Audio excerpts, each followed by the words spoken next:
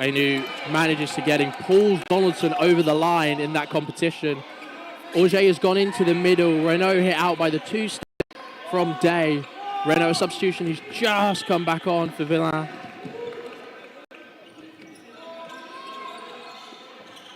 Big single there from Auger, doesn't manage to make the hit. Ainu releases that ball at the front of court. Prudhomme releases again. They've released possession away, but there's only 3 Scots left. These rapid trades coming in really clutch for France. Gomez hit by the singles. Great cover there from Keys to stop any retaliation. Yeah, really smart from the French in that first play. They're taking all the hits when players are high up court. Aldred is hit out. He sends that ball to Rosed.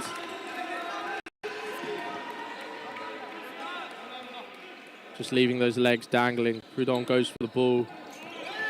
Manages to make the block off. Keys throws a fake in just to put Prudhomme off. Yeah. Both of these players would always look for that single ball catch anyway. Yeah. If it came their way. Oh, but Greg gets hit by the delayed shot that goes high. Or high on him at least. Those kind of shoulder face shots are so difficult to read. Keys now left in on his own against 3 French players. The ball goes high. Prudhomme doesn't hit out there. 2 balls now for France. Clean block. 1 minute and 20 seconds left on this set.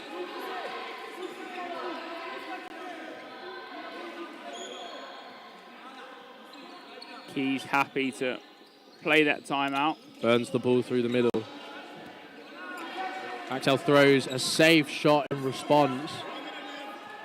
Josh Keys, for anyone wondering, dislocated his finger last year at the Euros in a very recognisable photo. Have you seen the photo? I have seen the photo. It's quite the nice photo. One. Big hit there from Axel Auger. Keys looked like he hadn't heard, but Keys is an exceptionally honest player. Taught me how to play dodgeball. Really? Yeah. Fair enough. Yeah. Who taught you? Matthew Josiah was my... Oh, really? Yeah, he was my university... I guess when I started university. He was in last year of university back then. Quite the generational difference between the two. I know. And we've had a substitution on the side of Scotland. Josh Keys given a worthy break. Yeah, when you're playing that last bit of the set out, especially like when you're trying to drain time, 30, 40 seconds, it's often tiring, especially when you're throwing that ball time after time. Big catch there early on in the set from Auger. Now that Renault is on that wing, they've kind of given him a bit of a break in at 2. Another substitution as well. Gomez off for Cezanne, on in the middle, 22. Bolland on for Keys.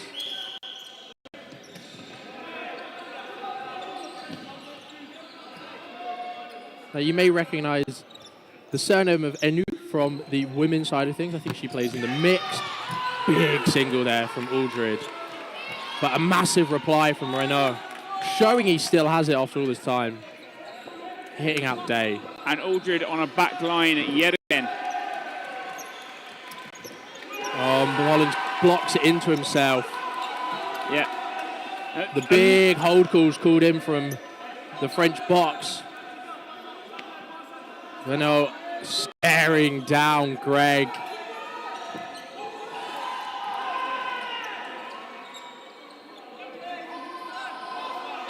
Catch called?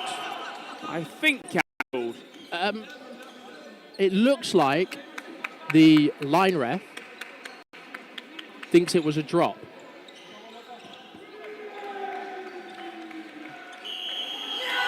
Hit called. It's a tough one there because Ross Gregg, I don't think, knows himself because he thinks his hand's under it. Yeah. It's always hard in that instance because if you're using the floor to secure that catch, then it's a bit of a tricky one. Yeah. I now believe, I don't know how long we've been live for YouTube, but thank you for joining us and thank you for being patient with us this morning. We've just had a timeout called, I believe, by Scotland.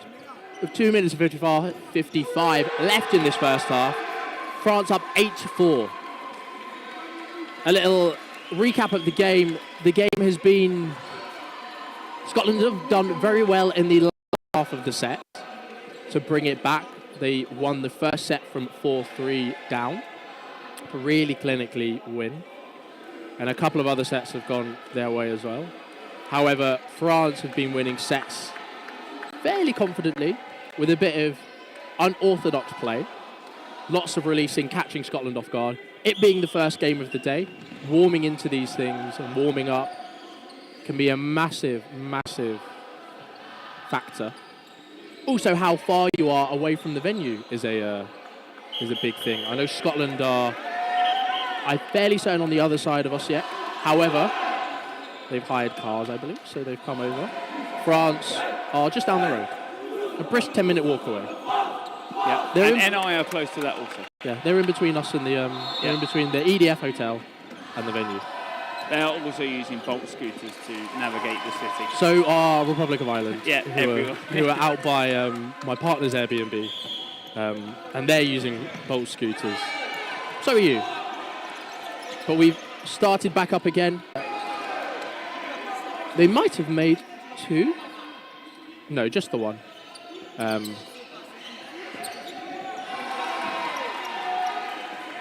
Ted Goshok-Dumbrell on for Stephen Donaldson, sorry. Big hit there by Renault.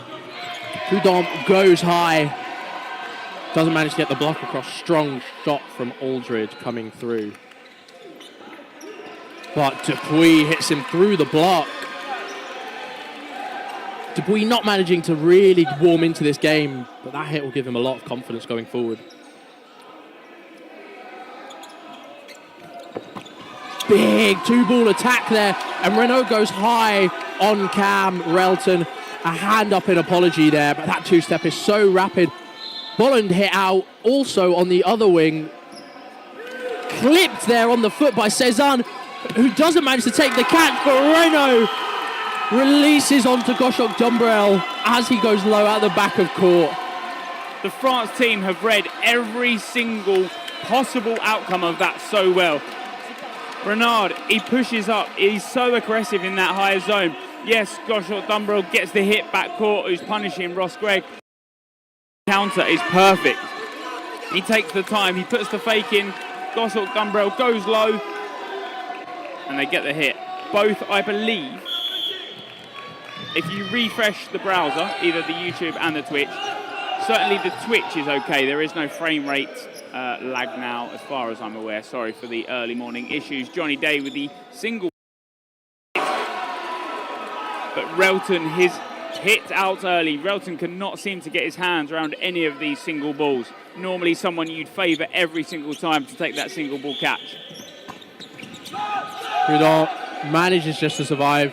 Big calls from the French just to tell him that the ball has not been trapped. Scotland coming forward, 3 balls again. Big single out ball from Day.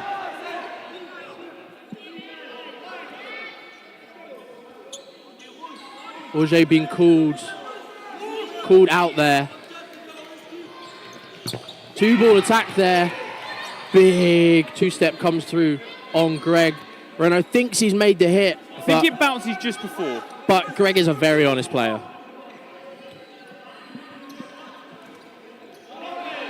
Single ball released by France. They'll happily take this time out into that first half.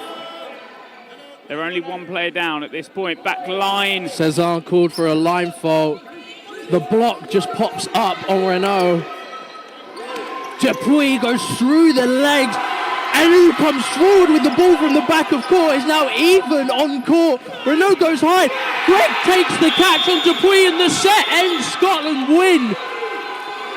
Gregg showing what he can do on court. Massively pumped there as he takes that catch. A bit of inexperience there from Dupuis to not throw at Ross Gregg when he's released.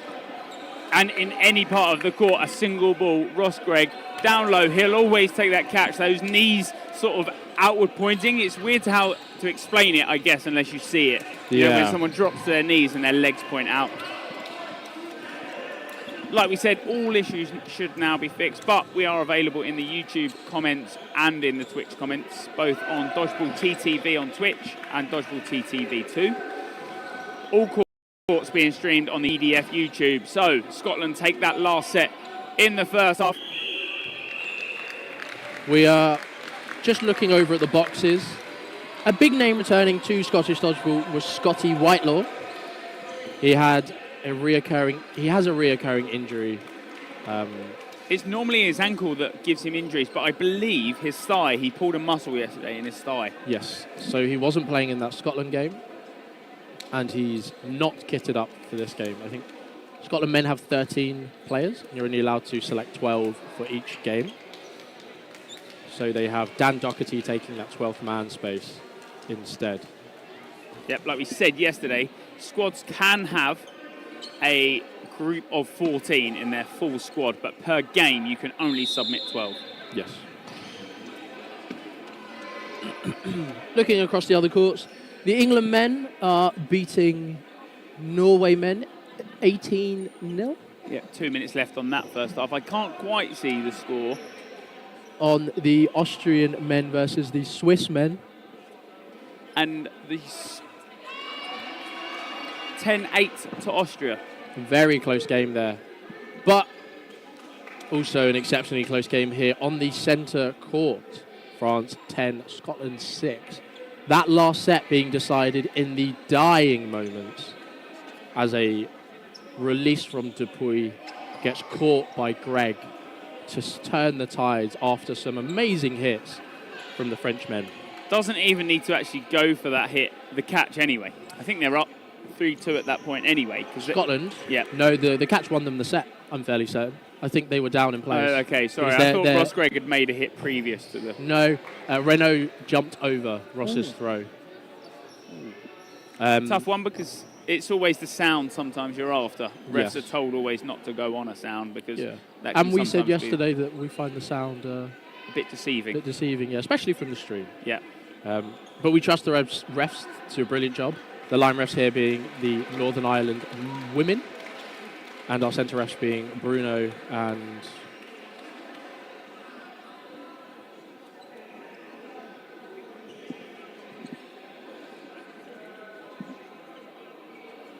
the other ref.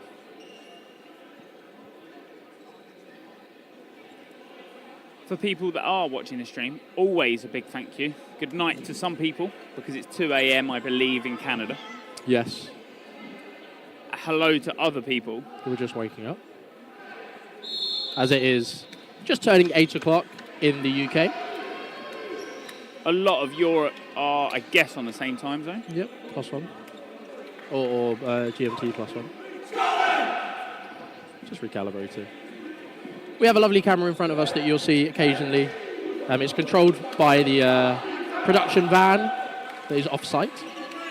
So when it's moving around, it's a bit unnerving for us in the commentary box. But we're setting back up for the next half. Substitutions on the side of Scotland. Graham Rothney being brought on for Anthony Aldred. Aldred had personally a 50-50 set. 50-50 half. I think he made some amazing hits at the beginning of the sets, but couldn't quite survive long enough to see it out through the end. I think sometimes the problem, especially with Aldred, and it's not a bad thing by any means, is he's so aggressive that with that single ball, but sometimes he's caught sort of left standing high up into the court. He's always looking to take that trade and punish players for releasing their single when they don't need to be. Yeah. And we do have a substitution on the side of France. Currently, annoyingly, cannot see the numbers anymore. As days go by and we head into knockouts tomorrow and finals on Sunday, there will be more cameras available. Single ball on Ross Gregg to start us off from... Doesn't manage to get the block, the block through. I don't know if you picked that up on the court microphone. He shouted, "That's what I do." Rothney choosing the right target there as Dupuy had gone low very early on. Day now occupying the wing where Aldred was, as Greg had mentioned earlier. Single there from Auger onto Relton. Relton comfortably going low and blocking that shot.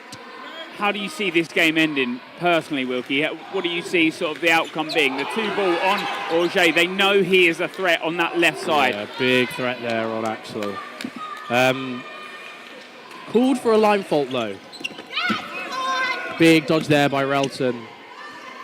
I think we'll just have to see how the first minute and a half of all of these sets have been really, really even. But it's the latter stages of each set that have kind of been slipping away from Scotland, or being their make or break where they're bringing it back.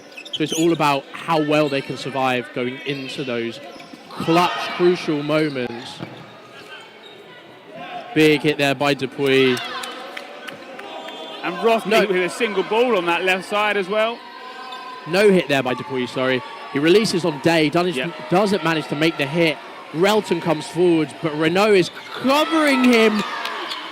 Bounce is being called. No, that's a close one there, because although it looks like it bounces, I think he secures it on his knee He's pad. trying to trap it against his leg. They're calling it a catch. Yeah. Bruno had the best angle of that. A big catch being called, bringing on Auger. The Scottish players not quite happy with that, as a catch went the other way against Greg. Rothney made a great block there, just to guide the ball away from his body as the big single came in from Auger. Day with a big shot on Cezanne, but not managing to make the hit, the in-swinging shot. Auger has a lot of issues with his shoulder because of that whip action he has, and he loves an in-swinging. Scotland falling custom there to just trying to take out Auger. They've given him the first one and he's blocked it, but Rothney thinks he can take it on the second. But a good jump. Graham goes high there. Does well. Rothney's so good at staying alive. Yeah, acrobatic from Rothney every single time. You know that leap that comes in from him. On the free throw catch by Auger, showing why he's such a threat on court. Bruno just collecting the ball from the other court. Day doesn't manage to make the free throw. Lefton on his own. 5 balls for the French. Let's see what Day does in this situation. He gets hit out by the lovely coordinated attack from the French, and that's a massive set. From the side of France there, you cannot ask for better timing. Those 3 that come in central, every ball is looking at being aggressive on Day. They do just that. The 2 on the delay, just in case he takes the catch and makes the block. To James Brown in the chat, Ross is more dangerous without a ball. But I couldn't agree more. Couldn't agree more. Yeah. Josh Keys on for Christy Bolland. No single hit there. Ross Gregg is more dangerous with the ball, but only against himself. Big hit. Is there a catch there from Rothney? No, I think it bounces after the hit. The 2 massive hits there. 2 for 1 for the French. Auger caught without a ball there. He goes high, but a coordinated 3-ball attack by the Scots, and they managed to get one back. 4 apiece.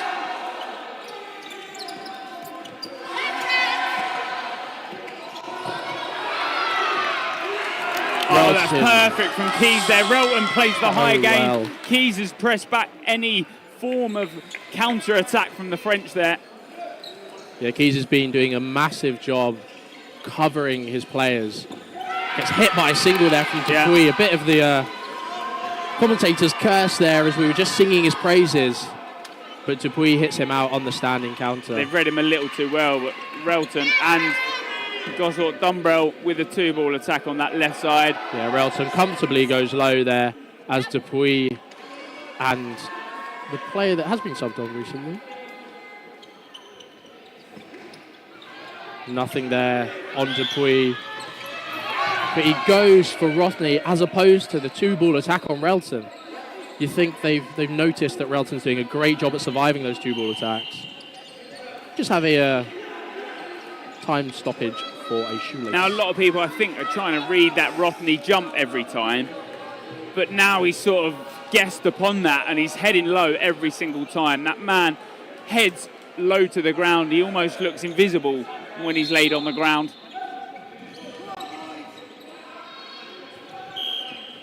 Yeah.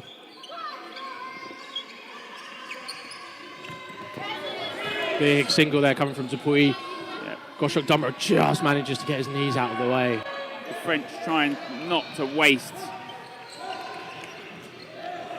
Relton with a single. Looks like he's going to get sniped on that counter, but doesn't in the end.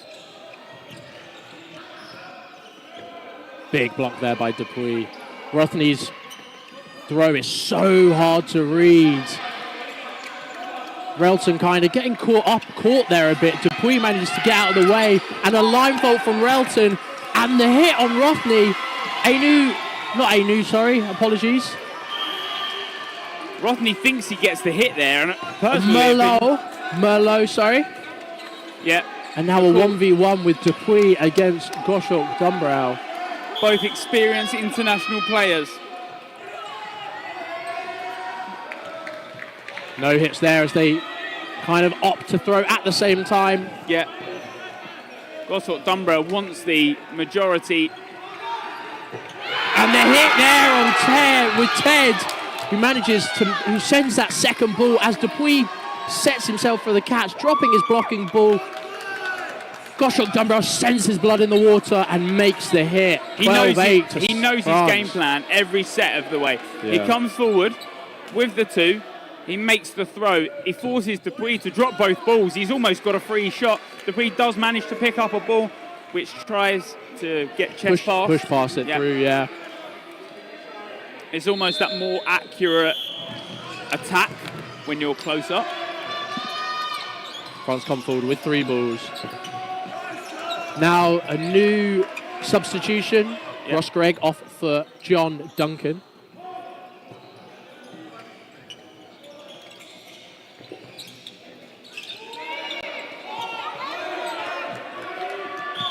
Jose sends the post standing onto the newly substituted Duncan on that wing. Oh, the block from Jose. Puts his hand up in apology straight away as Renault exits the court.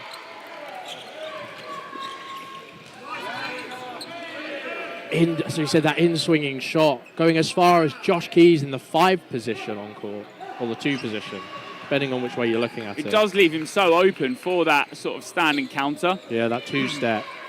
But what sort of, he's proved so well that even after he throws, he can take that catch, which Scotland are now aware of. Gomez now on for Dupuy, it looks like. But also, interestingly, from the French, they're covering him. They're man covering him as well, or physically covering him, with the player coming across as well as just throwing the fakes in to kind of put themselves in front. Some rotation here by Goshok Dumbrau and Duncan. But the big hit and the catch there by Malo as it brings on Renault from the side of the French. Yeah, Auger. 6 beat 5. Auger just making sure that the French are calming down. They don't want to panic. They don't want to rush anything. Oh, and Auger doesn't manage to stick those shots. Day taking the 1-for-1, but getting hit out by, I think, Prouton on the other side. They are such similar players. They're always looking for that in-swing counter. And Day just does that on that left side. Oh, massive 2-step by Renault. It's now 3-on-5. I had a conversation with Axel once in which last Euros somebody called him a wish Johnny Day. Big catch from Josh Keys to bring in John Duncan. Big catch from Josh Keys there. Yeah, somebody called him a wish Johnny Day. Oh, and the cross-court coming in from Keys, as well as the on-shot, forward shot from Duncan. Relton has done something so well there. It's that micromanagement you're after from the players, that he's drawn that 4th ball away from France. France at one point had the 4. Yeah, you can't throw all 4, but you give yourself that backup ball. Oh, he clips the bottom. Cezanne managing to make that hit. Gomez not managing. They come forward.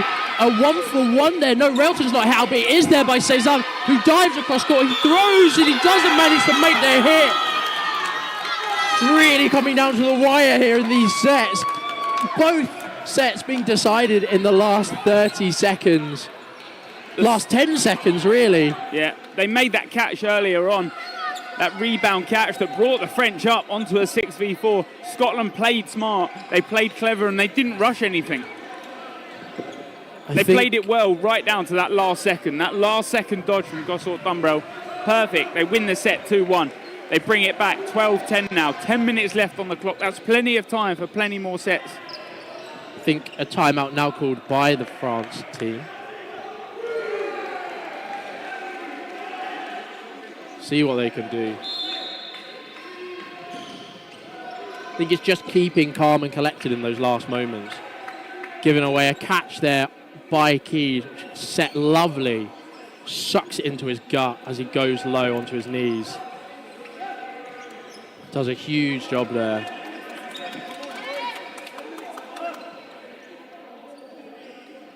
It's a huge ask here for France, as the momentum in those last two sets have gone wholly Scotland's way. But they've played it so well in the beginning of those sets. Now it's on to France to make sure they're clinical in that last minute. No substitutions on the side of Scotland. This is only the first game of day 2, Jonathan Wilkie. And it's a great start. A massive match for both of these two teams. France are yet to play England, but there was a 21-9 scoreline against Scotland yesterday to the England men's team, who are looking like a strong favourite to top that group. The French team looking so strong in this game.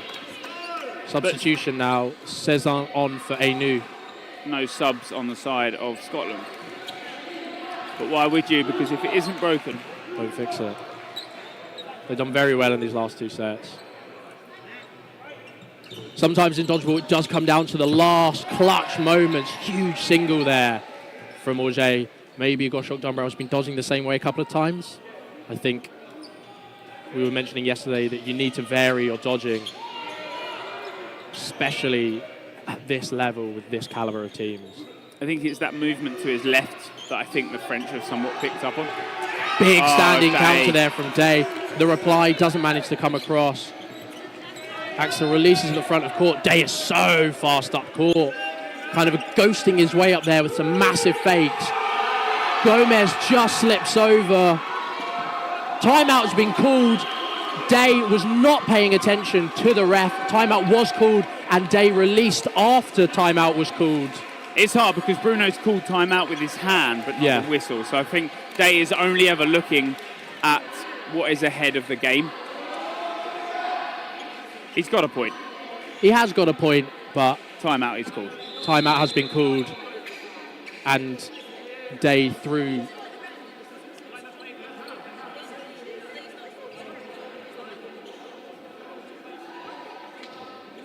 Yeah, Gomez being called out as he slipped over that wet patch left by Axel as he rolled back.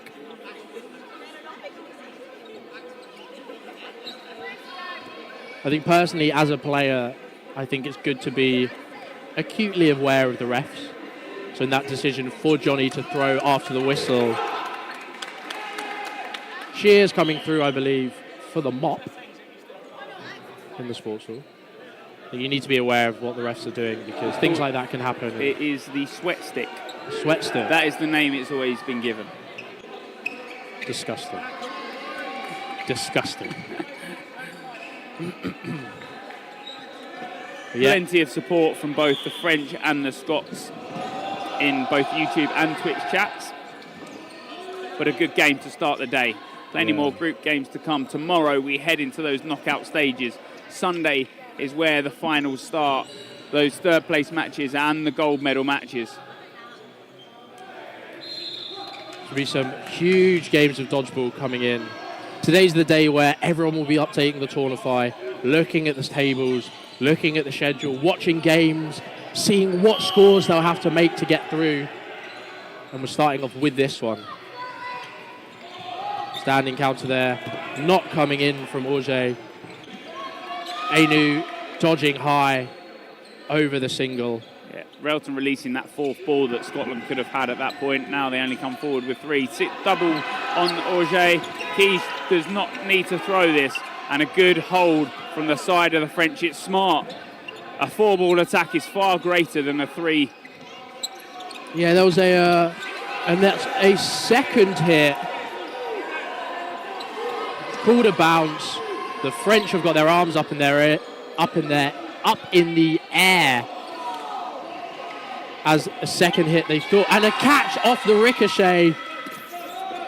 Johnny goes low there. Keys covering him. The catch there from Day. He has been baited in so hard there. He thinks Day's struggling to get up from that laid down position. Hits the throw. Day happy to take that catch down low. He might be a big player, but that man catches low balls at his toes every single day. Oh, and the pre-throw catch doesn't make the hit as a big block comes in from Goshok Dumbrell, but reads Duncan like a book. I think that's the 3rd time he's done it this match. Renault hit out by a huge single from Day. 3v3 with 30 seconds left. This is where Scotland have been excelling, but he hit there on Keys. The release there gives away the 4th ball, but it's 3-2 up with only 15 seconds left in this set. Auger throws the single. The dodge there from Marlowe in the middle. They come back. Axel makes the catch. Gomez goes high. A block there from Axel, and he doesn't release as the set goes to France. Axel proving he is this talismanic captain. What a game! What a game we've had here on day 1. On day 2, the first game. Axel playing so smart up that left side. He takes the catch early on from Duncan. He baits Goshok Dumbrell in. Massive plays. Absolutely massive plays. The refs just having a chat in this 30-second break. I think there's a refs discussion.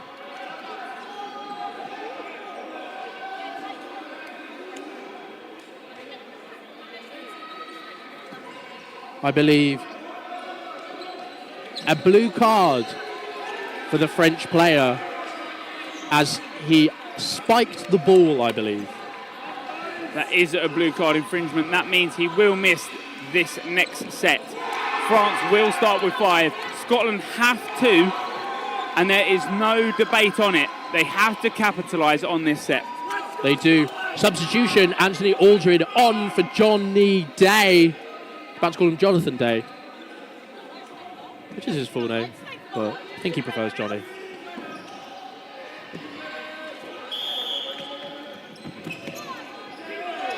Middle getting those 3 balls. Yeah, that middle picked up. No quick play. A lot of the players are back quicker than you know it, so there is no... Big single there again. Renault 2 blocks. And Aldred doesn't manage to make the catch. To address the comment in the chat, no Scotty. Scotty picked up a thigh injury yesterday, not playing this morning. He was in the coach's box. I believe he is spectating now. But as Greg said earlier, you can only take 12 players into a match out of your maximum squad of 14. Scotty is that 13th man, and they've brought Dan Doherty in.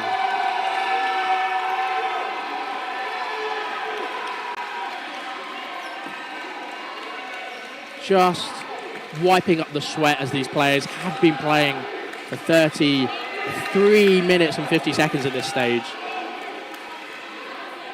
The hall is relatively not as sweaty as it was yesterday. I think it's a bit nicer today. But we are only at the first game of the day. And in Croatia today, or in Osijek today, it's heading to 29 degrees. 20, yes, indeed. So, 2 minutes 35 left in this set. 6 minutes left of this second half. 4 on 4. As two early hits come in from France, on the Scottish men. Plenty of debates for the 5 on 4, I apologise. Big single there from Keys. The subs that are being made, plenty of debates in both YouTube and Twitch comments. Like we said, all games available on EDF YouTube. And co-streamed on Dodgeball TTV on Twitch and Dodgeball TTV 2 for our second commentator, the court, which is court 4. Acrobatic dodge by Ainu. Yeah, Keys pushed back there, but Rothney's got him covered in that centre there. That second ball heads out to the right. Rothney heads high. No post standing comes from the Scots. Very cagey this beginning after that early exchange. Both teams just playing slowly. No one wanting to put a foot wrong. A game of chess on court going on at the moment. Only 1 minute and 20. Good crash by Duncan. And 5 from on 3. That one catch swings the 4-4 to the 5 on 3. The double. But the catch. Hit called by Renault. So they're deciding whether or not it was a catch. Cam Relton making sure he doesn't touch that sideline. I think catch first and then line. I think it was a catch and hit. Ooh. They have called a catch. Have called a catch. Okay, people are saying it wasn't secure until, but the refs have called it as a catch. As he goes low, that second ball comes through. That delayed 2-ball attack, which sometimes can work so well and sometimes can't, but the French managed to pull it off. 3v3 now. Big block there by Auger.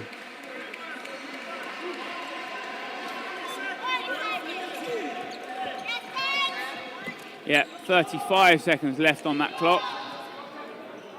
A draw here would matter more to the French. Block there by Rothney, but he calls himself out. I think there's a debate on he thinks it bounces, Auger thinks it hits, but...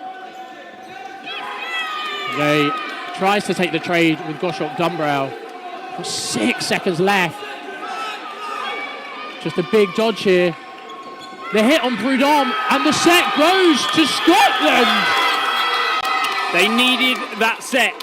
The substitution has worked. Players are being kept fresh. Max it can be. There will definitely be only 1 3-minute set in terms of, I guess, if it doesn't end. Because of the 30 second waiting. So what you'll see now on your screen is, although the set is less than 3 minutes, that set timer won't start. It will only start on that second half. Time has been paused briefly, just while both teams can see that.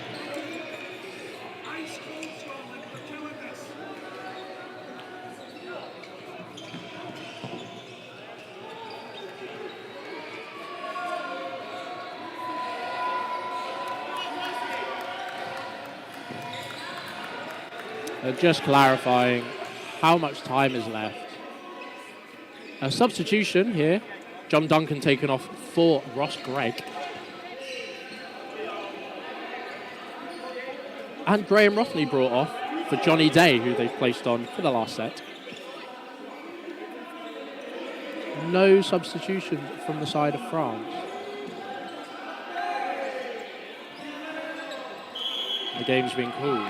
For Scotland to win this game, they need 2 sets in this. A draw, 4 balls released. A draw would then come down to points difference, I believe. Time's been called.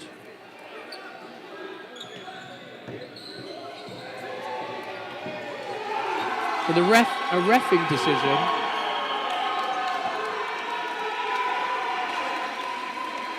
So a hit comes out onto Ross Gregg.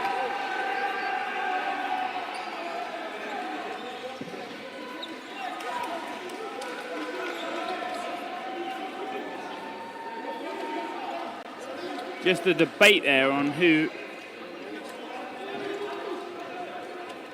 was hit out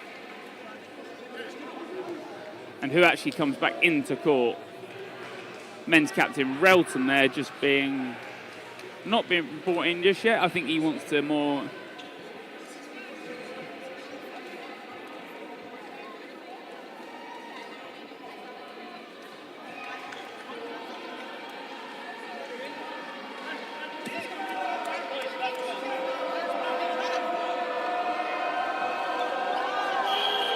So 2 hits called there on the side of Scotland. That final score, Austria 18, Switzerland 16. But we still have 2 minutes left in this set.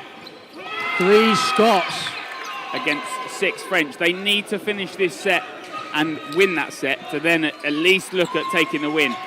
But they get 1 hit to start. They get the 4 balls off the 2-ball attack. Aldred they try goes to high. take out Aldred.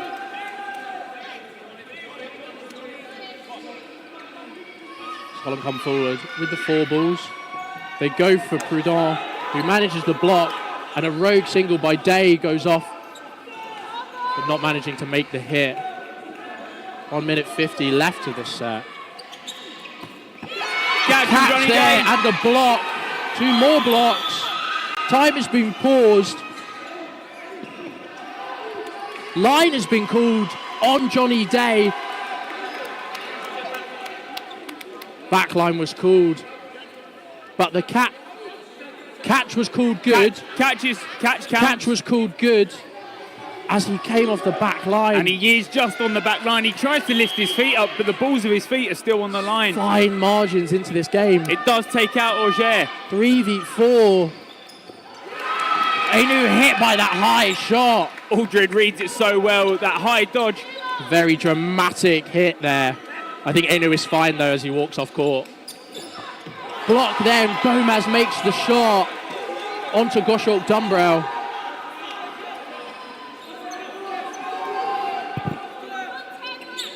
Block there by Prudhomme. The catch, secure. No hit by Aldred. Oh, the fine margins. Keys left in on his own against 3 French players. He has 1 minute left. The catch would have pulled it around. It would have made it a 3-on-2 in the side of the Scots. Renault goes low. Doesn't block there. Such a dangerous thing to do. The standing comes in to Gomez. Prudhomme does not allow that ball to be caught. 3 balls on the side of Josh Keys. They will play that defensive single ball all day long. A block there, another block there. Renault comes forward, goes low, doesn't manage to make the hit. Keys comes forward. Gomez with the block, Prudhomme with the hit, and Josh Keys gets hit out. The French take the second and final set. The French are going through as second in this group. There's celebrations, but the game is not over. There is still a 1.5 minute set left in this game.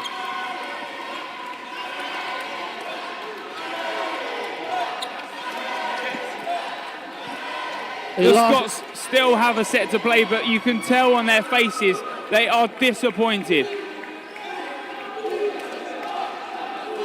This is not the storyline the Scots wanted.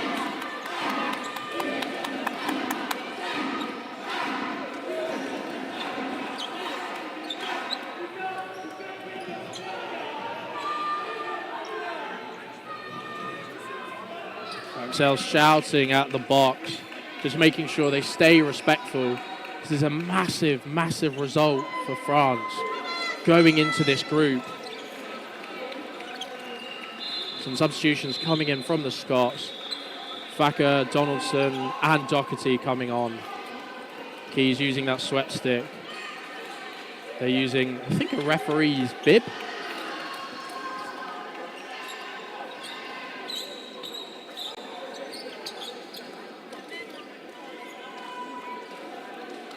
What a game to start us off. Absolutely huge. Disappointment from the side of the Scots. Elation from the French. You can see what it means to them. This has been a slugfest between both teams. Scotland clutching out some of those sets. to draw it back from not an insurmountable deficit. But I think they'll be so disappointed with this result, as you said. Donaldson making that ball, getting that middle ball, Doherty straight onto the wing there. High press from him. Single ball comes from the mid. And he gets hit out there as Prudhomme releases. Doherty doesn't manage to go high. Lots of substitutions from the French side as well, giving everyone a show in this game. Great single there by Donaldson.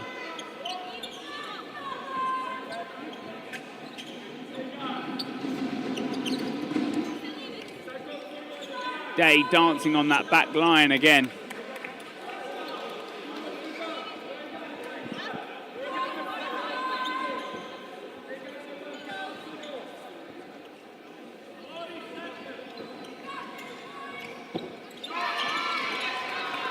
Relton securing the hit as the jump comes in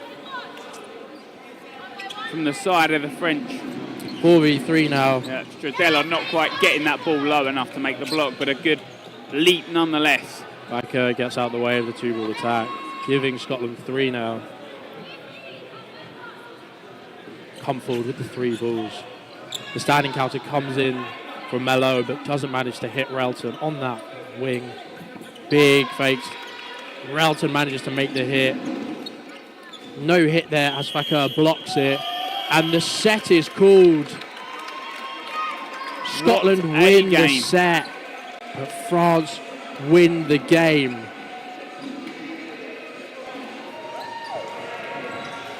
Hugs and high fives. Then I can imagine both teams would come in for a chat. Yeah, big regroup here from Scotland. A massive result for France. Huge. They head through the group in second place unless something goes drastically wrong in their last game. They can beat England. They'll go through as first seed. They could go through as first seed. Okay, it would a point on set difference, which is something we've spoke about a lot in terms of the group. Scotland have no opportunity to go through now, do they? They've played all of them. Yeah, they've played all 3 games. All 3 games. Yeah. So smaller group here in men's group B. No, it's not. So they do have 1 game still then. I believe so. We could just pull up the table. You do have the Qualify app open. Yep. The French here. Hungary or Norway would have to beat France. Scotland would have to win every other game. Yeah. Big results. And see what it means to this French men's team. We know that the French have focused on their men's and their women's as opposed to their mix, and it's a massive result. Huge result. That is a huge result, Wilkie. So that is the end of game 1 here on day 2 of the European Championships, the European Dodgeball Championships here in Osijek, Croatia. Next up on this court, we have Czechia versus England mixed here on court 1, day 2. Which I think is going to be a massive game. Huge game. We've seen how disciplined Czechia can be. Yeah. And we know what England can bring to the table. They are sometimes accustomed to playing aggressive and sometimes not always being on the same page. Yeah. There is a lot more clubs that play together rather than the Czechia team where there is only 1 or 2 clubs that amalgamate the Czechia national team. From England, you have multiple across the board. Anyway, we end the first game. It's a bye from me. Are you on next? I thought you were on next. It is. I'm here all so the time. Yesterday we were rotating. I was doing the mixed and Greg was doing the women's. I think we've switched for day 2. Okay. I believe. We can always check it off camera. But thank you for listening. Yep. Just a bit of, you can see a bit of the camaraderie between the 2 teams. We shall see you at the next game.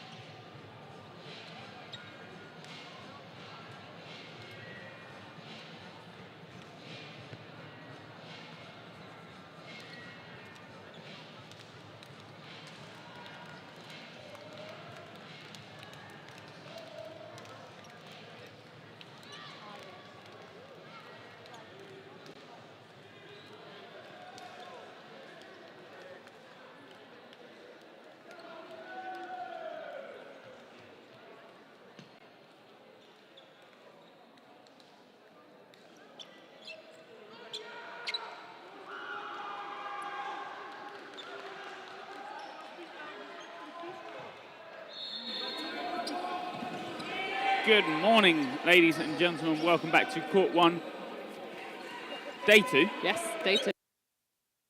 What a cracker we had at the start. Now, next game up on this court, Czechia versus England in the mixed division. So yeah, so both teams have already got a win in their group. So England winning over Belgium yesterday, 38-0, and Czechia winning over France 21-11. So both sitting quite happily in the group. So either one of these teams that takes the win today is going to go straight to the top of that grouping.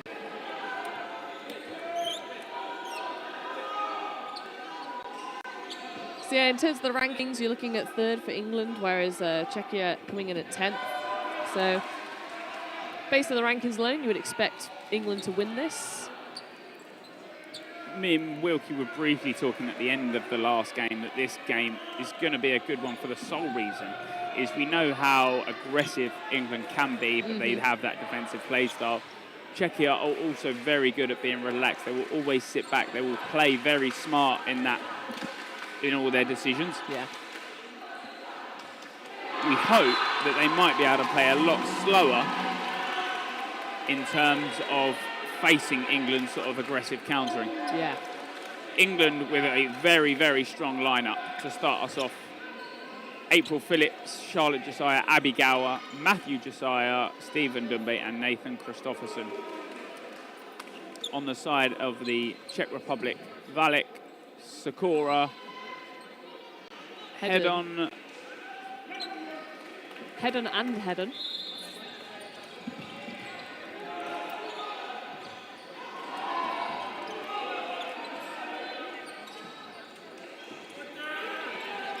Kubiaslova, and the number I cannot quite see, Rubliova, Yes. 69. So opening rush won by Czechia, so they take the 3. No quick start. Again, seems to be more common now. It's almost rare to see a quick start now for a lot of the games. I think it's so hard to see that quick start because at this high level, the players are so far back. April Phillips takes the easy catch. She sets herself perfectly. She knows she'll take those single balls. Yeah. Stephen Dumbe with a toe shot from back. Matthew Josiah with a track back catch. England done everything right in every decision that they've made so far. So yeah, great trade there between Stephen Dumbe and Rubliova. That was great for her. However, we are now down to the last player for Czechia, down to Hedden. So, if you have noticed, there are a couple more refs now on the courts. I think some of the refs have called upon more refs, line refs at least. Head on there with a single good trade against Christopherson in that neutral zone. That larger neutral zone offers a lot more agility-based dodgeball, single ball. Yeah. Charlotte Josiah happy to stand there, dodge the first, take the second. The thing with Head on there is she's not got that run up. You're relying so much on a standing throw from centre, yet so much more power can come from a running. Yeah, no, I believe with the refs that the referees can now request additional refs from each nation. They can ask for 5, but it is up to the individual nation about whether they provide 5 or 3. So hopefully each nation provides 5 and we get some better dodgeball.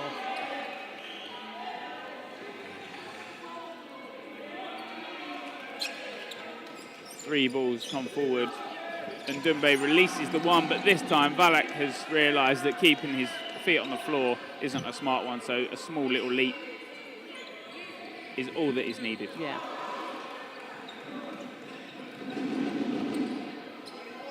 Yeah. Oh, lucky there for Hedden in the neutral zone. You know, post throw from Josiah on the left.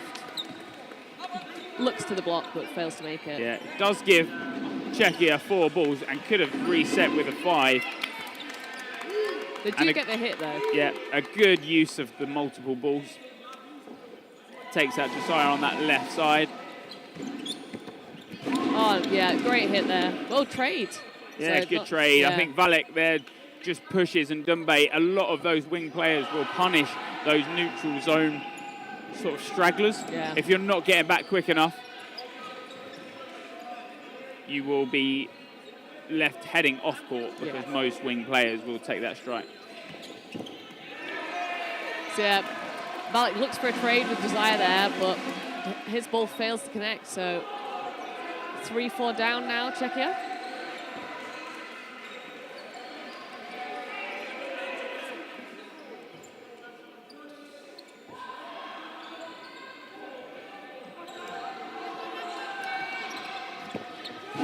Single ball from Gower in the centre.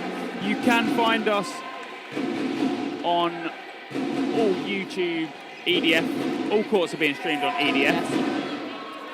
Court 1 and Court 4, the commentated courts are streamed on Dodgeball TTV. So yeah, heading left in. Looks for a single. That's a nice single. He's going aggressive but not catchable. It looks for the single on Josiah. He looks for the cross court now. Oh, But a good trade. Josiah takes on Hedden, and it's a good trade. We said yesterday, if you're up on players and you're making those positive trades, it's very good. You're doing everything right, because if you eliminate your player, you'll always end up winning. exactly. Yeah. Yeah, it's good. Like, England are looking for those opportunities. They're looking for stragglers. They're looking for the trades once they get up. So they're making all the right decisions currently.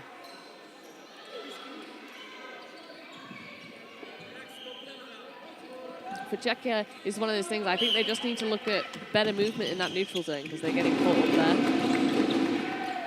Yeah, Czechia do win the middle ball, but Sakura is on that middle line. If you're running for that middle ball and you step on the middle line, you are out. If you're running for those two left balls, you can have 1 foot over. A good hit from Head on there. Takes out Christopherson. Josiah tries to reply by... Oh, yeah, great throw from Josiah. Josiah's bread and butter, that throw there. Then Dumbe goes for the catch on the first one from number 3, Monica Head on.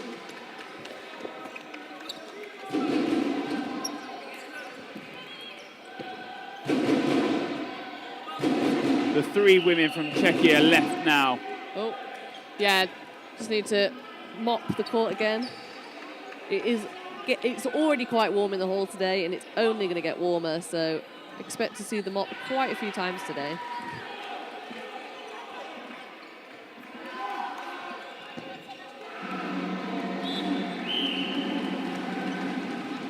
So yeah, April Phillips going high and aggressive, but does hold, which is the right choice. She doesn't need to make that hit there. They've already got 4 balls, resets. Like you said, heating up today, 29 degrees in Austria. Not quite winter here just yet. No.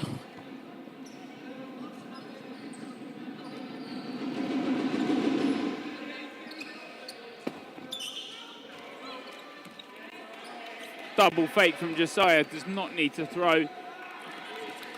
Yeah, England showing really good control here. They're not going, no sort of like individual plays. Nobody's going rogue. Everybody's sitting to the, sticking with the rule book.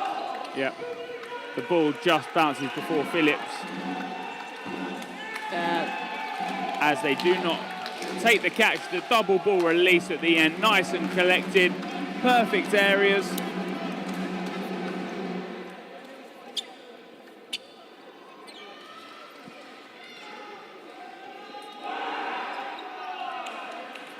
A good start from Czechia in terms of keeping relaxed, but that mixed squad from the side of England Lions is proving very, very strong. Yeah.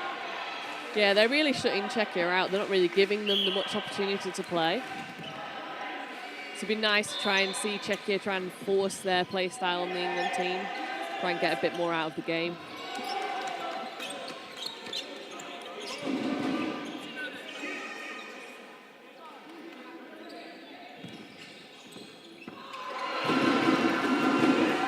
So yeah, lovely single there from Valek. Takes out Ndumbe. But then I reply back and ends up with both players in the neutral zone being hit, so a 2-for-1. So 4-4 now.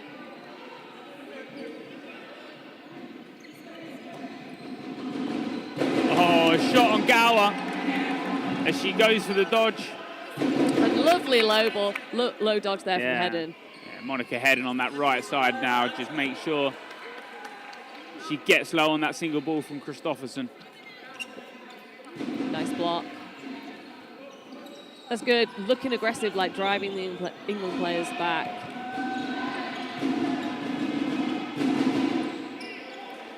Plenty of fake from the side of Czechia. England are sometimes unsure where that single ball is being released.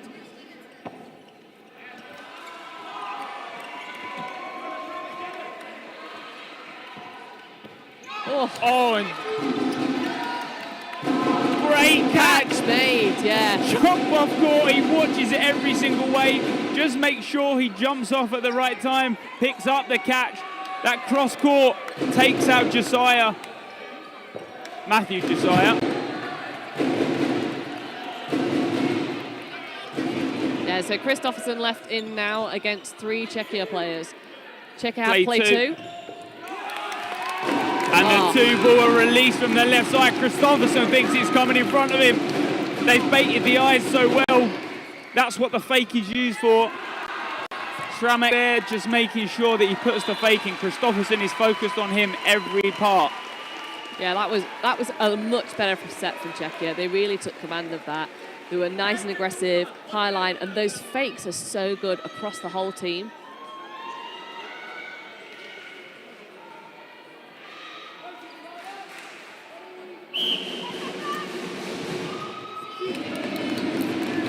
So yeah, Czechia win the opening rush. They don't do everything with it. Straight away, they come up with a 3. Their fakes are in very good timing.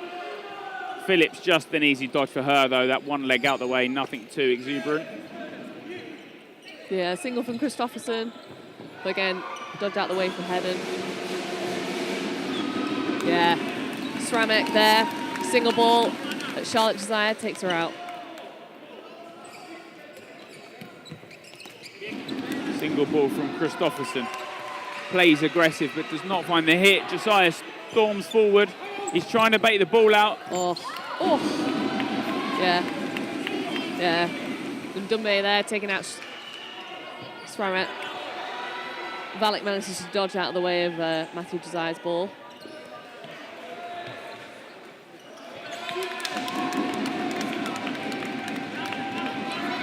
Oh no, he does not. Been called out. Fakes in, and Dumbe takes the trade. Yeah. But Czechia will be more happy with that. It's a 4-on-3 now. Kristoffersen on that left side. Phillips just drops the catch at neutral. She's so close to securing it. She sets herself so perfectly on it. Oh, and a 3-ball, a 4-ball attack. Yeah, that leaves Gower in on her own against 4 Czechia players.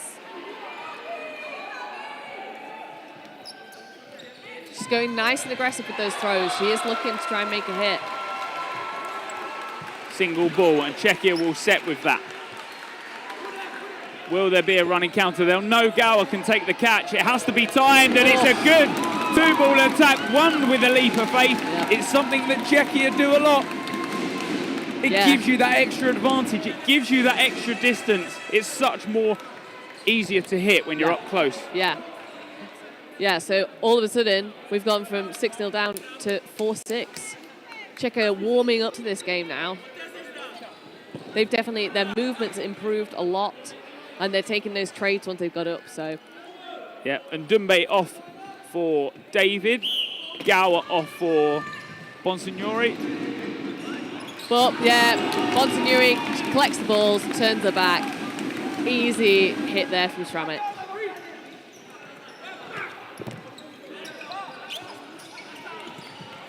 Three ball gets picked up. Czechia do never, ever rush on that. You see where they pick that third up. Some teams normally throw that third on the release. That third this time, they set back with it. The fakes are in Perfect timing. They take out David on his jump. Yeah, and a lovely trade there. And the catch. Picks up Kristoffersen's rebound. Wow. Valek there on the reactions. Yeah, it feels like at the moment that Czechia can't do anything wrong. Every single thing is working for them. The hits are on point. The fakes are on point. But yeah, 3 singles there. Josiah! She looks at a single. Josiah throws and she's taken in. What a great catch. Amazing. Yeah. So we've got Phillips and Charlotte Josiah left in against 6 Czechia players. Oh, but yeah, block into the chest there. Yeah, cross court. Phillips sets it out for the catch, but Clark keeps hold of it. England went 6 up in this game. Oh, yeah, and then a hit on the backtrack. Yeah. 6-6, absolute turnaround in this game. Timeout will be called from England. A very good timeout at that. A smart one. You've just lost 3 sets in a row to a very calm and collected Czechia team. Yeah. Yeah. It's one of those things, Czechia, everything's going right for. They're absolute pinpoint on those throws. They're taking catches. The fakes are great. It's mainly for England there. There was a couple of small errors. You know, Bonsignori turning her back off the runoff. You know, Matthew Josiah throwing that single after the player had already set for the catch. It's just a couple of things like that. And then I think, you know, Nathan David, he's just come on. He's probably not quite into the game yet. So as he warms into it, he's probably going to get better, getting better at those blocks. But I really think that with Czechia playing at this level, England can't afford to make any mistakes. The problem with that is Nathan David hasn't done anything wrong in particular. It's a great fake, and that's what Czechia have been doing. They've been hitting those delay balls in. They've been putting the fakes in. They hit that fake on that tie, and David hits the jump. Ball comes in, and it hits him on his feet. His ball can't get that low enough. Another substitution. Harrison on. For Ndumbe. No, Ndumbe was subbed on the one before. For Kristoffersen. Indeed. There we go. Kristoffersen been. Yeah, Czechia a little bit slow there, not realising the whistle was about to blow. Yeah. So yeah, so unfortunately they've got 1 ball and they've lost 2 players off that. No, 2 balls now. Yeah, great hit there from Matthew Josiah and Valek. Yeah. Yeah, a much better start for England on this set. Harrison will provide the experience in that centre now. He's been in and around the setup time and time again. Oh, but yeah, David and Sramek go for the trade, but... I think David's ball hits sort of Sramek's ball as it's on through and then hits him as well, but Harrison with a throw. Yeah. So yeah, so 2 Czechia players left in against 5 England players. A good timeout from England as of yet. Josiah goes for the hit, but a nice block there from Hedden. Yeah, that ball is trying to be fed on. The block by Harrison's ball. Rubel over there. Blocks just that low right part of the court. They have to get back. And that ball is so close to the feet of Josiah. It's that in-swinging throw. It's not an aggressive high ball. That arm comes in from the side. It's that handball style throw. The 2 ball comes over. Harrison is hit out in that as well. But yeah, but it does leave Rubelova in on her own, and she has to throw. Lovely height on that ball and accuracy, and dodging beautifully over those 2. She looks at the running counter on both of the Josiahs. Matthew Josiah top left, Charlotte Josiah top right, but Phillips has that centre ball and she will push forward. The block comes in, but it's blocked towards the outbox of England Lions. Yeah, Rubelova still with 3 balls, so has to make an attempt. So yeah, it does take a trade, but obviously being the last player in, England take the set. The set that England wanted after the timeout. Losing that first set after the timeout is always a mentally draining one. Yeah. Yeah, It's one of those things, it was a little bit unfortunate for Czechia not hearing that whistle at the start, so they didn't run. So they just need to reset, not get that set in their heads, and just go for the next game.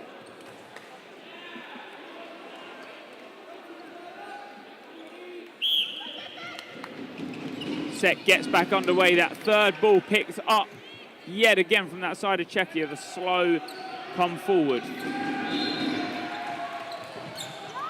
Oh, yeah, again, Sramek taking out David.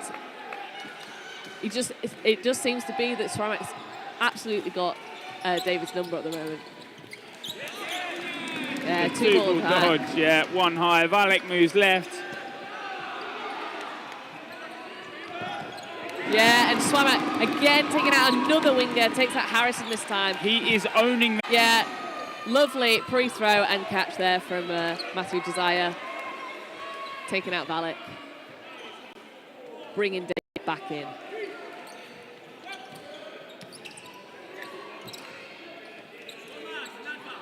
Yeah, I think England have noticed the threat now from Sramek. Josiah throwing cross-court at him. Oh, Josiah picks up the catch. Yeah. He brings back on Nathan David and Alex Harrison in the same play. Yeah, the accuracy of the Czechia balls just seems to have slipped a bit. You know, in the previous sets, they've been really good at hitting their shins. But now they've just gone, yeah, a lot of those balls are just creeping higher. And the thing is, you give England balls at that height, they're just going to take them, they're going to catch them. They'll take single ball catches, yeah. Swamak, again, he's taking a catch there.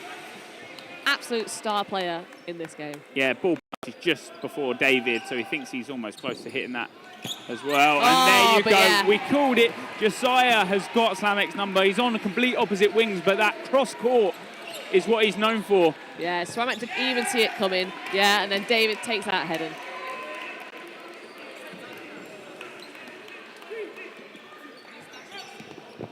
Yeah, nice wings call there from England, taking out Reta.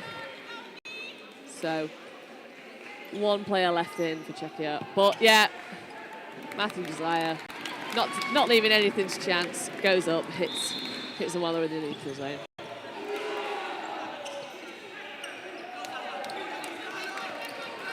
After those two set wins, after their timeout, no subs from the side of England Lions. Yeah, it's one of those things, I think they're, you know, with Sramek making so many plays in that previous set, they're going to look to target him and take him out early. They now have to be aware that when Josiah releases that. Yeah, so yeah, straight off the quick start. Quick start from the back of court, takes out Phillips. Nice, Phillips is, although she's done everything right on that sensible rush, she's sort of left herself on the turn when she's come to track back. It's not the one that she can set into to take that catch. Yeah, kind of just like, but yeah, David getting, no, trade there. Yeah, trade in, the rebound catch actually brings him back in. Yeah.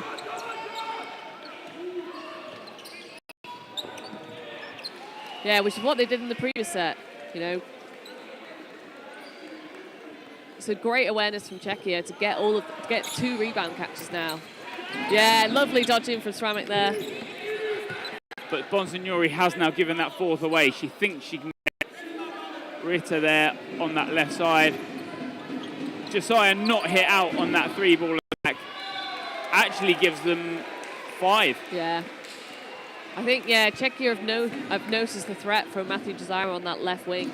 And they're trying to take him out, but do not hit. Yeah, and then 3 balls. And a leap of faith from Harrison there. Yeah. That's 3 balls in one volley there. 3 outs in one volley. Great from... 2 hits there. Yeah, Bonsignori goes for the catch, but pops it up, and it just hits Charlotte Josiah. And they hit in the final second. If there'd been 2 more seconds, it would have been a battle. Ritter versus Josiah on that one. So I think, the referee's now discussing about whether the various plays were before or after the whistle.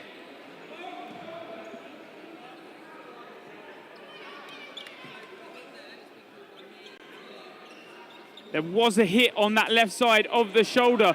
England do take that set. Yeah. 12-6, I believe. Yes. 12-6 into the first half. Great half from both. It's been a great game so far. Czechia in so many sets, even when they've lost them, has been in it. You've seen that last set just there. England take it in the final seconds. Josiah with the hit on centre. Yeah, absolutely great plays from both sides. Absolute moments of brilliance. Just Matthew Josiah's been the star on that left wing for that first half for England, and then Stramek on that right wing for Czechia. So made a poor decision maybe in one of the sets where he threw that ball picked up by the fake. Apart from that, he's got certainly a lot of hits in. That left to right side swing on Stramek has been perfect every single time. Yeah.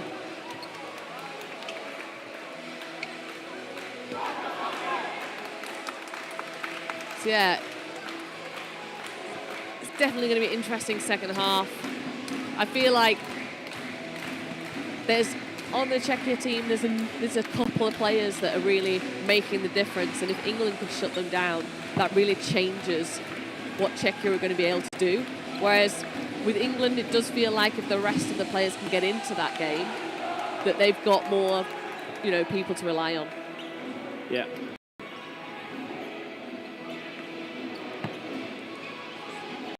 Now, as far as I'm aware, a couple of people are saying the stream might be lagging.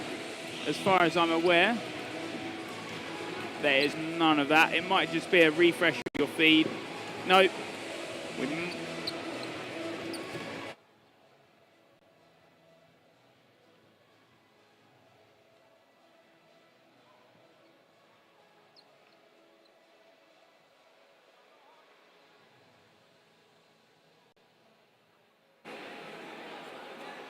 Technical issues are trying to be resolved now.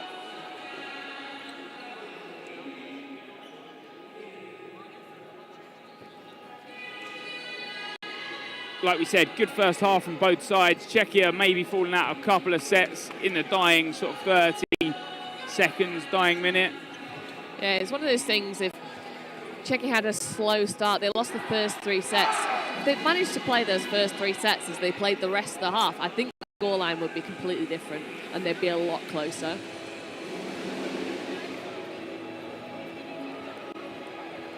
So yeah, looks like we've got Britnell Cravel being brought on now for Matthew Josiah for England.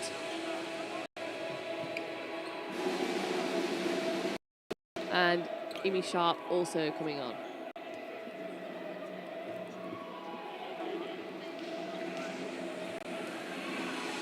And Gower coming back on for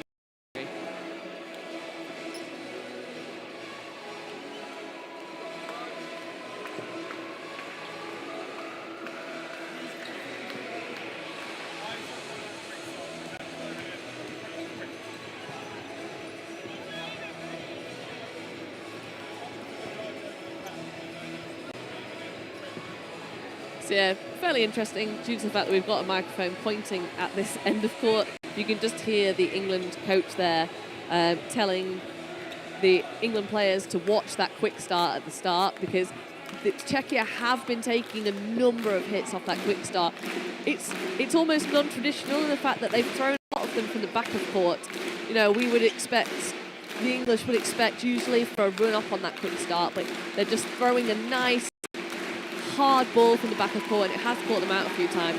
It's one of those things, if they can be aware of that and sort that out this time, it shuts down another option for Czechia.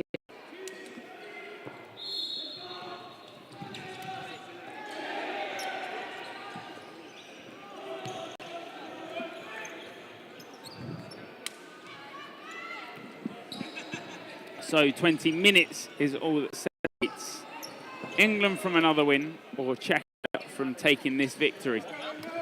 3 sets is the difference, 6 set points. Every set gives you 2 set points. If it's a draw at the end of those 3 minutes, both teams will take 1 set point each.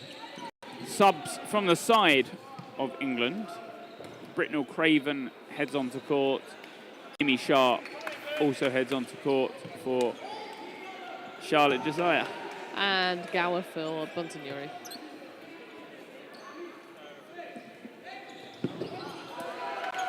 Same setup, I believe, from the side of Czechia. They've got that strong 6. The depth past that is still great dodgeball, but as long as they're starting 6, it's still a question we still need to ask ourselves. Big first arm to start us off. We know what Sramek can do. It takes out Imi Sharp. Yeah, it looks like the captain has come on for Czech.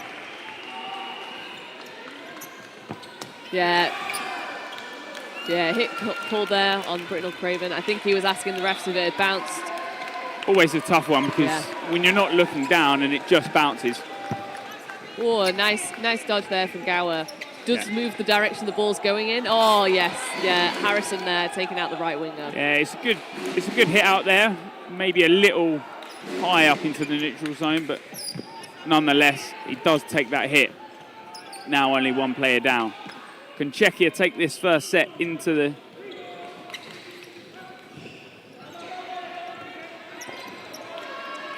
Yeah.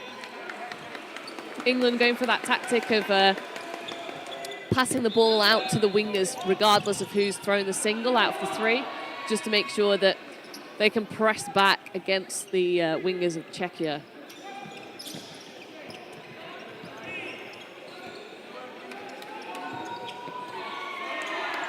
Those 2 balls, as you normally like to see, and for fellow, I guess, people that are from different sports, those 2 balls are normally put out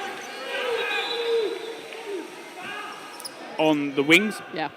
When 1 ball is left, it normally still goes out on the wing, but I guess from a lot of countries away from Europe, that centre ball, especially in foam, is put into the middle. Yeah. The ball is popped out to Harrison. Harrison tries to get that block in, but he can't quite get the ball up in time. Passed on from Phillips. It's one of those things that sometimes that pass out works, but sometimes it's almost an interference, because if Harrison wasn't looking to catch that ball to block with, he probably could have dodged out the way. Oh yeah, so David takes out Sramek at the other side, but then Phillips taken out herself by another ball. So David left in now against 4 Czechia players. Yeah, blocks. Yeah, then hits out. Yep. So 3-1. Yeah, Nathan David, that 1v4 now into a 1v3. Ball just bounces just before David, but he's gifted that 3rd ball. He'll have to play aggressive. There's only 10 seconds now. Czechia will be told not to throw here because David will take that catch. Yeah, Kopak just there, dodging out the way. I think David's a bit frustrated that he couldn't get that turnaround. If he'd had a bit more time, I think he probably could have done it. Maybe waiting for that play ball. He's waiting for the Czechias to come up and play aggressive. They play the 5 seconds on the play ball, and then there's even 5 seconds before they even need to play, but that time's running out, so they don't even have to throw. As far as I'm aware, all the stream now is up to date and should not be causing frame rate issues. Thank you all for popping into the live chats and letting us know.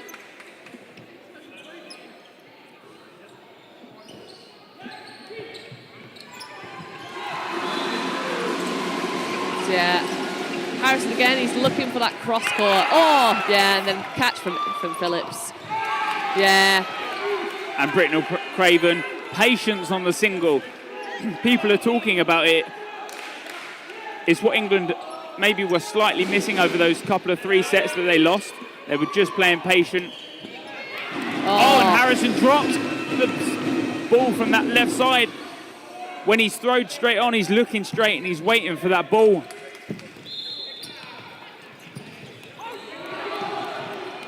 Yeah. But a good catch from Phillips to start the set. Yeah, she's played the cover so well. She's behind the player of Britnell Craven, I think, at the beginning there. Britnell Craven drops. Phillips is behind, takes the catch. Perfect.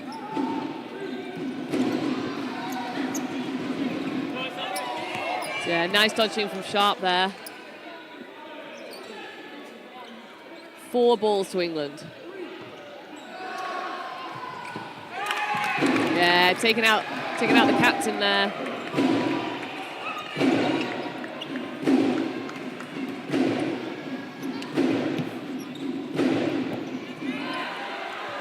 Block from Nathan David there. They don't need anything super aggressive at this point. They're 5-on-2. Giving away those single ball throws is only going to give catches away. We've seen what the Czechia girls can do. Oh, but lovely hit there from Phillips. Just gets it past. Blocked into herself. Yeah, it looks like, yeah. It's one of those things that's difficult it's more difficult from a side angle to block it than it is when it comes straight at you. Yeah. Needed to be good time there. She looks at catching up that first one. Good timing. Like we said, when you're on that running counter, you see both players coming up high onto the wing. That way you can offer different angles on the throw themselves. Can't take the catch. Phillips subbed off for Charlotte Josiah. So yeah, 14-8 now to England. Just under 14 minutes left in this game. Middle ball picked up. Yeah, so Czechia going for that quick start, but this time failed to make the hit on Sharp. Yeah, it doesn't hit Sharp, but it hits David. Oh, missed that one. Yeah. Oh. Yeah. Quick track back on Finley Craven, takes him out. Yeah, Charlotte Josiah has tried to offer that cover, but that ball on the right side has offered a little more protection from the Czechia side.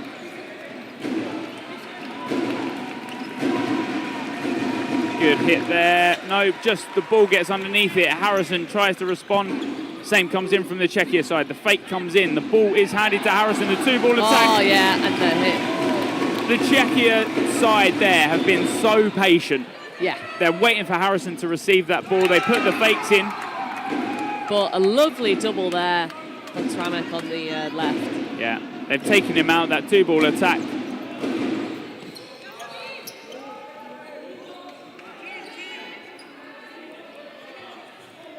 Sharp heads out to left. She'll provide a lot more aggressive cover. Josiah is normally that player that when she takes her standing, she'll also take the catch on it as well. Yeah. They both offer something completely different, but that's why they work so well together. Single from Josiah. So yeah, Czechia being nice and patient here. They don't need to rush it. Single balls and then holding high and aggressive. Oh! Yeah, Gao with that cross court. Yeah, ball bounces, I believe, just before Sharp.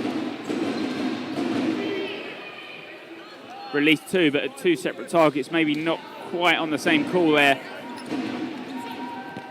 Three balls. Yeah, straight at Gower, takes her out.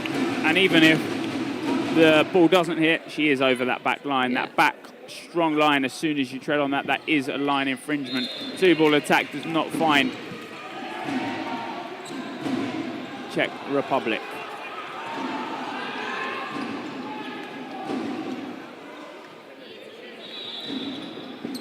Kopak there on that left side, just providing the block from Sharp's ball. Yeah, and then the two Czechia players coming up providing great cover. Means that Charlotte Josiah changes her target. Oh, but yeah, lovely post throw there from Charlotte. Yeah. Valek also taken out by Sharp, but that's a good positive trade from the side of Czechia. Yeah. Ball just bounces just before Josiah. 8 seconds left on the clock. They will be called on the play ball. Oh, yeah. So Charlotte's watching that first ball that comes in, and then she does try and react to that cross ball running in, but her body's too forwards and she just can't contain it. But yeah, I don't think Czechia initially wanted to throw that ball, but it did luckily work out for them there. They needed to throw it. The play ball was on them. The 5 seconds would have come on. Tamas Ward now subbed on for Alex Harrison. No subs on the side of the female mixed part. And Christopherson on for David. Ward will offer that high press. Block from Britnell Craven, but the Czechia, every time they throw one single ball, the other two players are keeping there. They offer that high press. Block comes in.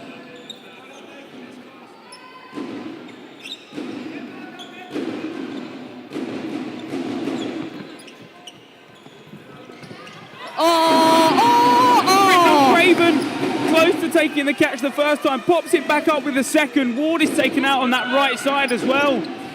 Britnell Craven so close as he pops it back into himself. It rolls just off his body. Yeah. It hits the floor. When it hits the floor, it becomes a dead ball and can no longer be catchable. Czechia dodging out of their minds. Yeah. Really good play there from Czechia.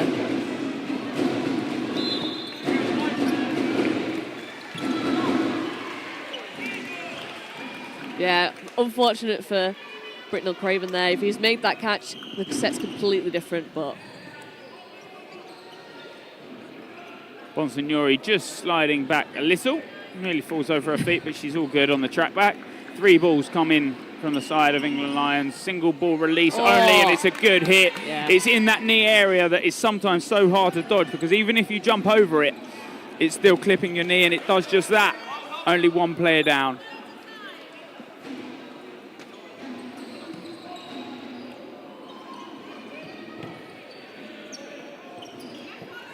Yeah, 2 blocks. Oh, yeah, so Bonsignori goes to try and hit the right winger for Czechia, misses, and then she's so high up court that it's just a nice, easy hit for Czechia.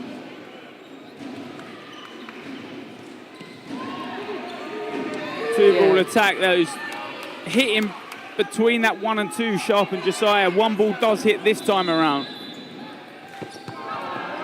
Yeah, so trade, 1 for 1 there. Again, it's working out for Czechia. They've got the player advantage. 40 seconds left on the clock. If they take this set, it'll be huge from the side of Czechia. Block comes in. Played 3 calls. Shot is called out, I believe. Not sure for a line infringement. Hit out on the first one. 14-12. England still remain in the lead, but it's getting very, very close. Timeout yet again called. Is this the timeout that England use, and they used ever so well? It was close in that first half. They used the timeout, they ran away with it a little. Czechia have caught back up. When they get that momentum, they are so strong. Yeah, exactly. It's one of those things.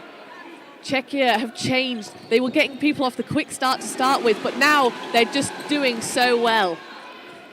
They had a little lull where they were throwing a lot of balls that were going a lot higher. They were getting caught by England, but again, the accuracies come in, and they're winning those exchanges in the neutral zone. England are getting high, but they're just missing out. I think they almost need to set back a bit. They need to go back to that calm, collected game that England do so well. They're trying to play Czechia at their own game, and at the moment, they're just not managing it. That Tournify app is available for all other games if you want to keep track of the games. All courts available on the EDF YouTube. 1 to 5. Courts 1 and 4 available on Dodgeball TTV on Twitch. Some results in from some other games as they're still happening. Sweden currently up 18-12 in the mixed game. Sweden, I believe, need that win to progress through. That's the game that's always going to be the close one over on court 2. Yeah, 26-0 to Northern Ireland against Norway. But back to this court. England take the timeout. There's 7:45 now left on the clock. 14-12 to England. Do Czechia keep that momentum?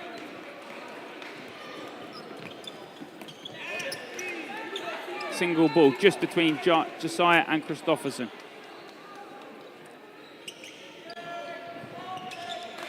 Single from Ward, does not find the target. Ooh, lucky there. Kristoffersen passes that ball out to Ward, and he just gets his hand on it to block in time. Yeah, it's that whip throw that so many Czechia players use. Kristoffersen close to the hit there, but the ball comes up. The catch, the block from Schramek.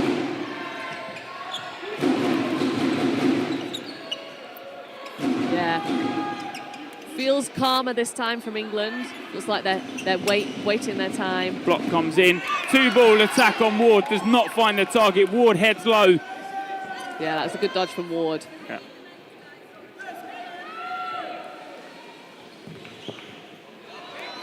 Oh, yeah. So hit both sides there. Ward just pressing a little. Yeah, the throws. Gives Czechia the other 3.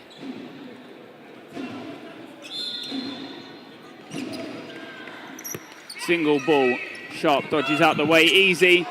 Yeah, block there from Britnell Craven. It's that high agility that he uses all the time in terms of blocking. Oh. Yeah. And out either side, both sides again. Yeah. So still remaining 4-4. Pretty evenly matched for the teams in this set. That 2-ball from Stramek, from England there, taking out Stramek. That's a good hit for England. They know how much he sort of owns that top left side of the court.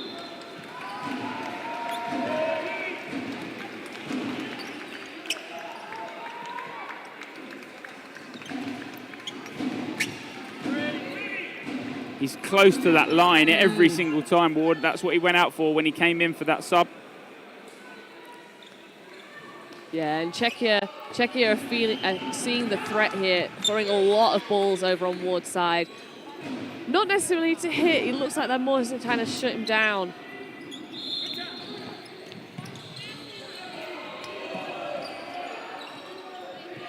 Yeah, nice dodge there. 20 seconds left on the clock.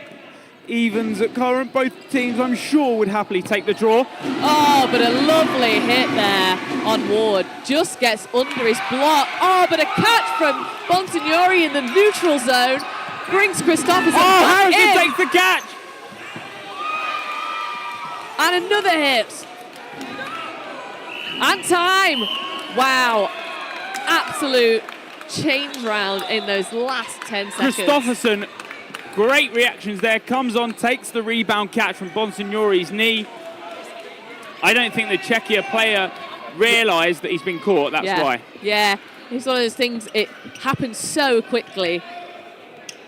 But yeah, 2 catches there in the dying seconds. It looked like it was all going Czechia's way after they got that hit on Ward, but that absolute clutch catch from Bonsignori in the neutral zone absolutely made the difference.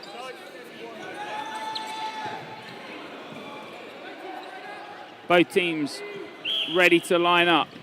England just taking that set there. If that had been a set for Czechia, it would have been 14 apiece. Yeah, so really Czechia, if they want to win this game, they've got to win this set. There's just time for 2 sets, really, to fit into the time remaining. Single board, Ward drops low. He's dancing on that line, every dodge.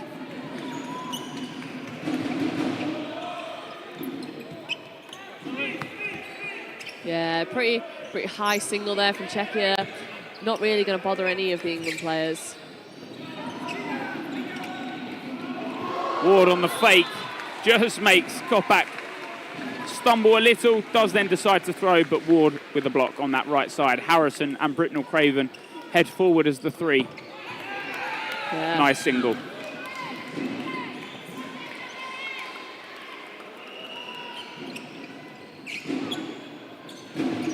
Harrison with a slight early release. Stramek there just on the easy. Yeah, Stramek with the hit there on Charlotte Desire. There's potential for a rebound, but nobody can get to it. And then also Harrison taking out Czechia player. Oh, Ward just clipped. That wing throw on Ward. He can't quite counter it because he's in the air already from that first one. The second one comes in slightly later, just clips him on the toes. Yeah. Britnell Craven with a throw, but the dodge, an easy one at that. Single ball. And a line, yeah, I did think he was really close to that line. Line fault on Britnell Craven. Well, it looks like the centre ref has called it, but potentially not the ref next to Britnell Craven. So they will have a brief discussion about whether it was a line fault. Yep. It was very close. It's hard to tell from the angle we have. We have replays back here, and even we can't decide.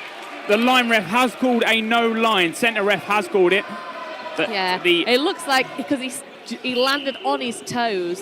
If he'd put his foot down, he would have been out. Yeah, but balls of his feet are still in, Yeah. but sort of you can hover over that line as long as you're not initially touching on it. Oh, but yeah.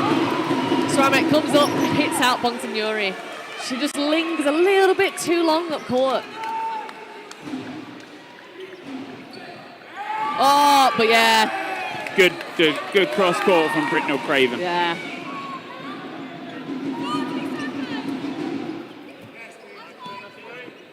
Yeah, and a shot from Harrison. It's that early release that you see. It catches a lot of people off guard because you don't realise it's going to come at that point. Play too called. Oh, separate targets, but takes out Sharp. Oh, and then, yeah, Harrison taking out the left winger. So it's a 2v1, 10 seconds left on the clock. 10 seconds left on the clock. Can Czechia do it? Oh! He's hit. He looks for the catch, but he can't get it. Yeah, I think he's on a split decision on whether he goes for it or not. Yeah, but it's one of those things that with the time left on the clock, it was the best option open for him. He just needed to set and really commit to it.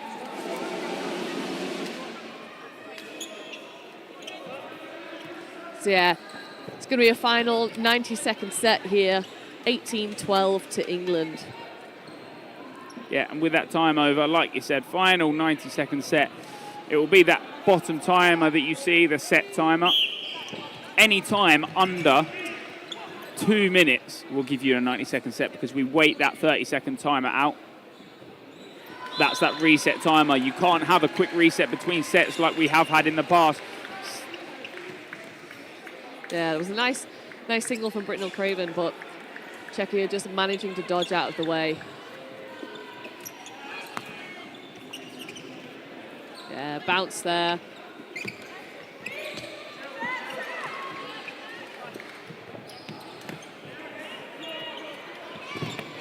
Yeah, so there was, Ward looks like it's close to the catch, but I think it bounces just before the player. Yeah. What a great game it's been. Ward gets the hit this time around. Yeah. Probably disappointed that he doesn't get the hit before that. Leap of faith there. Leap of faith. That is such power behind that. Yeah, Harrison applauds there. Knows that was a good hit. No catch. Catch is called. Catching out called, but no England player has taken it. There we go, Bonsignori's taking it. It's difficult when you've done that multiple attack to figure out whose ball actually was caught, but there we go, there's the end of the set, and England do take it. So yeah, the final score, 20-12 to England. What a great game. It was so close to the wire. That last-ditch timeout in that second half did prove well. I mean, even the timeout in the first half brought it back for England. It was close at that point as well. What a great game we've been having here on court one. This is only day 2. Yeah. Emily, there is 2 more days after this. Knockouts to come. Czechia, I believe, do progress anyway. Yes, they've already got a win over France, so provided they win over Belgium, which you would imagine that they would, they should progress. But yeah, it's one of those things. We're in the group stages. We haven't even got to the knockouts. The knockouts are going to be even more exciting. Exactly that. That tournament information that you can see on screen, if you scan that, that will take you to the Tournify. All the games are being updated there. What a great game. Like I said, that's only game 2. Next up on this court, Emily, we're into the women's. So we've got Italy against Northern Ireland. Italy really needing a win after their draw against Ireland yesterday. Exactly that. Keep your eyes peeled. Plenty more dodgeball to come on day 2. But for now, it's a little bye from me. Yes, and I will see you after the break, ready for the next game. There we go.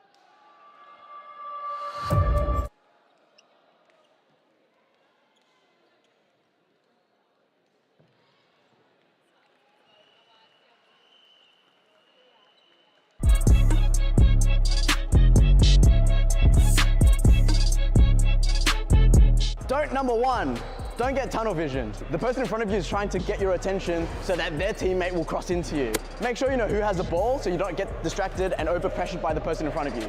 Don't get tunnel visioned. Don't number 2, don't plan yourself in a position that you can't get out of. For example, planning down on your knees like this after you've thrown and you're in the middle of the danger zone, then it's really hard to get back up and move around or dodge. Give yourself options to move and dodge.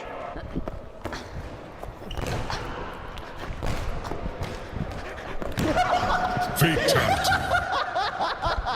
Well done. There's no way I'm gonna catch that, man. Don't number 3, don't dodge before they release the ball. If you dodge too early, then they'll know where you dodged, and in the future when they throw at you, they'll throw exactly where you moved. So don't dodge before they throw, because they'll throw where you dodged.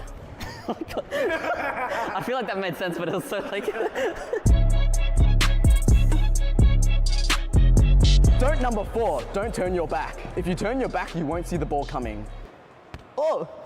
And therefore, you can't dodge or catch the ball. Make sure you keep the body and eyes forward, whether it be picking up or passing a ball. Just me. It increases your chances of surviving and catching a lot. Don't number 5, don't overcompensate when you dodge. You waste a lot of energy by exaggerating a dodge. Use as little energy as possible when you're dodging so you can conserve your energy throughout the game. You're dodging a ball, not a car.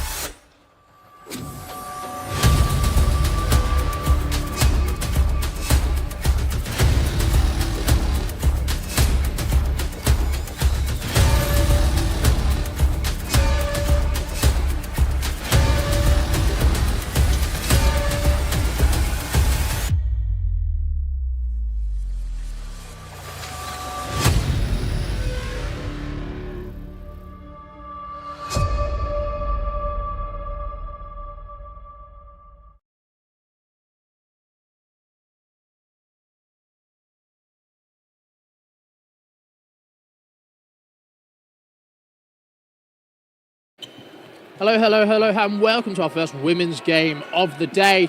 We have what looks to be a cracking game for you. Northern Ireland Knights. Currently, Italy sitting with a draw against Ireland yesterday, 16-16, but was quite impressive because they did come from quite a lead by the Irish team. So if Italy can bring the energy they had from the second half to both halves of this game, it should be interesting.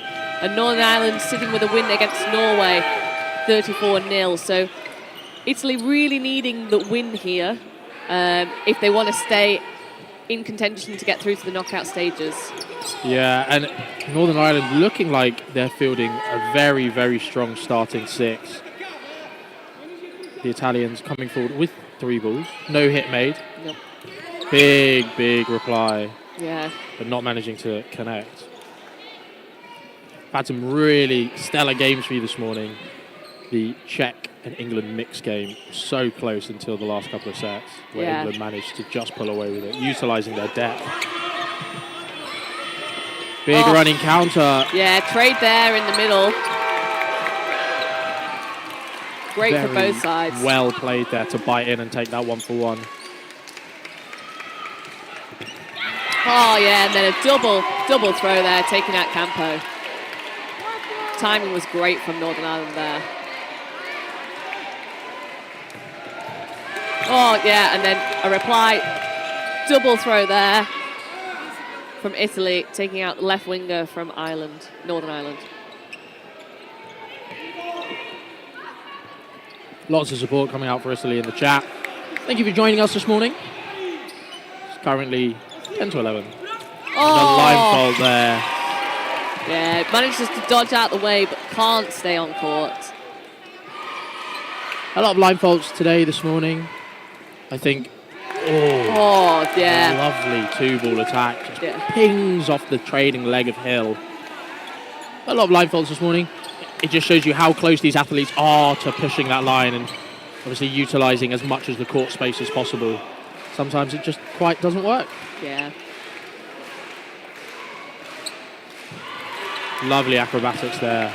Yeah, Turkington's very good at dodging in the air.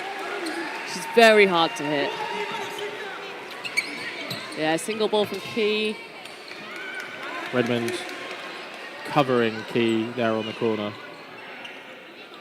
Yeah, crosscoat there from... A 2-ball attack. Turkington goes low. No hit there.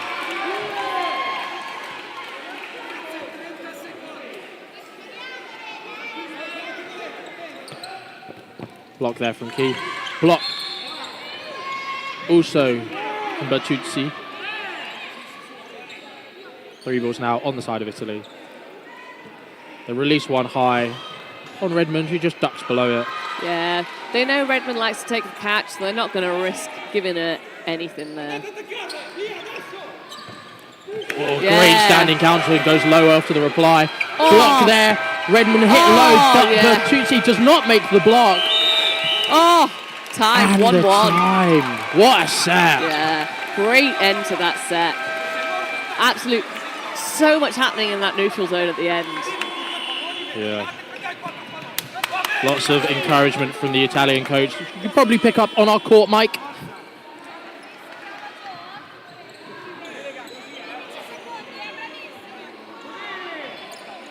Some passionate Italians in front of us here. Oh, no.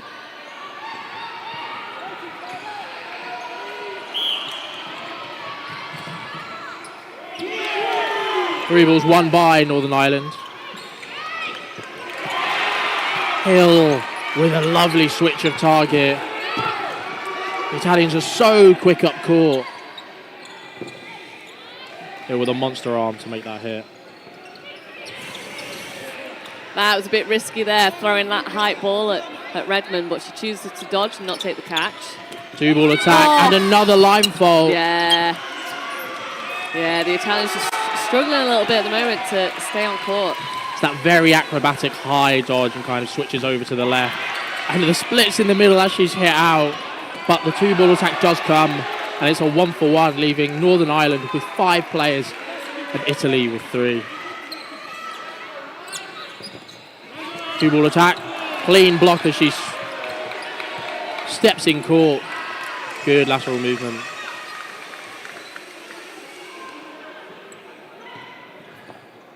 Oh, look. Yeah, great tracking from the Italian players there. Clean block there. On Brocchi in the middle. Very dynamic, the Italian women's team are. Turkington goes low. Two ball attack. She bites in. A 1-for-1 there. Yeah, obviously, Italy already down. That trade only gives advantage to Northern Ireland because they've already got one player in hand. So the Northern Irish ladies are so quick up court. They had another hit to kill the set. Yeah. Massive momentum shift. Yeah. Great double counter there from Kean Hill, and then Turkington just finishes it off. Yeah, absolutely lovely, well played. The Italians so quick up court, so mobile, but the Northern Irish just using it against them.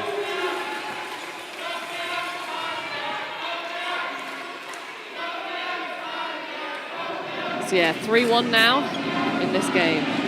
Well deserved lead from Northern Ireland. 3 balls now for Italy. They come forward with one player, but no cover for her. Yeah, both the other balls failed to be picked up after the opening rush, so couldn't go for that quick start. Blocked there into the ground by Campo. Yeah, Northern Ireland they're holding a really high line, which is really putting the Italians off.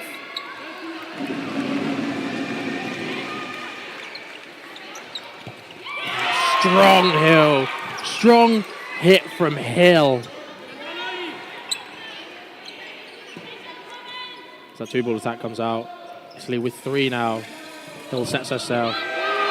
Oh, yeah. Campo bites in, takes the hit, but gives away the 4th ball. Yeah. Yeah, I've noticed it's slightly unusually for the Italians. They're calling from the right side, whereas most nations tend to call from the left. Oh, great multi-ball attack there on the Italian left winger. But they've released all 5 balls, I believe. Yeah. Maybe a bit of communication or just wanting to confirm that hit for Italians now with 5 balls. They released 2, and there's a hit there as they both kind of collide into each other. Almost very risky. 4-on-4 now, 3 balls for the Italians.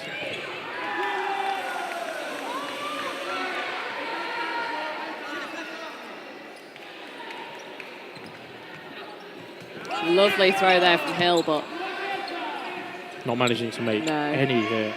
Yeah, Brocchi there, managing to dodge out the way. The and the catch! What a catch! Almost steps out of court in the process, but great catch. 5v3 now.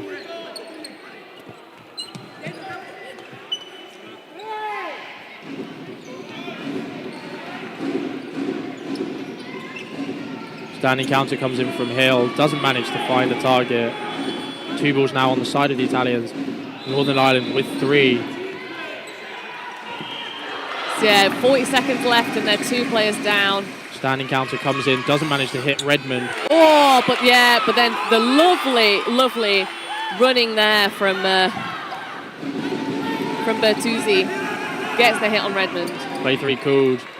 Catch is almost there. The 3 balls go. Yeah, Key goes for it, but she can't make it stick before the next ball comes in. Hill left in on her own. It's 15 seconds and a lot to do. Quick up court and the hit. Kills the set. Yeah. Lovely work by Campo there. Yeah, the Italians don't need that hit because they're already going to win, but I think for their own mentality, they want to finish that set rather than just time to end. It just shows you how quick up court this Italian team is. Yeah. Redmond getting caught out there. Hill being caught out there. Redmond with a historical knee injury. She doesn't wear those knee pads, so might not be as mobile as some other players are on this court. So she can't go for those low catches. Oh, yeah. But there's a substitution as Redmond has been brought off.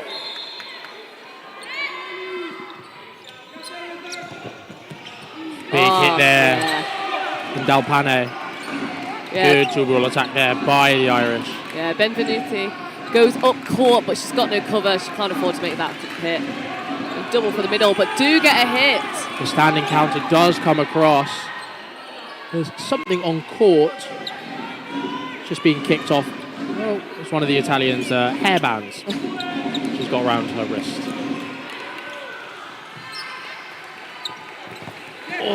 Oh, yeah. No catch there. As it's called a bounce, but it lodges in between her legs.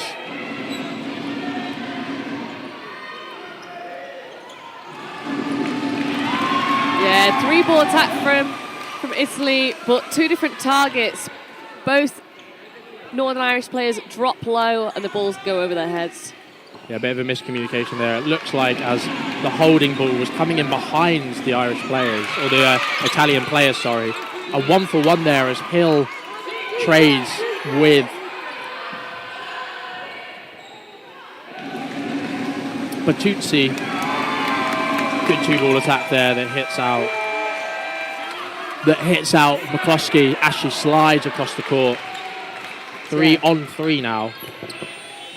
Oh, yeah, so, yeah, Italian taking one of those balls to the face, and again, Turkington just managing to dodge out the way.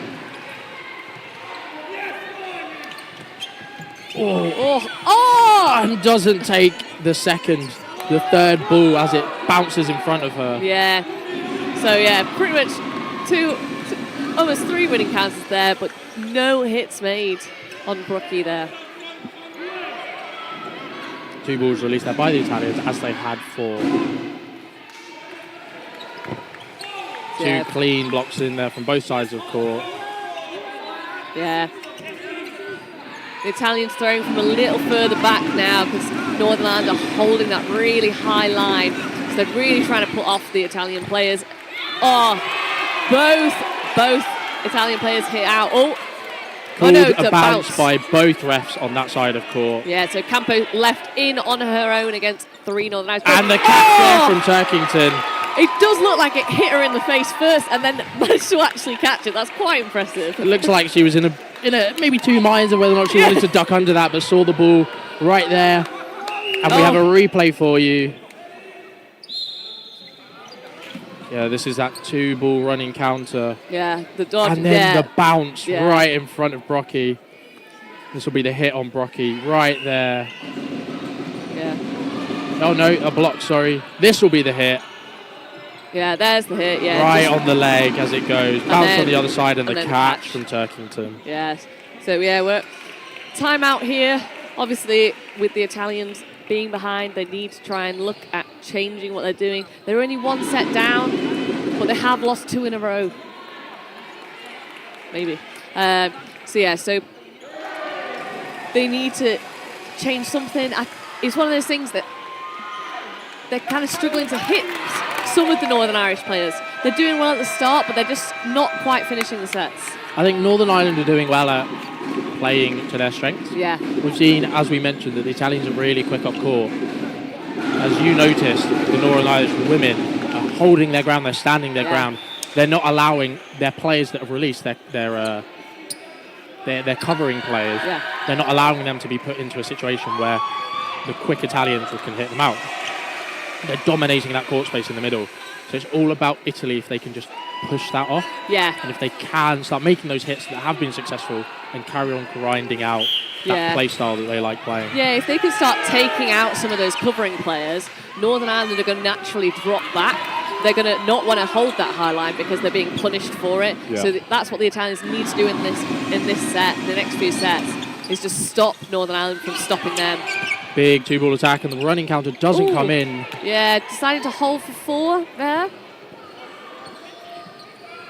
I think personally, if I was on the Italian side, I would have taken that running counter. Yeah. They are so quick up court. Yeah, Hill was almost dead to rights on the floor, halfway back up court.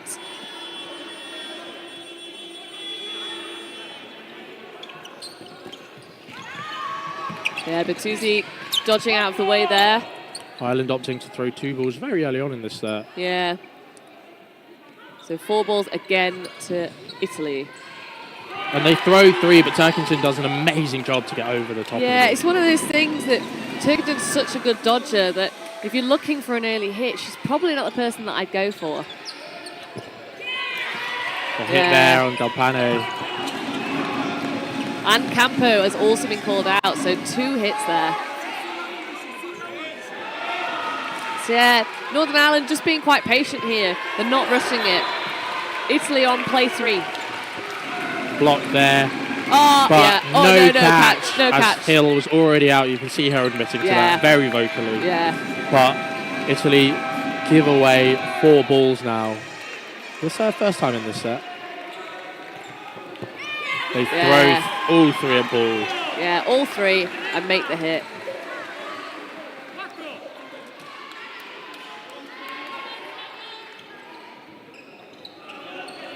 So yeah, 2 balls there at the Northern Ireland winger, but failed to make a hit. So yeah, 1 minute left now and 2 plays down for Italy. Oh, yeah, but Benvenuti just hit out there. Can't block. Being absolutely clinical from Northern Ireland now. Yeah. Key gets held up. Calls for the hold. They don't need that running counter. Yeah, and now Northern Ireland sitting back. They're throwing, safe singles, trying to keep the Italians out of the game and just let the time run out. It's one of those things that's slightly different from what the Italians were doing earlier. The Italians looking to finish sets. Northern Ireland have no issue whatsoever with just letting their time run out. Yeah, they can see that they've got a heavy numerical advantage, 5 on 3. They're not looking to give away any silly mistakes, anything that gives Italy anything back into this game. You can see Sanon there getting frustrated. She's throwing the pre-throw, but Northern Ireland have just reset. Oh, Great hit there. On number 20. On Cunningham. Yeah, Cunningham. But that's the set. They managed to make 1 hit. Yeah. Bit of frustration there from the Italians because throwing the standings, they're not managing to get off. The Northern Irish are expecting it, doing really well at blocking there. Yeah, so that timeout called by the Italian side, it's just not paying off for them this time.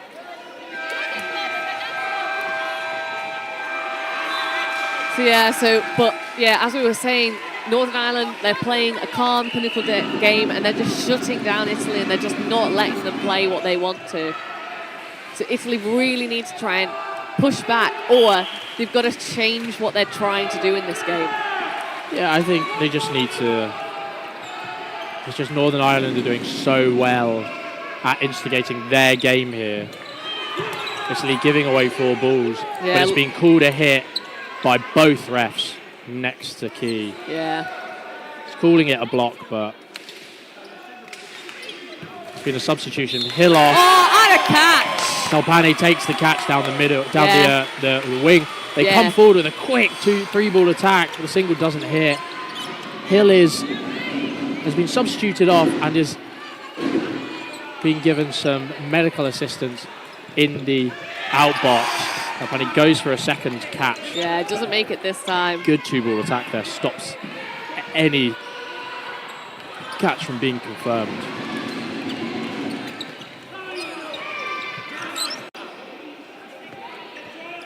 So yeah, 3 balls to the Italians now. 1 player to Hayden in the chat. Yeah, we are getting replays.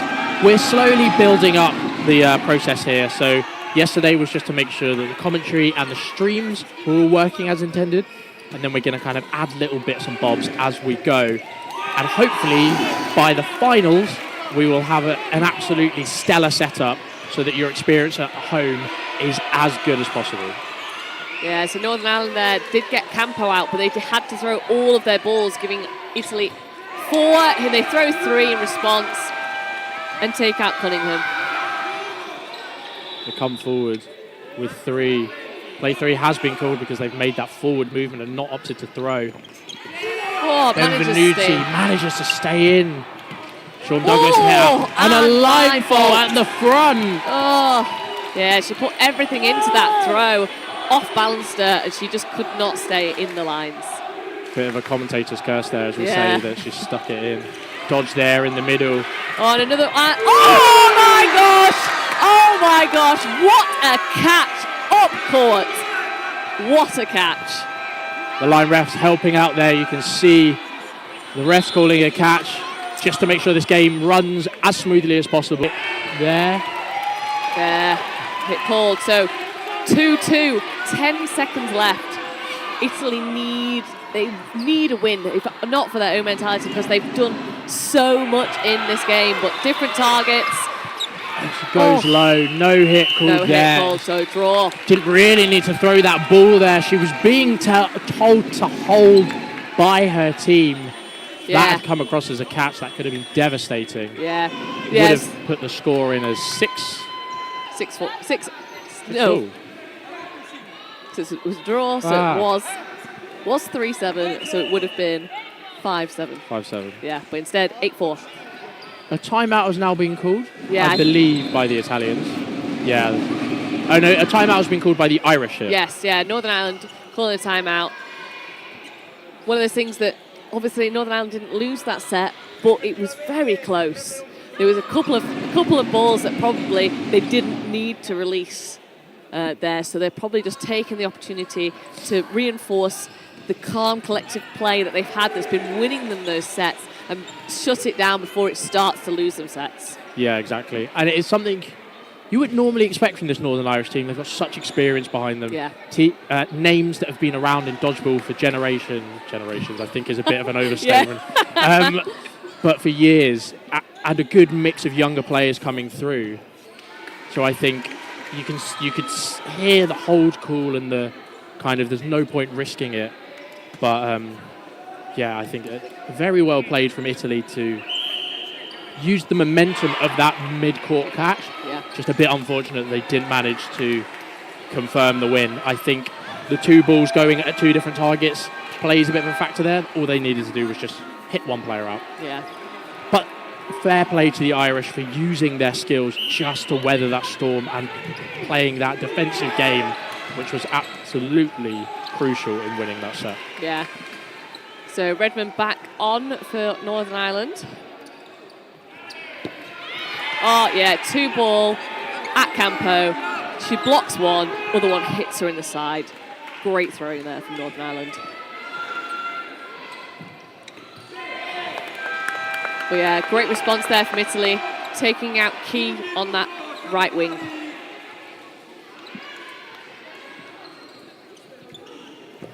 Yeah, I'm not convinced about the early 2-ball attack from Northern Ireland. They're giving away those 4 balls. They've given away 4 balls again. There was a hit. They've just given away 5. So their chances are they're probably losing a play here because, well, they've been told to release 4 and they have lost 1. Yes, take out McCluskey. So I think Northern Ireland just needs to be a bit tighter with their ball possession, I'd say, because they're doing so well when they are playing that single ball. Yes, they're releasing multiple balls and getting hits. But that's one of the things that you think later on as we get into the competition, if we're looking at the knockout rounds, they're going to have to rely more on a 1-ball game because you can't be affording to give some of those nations higher up that table multiple balls to attack you with, and if they're not working on it now, they'll struggle with it later if they've not practiced it. Yeah, with Northern Ireland being the 3rd place team from last year, beating Italy, this is actually a rematch. Yes. Now looking at our notes, this is a rematch of that bronze medal match last year. You'd say that if Northern Ireland really wanted to compete with the likes of Austria and England, they are going to have to figure out the possession because the arms that both those countries have will be devastating. Especially with the experience that both those players have as well. Yeah. And it's one of those things, you know, they might be looking to throw those multiple balls at the Italian because they're worried about the Italians catching, because they can catch, but so can Austria and England. And if you can't get them out with a single ball without them catching you, you're going to struggle. Yeah, so we've hit half-time now. We'll update you with some kind of updates from yesterday and this morning. A lot has been spoken about the Hungary-Wales women's game that went in Hungary's favour. A complaint has been lodged, or a protest, because there are protests that are allowed to be lodged in the rules, has been lodged against Hungary. Their coach has been given a yellow card. And because there weren't proper provisions in the rule set for if a coach receives more punishment, it has been decided at the refs meeting last night that if the coach receives another yellow card, the Hungary team will forfeit the game that they are playing at the time that the coach receives a second yellow card, and that coach will not be allowed to coach in the women's division for the remainder of the tournament. It's one of those things that we have sanctions in the rules for ball retrievers, for players and for teams, but we actually missed the fact that there was nothing in there for coaches, so had to have a decision made last night, which was why things weren't necessarily put in place correctly yesterday. It's one of those things that's unfortunate, but it does mean that because of that protest, that a rule has now been made and has been put in place, and the document will be updated. And then another interesting protest from this morning, which was between Sweden and the Netherlands, I believe. In the mix, yes. Sweden potentially using liquid chalk during that game. One of their players was caught using liquid chalk on their throwing hand. And in the rules, as Emily was the person who clarified this morning with Max. Yeah, so the rules state that you cannot put anything on your uniform or hands that enhances your ability to catch or throw. Yes. Obviously, it's one of those things that's the difference between cloth and foam. So when you're playing foam dodgeball, most people play with chalk on their hands, but that's not something that's allowed in cloth dodgeball. Yeah, it's a bit of a health and safety issue, especially with cloth, because the cloth balls can retain substances. So I believe there's like talc and glues that have been used historically in things like American football and baseball, things where you need a bit of a stronger grip. Yeah. If something quite heavy substance was on a ball and then hit a player in the face, that could then get into their eye, and that could be really, really detrimental. So we try to avoid those things as much as possible. The result of that protest we are unsure about yet. We will update you as of when we get updates from Max, who's the president of EDF, and Bruno, who's the head ref here at the Croatian Euros. Yeah. But looking on this match, we've spoken a lot about what the Italians need to do. The score is only 9-5. Yeah. And we have been saying there's a lot of half-time because the first 20 minutes are always so close. But with the Italian play style, does potentially their fitness come into question? They are rapid up court, they're very fast. But the Northern Irish ladies have done a really, really good job at kind of stemming that, holding their ground. Yeah, it's one of those things that the main issue is that there's a few sort of little indecisions and wrong choices that have been creeping into that Northern Ireland team. And that's one of those things that if they can't get a handle on this now, the Italians will really capitalise. So it's really up to Northern Ireland to make sure that they stay calm and collected with the tactics they want, and they don't get drawn into the Italian play. Yeah, and they've done a very, very good job at playing their game style. They've been very succinct and it's been very controlled. So hopefully, as they go through this game, they can carry on playing that definite and controlled game style so that they can take the win here in what is a very close game. And I believe the first-second playoff or the decider for first and second in this women's Group D. Yes, well, it's one of those things. It comes down to if. Of course, there was the draw with Italy. My bad. So if Northern Ireland win, they will definitely be first in the group. But if Italy win, it then becomes a bit more complicated because it then depends upon how Ireland do against Northern Ireland. You could end up with Italy and Ireland being on the same number of points depending on how the games go. So it's one of those things that Italy do need to win. And if they don't win, because they've got that draw with Ireland, they need to get as many points as they can on the board. Yeah. Lots of music coming through in the hall. It's quite loud. Not music we'd like to play because we don't have the copyright for it. Just keeping that media brain on. The game has begun again. 3 balls on the side of Northern Ireland. Hill being caught out by that low catch. Once again, Hill coming back on for this half. Yeah, Northern Ireland throwing 3 at Redmond. Italy throwing 3 at Redmond. Yeah, but great start for Italy. But managed to... no hit called there. Yeah. Yeah, 1 ball from Italy there. Again, they're almost doing what Northern Ireland did in the last half, where they're holding a high line. Doesn't manage to make it stick. And the block comes in on the other side. Yeah. I mean, great effort from the Italian player. But again, I guess there was nowhere for her to go. She was already on the floor, so she had to attempt the catch, but she didn't necessarily need it at that point. Yeah. And again, yeah, Northern Ireland taking out another Italian player. So it was a great start for Italy, but Northern Ireland have managed to bring it back now. They're attempting that stand-in counter catch. Doesn't quite come off. Good pressure on the wing there by McCloskey. Yeah, 2-ball attack there from Keane Cunningham, but Italian winger just sliding out of the way.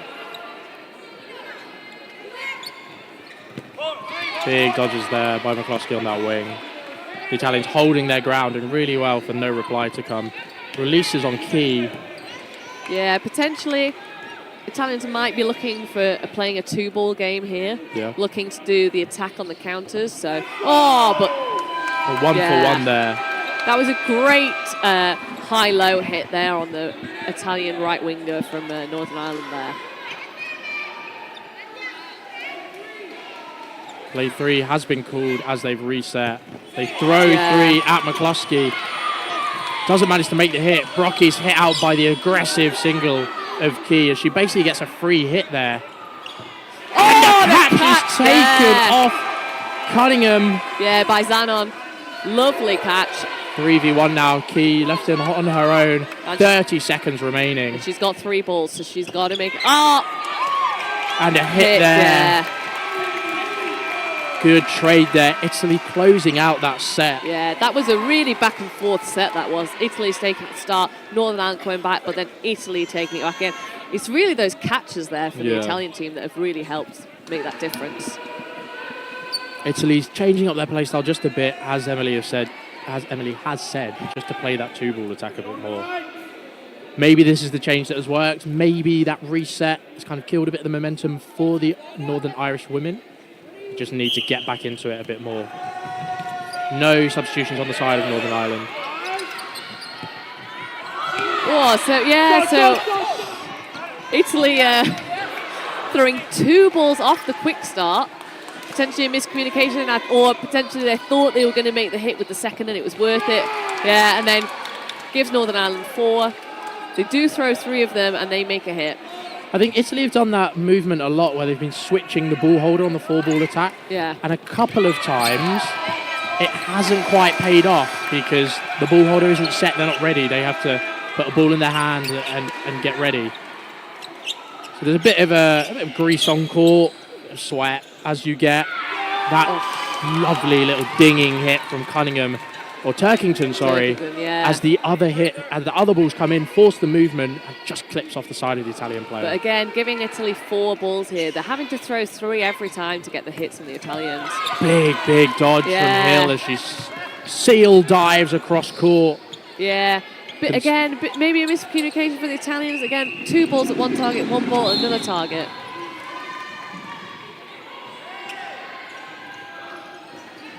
Oh, yeah. No hit there as she just stays on court. Yeah.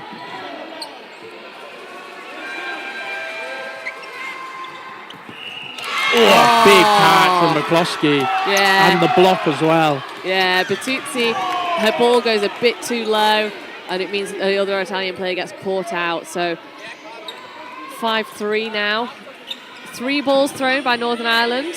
Failed to make a hit, and then a post throw there from the winger on the left-hand side for Italy, but doesn't hit Key. Yeah, maybe a bit of opportunistic kind of frustration here from the Italians. Oh, and they've hit Hill. Big clip on Hill. As they're releasing a lot at targets that they've already released on. Releasing one of those hold balls, so potentially some frustration.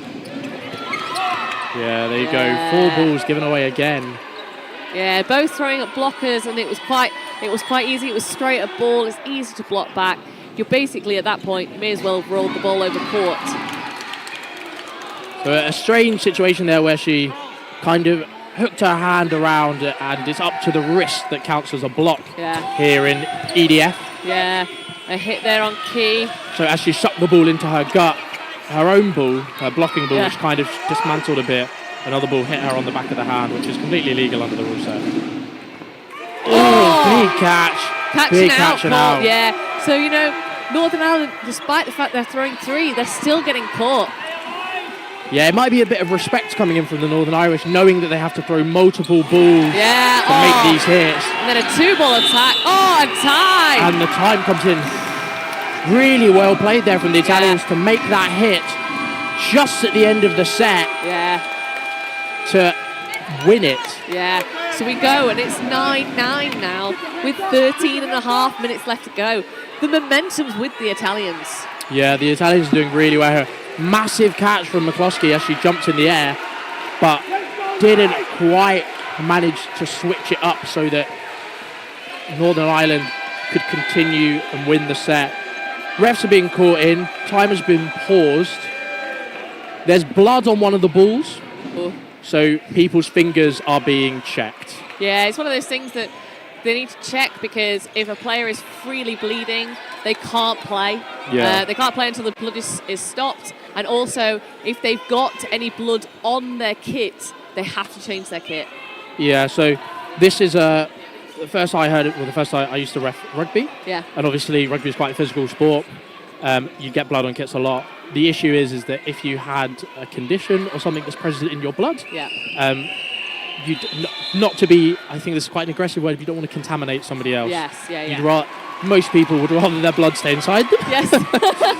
So, yeah, it's all about player safety here. That's why we have the headshot rules. That's why we want the balls to be in as good condition as possible. Talking about the chalk and talc on the balls. We don't want any bleeding. So we've had a medical pause timeout here. Yeah. I think that's by the refs. The Italian players.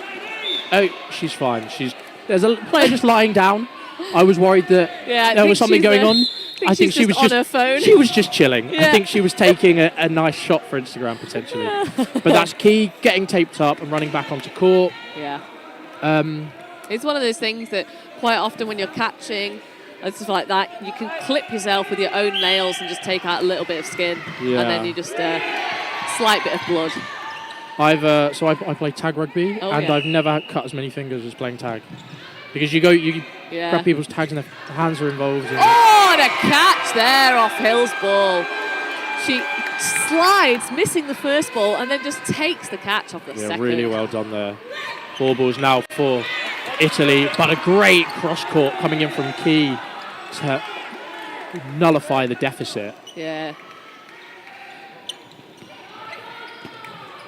Yeah, Italy throwing less balls now, going for singles, holding that high line. Cross court here, pings off of Sean Douglas's foot. Yeah, they're really shutting Northern Ireland down now. They're stopping them having the opportunity to come back at them.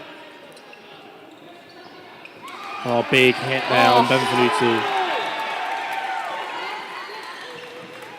Yeah, again, giving the Italians 4 balls for that hit.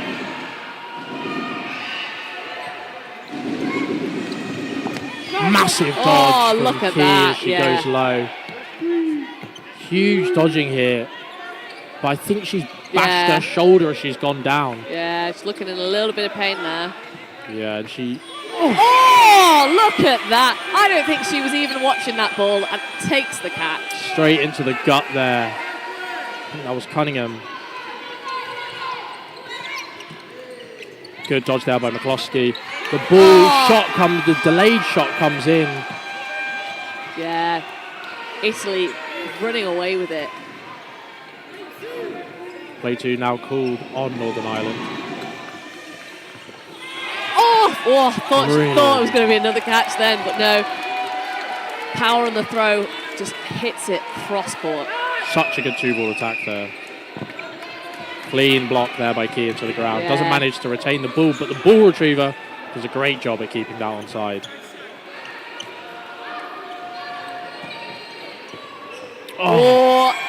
Yeah, Italy want to go fishing. Oh, and they've hit out McCluskey. No, not McCluskey. That is number 29, Lou Ridge. Yeah. Oh, now McCluskey now has been hit out. Yeah. That was a loss of control in the middle off of the standing counter for Luffridge. Now McCluskey hit the back of court as she goes for the catch.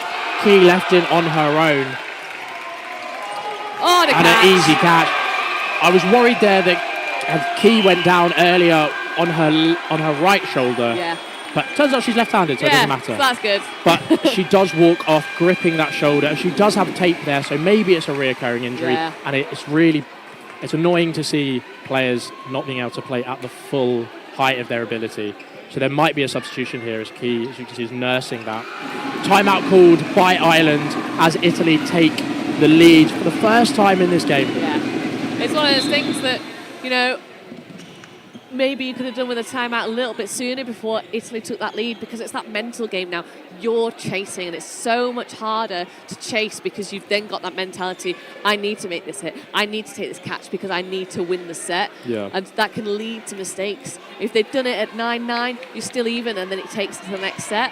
But hopefully, for Northern Ireland, they can sort this out. The issue here is the Italians are taking catches. Yeah. But it's not that the Northern Irish are throwing in the wrong places. Italy are just so good. But it's been when those balls have been slightly off, going to slight left, slight right, or the timing's been off. So they really, really need to sort out that timing to make sure that they're shutting the Italians down and there's no possibility of them catching, or if they do, it's at the very least a catching out. Yeah, and with taking that time out, it's very easy when the scoreline is quite an objective thing. You're behind, so you take the time out. Italy have scored a couple of sets really quickly and the momentum's with them. But as Emily have said, it's the mental side of things. You want to take the time out before that switch.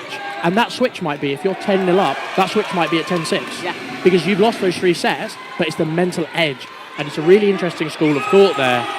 Yeah. Hill just goes for that. Oh, and then a hit on McCluskey as well. I think Italy have done really well at just capitalising on those small moments, like there when McCluskey was up court, maybe not fully focused on the ball holder in front of her. Yeah, I think she was a little bit distracted by Hill being out and the cheer from the Italians. But the Italians can see that. Massive catch from Luffridge as she jumps up in the air, dodges one and brings Hill back on.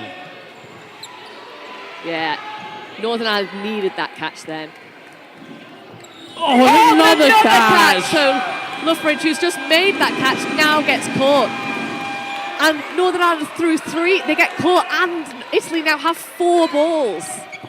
And they make the ball hits. pops up on Douglas. Yeah. Key drawing that ball. Yeah, Hill getting that hit in the middle there. Zanon goes fishing. Hill with such a good arm. There we go, another hit. Yeah. The thing is now the Italians, they've made a lot of catches. They might be trying to make too many catches now.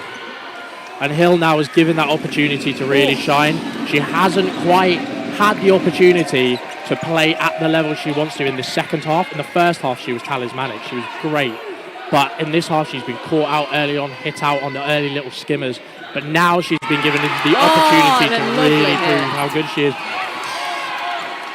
Again, Turkington getting on the floor, getting under that ball. And it's 3-3. The dodging here, absolutely great from the Northern Irish women.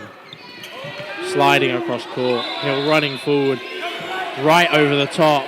No hit there. Yeah, and Turkington grabbing that ball at the front of the court and really getting high. Otherwise, I think Italy would have come back at Hill there. Clean block there. But play 2 called by onto the Italians. They throw it in the middle. It just bounces, but the ricochet pulls it a block, but it's just a bit further up her arm. 3v2 now. Ooh. Very close to Turkington there as that block comes in from Key. Yeah, so 14 seconds left. Northern Ireland are going to have to throw, but this might be the last throw. Oh, Italy looking for that catch, but Hill throwing that perfectly just wide. Need to go for the same target, and they do. But Turkington dives out of the way. The set goes, and Northern Ireland take it to even this game up 11-11. Yeah, again, it's one of those things that we've said time and time again. It's so hard to hit Turkington. She's so dynamic. And they would have probably been better throwing at one of the wingers there because they've been really good at getting that cross court at the blocker to then hit the side. So one of those things that potentially a missed target there. I think if you were in Italy's shoes, to me personally, it was just who has the ball and who doesn't have the ball. Yeah. It's one of those things. Simple as that. Yeah. But then it's one of those things that you can do that. Who has a ball, who doesn't have a ball. But what makes the difference is when you can break down those individual players and you can look at the court and you go, actually, whilst that person doesn't have a ball, and that would be the usual target, I know what they're going to do, and therefore I'm going to switch targets because of what I know about that player. Yeah, that's very true. Also, time pressure comes into it. I think they had 7 seconds left to throw. And we always have a lot of information to us. You can see the whole screen. We think about both teams a lot. We try to be as analytical as possible. But nothing can compare to the kind of stress of being 10 seconds left and needing to hit. But we are at 11-11 now in this set. Yeah. As Hayden Jones has said in the chat, this group is going to be very interesting. This is massive for Italy. Yeah. As we've said earlier, Italy need to win this. Yeah, so we've still got just over 7 minutes left. So there's quite a lot of time on the board. So this really could be anyone's game now. It just depends how the next few sets go. Does it keep going backwards and forwards? I think it would be so interesting if this ended as a draw. It would. It would be one of those situations where everyone gets the Excel spreadsheets out and they all start putting the Tournify in and seeing how it is meant to end up. Luckily for us, we have somebody running the Tournify. Cross court there, not coming in as McCloskey makes the low block, applies some pressure in front of Douglas.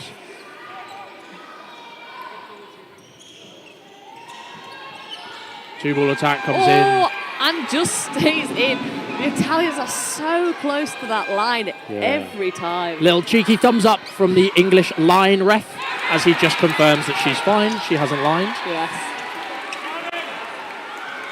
So yeah, then a nice jump over for Douglas there. Standing counter comes in. Big dodges there from the Italians. Yeah. That cross-court standing counter working really well. Yeah. Douglas not managing to capitalise. High balls come in on Luffridge. You can see that the Italians are just adjusting their throws to the jumping of the Northern Irish women. They're not willing to give away any more jumping catches like they have done already in this match. Oh, yeah. Yeah, Hill knows now that the Italians are going to go for every single catch. So they're throwing them wide, making the Italians fish for them. And Luffridge sinks the catch. Big 30 seconds there for Northern Ireland to make the hit and make the catch. Bounces there. Yeah. Hill with the hit by the standing. Yeah. Luffridge, that's the second catch she's made now. She's really making a difference in the second half. Big block there by Douglas. I think the Italian women are doing well to track the big laterals of the Northern Irish women, but they're just not being that split accuracy enough just to put it up or down. And it's getting into the catching box, like we say, of these Northern Irish women. Yeah, and then you can see now Northern Ireland getting wise to the fact that... bounce there, called, but play ball was called. With the newer play ball rules, you can't really be at the front of court faking a massive amount. You have to have an intention to throw. Yeah. Oh, 3 balls. Slide across by McCloskey. Yeah, so no hit for Italy, and Northern Ireland now have 5 balls. Yeah, Northern Ireland adapting quite well in this set. The Italian Campo goes low, hit out by the 3-ball attack. Yeah, so Northern Ireland still with the 2.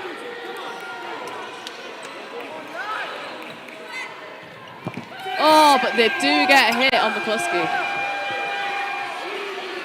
Luffridge does drive forward to try and get that ball. So 10 seconds left. Oh, the catch! Catch and a block. Just a catch, no hit. No refs have called a hit or a block. It's And just a there's the catch being called. And the time, and the set goes to Italy. What a massive switch. Wow. So there should still be time for 2 sets, but the last one will be a short set. Yes. So with it being 14-12 to Italy now. If the There might have been a draw. No, yep, 13-11 to Italy. 13-11, right, so draw. So, but it's still, Northern Ireland need to win this next set to stay in it. If Italy take this next set, it is over for Northern Ireland. Yes. There's no time left for them to have more than 2 sets. It's lovely. Oh, and a hit there on Turkington off the quick start. But She goes 4 low. balls given away. Yeah. It's lovely to see the appreciation for spreadsheets in the YouTube chat. It does stand that. Oh, what a big catch! And a hit! And a hit's been called But the hit was after the catch, so she it's stays 5v4. out. Yeah. Oh, lovely fakes. Oh, And the and then hits are taking out coming in. Douglas. Yeah. Very well done by the Italians to Oh. throw in these fakes because the Northern Irish women are doing such big laterals. You saw Hill slid across court. Single comes in from Hill, doesn't manage to make the hit. No retaliation there by the Italian women. They're taking this slow. They know they have the advantage in this set. They don't want to. Oh, the catch! Comes Lovely. through from McCluskey. Yeah. Oh, yeah. Thought there was a whistle there, but it's a different court. Ooh, oh, yeah. The Italian player are really thinking about that, but that's good. They've got out a number of times for fishing now. They need to rein that in, which they are. No look. But the thing is, Italy don't need to win this set. They can draw it. Yeah. They're drawing this set. They could even draw the game, to be honest. Oh, did she? Oh! Is there a catch there from Turkington? The bounce called. Sam Richards, one of the referees, was in the better angle. We can't see it because Turkington had her back to us. Yeah, but definitely a hit on the right-hand side for one of the Italian players, going for the catch, but drops it. But this makes all the difference if this is a catch. Yeah, big decision here. There's a lot of discussion, a lot of shoulder shrugs there. Well, it's one of the things, when it's such a crucial call, when it really affects the game and potentially affects the entire score and who might even progress to the knockout rounds, you've got to make sure that you get the call right.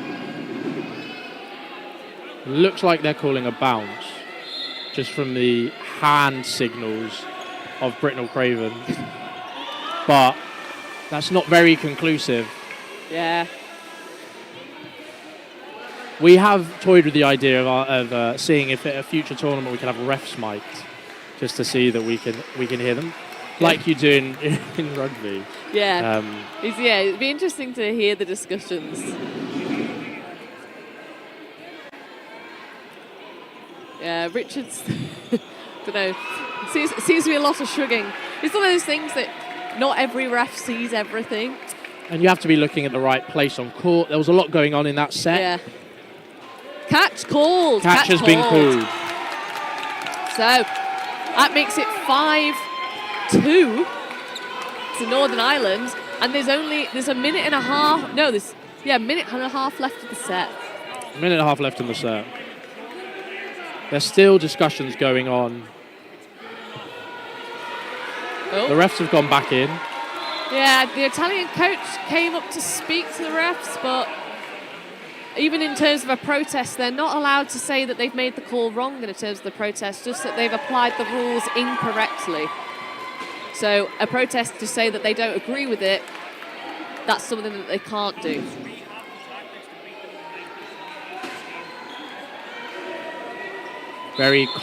A confident statement there. I don't know if you heard that from Sean Douglas. We have the tactics to beat them. Good confidence coming in. So I believe it was still called a catch. Yep. So yeah, and Italy have got 3 balls, so they've got to come and attack. No hit there, single there. Yeah. They will probably just try and see this set out as quick as possible from the Northern Irish side. Ooh, but I think that was a bit off target there from Hill, but I think both teams are going to want to just see this set out because obviously the Italians will be more confident having 6 on court. yes. And the same, the Northern Irish players basically just do what they want here, as long as they don't lose the set. Block there from Turkington in the middle. The block there, no hit called, very well called by the line refs, clearly stated. Yeah, 4 balls to Italy. And a hit there though. It's one of those things that if you're going to take 2 balls into the neutral zone, you're going to get targeted. Yeah.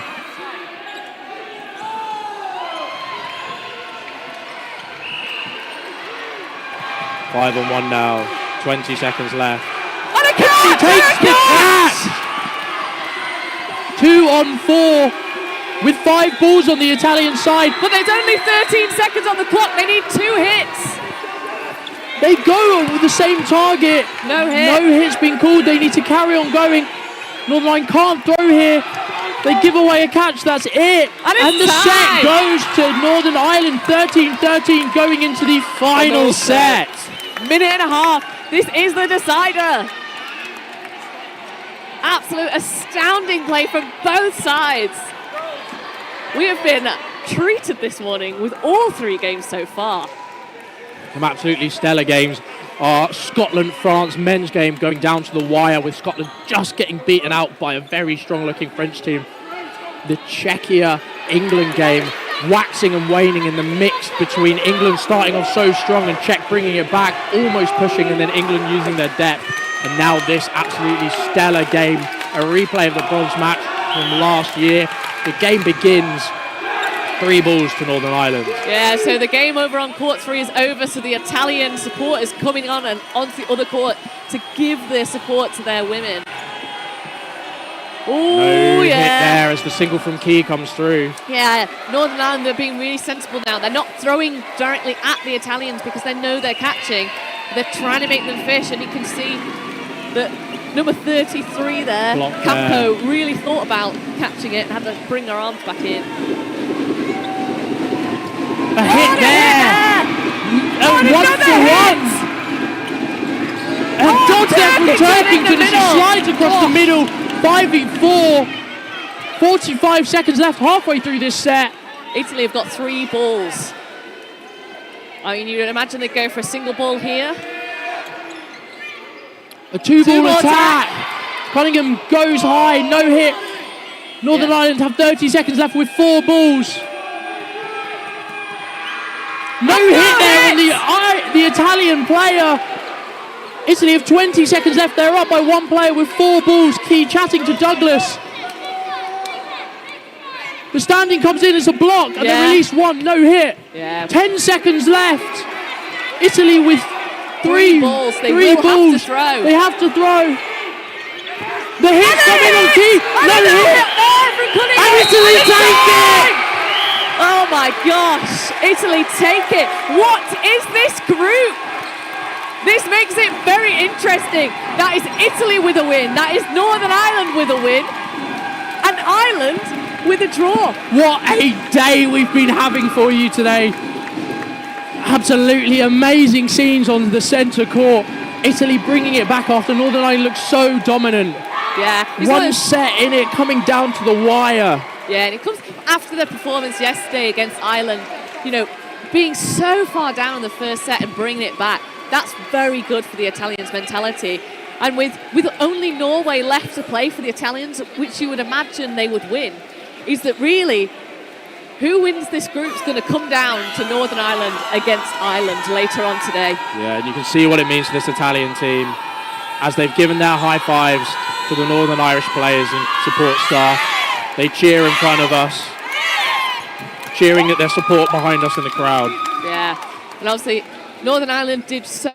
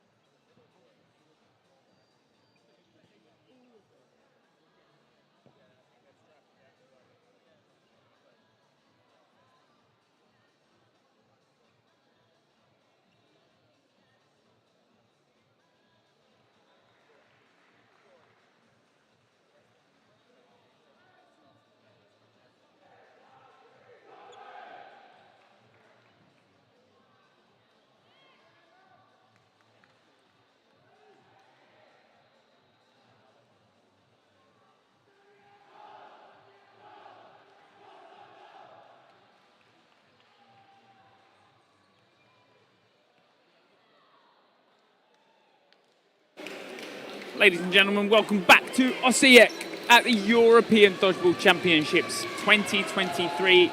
Like we said, in Osijek, Croatia. My name is Greg Whitehouse and I'm joined by the wonderful Mr. Jonathan Wilkie, joining you from our last game after the massive excitement of the Italy and Northern Ireland women's game. We have another lovely close game for you today. The Republic of Ireland men against the Spanish men. Republic of Ireland here are looking to make a stamp. They had a tough first game against the reigning gold medalists in Northern Ireland yesterday in the men's. And I think now they're looking to show that they've made some improvements and beat this hungry Spanish team who want to really make a mark.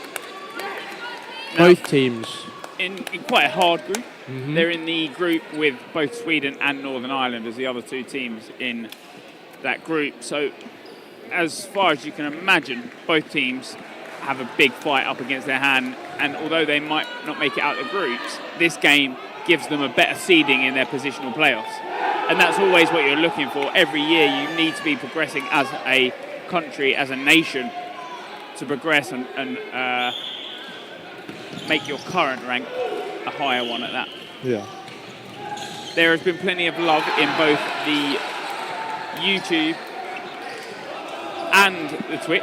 You can follow all of the YouTube on EDF YouTube. You can see all courts live streamed on there. Both courts 1 and 4 are commentated on, and those two courts are available on the Dodgeball TTV on Twitch. So make sure you are following on both. But yes, a good game up against us here.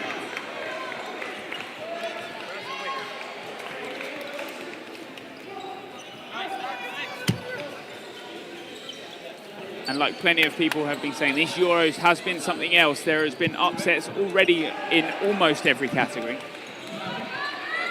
Yeah, it's certainly been a good year. Having a chat with the Swiss captain of Ben Fav and Max Golder of EDF presidency, chatting about how the gap now between 4 and 10 is so much closer in the men's and the women's and the mix than it ever has been before. I do know that there's a big focus on the Central European nations of breaking into what we called was that British bubble, and that British and Irish bubble where those teams have been so dominant for so long. Now that they're targeting your Scotlands and your Wales before trying to break into that top 3 of Northern Ireland, England and Austria. So it's great to see the nations across the board playing well. An update in the Sweden-Netherlands protest. A yellow card has been has been given to the player that was found in possession of liquid chalk. Is that a team yellow or just a specific player yellow, because it was only one player that had it. Oh, and a catch to start us off. Murphy caught from the middle. Great high aggressive single ball, but the catch has been made. Yeah. Yeah, Campoy catches that middle ball in centre. And a hit there on the outside of Coombs' shoe. But yeah, a yellow card has been awarded to the Swedish player, and it will be dealt with after the tournament. The protest will be dealt with after the tournament. Annoyingly for the Netherlands, the result stands, but it is the way it is. Wilcock, given high pressure on the wing there, got Woody as his first name, or his nickname really, on the back of his shirt. Edward Wilcock is hit out there by a post-standing counter there. Spanish coming out.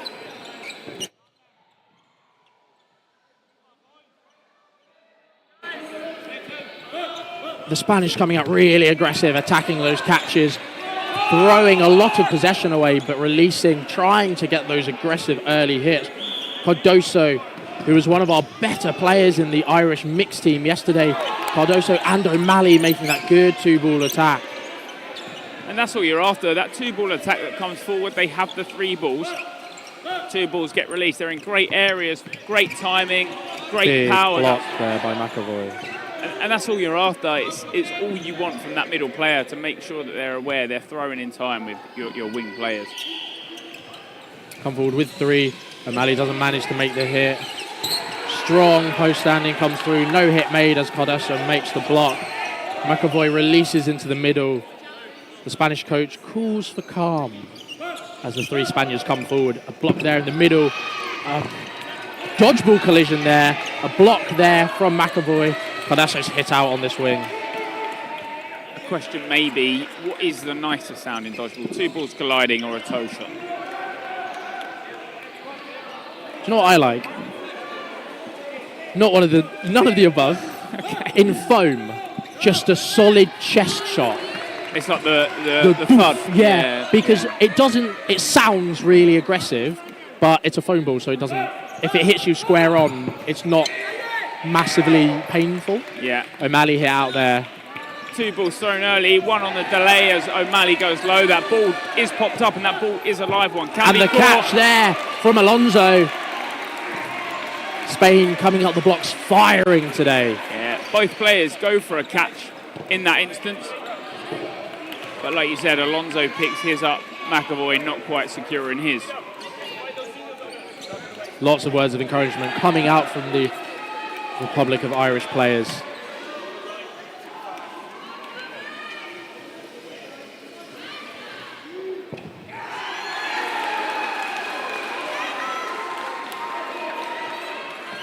The set starts.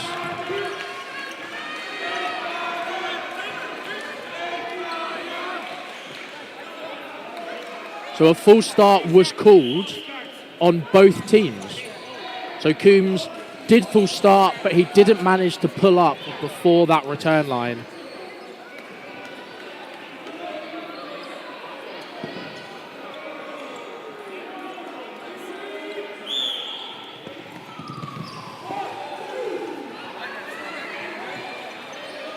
This is the Swiss women referee. I think what she's saying, that the full start is there, but she's pulled up before the half. Time is paused. So Coombs didn't pull up before, he took a step over. And I didn't see what happened on the other side. Okay. So I think what they're saying is if there are two full starts... Full, as in like you've gone over them. I believe so. What's the decision? Because it's nothing, you reset the set. the rules have been changed now. Because a full start is now a full turnover. A full turnover, 5 balls over to the other side. Play resumes, the time doesn't stop, and there is no backline start. Yes. So, as Greg has said, the set has just been reset. And that's all that happens. Yep. Spanish people called Alonso are just built different. They are. For any F1 fans out there. Yeah. Big fan of Nando. Does Fernando's nickname is Nando? I thought you said big fan of Lando. I'm like, his second not name, Spanish. his second name isn't Alonso. No, big fan of Nando. Yeah. Ball pops up. Oh, and the catch, with the one ricochet hand. catch. One hand, he's got one hand to force the players back. He picks up the second one, he tucks it inside him. But what a catch. Wilcox sucks it in and stays on court. Massive catch there to even the set out. Yeah. Lots of throws there. Looked like a couple of off target, but the hit there has been confirmed. Ireland ahead in this set. Big block there by Wilcox on that wing. Comes forward. Good cover there by the Spanish.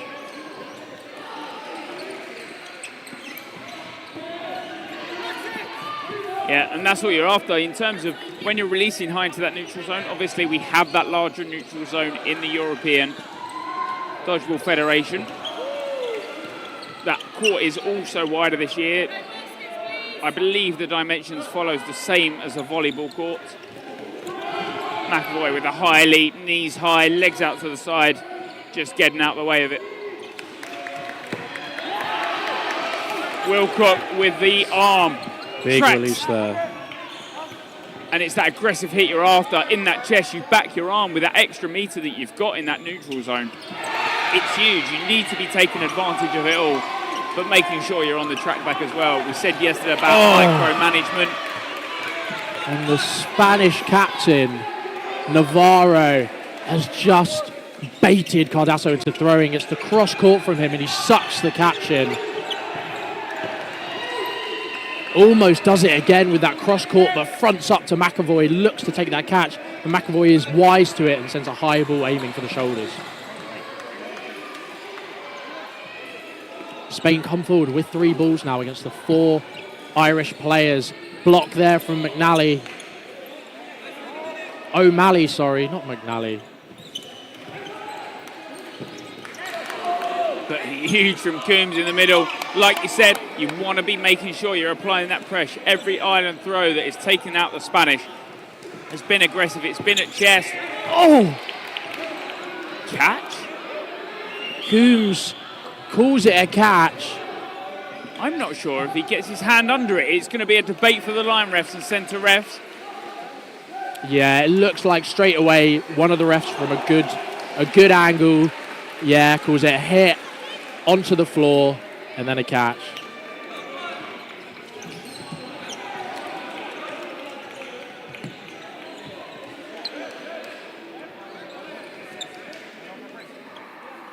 So just a reset in play.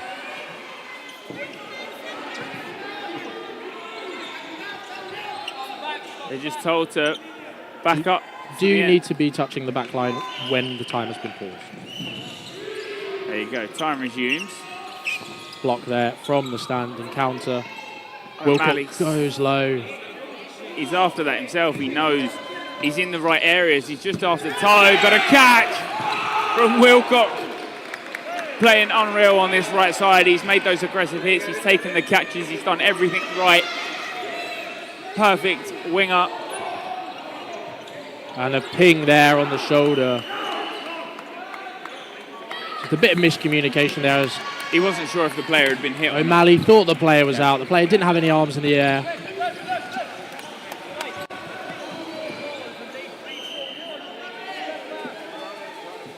A bit of communication. I don't know if you can hear that, but that's Meg Shine, who's in the coach's box, reshuffling everything, as she said, just to keep the optimal Irish side on 2-2 apiece. The Spanish lined up already. That they don't run for centre ball, the Republic of Ireland squad. Yeah, not willing to risk that potential turnover, which is 5 balls straight off rip. Clean block there by Wilcox into the ground. There you go. People slow-mo replaying it themselves. People saying no catch. Right, cool. Yeah, so at the moment, we don't have the potential for replays for refereeing decisions. I think the trust is on the refs on court to be able to make the decision. Without it, we haven't been consulted here in the box. Single ball from McAvoy. It's in that areas that we talk about if you're after the player to fish for a catch. It's that sort of around the hip areas, just on the outside. Big catch from Coombs. Ireland are taking everything. Some great catches. Bit of a stumble from Navarro as he drops his ball. Nothing wrong there. Just slipped out of his hands. Navarro comes forward. Single doesn't manage to hit. Comes through. And Alonso's hit out by the disrupted 2-ball attack.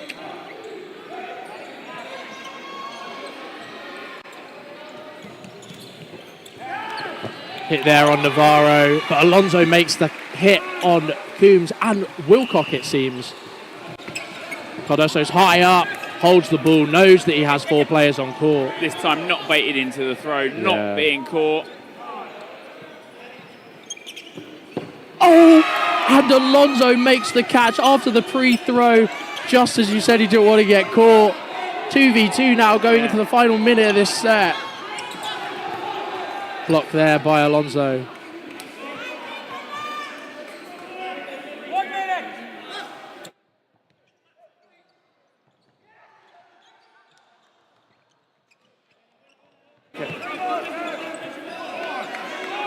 So 4 balls in the hands of the Irish against 2 players from Spain. They do have the balls on the track back. They've got to turn around quick. McAvoy with the fake. block. Alonso having a storming half, or storming set at least. 30 seconds left. Hit there called on O'Malley. A toe clipper. 20 seconds. Spain calling for their players to just be calculated here. Don't need to throw away any easy catches. Bounce there on Alonso as McAvoy tries to make the hit. Bounce off of his foot. What a shot. He ends it. McAvoy obviously comes forward. He's got to play into time. He's only really got 10 seconds left on that play. He's got to play aggressive. Comes forward, dodges the first. Like you said, that push pass. He's got to play at that pace. And it just worked against him as the aggressive release came. Here the Spanish ladies behind their men cheering on.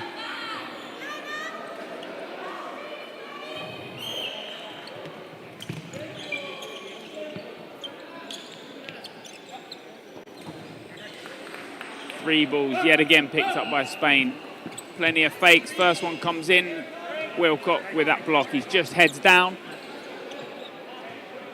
Always a bit of a change from different players on how they block on the wing. Some do try to tuck their head in behind that ball. Some sort of face forward, and it's more movement than they're after with their hands.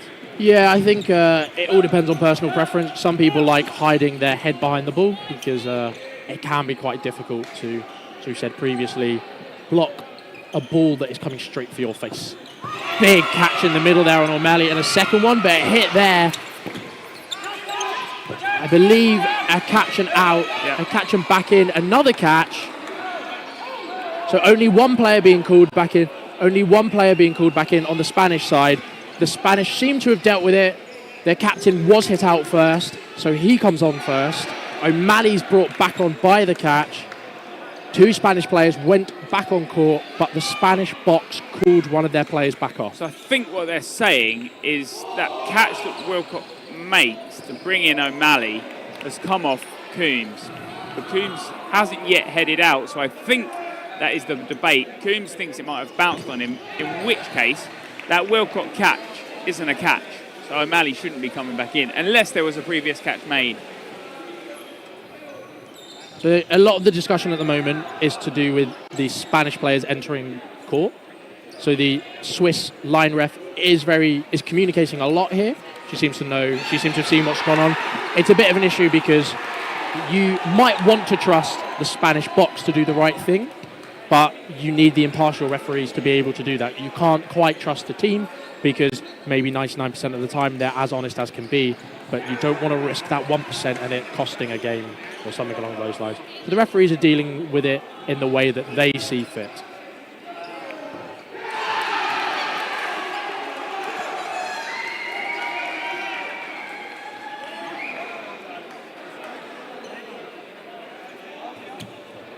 So timer is paused on this set. I think just debates on what decision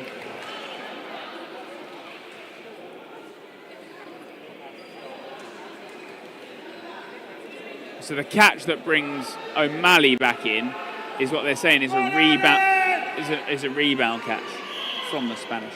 Okay. Not the official catch from Wilcock. We'll see what the decision ends up to be. I'm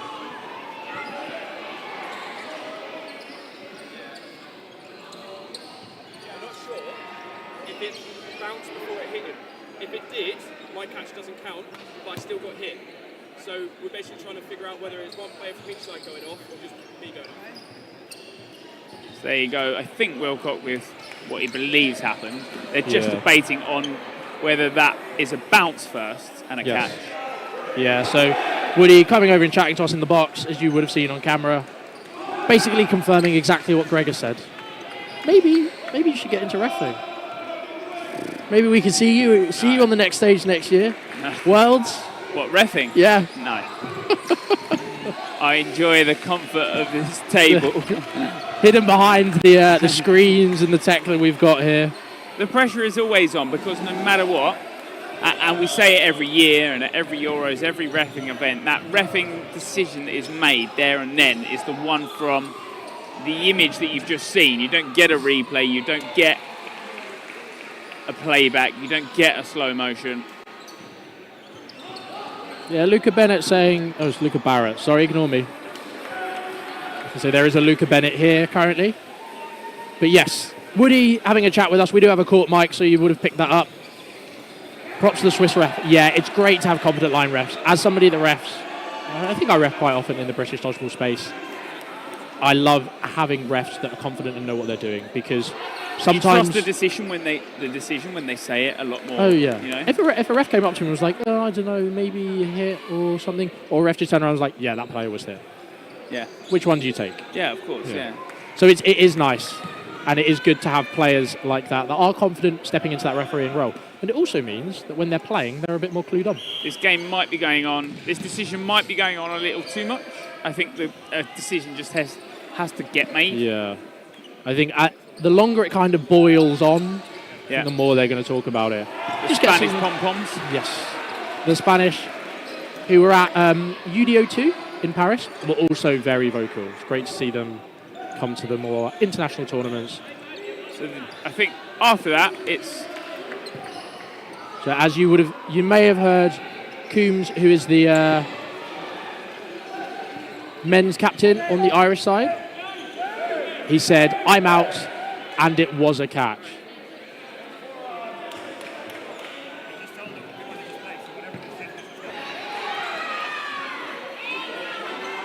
So Malley comes back in because Coombs is hit, Wilcock makes the catch. And then it's hit out. Yeah, yeah. And one Spanish player comes back on from the catch that they made, which is the captain on the left wing, Navarro. And play resumes. 2 minutes left in this set. Big 2-ball attack there as McAvoy goes up high, tries to do that kind of twist where you contort your body sideways, doesn't manage to get out the way of that second ball. Oh, and a great hit there by Cardasso in the middle. Bounce there called on Murphy. Yeah.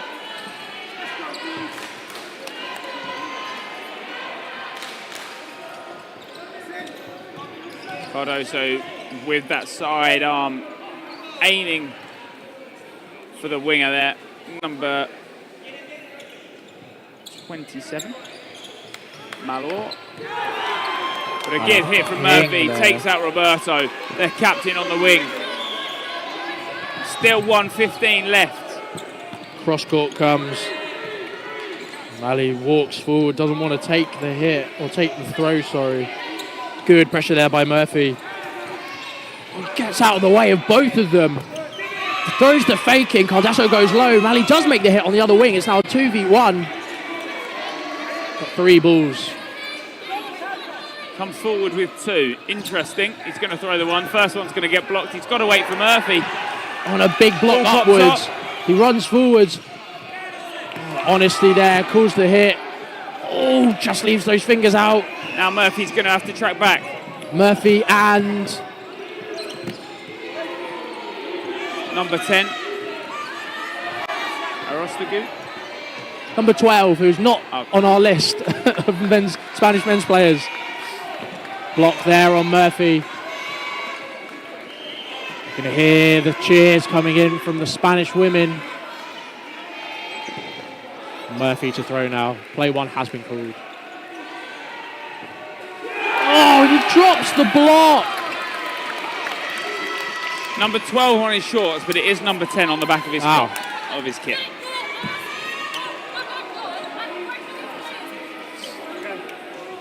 But a great end to the set. O'Malley with the honesty as he heads out. Murphy finishes off the set, just dislodges the ball, and when that ball comes out of your hand and becomes a dead ball, they're out. If that ball is still in the air and you regain control of it, you still remain as a live player. So we've got go on Dr. Murphy in the chat. I didn't know he was a doctor. Neither did I. We'll have to ask him about that. But big play from him to win that set. Big points. And a big catch there. Murphy just getting caught as he releases. Yep, this time Arostegu gets the better of him. Blocked there by Wilcock.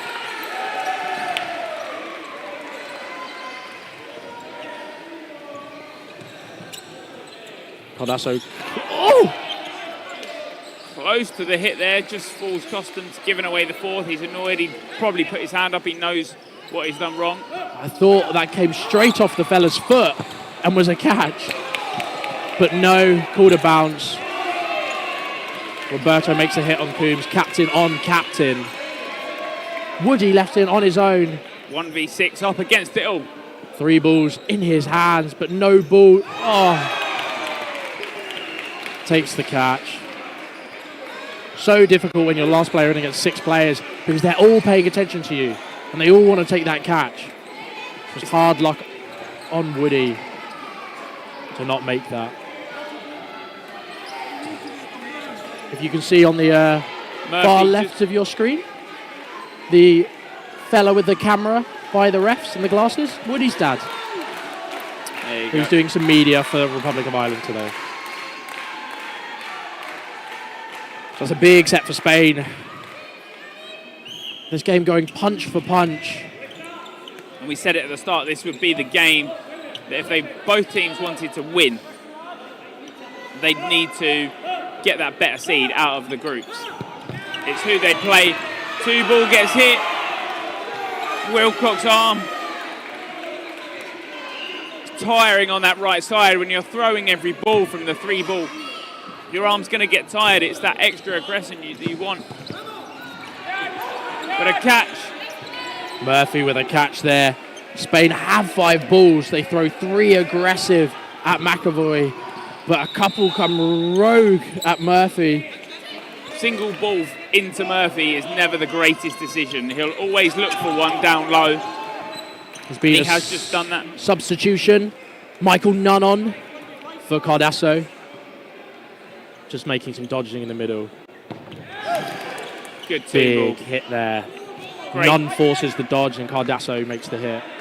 Good timing.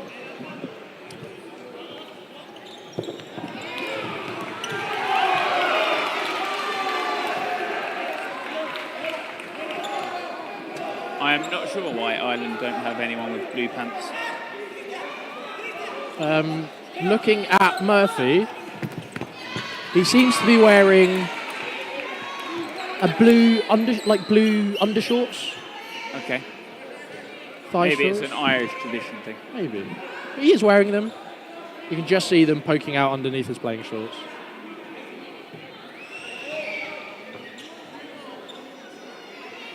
If Colm, you want to clarify what this is what this is about, that would be brilliant.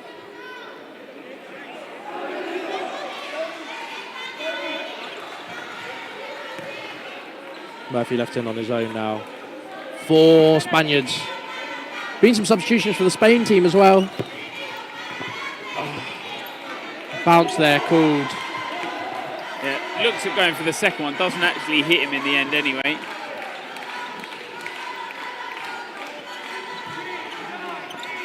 Roberto applying the pressure. Oh, and he gets punished for overcommitting there. Yeah.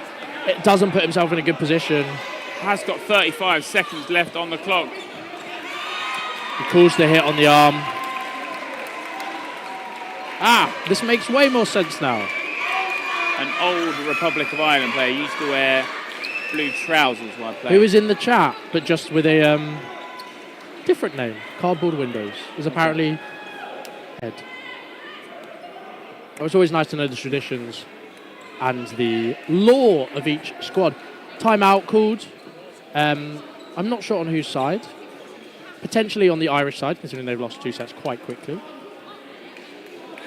But it will be a minute and a half set to end this game. This first half, should I say. With Spain ahead by 2 sets. As the chat have said, it has been left and right, punch for punch, these 2 teams going at it.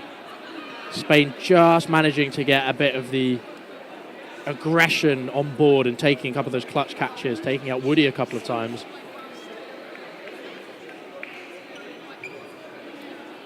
But some big words coming in from the coach, Meg Shine. Lots coming in from the Spanish box as well. Number 21, who is there, has been one of their incumbents for years.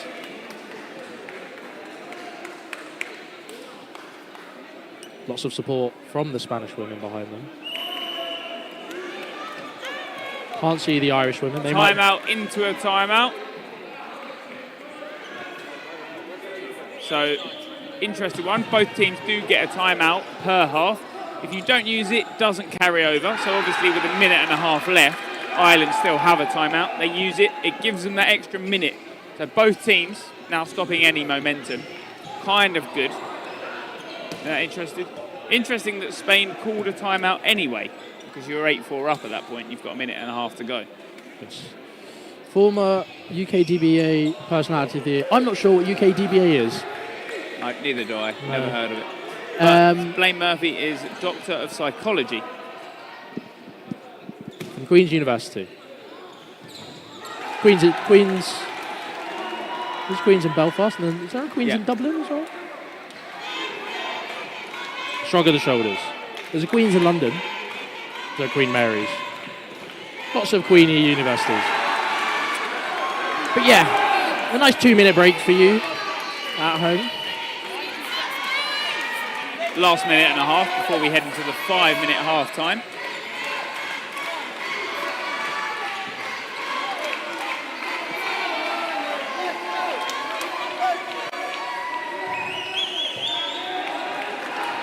It is Queen's University, Belfast. Thank you very much to the chat. Game gets underway, minute and a half left in the first half. As you know, any time under that 2 minutes, you'll use a minute and a half set. Glenn and Gilmore on that left side. Subbed for O'Malley. A bit of a break, bring in some energy of this set. Alonso blocks that just. Then Gilmore hit out by the reply from Roberto. Woody applying loads of pressure here, inviting the 2-ball attack. But they don't manage to make the hit. Doing really well on that wing. Yeah, Wilcock just baiting those 2 balls, heads low behind them both. Single ball comes from the middle, ball pops up. Wilcock just making sure Spain don't have the opportunity to come forward and catch that rebound. Block there by Murphy. But what the Spain do really well is they're covering. They look like they're really playing for each other. Doesn't matter what decision they all make. They're covering, they're moving around, they're making sure that the ball holders are threats so that their ball-less players can get to safety.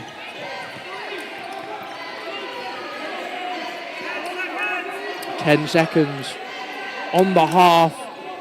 We're even at the moment. A play left probably by each team. The standing counter comes in, doesn't make the hit.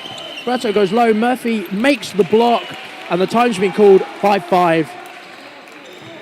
Even Stevens going into the half. Yeah. But the scoreline is 9-5 in favour of Spain. 9-5 out the half, and through the half there will be replays from the first half. Yeah. Got a lovely production team in the van who are combing through the footage, making sure that nothing is missed and that you get the best experience at home if you can't be here in Croatia. Plenty of dodgeball still to come on day 2, the last of the group games.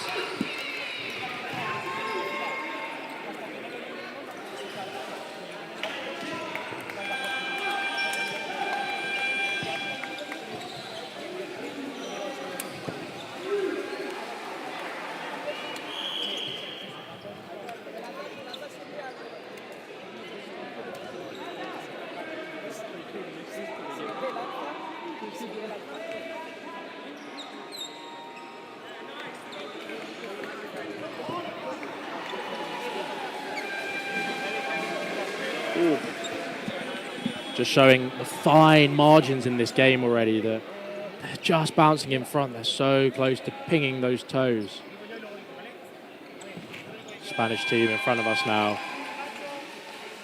Oh, big shot there on Roberto.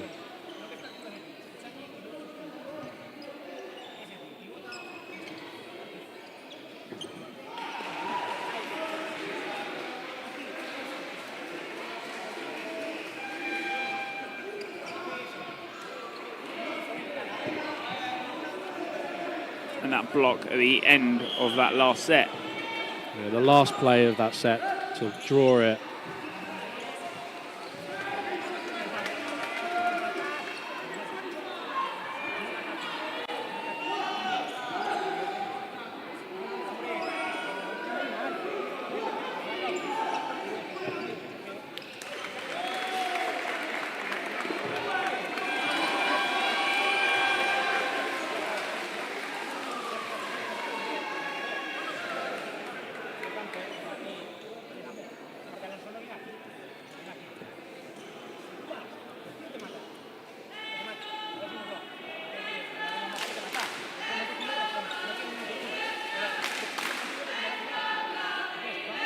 Spain currently up 9-5.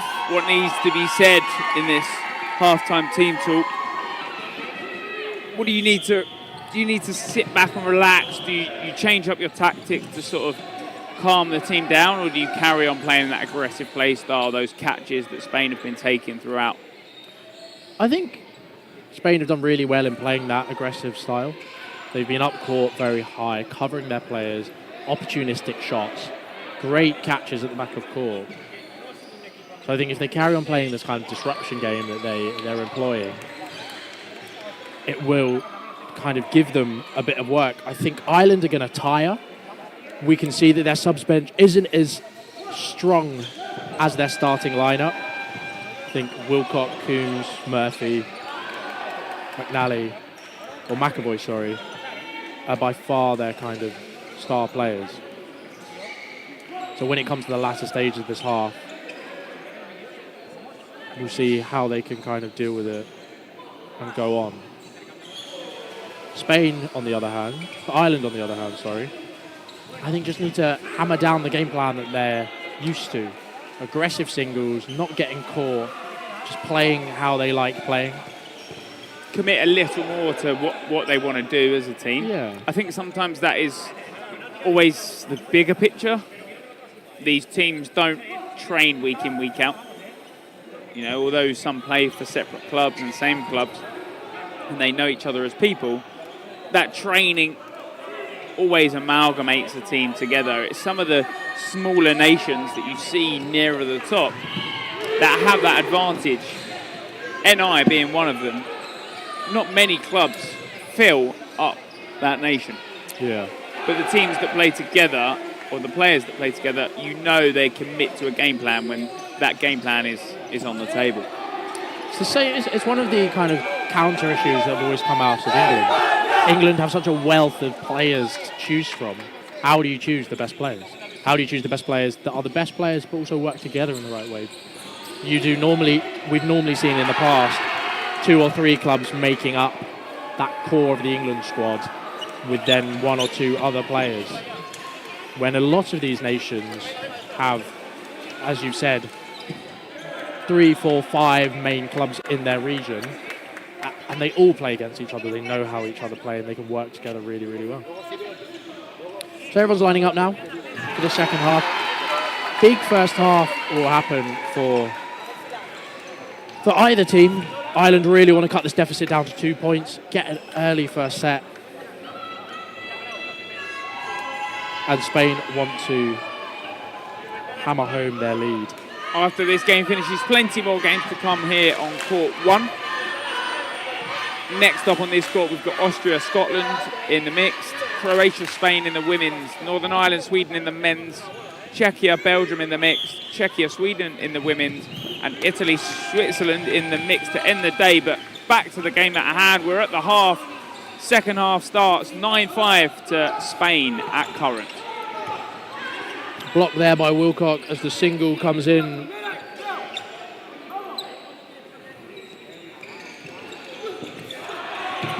Oh, a double. Ricochet as it goes straight to the face. Really unfortunate to see the player.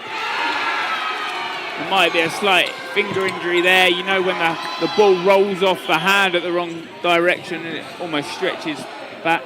Yeah, I've done that to both thumbs many times. Yeah. I just took a moment because one of those balls came straight at my face level and the net stopped it, so I was a bit taken aback.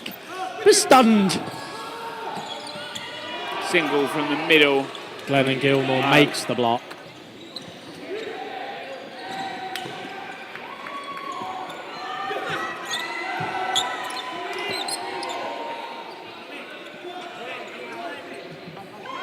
Only singles from the side of Republic of Ireland at current. Blocked there by Roberto. That in-swinging ball from Wilcock on that top left side. It swings all the way across Carty's. Block comes in. Yeah, doing a lot of blocking there. Wilcock making himself a target, making himself a nuisance in this Spanish side, so they feel obliged to throw at him. The ball comes up, McAvoy catches it, that hit doesn't come across. Alonso doesn't manage to stop. Lovely, very well-timed tandem dodge there by the two players. But a catch on the side of Spain. Yeah, so I think they catch Coombs originally. So catch and then not catch. Coombs. Yep, Coombs on that top right side. No, Cardoso. Sorry, Cardoso, that's fine. But a catch, and then brought straight back in as Spain fill up their complement of players by another one. Wilcock hit out there.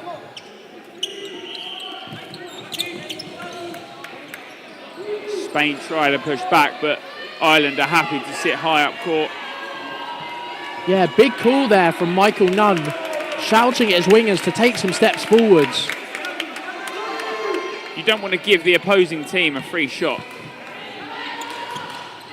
If you apply that counter pressure, the other team doesn't then use the full range of that neutral zone, which is a large one at that. Yeah. Early dodge there. Nunn takes the hit, bites in and manages to take the hit. Backline called. Glennon Gilmore makes the block.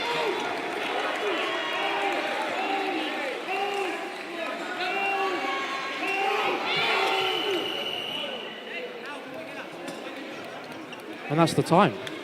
So Will was told to hold. Time had ended, but throws anyway because he thinks he needs to make that hit. They were 4-on-2 at that point. For the first set to Ireland, reducing that deficit.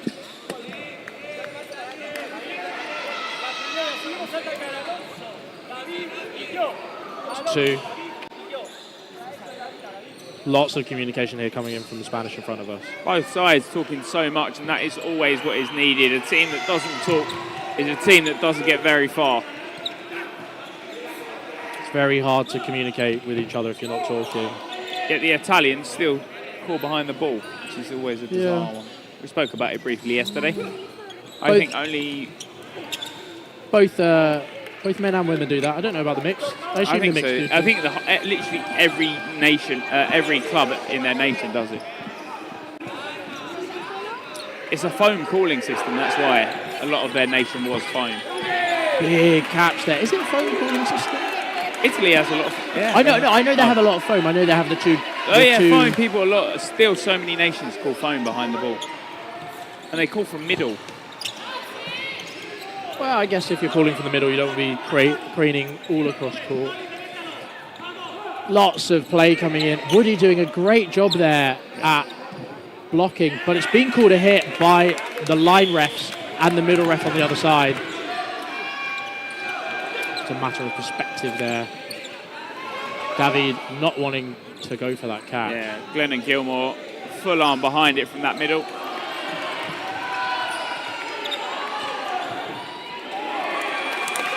Big hit there, blocked by Cardasso.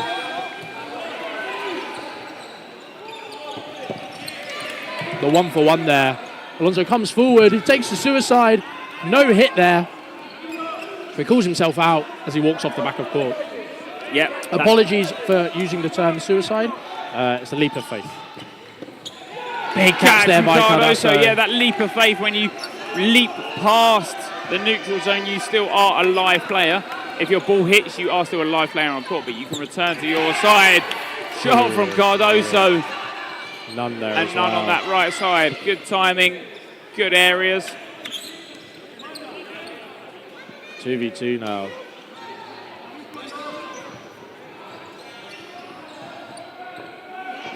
Two confident blocks there, but they go for Biscari. Cardoso done everything to turn this set around. He gets the hits where he needs them. Dodges the leap of faith, takes the catch. Can he finish this set out? Oh, and David takes the catch. There's a catch and hit. Now a 1v1. Roberto Navarro, the captain, against Michael Nunn from Berkshire Royals. He makes the block, comes forwards, swings the hit, a confident block by Roberto, and the he doesn't make the hit. Leap of faith.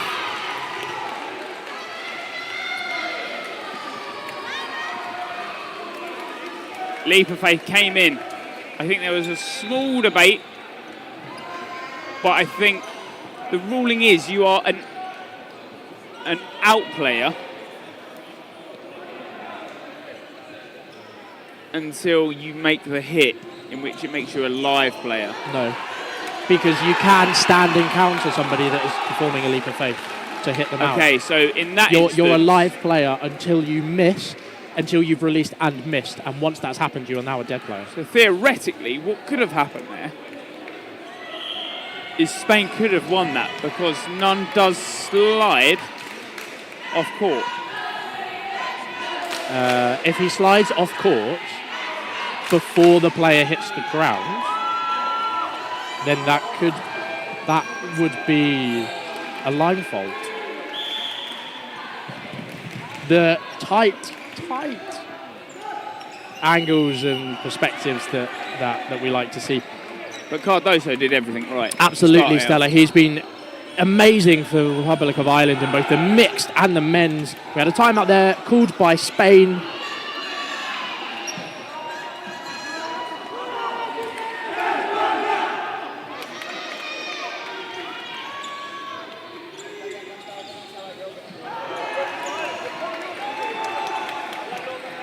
Still one timeout, but it's held by Republic of Ireland.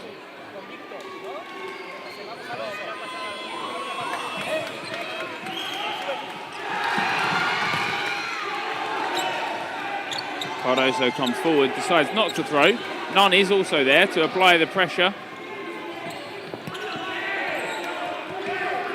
Oh, and a hit. Both wingers head out early.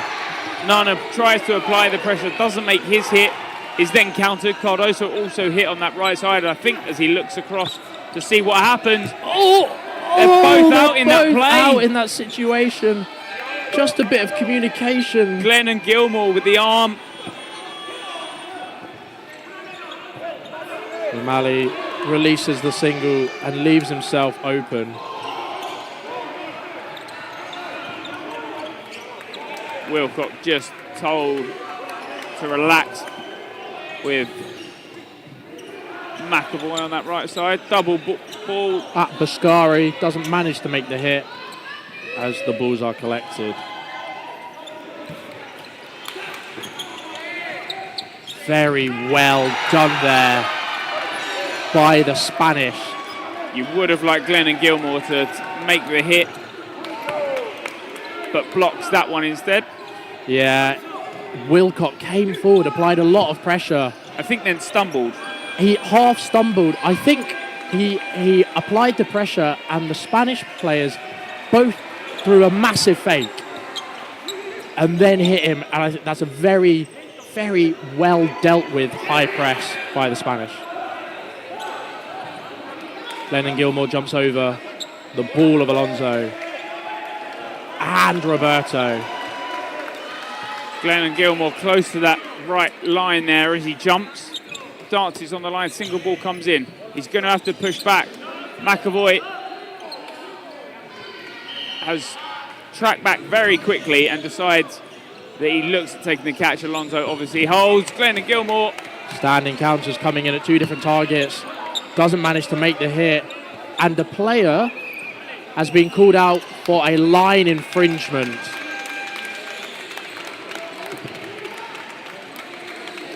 Really unfortunate there. People that have the replays have said that he touches the ground way before Nunn is off court. It was just a query. Yeah, we were just discussing it. It was a good debate to have, because I was curious. You were curious. I was querying and curious. What you don't know about me and Greg and Emily is we like to have stimulating intellectual conversations about dodgeball rules. and they sometimes creep into our commentary.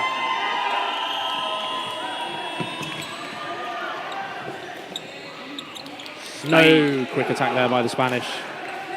Yeah, they take that middle ball and they're slow on it because Republic of Ireland are way back court. Middle, Ascari is on that line infringement from the middle there.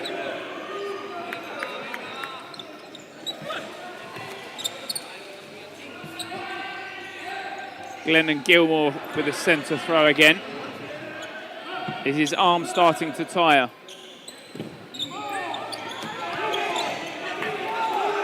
Wilcock hit out again. 5 Spaniards now. Fakes all throughout. O'Malley tries to tuck behind his ball. Cardoso now picks on the left.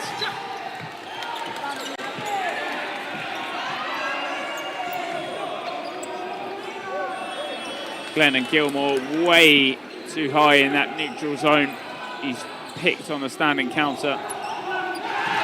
Good cover there by Mallor in the middle, stopping any attack from McAvoy. Single ball comes in.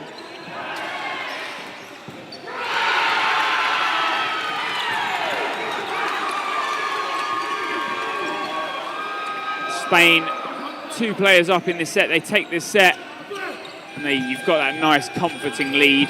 It's only going to be 2 sets, but you sort of have that breather space. Ireland obviously still have a timeout. Play 2 has been called on the Spanish, but they make a hit. On O'Malley. McAvoy releases. Cardoso gets the 1-for-1 in the middle. Great heads-up play by Alonso to see the sneaky shot. Yeah, and he's pulled that trade in. It's a good trade because when you're 5-on-1, 5-on-2, any trade that you're going to get in positive favour. And a hit's been called. It looked like one of the line refs had called a hit, but overruled by the centre ref. Play 2 has been called, and it's a hit there. It's certainly a hit there. I think a line infringement was called on the Spanish captain, so his hit wasn't counted as a hit, but then the 1-for-1 came through. Yeah. Another set in the favour of Spain. And a timeout called.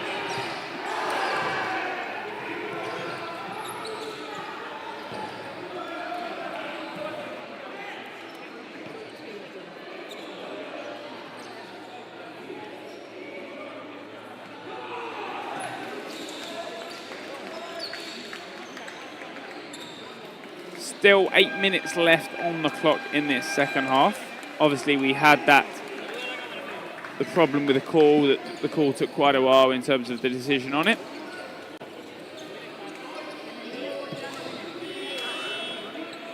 Just discussing tactics now. I think Ireland tiring a bit going into this second half, the final quarter of this match.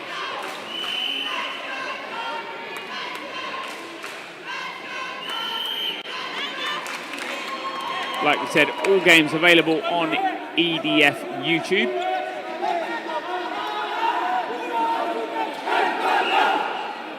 Both commentated courts available on Dodgeball TTV and Dodgeball TTV2 on Twitch.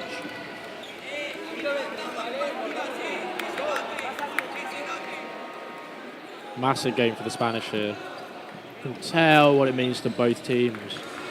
Yeah, last year, obviously, Spain finished 13th. Their current rank is 15. Ireland finished 11th last year. Their current rank 11th. Substitution on the side of the Irish. Sloan comes on. They're really, really focusing on Wilcock there on the wing. Lots of singles going his way. Frankie Lediri comes in as well. Ogascari drops the catch. Yeah, 2 subs on that side of Ireland. They're going to have to win this set, really, to start clawing it back. Single ball comes in. And Sloan is hit out.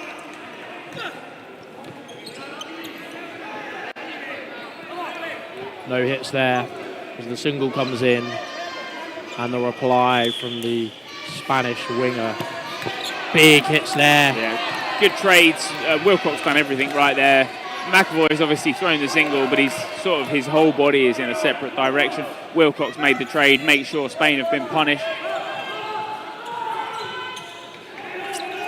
Gets under all 3 thrown at him.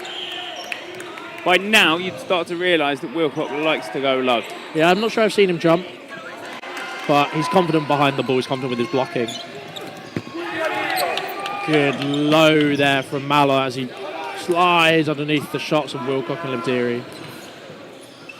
Sounds obviously can be deceiving because we have that net, we have that pole this side of the court. So sometimes if you hear things, they're not always hits. They're either the ball's hitting something or the ball's hitting each other. Could be the player hitting the floor.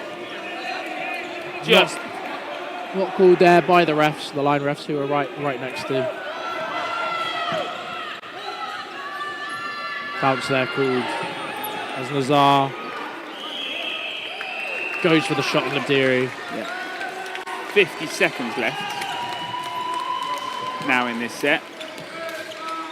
Murphy high up on that right side, playing that neutral zone. He wants to make sure the neutral zone is his.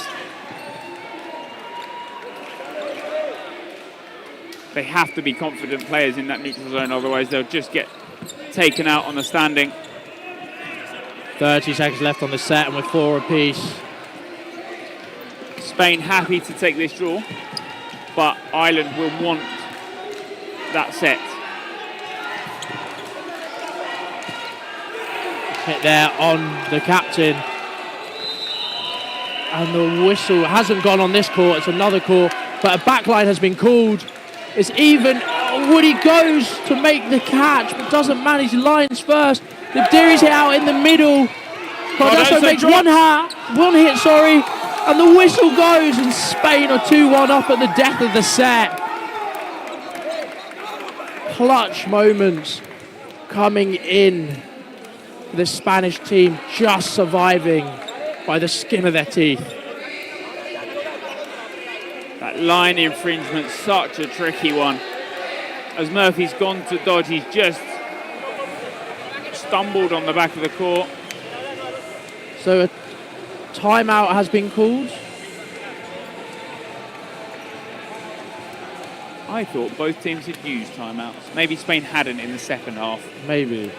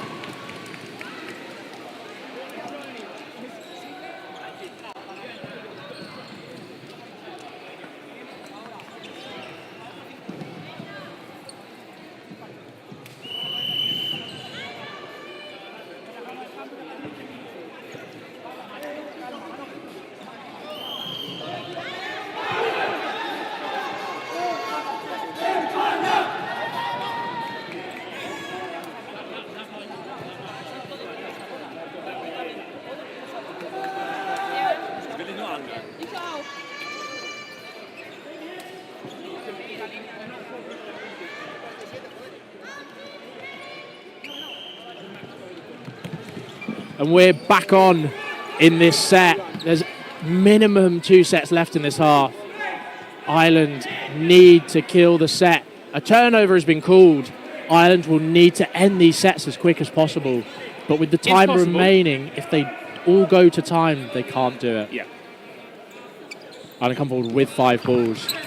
Well, they do just that. They take out 2 in the first plate. They've made 2 substitutions. Chua and Whelan are on.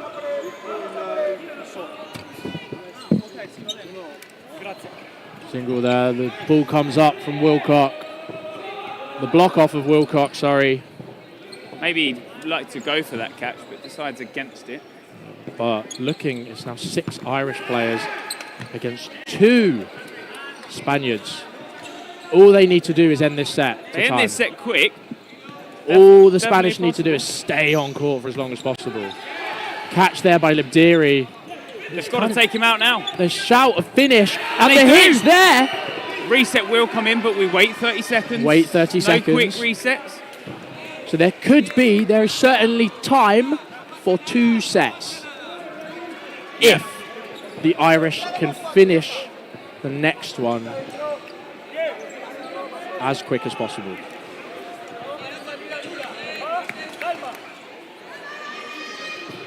The Spaniards just looking like they turned off a bit. Maybe they'd expected the wind coming through.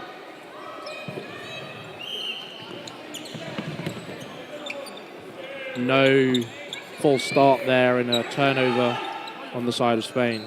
That high aggressive those hits need to... A 1-for-1 there called, and another hit on Chua on the left wing. Ireland come forward with 3 players. Yeah, Murphy does get that trade, but Spain are still that one up. They will want to play timeout. Big comes standing. forward. Yeah, huge. Ball pops up. Whelan looks for the catch, but he's a little too far away from the block. Really turning on the aggression here. Oh, and he drops the catch as the Spanish player takes a couple of steps forward. Wilcock doesn't drop his ball and can't manage to take the catch. Big moment in that set. Deary releases. No hit there on Sloan. They reset, they want the 4. They don't have to rush this. They can play the timeout of the full set and still have another one. Nothing there. Libdiri covers. Spain not taking any chances here. High press now from Ireland. Blocked down from Libdiri. No quick reply from the Irish. Big 2-ball attack. Yeah, huge 2-ball attack. That ace is called, that 1 high, 1 low.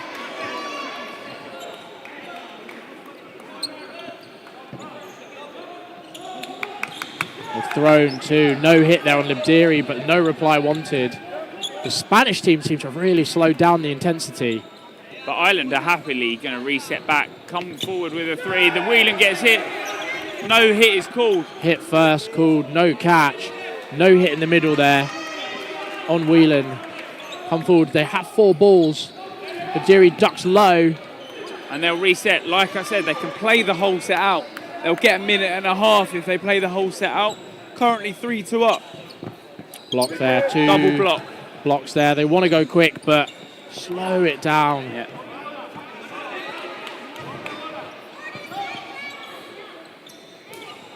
No hit. Libdiri doesn't manage to make the right hit. 30 seconds remaining. Play 2 is called. They're going to have to charge. They get a free running counter. No hit there, no catch either. 19 seconds. Block comes in. What a call on a hold. They don't have to rush it, like we said. You don't want to be giving away catches. I'm not sure they have time left to win this game. The catch is made in the hit. It's a catch and out. But the time of the set is up. But we've only got 10 minutes left of the half. 10 minutes, 10 seconds. So a minute and a half set. The TV turns off. Big final set. The end of the set. A minute and a half set.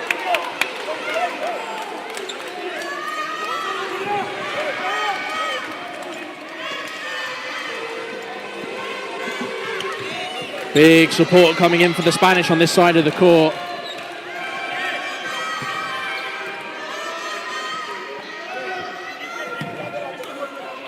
Ireland have really turned it on in these last couple of sets. Spain just need a draw or a win here. Big no single, no hit single. Tried to release, nothing there.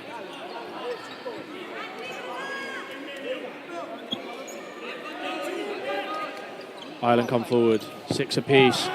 No hits there, 3 shots here, and the hit comes through. But even on players, Wilcock plays high press. Block comes in, he doesn't quite block it, it hits his arm. Block there. They're being told to hold. First one comes Just in chilling. as a block. Ladiri pushes high. No one gets a hit. No hit there. Oh, and he drops the tombstone. Murphy looks like he catches it, but he doesn't. It slips out of the last seconds. 5 on 3 now with 30 seconds left. Still possible, plenty of time. No hit there as he dodges midair. Whelan just on the delayed ball, doesn't quite make the hit. 1 catch will even this setup. Chua sends it, doesn't make the hit. They both go for catches. Ladiri pushes forward. And the hit there is a and hit. another hit on Libdiri. Chua dodges that, no hit reply. Milo's out. And the whistle goes. And Spain wins the game. 17-13 on this score. It was neck and neck to the end. Ireland looked like they made the comeback. They took it to the minute and a half set. They needed the win in the minute and a half set to draw the game. They couldn't do it. Spain, they take the victory. Massive, massive comeback from Ireland, but they can't manage just to drag themselves into the win. Huge performance from both sides. Another massive game today. We have a massive one. Another really good game coming up for you next. Austria versus Scotland in the mixed. Scotland need to win this if they want to be able to get through. We'll let the replays play out and we'll head to some short breaks. So don't go anywhere. Make sure you're subscribed to both the YouTube and the Twitch.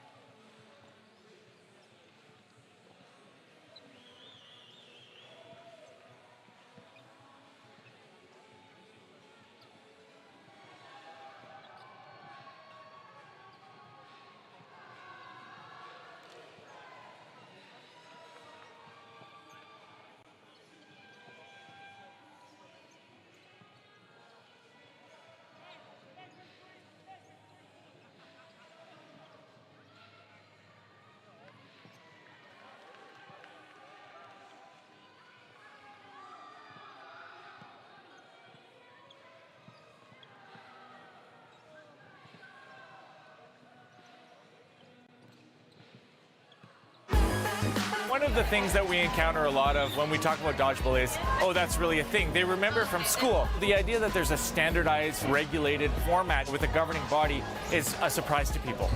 This event for the sport of dodgeball, it is the Super Bowl, Olympic, you name it, gold medal match to see who's the best in the world. It's what we all train for, it's what we all look forward to. It's the best of the best coming together and having a great day, really. We have 300, 400,000 players around the world that play this sport. And that demographic is not necessarily the demographic that's shared with basketball, tennis, golf, soccer. It's very untapped. The minute a company comes in and says, we do dodgeball, they will have an exclusive market.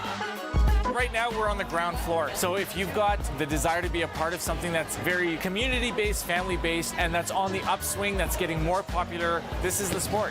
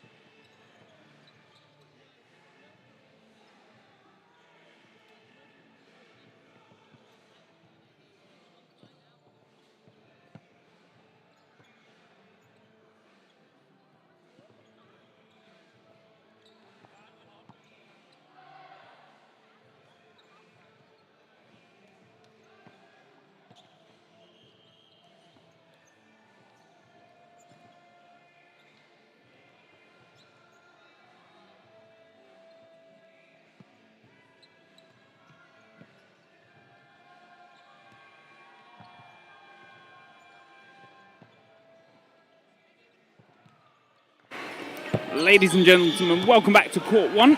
Scotland mixed versus Austria mixed. Now it's a big one for the Scots. They need this win to progress past the groups. Yeah, so at the moment Scotland have got one win against Hungary, but they did lose against Wales yesterday. Austria have beaten Wales so far. So Austria just looking to get another win on the board. Basically, for the Scotland, if they don't win this, it comes down to the rest of the Wales games, really. But a win would put Scotland a lot safer than if they lose this game.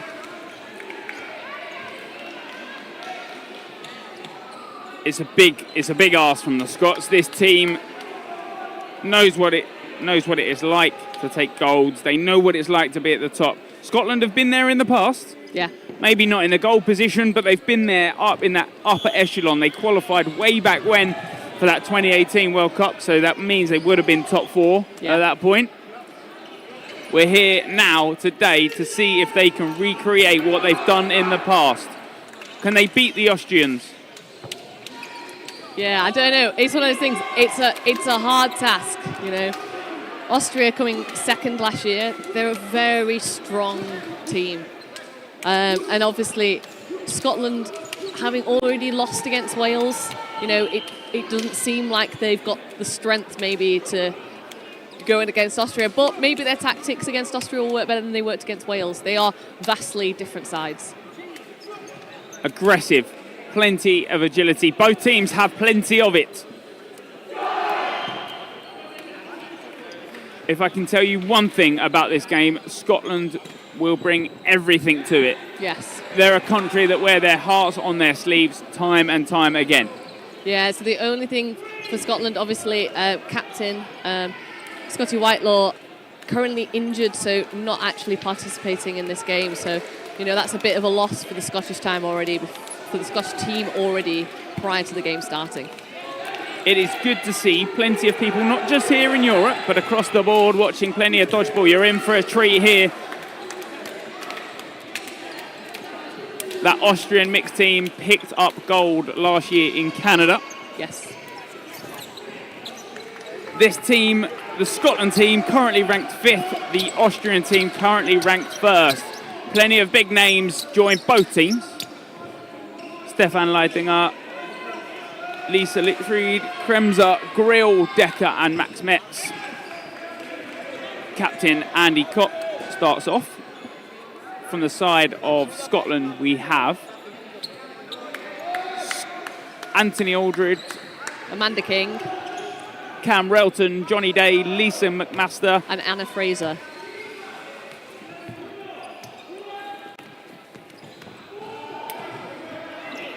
Is there an upset on the cards? Well, give me 40 seconds and I'll tell you. Yeah, it's all down to how that first set plays. 2 20-minute halves. It's one of those things that, you know, we saw with the Scottish players this morning and the men. They've got the ability to make the great plays. They've just got to be able to do it consistently.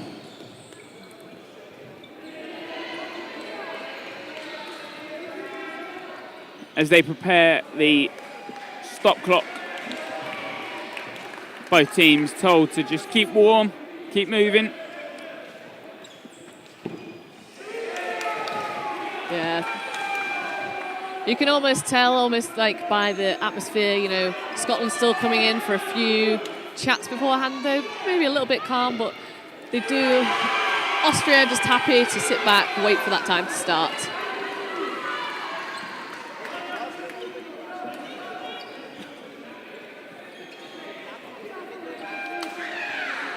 So yeah, a few more technical difficulties again.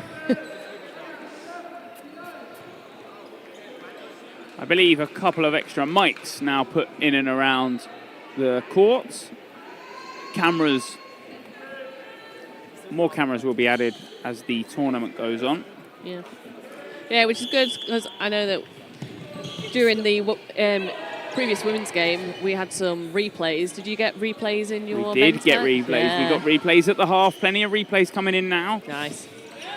Yeah, it's always good just to be able to replay all those great parts of the game.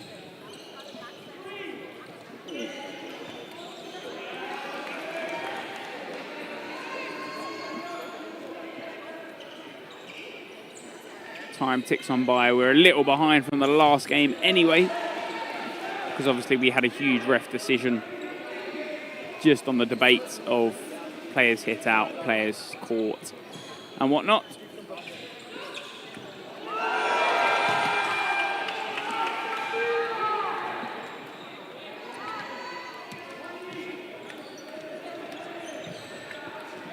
So yeah, waiting for the start on court 1 and court 3, but court 2 has already started.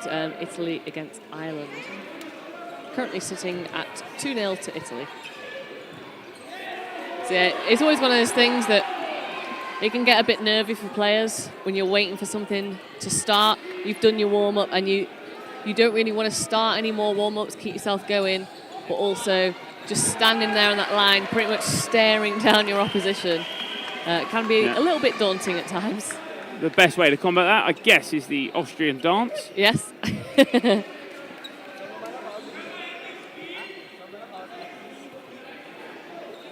Yeah, there we go. Austrians waving to the camera.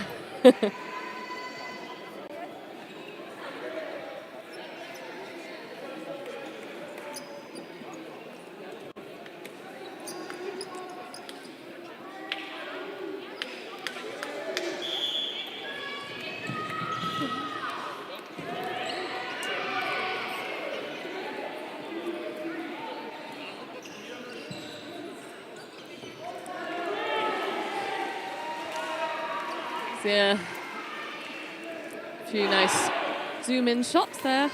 Yeah. The Scottish team. Yeah, both teams just trying to keep themselves ready to go as soon as the scoring and timing system is sorted out.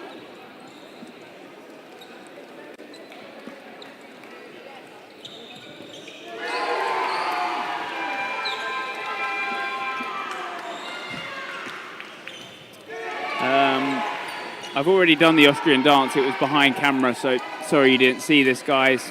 Can confirm it was spectacular.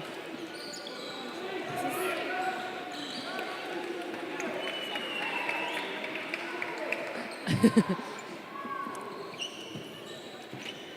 we do the interview now.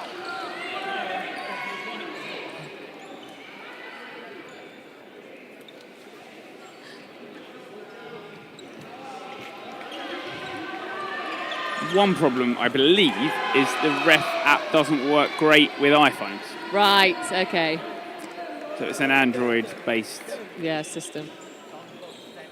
Yeah, and I know that they were looking at getting Wi-Fi in for the refs today. We do have that. Yes. Well, so yesterday, the refs didn't have their own Wi-Fi for this. But they have Wi-Fi today. Yes, Yeah. but I don't know if that might be having a few hiccups as well. I'm on the Wi-Fi, so I think Oh. I'm fine.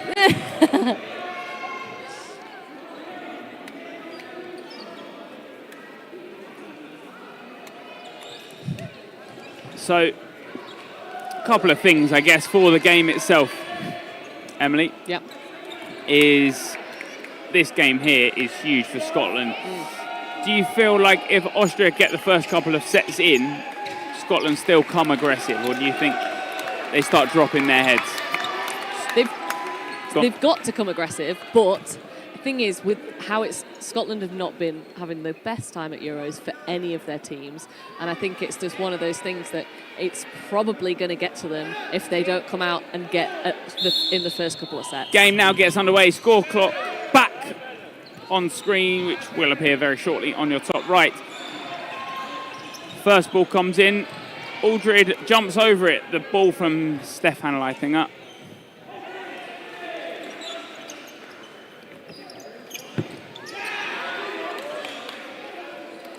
So yeah, if Scotland make the first hit there. So good start from Scotland. And another hit. Yeah. Johnny Day on Decker. Yeah, good honesty there. Just clips his hand on his way past. Nice dodging there. Yeah, Johnny Day coming up, trying to make the attack, but doesn't manage to hit Grill. Aldred just being told to Aldred telling Day just to calm down a little. Don't need to throw super aggressive. Rather come forward with a 3 rather than releasing that single ball. Yeah, quick flurry of throws there from both sides, but no hits made. Yep.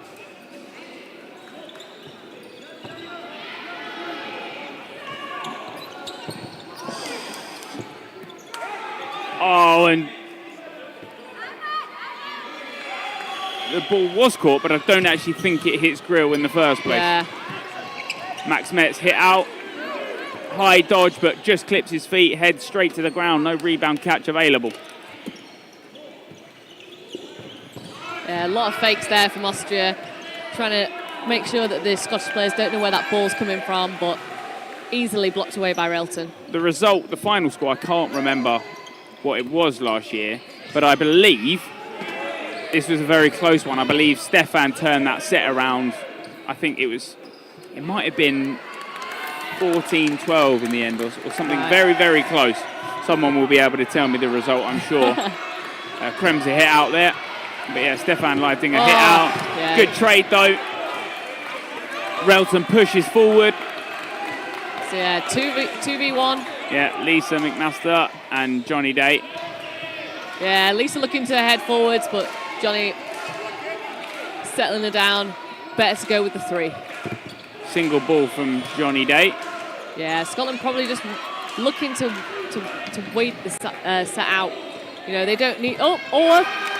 Or Johnny Day is going to do that. Yeah. He'll always play aggressive in that moment. Yeah. A very good mixed player. Yeah. If he's given room to free reign, I guess, free reign in terms of the neutral zone, he will always be so aggressive up that court. Yeah. Sometimes not always a great thing, because that's where you get caught out on the standings. Yeah. But a good start for Scotland. Yeah, exactly. This is exactly what they needed. Get the confidence up, win that first set. It's one of those things that I feel that Austria are a team that don't struggle as much to come from behind as some of the other teams. You know, they've got a very good mentality. That centre ball from Decker into Relton, can't get his hands around it, and Day gets the hit on Max Metz.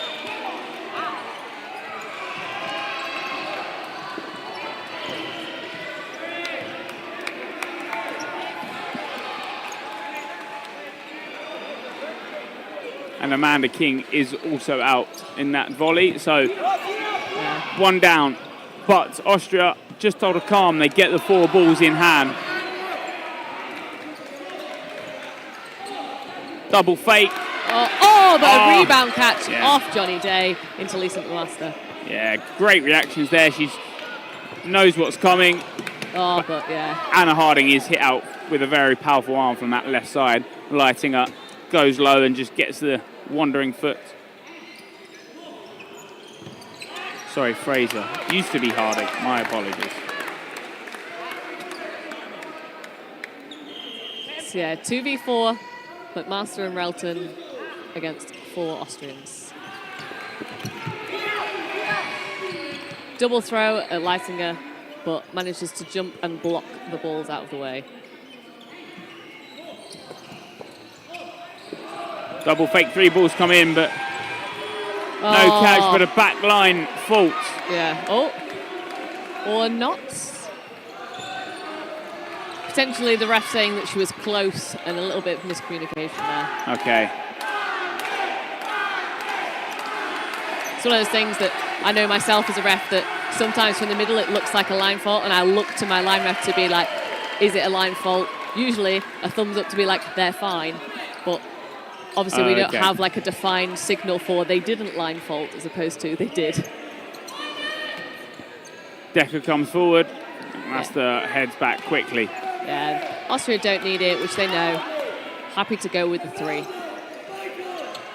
One ball goes high, double ball, both.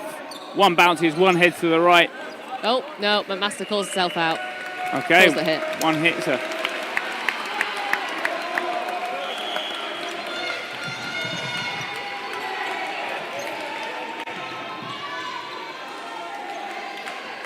So yeah, 2-2, all square now. One of those things that it'd be nice to see Scotland get another set now. They don't want to necessarily have won that first set and then let Austria get away with it.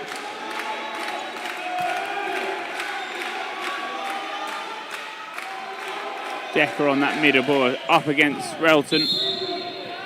This time won by Decker. Straight out to Max Makes. Yeah, ball pops out wide. Only a fake. Aldred heads underneath this time rather than the leap, which I guess Stefan thought he would be doing. Oh! Oh, lucky there for Bremser. She nearly slides perfect into it. She nearly sucks up that catch. But Relton hit out in the volley instead. Ball pops up.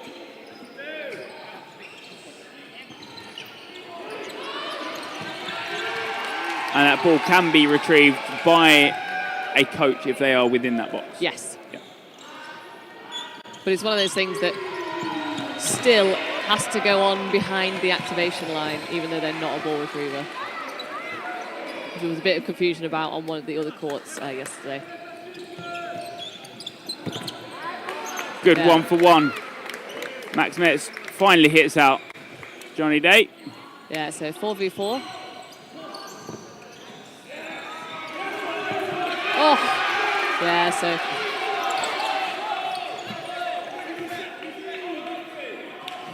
Lisa Lickfried nearly caught in the crossfire there. Yeah.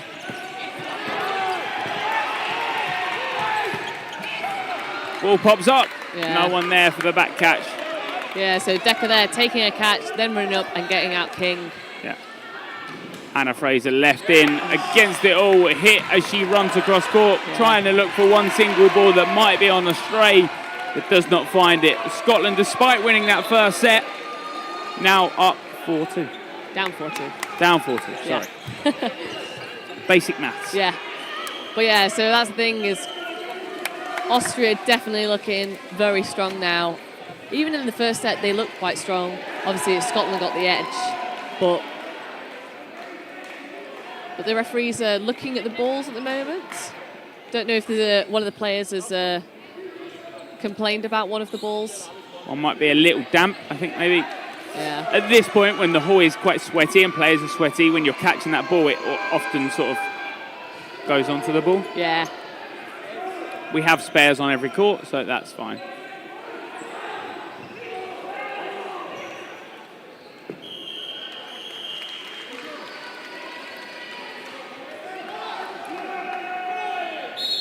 That start again, does Decker win it back this time? He does, it's the flick back, but to Andy Cott. Yeah, now so subbed off for Max Metz. yeah, Scotland lineup remains unchanged.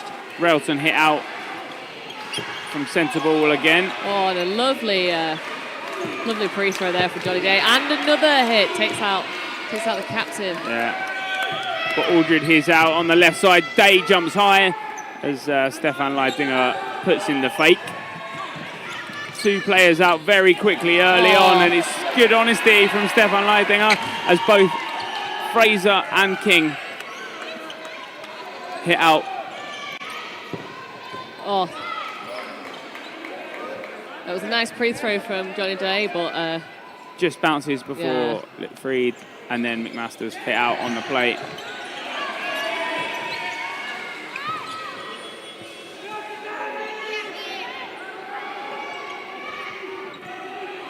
Plenty of fakes. Yeah, Anna Fraser getting out the way in the middle. Yeah, King wants to push high, but Johnny Day just tells to settle just for a bit. Yeah, free ball attack on Lickfried there. Can't keep out of the way of them all. So, one player advantage for Scotland now. Johnny Day looking to press high, put off those Austrian women. Yeah. Oh, but backline fault again. Oh no, something that he got out for in the Scottish men's game this morning. Oh, what a shot from Amanda King. Cross-court snipe onto the foot of Grill. So, yeah, a minute left now. Bremser against King and Fraser. Play too cold. Good time throw is what they'll need. Bounces into Bremser. King looks at the the reply as Kremser's looking away, but just misses. Yeah, that was great dodging there from Kremser. King with a block, and that's what she'll happily do. She's got 40 seconds to do it, though.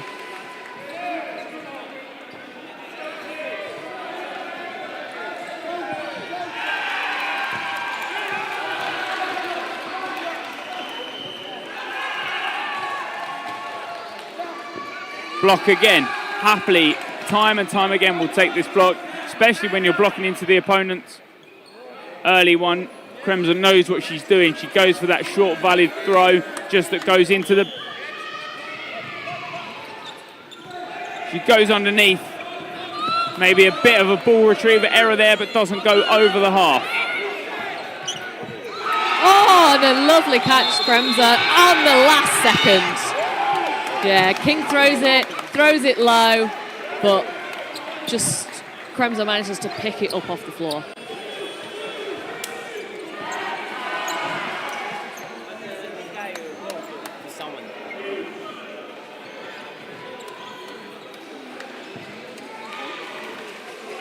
So yeah, timeout called by Scotland here.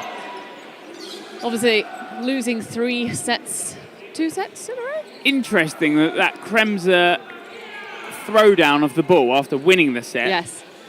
Isn't a blue card. I'm not sure if they changed the rules slightly on how aggressive the blue card can be. Yes. But last year we saw that in the final.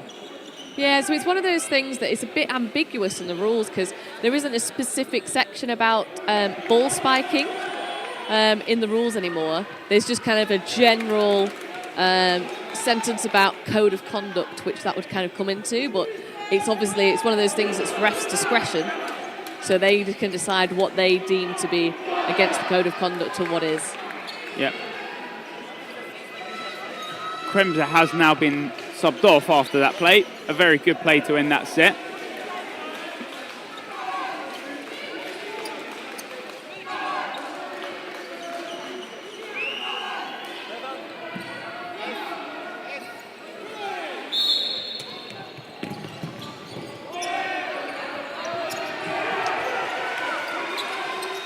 But if Scotland had won that set, that would have evened things up at 4 apiece.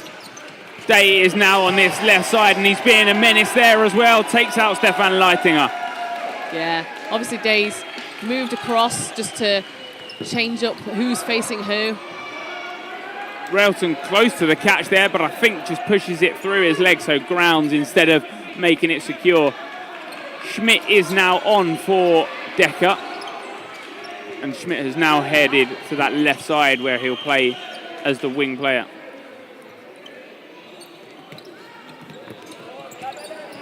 Also subs been made on the side of Scotland. Yes, so we've got on Kirsty Duncan now for Anna Fraser. Yeah.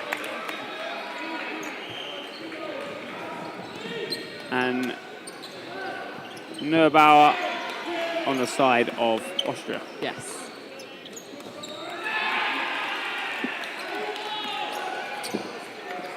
Yeah. Oh, yeah. Schmidt does just get hit there on the side. I'm not sure if he is looking at if he's blocked it, but he'll now face 4 because I can imagine these balls would come here. But Scotland do everything right. Day puts in that pre-release. It makes Andy Cock not throw in that. Oh, but yeah, the delayed ball from Day there. Perfect. Over at Cock. Yeah, not super aggressive. Yeah. It's in the right area.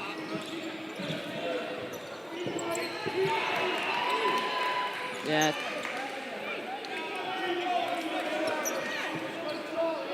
Will always be a menace on the wings, Johnny Day.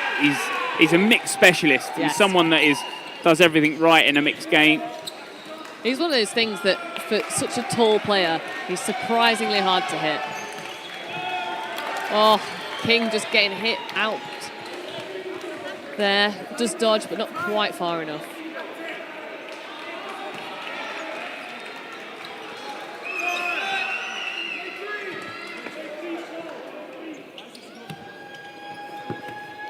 Johnny Day puts in that free throw there.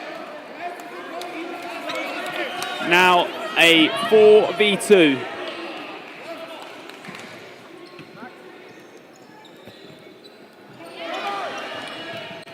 Oh, yeah, nice. Two throws there.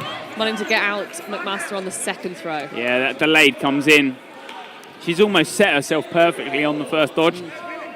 That block from Nurbauer. Oh. Last one just comes in on Lisa Lickfried. Yeah, and then Aldred delayed. Yeah, and that's time on the set, 6-4. Yeah, so much better from Scotland there. So obviously the timeout working for them. So yeah, obviously there's just under 6 minutes left of this half. If Scotland could get another set in, that would bring it level. And then depending on how that last set goes of the 2 probably sets remaining, it would be a lot better to be one set behind or one set up at halftime as opposed to 2 or 3 sets behind. Middle ball picked up from Schmidt. Just staying on his side of court during that. Maybe could have been worth a single ball, but Scotland decide against it. Then you're facing 4 from the get-go, and it's not quite the smartest move from early. Oh, and Schmidt with a great catch in the air from Aldred. Oh, and then Maxson takes the catch. It brings back in Aldred. Day looks over and he's distracted for 2 seconds, but that's 2 seconds too long when you're facing Stefan Leitinger on that left side. Yeah, and then Leitinger gets the hit on King as well.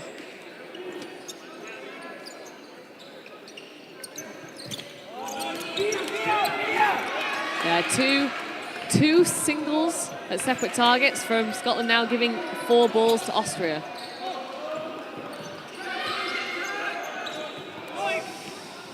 Ball is blocked up, but no one takes the catch. Instead, it's picked up by a ball retriever. Single ball comes from that left side.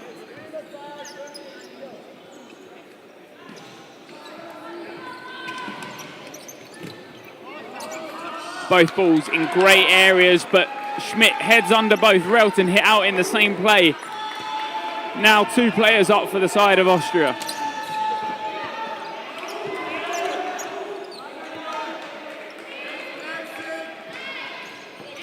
Fake comes in from Leitinger. Oh, yeah. Good honesty. Yeah. Doesn't quite block that ball. Yeah, you just get clipped. Obviously, if it hits your hand, that is a block. Yes. Unlike foam, although foam isn't at this tournament, if you're hit on the hand in foam, it's a hit. Yes. Yeah, a little bit unfortunate there for Aldred. Yeah, and then a hit out on Duncan. Yeah, Aldred was past the ball by the ball retriever, but then Leitinger faked him so hard that he expected the catch, dropped his ball, and then rolled over, and Austria got hold of it. Make sure you're following both EDF YouTube and the Dodgeball TTV, where plenty more dodgeball past this tournament will be shown. Yes. Dodgeball TTV shows dodgeball from around the world, so make sure you head over to Twitch if you don't just want to see this European Championships. Plenty more to come. Yeah, so Aldred left in now, 20 seconds on the clock with a lot to do. Free throws, no hit, play 2 call for Austria. All over his head. Yeah, they know he normally likes to jump, and it's in the perfect area for an Aldred jump. Oh, but the rebound from one wing to the next. Schmidt picks it up. More subs from the side of Austria. They want to keep everyone fresh for this tournament. It's a big tournament at that, and we're only on day 2. Yeah. Scotland need this win to progress via the groups. Yeah. Yeah. And, you know, we're on the last set of the first half now. Scotland want this win so they can go into that second half 1 set behind. Otherwise, you're looking at 3 sets behind, which is a lot harder deficit to deal with. Yeah, another substitution from both sides. Metzler comes on, and so does Florian Leitinger on the right side for his brother. On the side of Scotland, Duncan also comes on. But John Duncan. Yes.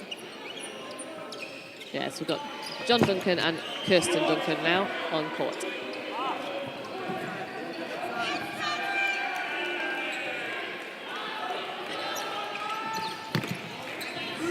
Yeah.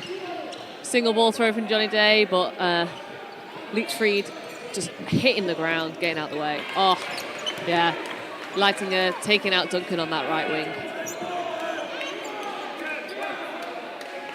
So they've got 1 minute left. Oh, but great hit from Relton there. Yeah, solid hit. Now 5 apiece.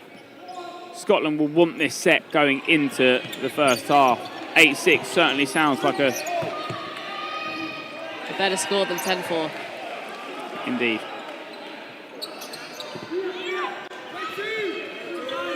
Play 2 call for Austria. Oh, and he picks up the rebound. Yeah. A huge fake as everyone behind him shouts 5. Yeah. Dodges out the way of the 2, picks up the rebound. Yeah, and then hit straight at the top. That Johnny Day throw is perfect. It's not always going for target, but Andy Koch expects that one first. Yeah. So he's always set his eyes on it. Yeah, and then a trade at the end between Leitinger and Duncan. A good first half from both sides. Austria currently up 8-6 at the half. Could have been completely different result because Scotland were close to taking that set that Kremser won. Yes, exactly, yeah. You know, that catch doesn't happen. It's 8-8, but this is... Scotland have managed to just about clinch their way through. It does feel like Scotland are having to work a lot harder than Austria are in this game to really try and get those points back. It'll be interesting to see how it goes in the second half. You know, Austria have done quite a lot of rotation of their players compared to Scotland. You've kind of only had 1 change really for the Scottish men in that first half. Oh, some replays now. Aldridge just missing out on Stefan Leitinger there. Yeah. Nice block from Johnny Day. And a jump.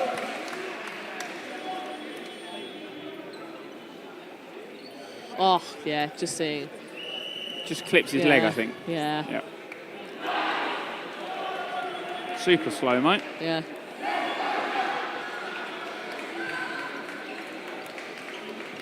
And the fakes. A nice dodge from McMaster. Yeah, that's the one, yeah, McMaster. That's the back line. Ah, it's the back line. Yeah, I think it's back line. That's why they've called it. Yeah, and that's 3-ball attack at Leitfried. And yeah, that catch from Smith. Yeah, perfect catch from Smith. Right areas, he knows where it's coming. A great first half, like we said, and we will carry on saying that Scotland do need this win to progress past the groups. They obviously lost to Wales in that mixed game, so they do need to beat Scotland. Yeah. They do need to beat Austria, sorry. Yes. Scotland need to beat Austria. Yeah. But it's one of those things that they need the win, but they can't force it too hard, because if you try and do that, you try and push the win too hard, ultimately you make mistakes when you do that. So yeah, obviously Austria looks like rotating players again, so they've had a lot of rotation. They're probably going to be a lot fresher than the Scottish team, so it will really come down to the fitness of those individual Scottish players in the second half.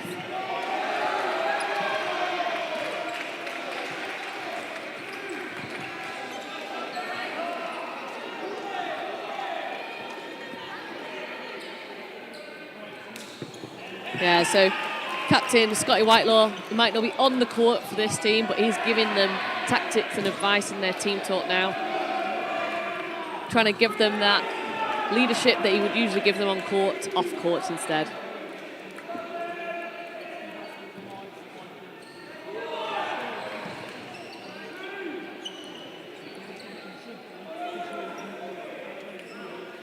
But yeah, I think it's one of those things that Scotland have got to do the pushing here in the second half. Ideally, they need that first win of the half. That puts it back drawn, and it's a lot easier to go from there. No team used the timeout though, right? No, Scotland used one in the first half. Okay. Yeah, but obviously both teams get another timeout in the second half. But yeah. Trying to tell if Johnny Day is being subbed off or he's just wearing a towel for fun. Yeah. Keeping warm in this very warm sports hall.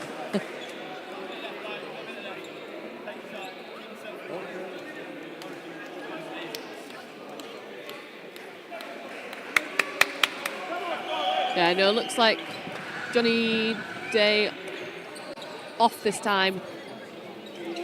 Maybe? No, I don't think so. No, Duncan and Relton there, but yeah, we're short on a third man so far.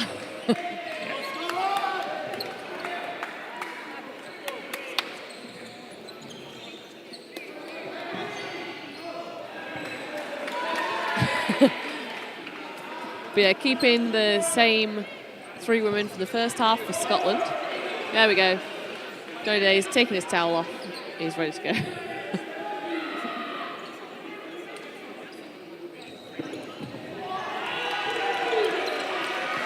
Oh, there we go. Lighting up, putting in a few push-ups in between the 2 halves. That's it. Yeah.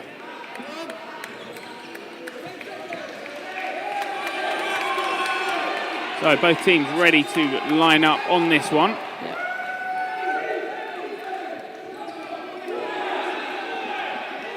No subs. Oh, Kremser does return. Yeah. Yeah, pretty quick start there from Austria, but failed to find Relton. Yeah, Andy Cock also subbed off. Stefan Leitinger returns to court. Yeah, so the Leitinger brothers taking the wings. I think the debate is the balls are a little damp or they've picked up some water from somewhere. But time did stop, so yeah. Return to the back of court. Yeah. Any predictions on the second half from any of the chats, either in the Twitch or YouTube chat?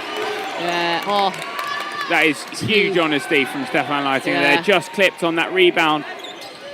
Yeah, Relton putting his hand up, thanking him for the honesty there. It's one of those things that they do say that the Austrian teams and the Austrian leagues does have very high amount of honesty. A lot of it is players. self-ref, Yeah. I believe. That's why. Day charges across, but he gives it in the single ball. He wants to take out Florian Leitinger. They've got no balls on their side, or at least no cover at that point. Yeah, Amanda King putting in a lot of fakes there, but just to push the Austrians back, not actually to make a play.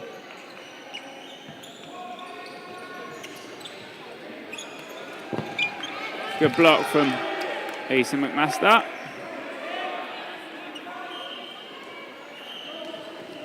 So yeah, for those asking in the chat about where you find the standings, if you go to Tournify, that has the updated scores for all of the games after they've completed, and also all the standings in the groups across women's, men's and mixed. I'll put it both in the YouTube and Twitch. Yes. So if anyone wants to find it. Oh, unfortunately, yeah, Relton line faulting there. Great dodge, but just stands on the line as he lands.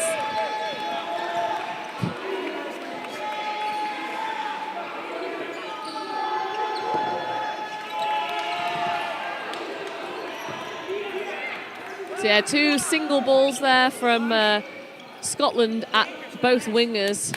Neither hit and gives Austria 4. Oh, yeah, but she's after the catch. She sets it perfectly. Yeah.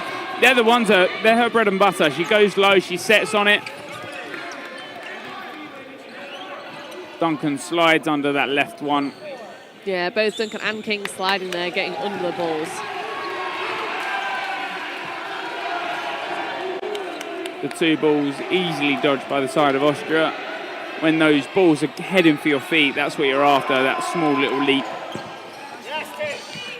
Yeah, King looking to try and get a sneaky hit on Smith in the centre, but just misses him.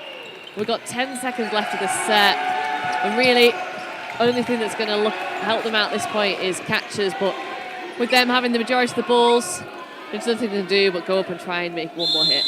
There we go. Well, they take the hit, but it's not good enough. It's a 4v2 or a 5v2 to end the set. Yeah. Austria yet again take that next set. 10-6 up now after that first set in the half, and another sub comes in. Yeah. So, yeah.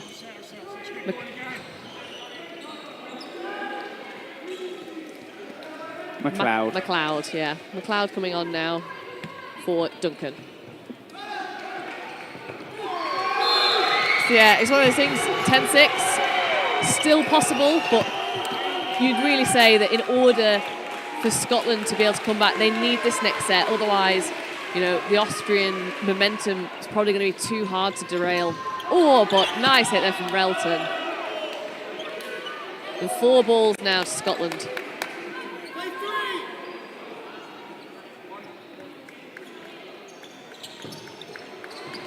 That left ball from Duncan comes in, the right ball from Day comes in, it takes out the wingers.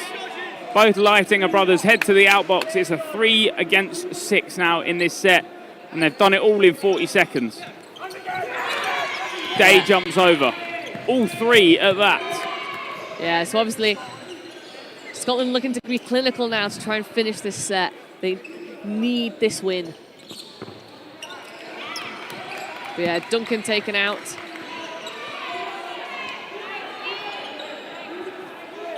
No hits at the other end of the No, it looks like Schmidt is here, but I think it bounces just before him on that left side. Oh, and a catch. And then I think Relton's going to have a line fault. Oh, but it's the time's up anyway. Yeah. That's everybody out. So, yeah, that's exactly what Scotland needed. They needed that set, but they still have to build on it.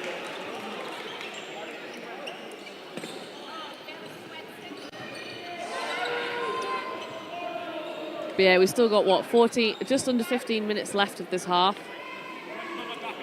Duncan swapped again for Aldred, but still got Relton and Day playing for this game. Austria got another change, one of the Leitinger brothers, off for Max Mates. It's one of those things, you know, Austria do have that real depth of squad. They're doing a lot more changes than Scotland are, so you would imagine that as the set progresses, that they're going to remain a lot fresher. Oh, but unlucky there, yeah. Aldred throws at Max Mates, and he does not manage to block it.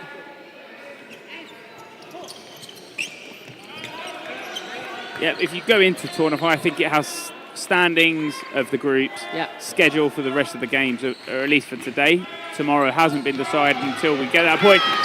Stefan nearly makes the catch at the end of his fingers.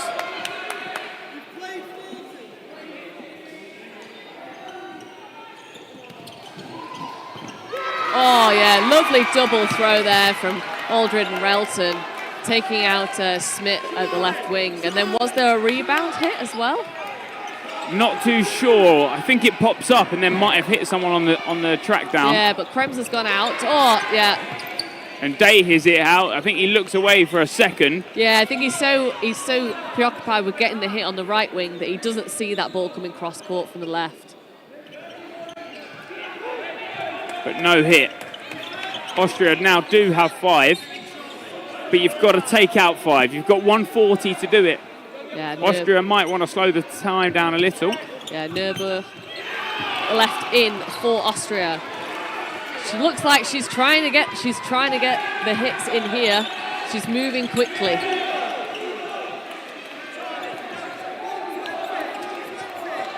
.4v1 now. Fake comes in. Relton goes high. Yeah.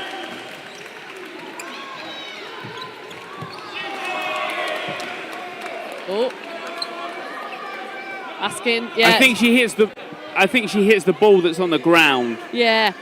One of those things that it probably would have skimmed on the way back up and then just asking. Oh, but yeah, Relton. But that one's a hit. Yeah. So that's great. Comes back to 10-10. Yeah, Neubauer goes low. She puts that leg down low, and Relton snipes it from back left. Time out from Scotland. Austria? I'm sure Austria would have called it Scotland having run 2 in a row. I mean, they might have. Johnny Day at one point put his time out. I don't know if he was calling to the rest of the team. That's always the interest. Okay, yeah. So somebody has called timeout for sure. unclear to us at this point who it is, but yeah. Scotland have just done very well. They've won 2 sets on the bounce to bring it back level. So they've won all of the sets so far in the second half. For Austria, it's one of those things that I think it's the aggression of the Scottish players that is really winning them this game. So probably the Austrian team going to look to shut them down and after this and make sure that, you know, Scotland can't make those plays that have really been winning the sets for them so far.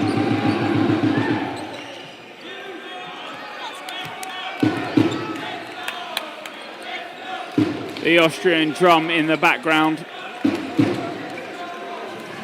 Austria will want this set after their timeout. Scotland still have their timeout and can be used in the remaining 12.5 minutes if they want.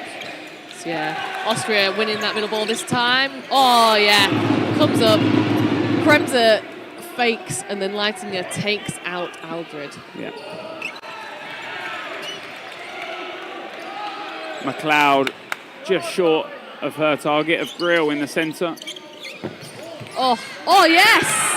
Catch there from, yeah, discussion.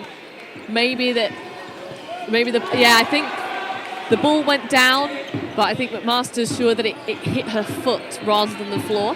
Okay. Yeah, so that's what she's saying, that it hit her foot. But it might be that it might have hit her foot, but also the floor at the same time. So that's basically what their referees are discussing at this moment in time. It's always hard to tell. We have, I guess, somewhat of a replay via the YouTube comments and YouTube player, but the refs have to make that decision in the split second that they see it. Yeah, exactly. So yeah, so no catch called there. So the French player who's refereeing is now arguing about being catched potentially, but the call has been made at this point. So yeah, so no catch called there for McMaster. So Scotland 2 players down.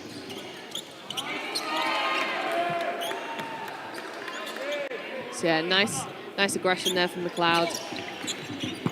Oh, lucky there on King. She goes for the catch, it pops up, but goes too far right for her to go and catch that.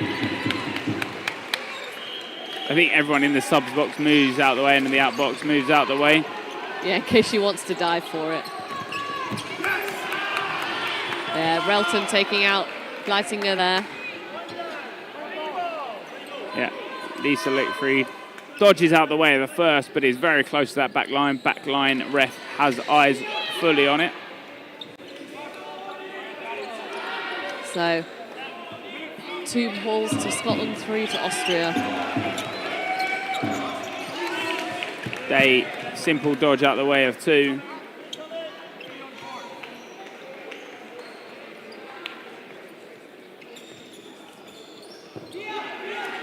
Yeah. Nice block there from Lickfried. Now heads to this left side as Schmidt heads to the right. Bounce called there for Relton. Yeah. And I think by centre ref as well. 2 balls in the hand of the Highlanders. Oh! Yeah. And McLeod nearly sucks up the catch mid-air. Doesn't quite secure it, but a great attempt at that. Yeah. So 50 seconds. 2 players down for Scotland. Oh! Yeah.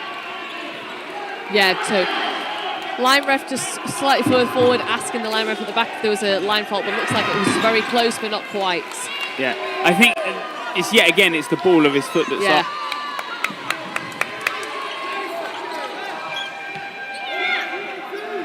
Yeah. Oh, no go. Austria taking out Relton. 15 seconds now. Schmidt has to hold. Yeah. Austria will have to throw. Yep. There will be at least 1 more throw in this game. Johnny needs a catch. Will it be a single ball? Oh. It is. It's a smarter single. Oh. Yay. And then runs up court, tries to take the catch high up court, but it's just too difficult for him. 12-10 to Austria.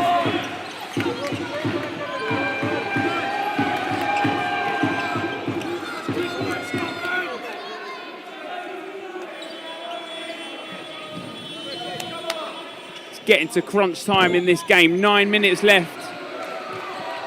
Yeah, it's one of those things that Scotland chasing a lead. Keep bringing it back to drawn, but not managing to go ahead so far in the second half.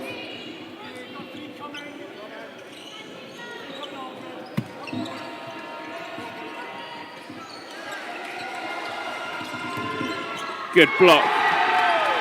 Aldred sensible, not finding the target. Schmidt with a low block. Ball pops up. Yeah, so it looks like Decker's now on for Austria. Yeah, but Master nicely dodging out of the way there.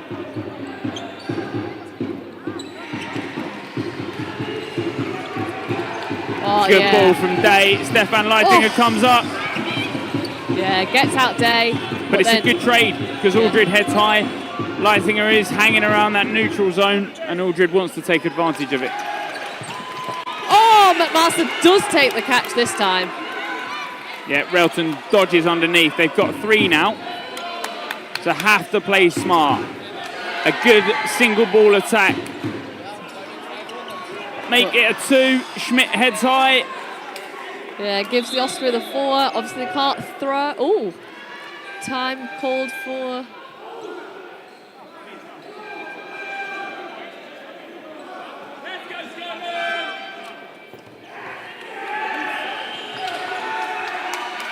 I think just after the sweat stick, or a towel at least. Yeah.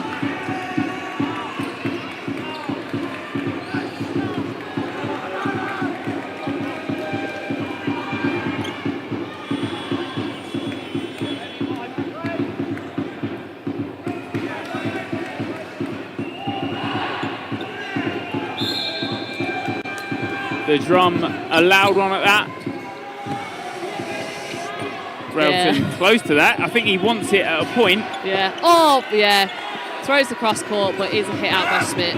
Yeah, you can hear the frustration from him there. Oh, McMaster getting hit out there, but Aldred takes the catch. This right side picks up Grill, and it brings back in Johnny Day. Not a bad catch to make to bring someone in like that. Yeah. Could have had 4. Aldred just does apologise for a second. Yeah. So 3 balls. 1 minute left of this set. Now they get 4. We do have play 3. But they get the hit on Decker. Now they've got to come back with 2. They bring back the 3rd as well. Yeah. Try and hit out Schmidt, but Aldred is hit out by the reply. Yeah, Aldred thinks he's hit out Schmidt in that play, but I think as Schmidt's moved, it's hit the ball. Scotland don't need to end this set quickly. No. There's plenty of there's 2 games left, regardless, really, whether they finish early or not. But a catch there, which ends. Oh. I think he takes the catch, but there's a debate on whether it hits him after as well as he heads low. Yeah, so we're going to have 12 seconds left.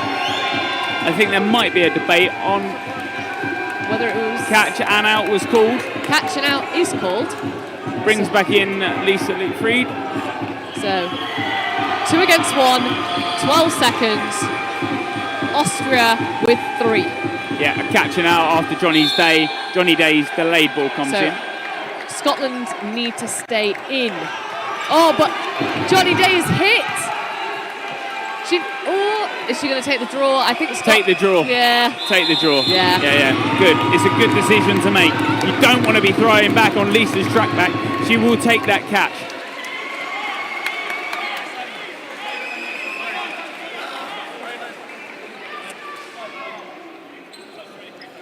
Yeah, I'm getting updates on the chat that Hungary have just beaten Wales, which makes this group a lot more interesting. So Scotland could still be in it, even if they lose to Austria.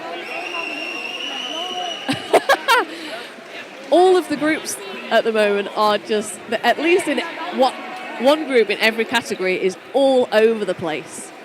So, yeah, so that means... This group is turning into a very spicy one at that. Yeah, so that means Hungary, Austria and Wales all currently on 1 win.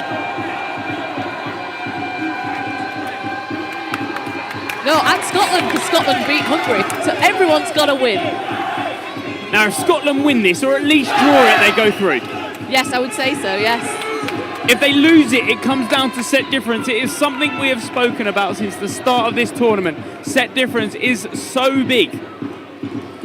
And although you might want to change the team around or get a couple of sets in here, there and everywhere, it comes down to the end and the final score. Yeah. So, Cox come on for Smith for Austria. No change for Scotland. As far as I'm aware, Zoltan has played an outstanding MVP performance for Hungary. Oh, nice.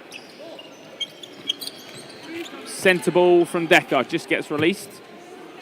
So yeah, McMaster and King both out. Yeah, in King the out on first that. 30 seconds. King on the line, I believe. Oh, yeah. Then Cox taking out Relton. Yeah, again, he's frustrated with himself. A single ball. He's dodged a lot harder balls than that in the rest of the game. And for people asking, Scotty Whitelaw is injured and he picked up an injury earlier on in the tournament. Aldred also hit out in that play. So yeah, 2 minutes left of the set, but Scotland with a lot to do.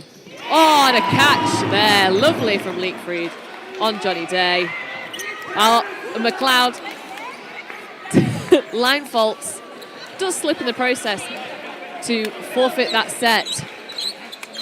Scotland going for the draw now, trying to fit. There will be 2 sets left in this half, but Scotland need to win both of them now to draw.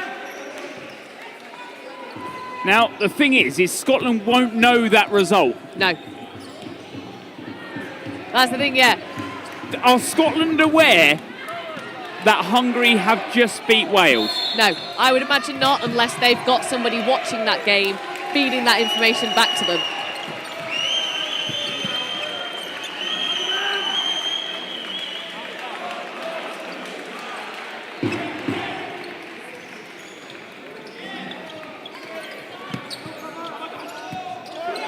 It will only be a matter of time before Scotland are aware of this. Yeah. They're still fighting this game. Oh, there's a double hit and a catch. rebound McLeod catch. picks up the catch. Aldred Lovely. back in first. Yes, it would look like he's just checking that there's a rebound catch. Yeah. So, yeah, so 4 against 5 now. 2 minutes and 10 seconds left of this set. Fakes in. Oh, trade there between Johnny Day and Leekfried. Good trade, I guess, for both sides. Lisa obviously wants to take out Day on that right wing, but Day, that is a positive trade for him. Still up 4-3. Yeah, 3-ball attack.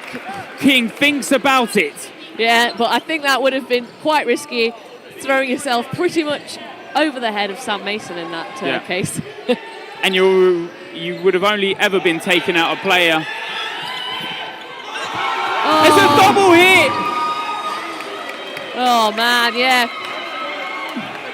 McLeod goes low and it bops up on her and into King. So all change again. Aldred asking Relton to get close. Oh, Aldred goes down for the catch, but he doesn't make it.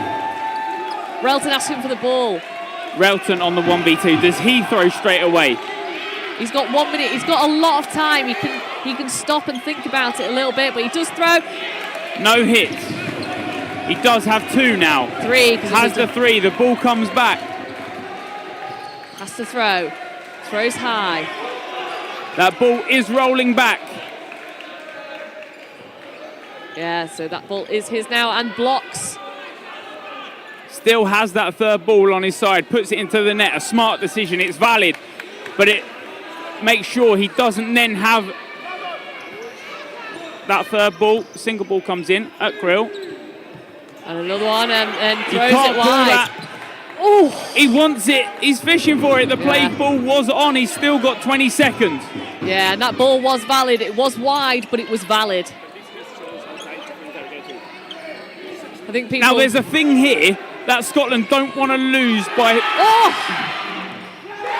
And then Relton takes the set. Look at that.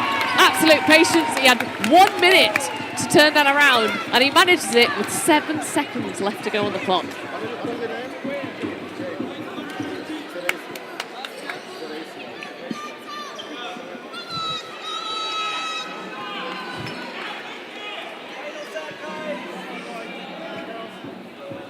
So, a little bit of a talk in there. They're probably just going to mention that in this minute and a half, making sure that all refs are aware of how many players are left on court. Yeah. It's one of those things that it gets very messy when people are pushing. It can end up sometimes with 3 or 4 plays being made right in the last second of play.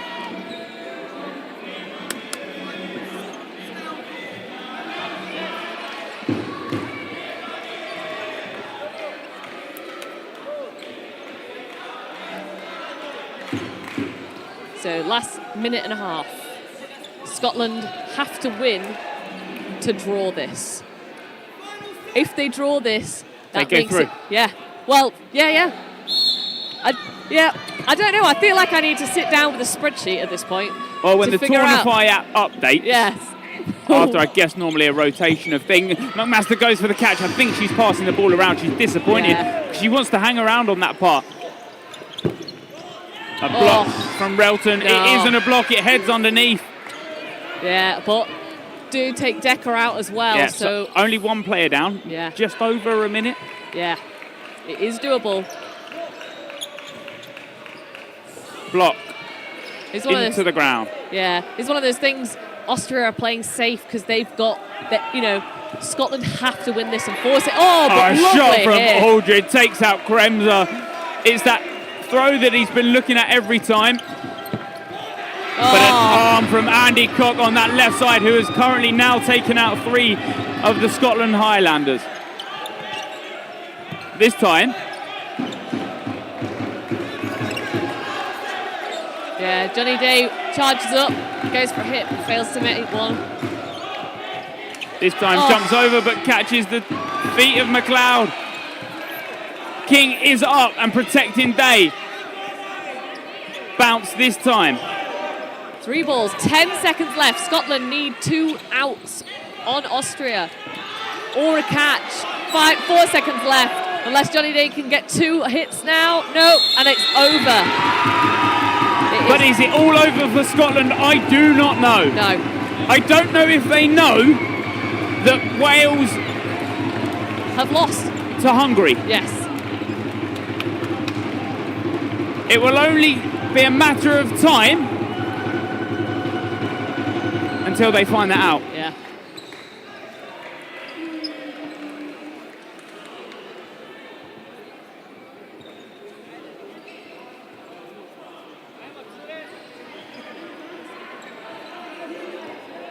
Yeah, so I think the standings at the moment will be Austria at the top with 4 points. Scotland, Wales and Hungary all on 2 points each. What's their set difference currently?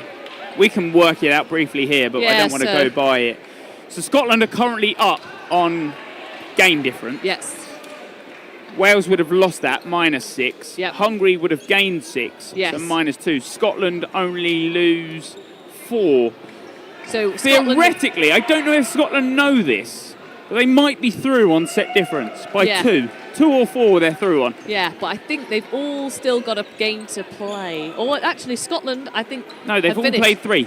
No, Austria have played 2 now. And Hungary, Austria have to play Hungary. Yes. I don't know if Ted knows this either, Yes. but Wales have just lost to Hungary. in the mixed. Yeah. Yeah. Cool. So I don't know if you know, if you might be through on set difference, Austria have to beat Hungary. Okay.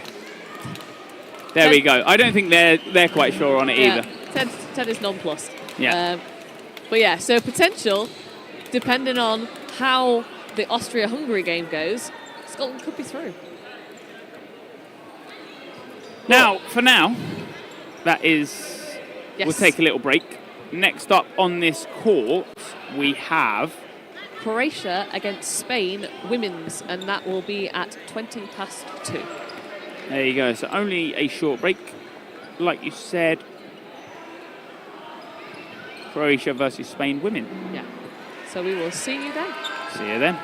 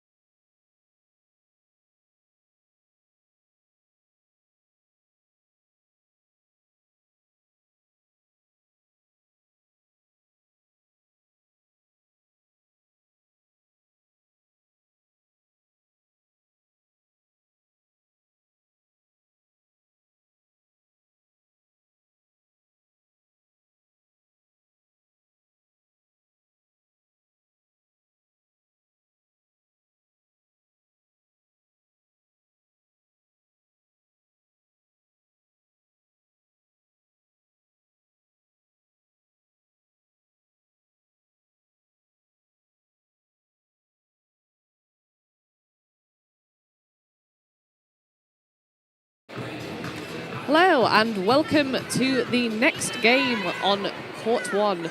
We have Croatia versus Spain. So both teams are looking at 2 losses so far in their group. So it should be a fairly evenly matched between the 2 sides. So it should be an interesting game. Yeah, we have the home nation of Croatia playing their women's team against Spain, who are an emergent team who are looking to really put a marker on this match. So yeah, single throw there from Areti.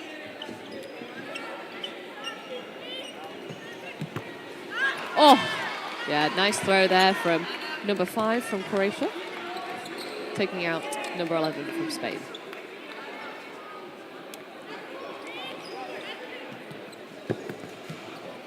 Yeah, interesting there for Croatia, throwing at 2 different targets. I think a little bit of miscommunication. Captain Sestan kind of talking to her player after that throw. Oh. So yeah, Spain taking a hit on Croatia, but then a cross-court post throw coming over from the left wing, taking out the Spanish player.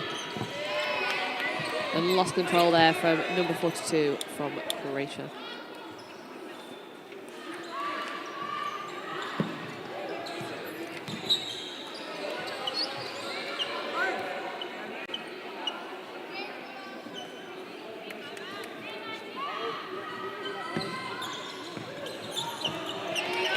Oh yeah, there we go.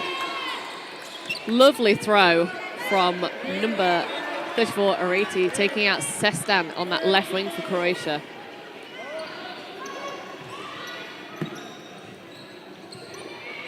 It's one of those things that we had when we had the Czechia-Croatia game on yesterday, is that Sestan, the captain for Croatia, really made the difference for that game. So it'll be interesting to see if she can make that same impact today against Spain. 2 very quick hits there against Spain with a couple of quick releases. She almost manages to make the catch, but just doesn't get her fingertips to it. 3 Croatians now, and the ball is dropped. Yeah. Good attempt there. Set herself, but unfortunately Carmen just dropping that ball.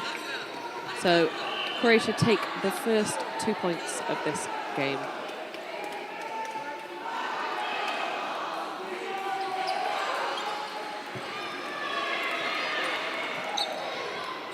Lots of this Croatian women's side. Local to Osijek, with 4 of the 8 players, half of the players in the club local to us. And then 3 more in Zagreb. And the last in Zapad. It's a good mix of three clubs here in Croatia. Spain coming forward. No hit there on the single. Yeah, whereas Spain mostly 1 club represented in their team here, which is Zaragoza, and then a couple of players from Huska. A clutch catch there. Spanish player up in the neutral zone and takes a very opportunistic shot, but the Croatian right wing manages to take the catch.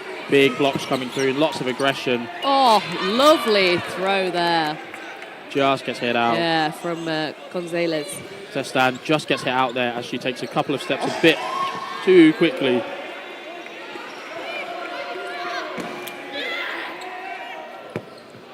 Big hits coming in from the Croatian women. Yeah. Lovely throwing. Again, they've got a lot of background from handball, so they're very good at throwing from standing. Another block there. She charges up court. Doesn't manage to capitalise on the hit though.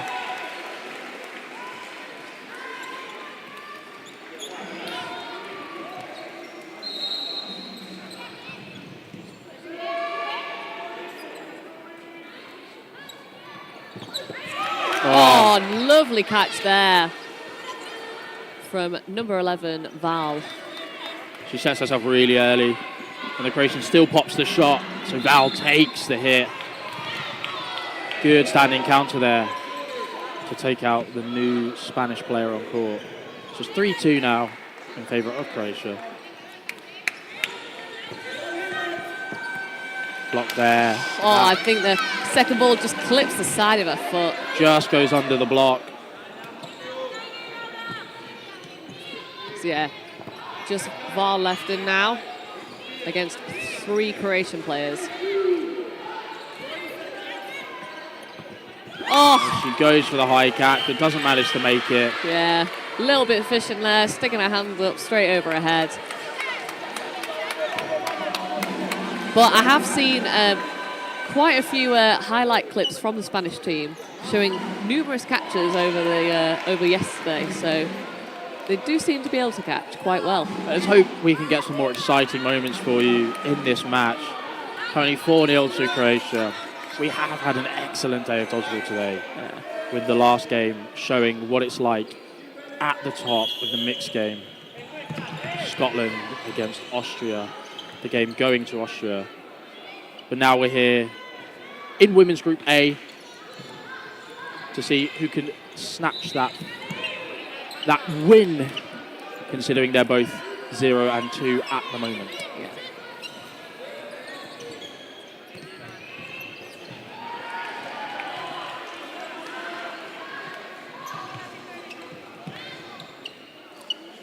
So yeah, single ball from Navarro there, but easily dodged by the Croatian players. Oh yeah, Sestan coming up, throwing a single, knocking the ball out the Spanish player's hands.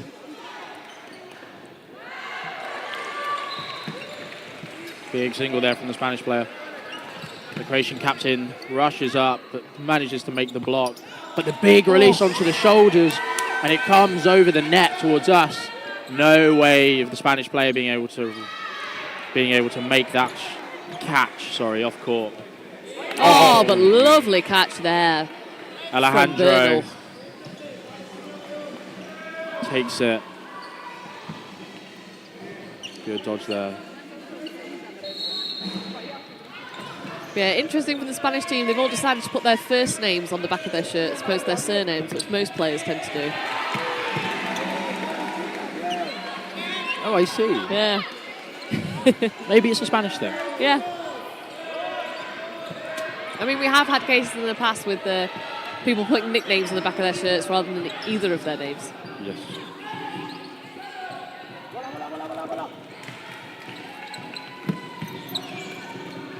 High single there from the Croatian captain, not managing to make a target. A block there from the Croatian in the middle. Croatians come forward with 3 balls. It's 4 on 5 now. Oh, and Big. another catch there from Escaned. In the middle. Manages to dodge the post throw as well. Yeah, almost opposite to the commentator's curse. Just in the set break, talking about how Spain took loads of catches yesterday and already taken numerous catches in this set. Big dodging there by the women in the middle, by the Spanish women in the middle.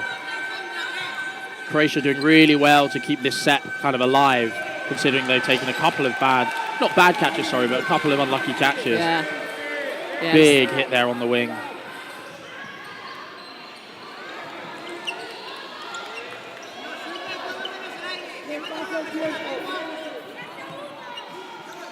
Croatia's come forward. Oh, another lovely. massive hit.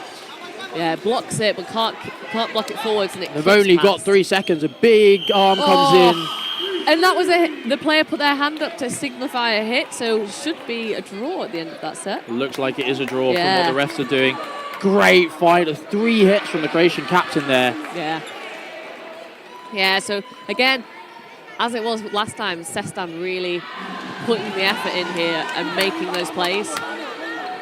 So it's one of those things whether the Spanish team and their coaches can pick up on the fact that Sestan is the one making those, making that difference, and whether they want to start targeting her. So players line up. There we go. Oh, and a nice side angle there. We've had a few more cameras been put up today to give us some slightly different angles during the live stream. Obviously, slowly adding them all in. Make sure that everything's working right as we do. Oh, and a rebound catch from Sestan there. The double hit Rebounds over the court. Sestan takes it, brings a player back in, 6-5. Yeah, you can really see the handball power coming through of Sestan. Even with that fake, she did kind of a half underarm fake. And that's one of the throws that some of the handball players do use. Popping that shot. Oh. Yeah, that was a really good read there from Bernal. Saw that the Croatian player wasn't quite paying attention and managed to hit her out. Oh, she look does at manage that. to make the catch. She plucks it out of the air. Just not having the best set. She made a dodge earlier and her teammate behind her got hit out. And then she gives away that catch. Oh, yeah. Oh! Great two-ball attack there by Croatia. Yeah, and then great attack back from Spain, taking out another Croatian player. So we are now 2 players up for Spain. But there's still quite a lot of time on the clock, so there's plenty of opportunity for Croatia to bring this back. But it's one of those things, Croatia have given away a lot of catches in the last 2 sets, and it might be worth them having a rethink about their targeting. Oh, something's being called here. Potentially a line fault there. Yeah, and these are the points in the match where those catches that Croatia have been giving away aren't always as beneficial. If you give them away at the beginning of a set, it doesn't matter that much, but now in these dying moments, you really don't want to be giving away any catches because it's the difference between a set win and a set loss.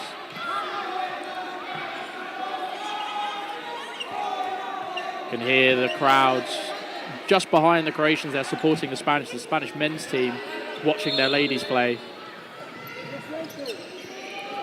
Yeah, nice block there.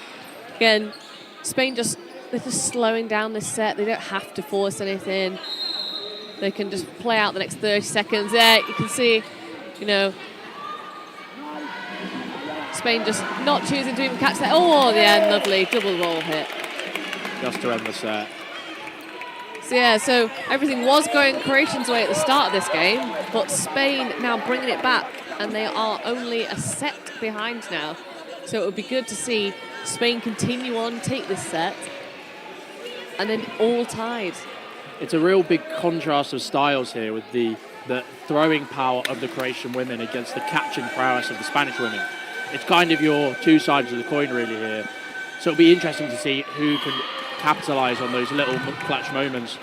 Our side court angle for you, just to show you, because I don't think you often, with the angle we've got, you can really tell how close these players are and what kind of the distance some of these women are playing at and the power that some of these women are throwing at. So just the side angle gives you a bit more, a bigger indication of what's really going on here. Yeah, nice block there. Up there on the wing.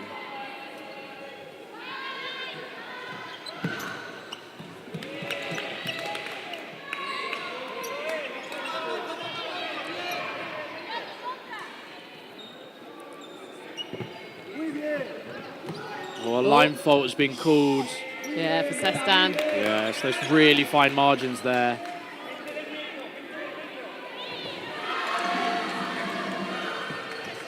Oh, and a lovely hit there. Yeah, the Croatian winger has been caught up the court there. So it's about at the ball return line, and it's really difficult when you give the throwing power a couple more meters like that.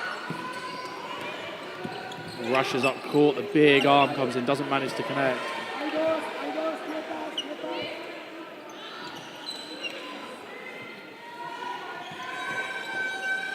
Things coming in from Croatia.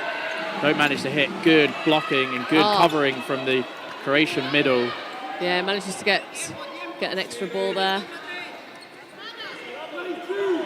Play change being called. Oh, no catch there. Looked like it from our angle, but 11, the power just bounces off of her chest. Unfortunate movement there as the other Croatian player gets it out on the 2-ball attack. Block pulled and a catch on the other side of court. Now Croatia have all 5, they do not, they have 4 balls. Oh, and another hit there for Croatia. Very good hit there. Now it's 3 against 3. Spain with possession. Yeah, 1 minute left now in this set. Nice. Oh, and a lovely hit there by Bernal on that right winger. They have given away 5 balls here, and there's only 2 players left. Yeah, lovely laterals there. 40 seconds on the set clock. So Croatia with the 3. They've got to come up and make the attack. Oh, yeah, just a bit of a loss of control. It's always difficult when you're carrying 2 balls up into that neutral zone. Oh, and she takes the catch. Lovely. What a clutch catch with 12 seconds left. Croatia are gunning for that final hit. Whoa. Dodge over the ball. And What a a big hit. hit. They release there, no trade there. Neither player get hits, and the set goes to Croatia. Yeah, lovely. Look what that means to the Croatian players as they congratulate. Well, that's one thing, you know, it would have been much closer there for Spain to bring in. To get there, they would have only been the single set behind. It makes a difference to being 2 sets behind. Yeah. 3 sets behind at this point? Yes, 3 sets behind. So yeah, so Spain, I believe, called the timeout. The momentum went back with the Spanish players for a little bit, but Croatia have brought it back.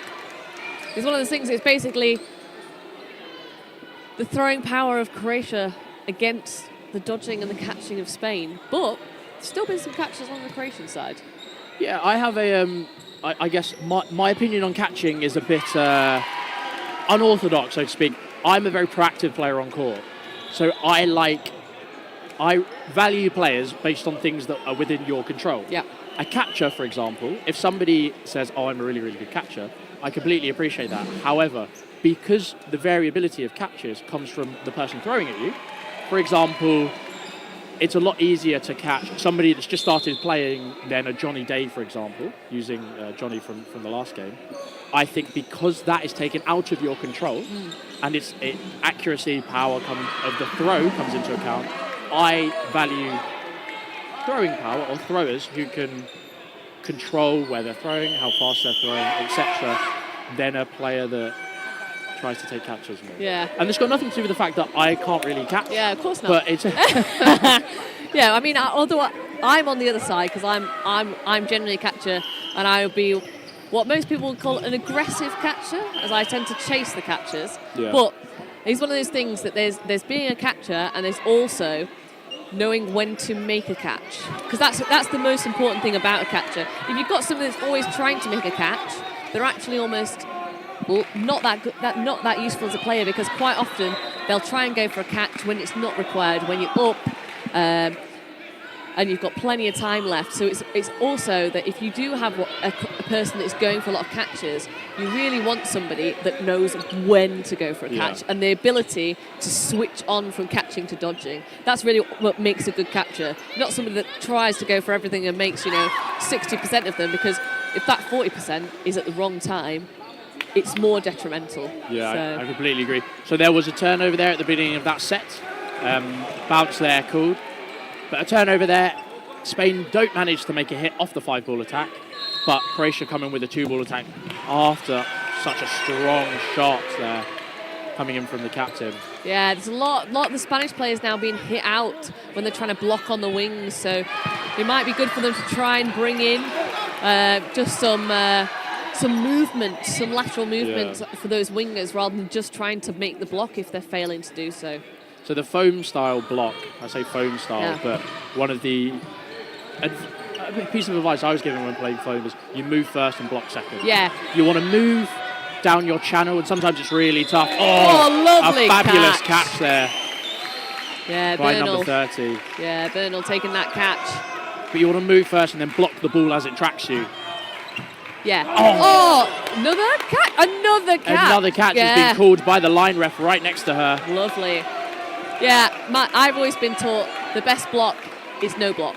Yeah. Because if you're already out of the way and you don't have to block the ball, you have no possibility of blocking it into yourself or any other person. Oh, a lovely catch. Another one. That time from Escaned in the middle. Lovely catch. Spanish really showing how excellent they are at the back of court here. Croatians just going over.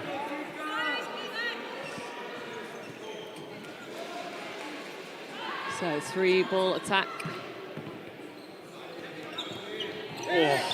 Oh, that was a very quick release there, as the Croatian left seemed to have just released off her, you would say, wrong foot? Yeah. Off her back foot. It's one of those things, it's quite, I think handball players often learn how to throw off either foot, so it makes it harder for the other teams to know when. Oh, and another catch from Bernal. The third catch she's made in this set. Absolutely stellar performance here. Amazing, yeah. Like the Spanish in the men's game earlier against Ireland, they've really warmed into their catching, and they're really, really taking them now. It's one of those things that I think Croatia potentially rely on their throwing power a lot more. They've got to get the accuracy in now, because if they're throwing anywhere in that box that Spain want to catch in, they're going to get caught. We've just had 3 catches from one player in that game. Is that Croatia now need to tighten where they're aiming to make sure that they're using their power, but also the accuracy to get those Spanish players out. Yeah, so that's a big set that goes to Spain. The player called for a line fault in the middle there, unfortunately. This is the final minute 90 set of this first half. Oh, what a shot there. Straight off the foot. Spain are up by 2 players in this set.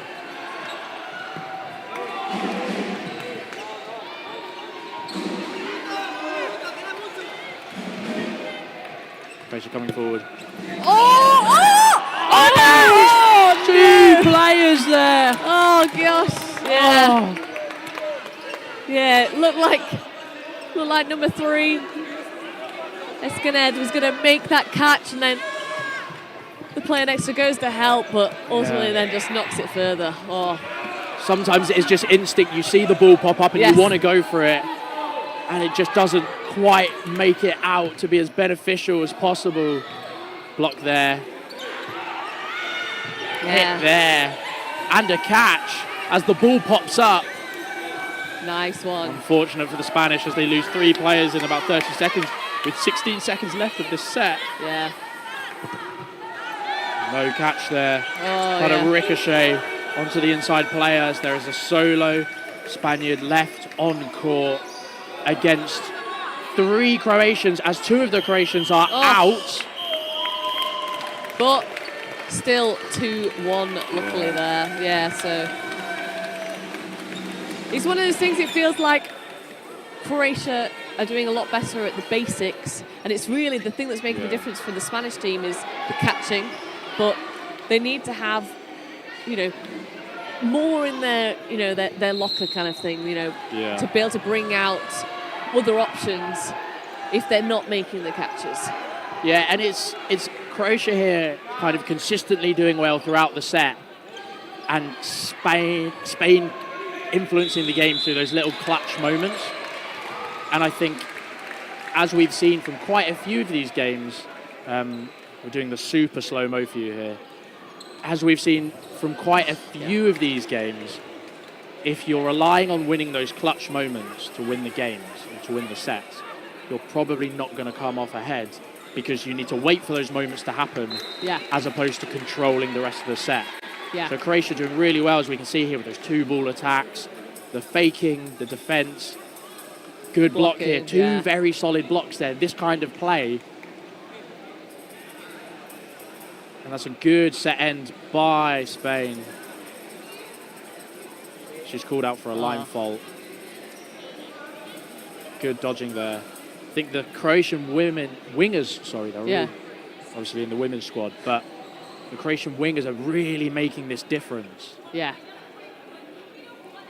By the pressure and the power in their arms and the catching there, as we can see. Yeah. So yeah, the Spanish team obviously still behind at this point, so they do need to try and make some changes. It's one of those things that, again, they are making some good catches, but also if you look at it, they're also dropping quite a few.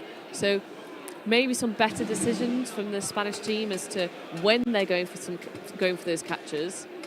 And also, I think just an improvement in the survivability of the wingers. Yeah. If you put your best throwers there and they're getting hit out early because they're just not blocking correctly, you're using a lot of impact on the game. It's more exciting in the hall than. I think Nathan David's dad there. It's only Nathan David's dad. Yes, it is. He's only interested in watching his son play. Nathan David in the England men's and England mixed signed squads. Yeah, his dad, whilst not on social media like the Dodgeball dad, is very, very interested in dodgeball and supportive of his son. Yeah, he comes to everything that he possibly can. He was in the Netherlands last year, and he's in Croatia this year. Is that Nathan David's mother as well? Yes. Yeah, so the pair of them. Yes. So always lovely to see. The same earlier we mentioned with Republic of Ireland, and Woody Wilcox's parents are here as well. It's lovely to see family and friends visit and come and watch their sons, daughters, brothers, sisters, wives, husbands, mums and dads all playing.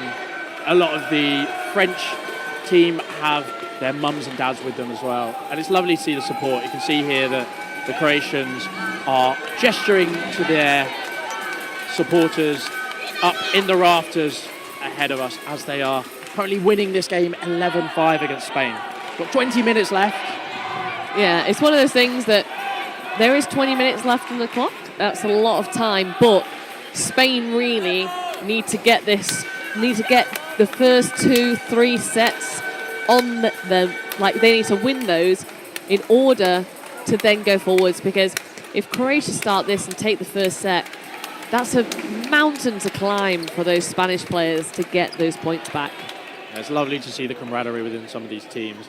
You've got to remember that a lot of these newer teams, Spain having been their first Euros, I believe, in 2019. Yes. So they've come a long way in 4 years.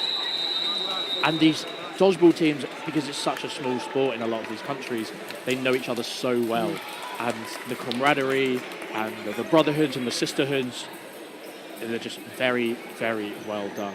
Yeah, it's one of those things, like a lot of the teams in Europe, you have the teams from neighbouring countries will often come and help with the startup of a new club. I know that the Swedish team in particular have done a lot in the Nordic countries to help set up the dodgeball in those other countries. And I think that because Norway, who are here this year, who played foam last year at the Worlds, I think Sweden have been in there to help them out with learning the cloth game and picking that up so that they can come to the Euros this year.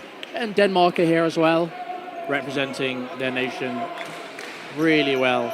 It's nice to see it kind of expand into the, as you said, Scandinavian roots. And it just, in general, as well, coming down into the countries here with Croatia, Serbia, the Czech Republic, Budapest, but Hungary, rather. And you do have your little bubbles of countries. So we're starting the second half now. Spain with the 3 balls. Not opting for a quick start.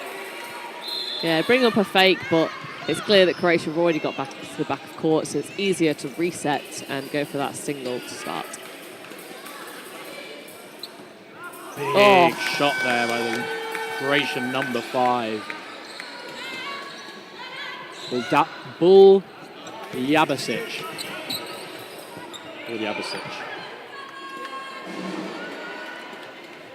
The Croatian trio come forward again. Big fakes and a big catch there. Catching out Captain Sestan. 6 on 5 Yeah, now. that's Val taking that catch there for Spain. Block called. 4 balls now for Croatia, and they throw 3 singles. Maybe a bit of coordination there would have been. Yeah, I think they had play ball, but they panicked and they threw immediately after play ball was called. You know, sometimes with these newer teams, they're not quite sure.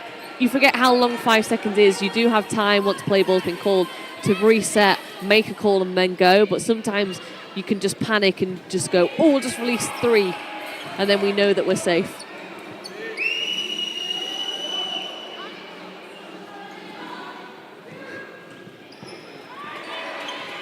So yeah, after that catch from Val, we are now looking at one player up for Spain.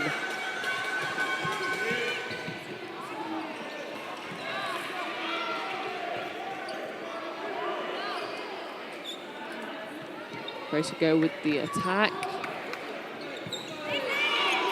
Yeah, and then a trade there between Croatia and Spain. One of the things it does, it is better for Spain in that situation because they've already got one player up. Oh yeah, the Croatian there. Simuncic goes for that catch but doesn't make it. So yeah, Spain coming out with a better energy in this this set. There was one big hit from the Croatians, and then the catch kind of switched the tide, as you said. And now Spain are doing really well to capitalise on their momentum shift here. Oh, and a hit there as the fake just is too powerful. Oh, and another catch. 2 catches. Oh, no catch. No catch here. The catch from the Spanish player was before the catch from the Croatian team. Yeah. So you can see the Croatian player tried, Sorkesovic tried her best to stay on court, but didn't manage to do it. That's a very, very well-worked set by the Spanish there to reduce the deficit to 2 sets. Yeah. So yeah, the referee being really clear there to make sure that it's one of those things that when a catch isn't called or a catch is called, you have to really make sure that both sides are aware of it. Because sometimes if you just call a catch but you call it to the team that have made the catch, sometimes the other side isn't aware and then nobody steps off for the catch. So you've got to really be clear about that. So nice loud declaration from the referee there.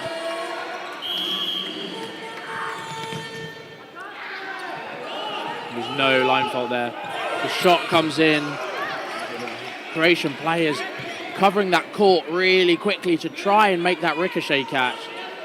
We noticed this from the Spanish men's team earlier, that they were everywhere on court, covering their players. 2 strong hits there by the Croatians. Yeah, again, it's much better targeting there. They're targeting nice and high. So it means that it's more difficult for those Spanish players to catch it.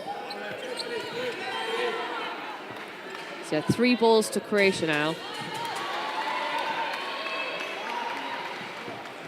Yeah, again, lovely targeting, going for the left-hand side of the Spanish player. Again, it's more difficult to catch, so they're doing what I said they should. It's almost as if they can hear me. To say that they need to target better on those Spanish players to basically stop them from catching all those balls. Be interesting to see if that's the new meta for your coaches, to have the stream up and listen to the commentators and hope they say something that's useful. A 1-for-1, not a 1-for-1. Not 1-for-1, yeah. So only the hit onto the Spanish player. Yeah. But yeah, the Spanish players are setting themselves quite early, and the Croatians are taking that time, as you've said, to hit the shoulders. And it's so hard because once you set yourself, you can't really move. You're very immobile as you're sat down on your legs. So if the ball ricochets off, it's exceptionally difficult to do it.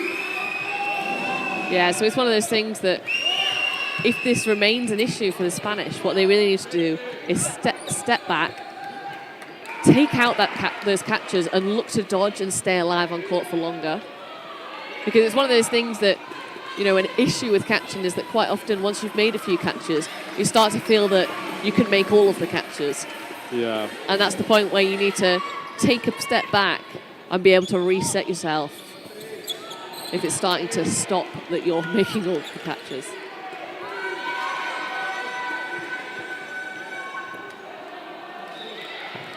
Oh, but lovely catch there from number 43, La Cruz, for Spain. So that means that 1 player down at the Spanish team. Oh! Yeah, it looks like she's just gone fishing for that. Yeah, but I think it went between her hands without touching her. But yeah. 25 seconds left on this set. 2 different targets there. Yeah, good Croatians holding. They don't need to go and throw. You know, seeing how well the Spanish have been doing on the backtrack for those catches. Better for a multiple attack, yeah. Yeah, taking out the Spanish player. Those two balls so accurate that you can't possibly catch. Well, sometimes people do catch both, but they can't. And yeah. That shows you a bit of the power that these Croatian women are working with and the passion behind it. They're absolutely loving this scoreline on court. Yeah, so timeout now called for Spain. So, what do you think the Spanish need to do? I think defensively, they need to calm down a bit on the standing counters. I know they're trying to bait the standing into the catch, and it does work, and it has been working, but kind of varying what you're doing there. And then opposed to that defensively, I think offensively, their attacks are a bit not random, but erratic, yeah. We saw a 3-ball attack and 2 balls go at 2 different targets. They just need to confirm who their target is, work as a trio or a 4 or a 5 if they're given the opportunity, and just work as a team with nice throws on target, good timing, to not allow the Croatian wingers to capitalise on what's going on. The Croatians, on the other hand, I think just need to keep that pressure on the wing and make sure that they're not giving away too many catches low, which is where the Spanish players really like it. Just seen Marcus Briggs on the screen there, where he's up in the crowd somewhere. Behind the Welsh flags there. Yeah, just sorting out his kit.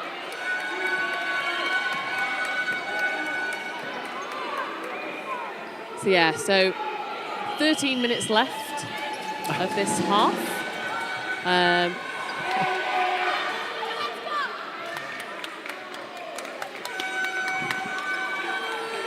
And to my mum, who's just said in the chat, thank you for supporting me. I mean, to be honest, that I don't think my parents can work YouTube or Twitch, so... I'm not sure my mum can. She's proved you wrong, so... Oh, I've gone red. So yeah, this timeout has ended. There's 12 minutes and 30 seconds left on this half. But yeah, 2 Croatian, whilst we were saying hi to your mum, 2 Croatian players have actually gone out, though there is a bit of confusion. Varga standing there, not sure what's happened, but she has now stepped into the box. So Spain 1 player up in this set. Did they not start on court? Potentially, yeah, maybe. Yeah, so obviously you do start off court, but you have to be on court before the middle ball is touched. So as soon as somebody wins that middle ball, all the players need to be on court, and if you're not, you are called out. Yeah. That's not the worst I've seen. I have reffed a game before where an entire team did not step on court. I've been in a team where we didn't step on court. I blame Josh Keys because he was doing the substitutions, and it was our Freshers' Championship, so the first time we played. Yeah. He did admit he was at fault. Oh, lovely cross-court from Sestan there. So I think a line fault there called on number 30, and then the cross-court coming in during that confusion. So we're unsure if that hit will count. It probably will. So yeah, starting on the back line, so... Yeah, just clarifying they need to start at the back of court.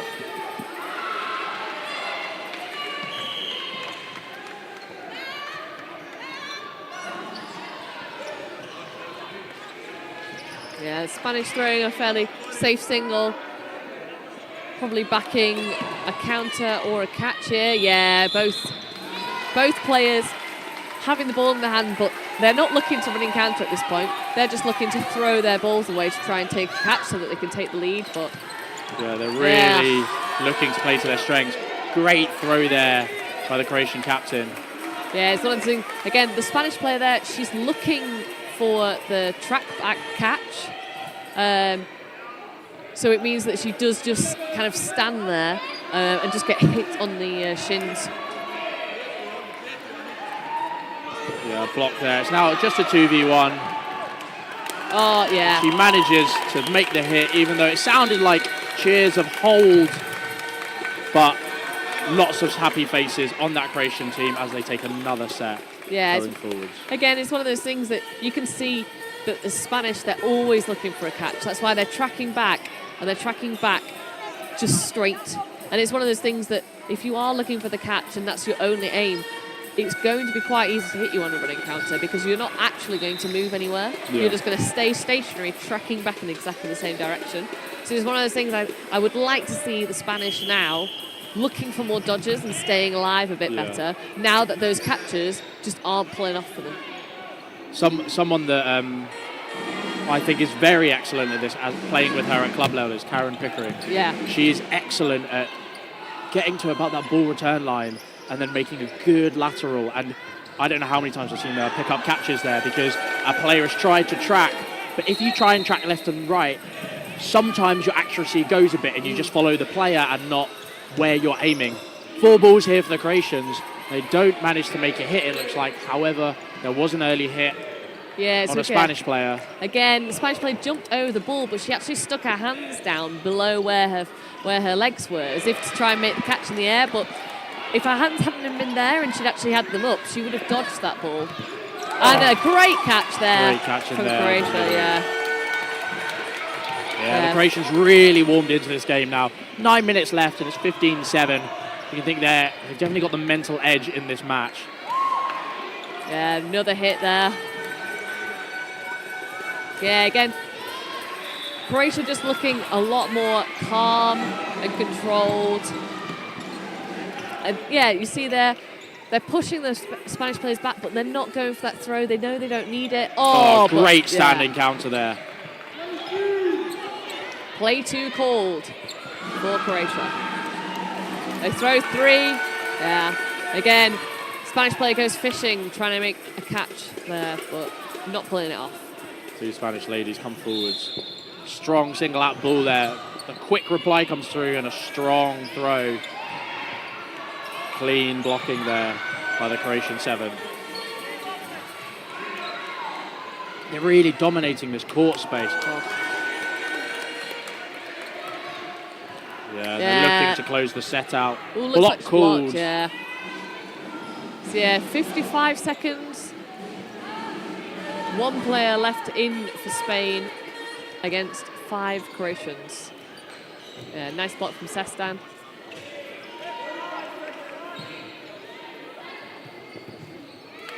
Another block. Block called. High shot comes in. Sestan just blocks it away.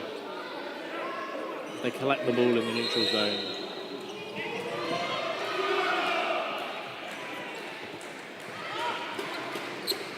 And that's the set. Yeah, throws the first one, does dodge it, but unbalances there, and then Sestan comes in with the second one. Takes it. Maybe fitness is coming into a bit there. You can see the Spanish player was probably puffing by the end of it. She didn't look like she wanted to backtrack super quickly. It's a tough ask, these 40-minute games. Yeah, it's one of those things, the Spanish players are a lot more kind of active on court. So they're putting a lot more effort in, which is going to tire them out quickly just from the style of play that they're actually playing. So 17-7 now, 3 sets left. It's a bit too much for to ask for Spain, but it would be good to see them take some more sets off Croatia and get it closer, just for their own satisfaction. Yeah, and sometimes when you're in a match, great lovely catch. catch. Sometimes when you're in a match where the result won't go the way you want it to, it's all about those little goals. So maybe now they look at the scoreline of it being 17-7 and they go, we want to win every set going out. Or individual players go, I want to make X amount of catches or I want to make X amount of hits. Yeah. And it's all about achieving those little targets because every game is a learning experience. You can't just take a game and go, oh, that sucks. But that's a great ricochet catch. You can't just look at games as kind of useless. They are exceptionally important. You need to treat them as much. Yeah, and it's one of those things that sometimes, even if you can't bring a game back, you can almost use it as a learning opportunity, particularly if you've struggled in a certain way.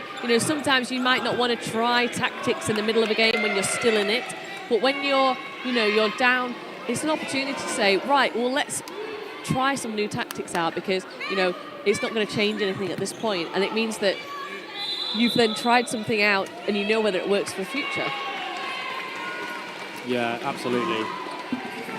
Spain are 5-4 up in this set. Great covering there by the Croatian number 6. Oh, lovely free throw. Great throw there. The throw and dodge.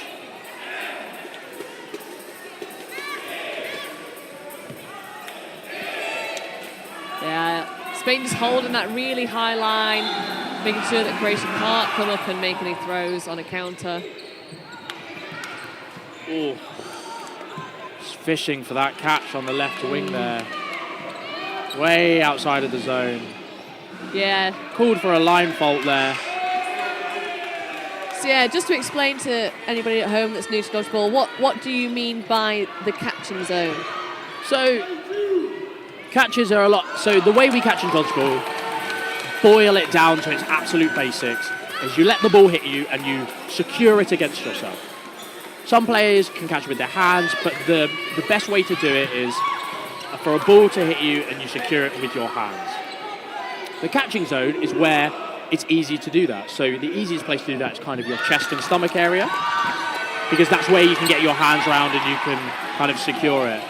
Some players are very good at catching around the groin area. I am quite good at that because you can kind of contort yourself and it just lodges there.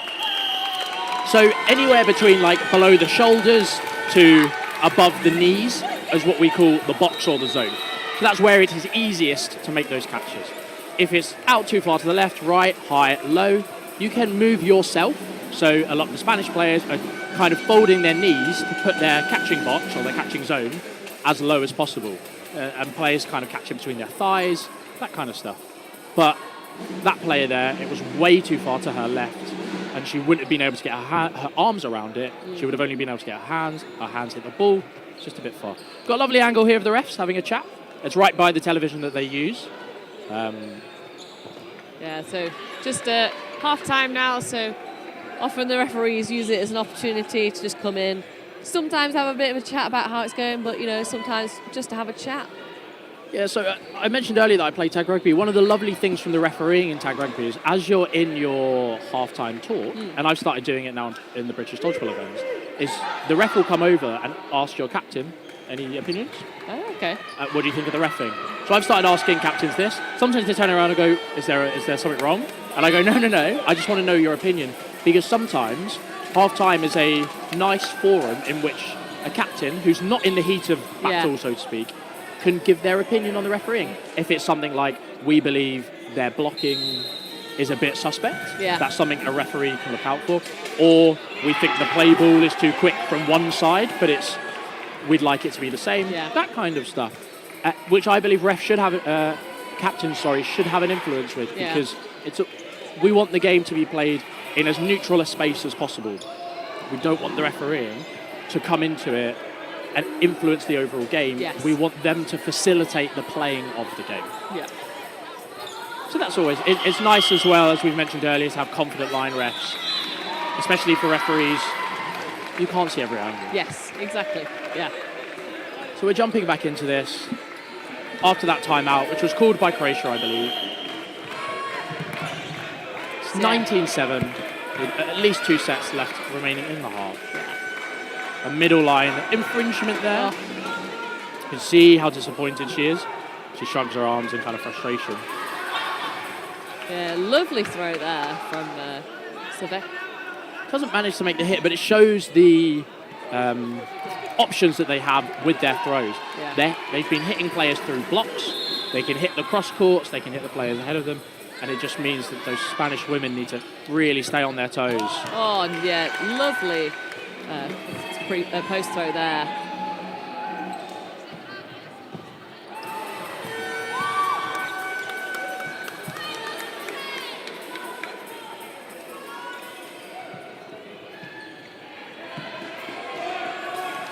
Oh, yeah, again, Spanish player just fishing a bit. She just sticks her hand out and gets hit.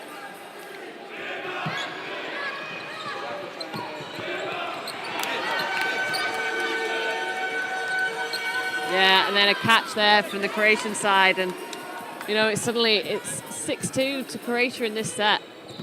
The Croatian wingers are really coming into their own here. They're playing a really high, aggressive game. They're staying around that ball return line, which forces them to be a target, and they're so confident behind the block that they are taking trades and making catches and making hits. And it's always so tough if you're on the side of the Spanish to be able to deal with wingers that confident in that way. Yeah, it's been nice to see in this game that Croatians adapting to the Spanish play.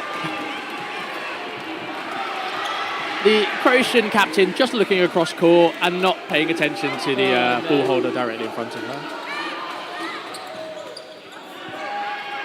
Oh, but left winger definitely paying attention. Takes that rebound catch across court. Yeah, it seems to be all going Croatia's way at the moment. Spain not managing to really get a foothold in the last few sets here. And the hit there called. Yeah. So we will have a last 1 minute 30 set here. The score currently sitting at 21-7 to Croatia. It's one of those things, it'd be nice to see Spain finish on a high, but looking at the team, you know, atmosphere, you know, Spain's heads do look like they've dropped a little bit, like they kind of want this game to be over, so I think they're going to find it mentally difficult to come out and win this last set. Yeah, it does say 3 minute set on the timer, but it will be 1:30. Yeah. That would just be adjusted by the referees as they correct it. They've just noticed that there's too much time left. But it's really tough when you've played 40 minutes of a game. It's not gone the way you wanted it to. It's been a real struggle. And the mental side of sports is always huge. I personally don't think it's spoken about enough. Yeah. I think mentality is everything, and positive environments. And sometimes that Croatian number 6 is standing quite a fair bit up court, making her a bit of a target. But I think mentality is something that should always be taken into account, and the Spanish women are really digging deep to just get through this last 90 seconds set. Oh, lovely catch there. So well played there. Couple of catches, a standing counter, the free throw catch. 4 now on the side of Croatia. They release 3. Yeah, 2 of them lovely and on target at the same time. Spanish players cannot make that catch. 2 last Spanish players left in of the set with 30 seconds remaining. Block there by 55. She comes forward, big release, but doesn't manage to make the hit. Yeah, didn't really need that throw. You know, Spain have been catching well, and you know, Spain take that catch with 30 seconds left to go. That could potentially change the momentum. Yeah. So big hit there. Oh, lovely, yeah. Such a good cross court. It's an amazing trade there. Just to clarify, the men running around at the back of court aren't running from anything. They are just the Northern Irish men warming up. As this game comes to an end, Croatian women take their first win. The home nation women's team take their first win of this European Championship. You can see what it means to them, organising this for the past year, 2 years, and now finally reaping a reward. Their first win of the next 2 days. And it's also, you know, they've only come with 8 women. Yeah. It's such a small squad for what they're doing, and, you know, it's really impressive that they've managed to keep that energy level for all of their games. So, yeah. Yeah, and, you know, unfortunate for the Spanish, but they did have some real moments of brilliance in that game.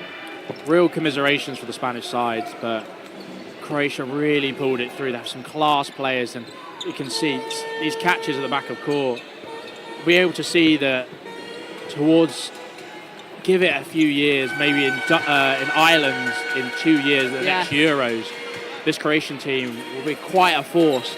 We've been speaking about this all day after the France and Scotland men's results. That gap between 4th place and 10th place, it's shortening every year. Yeah. And it's the same in the women's and the mixed.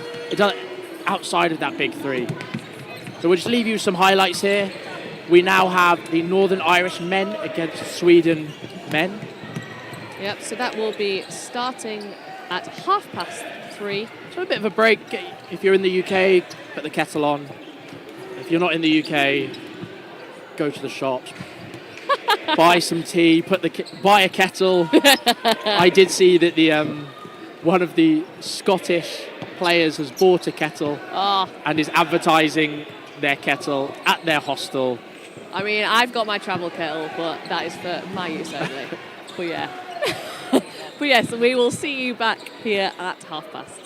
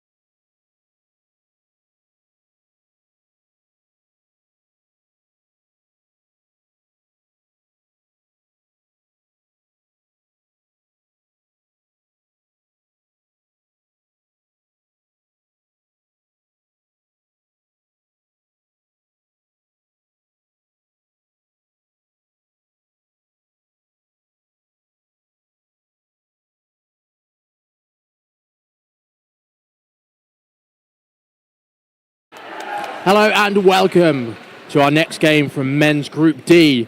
We have Northern Ireland against Sweden in the men's division. This is a big game for both of them, as Northern Ireland just giving Sam Mason a wave, saying that we're all good to go here. The gold medalists in Northern Ireland. Sweden coming 7th. Making it through the quarterfinals, but not managing to make it past. Sweden currently top of this group, but they are about to play each other. Sweden. So they are equal on points and equal on points difference. Yeah, but I can imagine it would be points for that gives them the lead. Yeah. Big quick start there from the Northern Irish men, not managing to make a hit. Looking at the lineup across the court, it looks like the strongest 6 you would normally expect from this Northern Irish team. Oh, big catch there from Johnny Hill in the middle.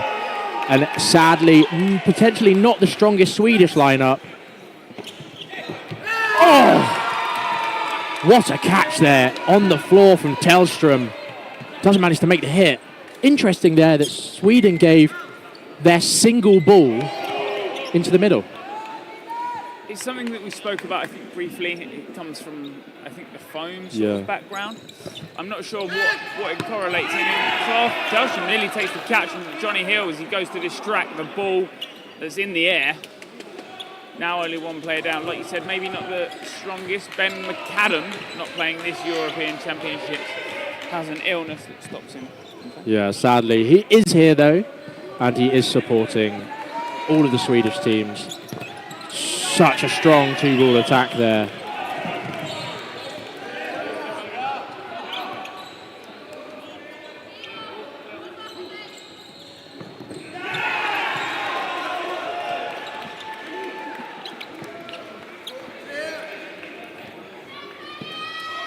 So,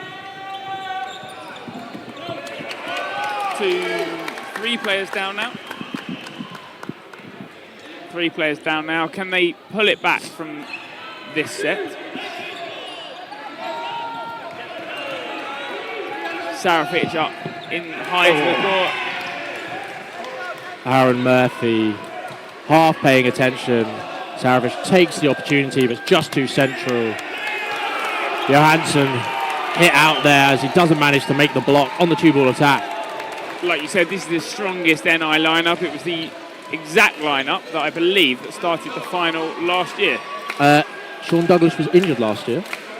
So and didn't play. Josh McElroy would have started? Josh McElroy is starting. It would have been Peter Morrison, I think, was starting. It's a bit of a mind blank there. Yeah, so this is what you would say is the strongest one on paper. They are that kind of core team that did so well in 2019 in Newcastle. New little camera, which you've probably already seen. Yeah, yes. Sorry, Greg wasn't here. We've got a couple of new angles. Oh, and Johansson makes the catch off the ricochet. Big aggression there. Yeah. Kelvin slides off court, trying to stop that ball from coming across. But Sarafic is caught from this side, which brings Adam Hill back in. Yeah, it's quite impressive watching this Northern Irish side play. They're so fluid. Everything about them shows the chemistry they've had from the years of playing with each other. And this is looking to be a very high-paced match indeed. Big hit there by McElroy as he sends it down that wing. Yeah, to Kelson, to the outbox.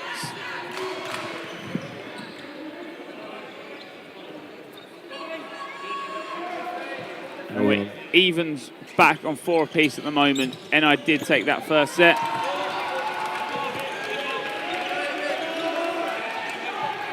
Johnny Hill gets hit out, but that's only after he's taken Moden there. Tellström does get hit out by the 2-ball attack there. Yeah, nice, both on low. Tries to get the ball in behind him. And the release for 2 different targets there.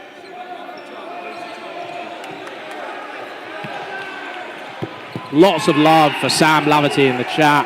He's currently in the subs box.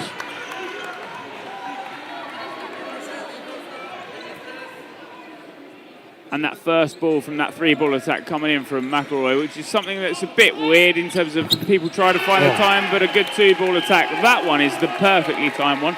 That one where they've come forward with a 3, and you can see what they've tried to do. McElroy puts in that slower first ball just to distract, and obviously the latter balls are a lot more powerful and take out the player.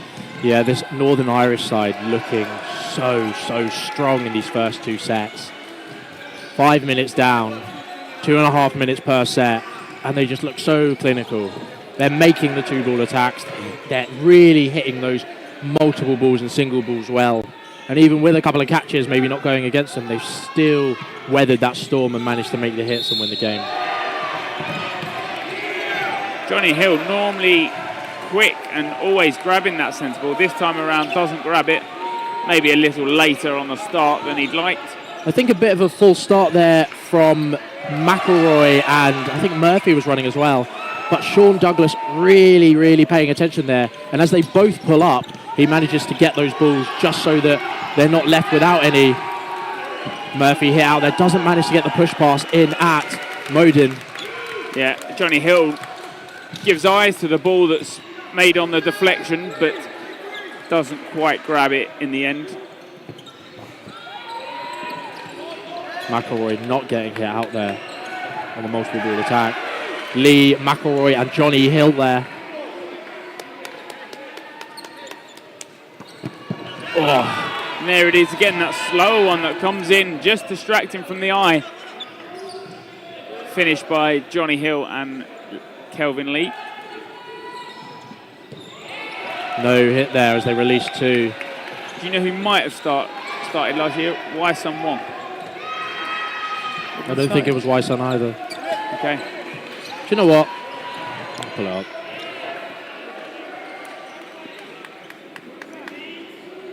But yeah, this time around, not in the squad.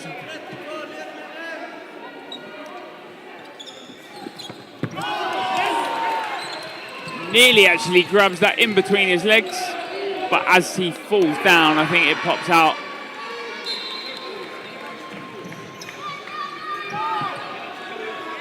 Johnny Hill and Josh McElroy left against Johannesson and Tellstrom. Johnny Hill goes low. He knows that ball's coming in. I think it was Pete Morrison. Okay. On that wing. So backline called. You can see all of the Northern Irish players just pointing it out. Lots of talk there coming from the Northern Irish players. Aaron Murphy there.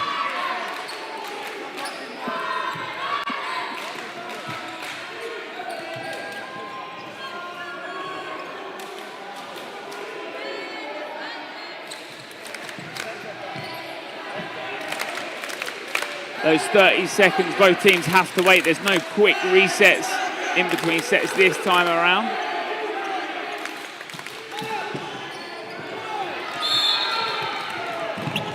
Johnny Hill, you see when he runs full pace how quick he is ahead of that centre ball.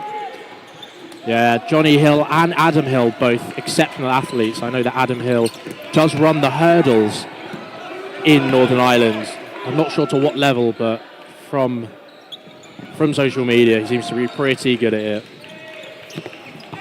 Great in swinging shot. Darko Saravic with the 2-step.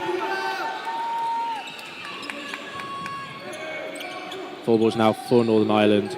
They released 2 at different timings there. I think just trying to get that delay, but the second ball isn't quite as accurate as they'd want. They do release 2. They've obviously sent Adam Hill to the ground there. Sarafic should be hitting that. You know, he's gone low. He's got the easier shot there. And his standing doesn't quite hit a target. It threads between Lee and McElroy. He's then hit on the counter on that. Oh, Johansson makes the catch. I think his hand just gets under it, and when his hand's under that bounce, it's obviously popped up a little higher. Yeah. Adam Hill gets caught. Aaron Murphy goes low. Johansson wearing those old style Swedish shorts.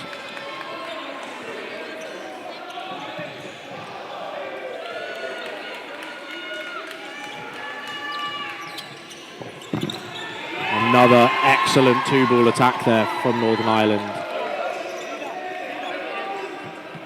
They look so controlled when they're coming forwards to throw those. Now 3-on-3. McElroy doesn't manage to take up the catch. So yeah, that delay coming through. The first ball forcing the movement, and the second one just taking him out.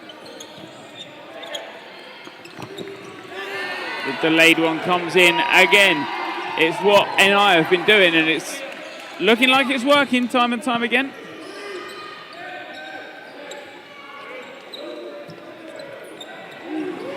Lee just jumping over that delayed kind of standing counter as they press a bit higher and they wait for him to get to the neutral zone. Johansson up early, but Murphy sends that bowl of his, and Lee plucks it out the air. Yeah. Big set for Northern Ireland. Bit of a misplay, I think. I think as the balls come on, it's kind of hit the leg, bounced the head of Johansson.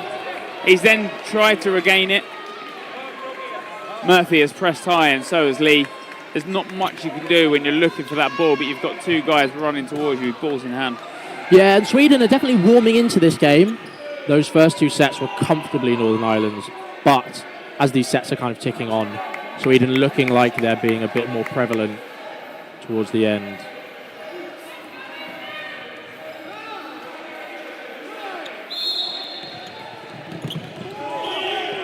Yeah, again, Johnny Hill takes centre ball. You know when he's quick off the mark. I don't think there's many players that do beat him in that. Yeah, there is a... I've got a funny feeling Johnny Hill is also a sprinter. They're both athletes, Yeah, I know that for certain. Uh, Lots of hits there. Looks like Darko Saravic was hit out as well, but just went below him. But 99 was hit out on the side of Sweden. Games won, bring on Lav. Thanks, Fowler.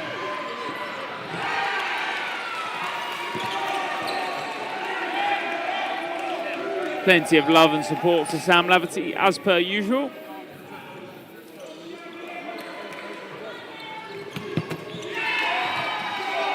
Big hit there onto Johansson. And they're shutting the Swedish team down every time. They know the areas to throw. They've got that delayed on perfect. Bounce there called. A hit there called by the line refs. Some substitutions coming in on the side of Sweden. Hoyser taking off his bib, but a timeout called by Sweden as well.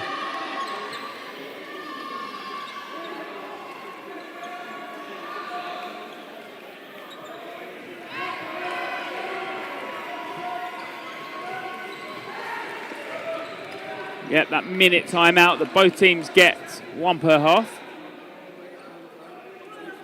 If you don't use your timeouts, that timeout is then not stored anywhere. No. You have the opportunity to take out timeout once a half, and if you don't take it, you don't take it. But as Sweden here, what do you think, Greg, that needs to be said? I think they've got to try and bait NI into throwing a couple more balls in terms of trying to make NI play aggressive. And Sweden, that's where they've been taking the catches, that's where they've been dodging. I don't think there's enough cover from a lot of the Swedish players. They're happy to come up, throw that high single.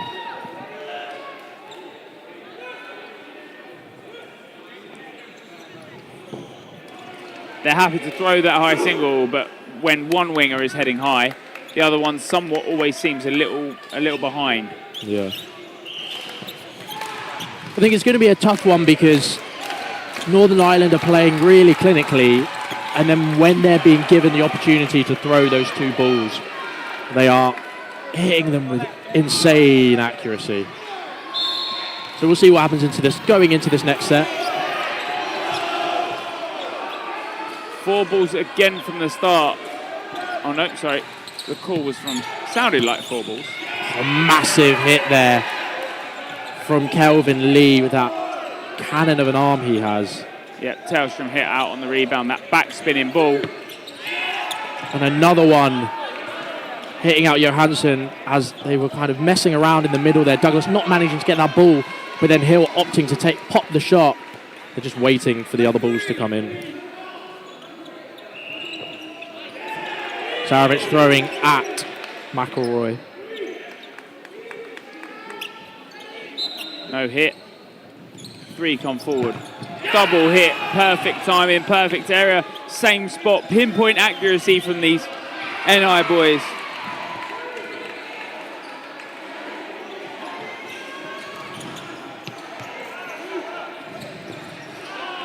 Yeah, and the spectaculars here are not being given the opportunity to really show how well they can play. They're very good at kind of doing a lot of these skills, but when Northern Ireland are playing so clinically and shutting them down so well, it's so tough to do that. Just an absolute cannon from both Kelvin and Adam there.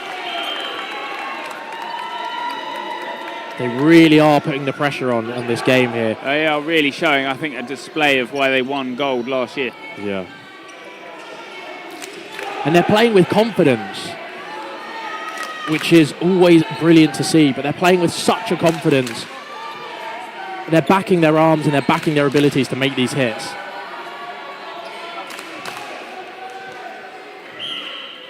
Sweden are nonetheless through the group, no matter what the score.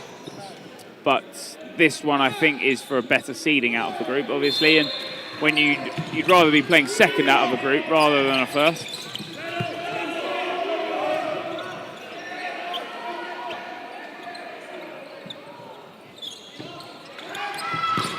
Big hit there from Douglas in the middle, hitting out Tellstrom. Couple of replies and exchanges, but nothing sticks. Hill going low in the middle. Yep, not a huge wind-up for some of these NI boys. It's that quick release up top when their hands up there. The fakes in there.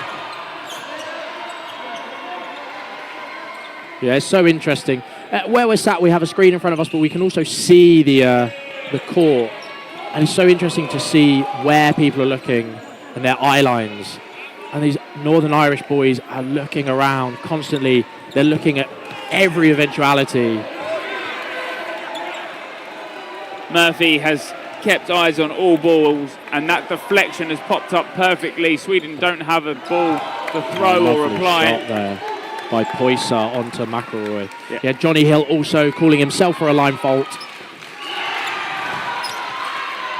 Cross ball there from Adam Hill. The block from Aaron Murphy.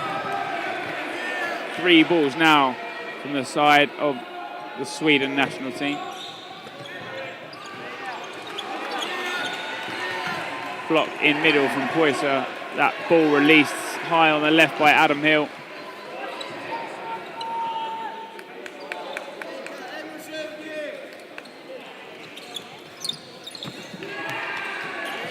It's only a single being released at a time now. They're trying to find their target. 1:05 left on the clock. Yeah, they're really slowing this game down now. It's a lot more calculated. It's not as aggressive. I think Northern Ireland have slowed it down a bit just to ensure that they can take the opportunity when it comes.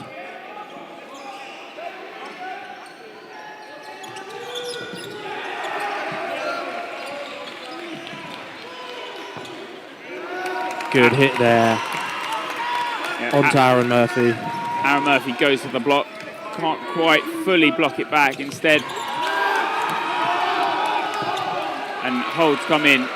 NI are gifted 1 ball, but 25 left on the clock. Don't be giving away catches here at this point.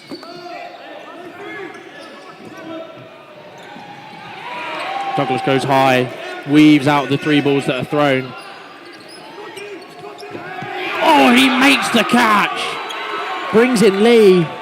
The 2v2 with 5 seconds left. Doesn't even need to throw there. Sean Douglas knows what's coming. He's on that track back. And the clip there, and Northern Ireland take the set. So disheartening from the Swedish side of things.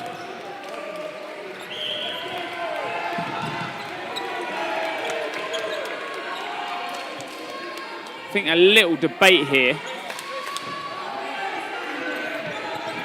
Yeah, time's going to be paused here. I think a debate on whether there is a backline infringement from the side of NI.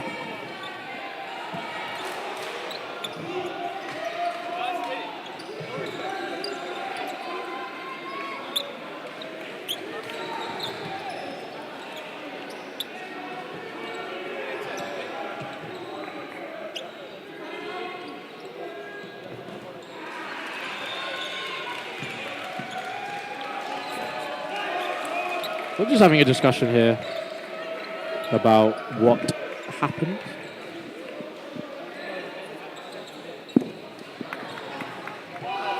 Yeah, really well brought back by Sean Douglas. Kelvin Lee just making that final hit as well to confirm the set. The Welsh women here are line refs for today. I think Sean knows what's coming in that instant. That's why he's gone low on it. Yeah. You know he's going for the toes because as you're on your rung back, they're the hardest ones to pop up and catch. Sean Douglas holds up his run a little. He hits that tombstone slide back.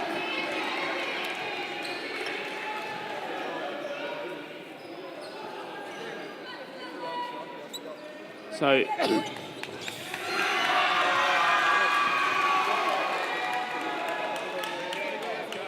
the set has been awarded to Northern Ireland, it seems. I think as the refs are moving back, the discussion is over.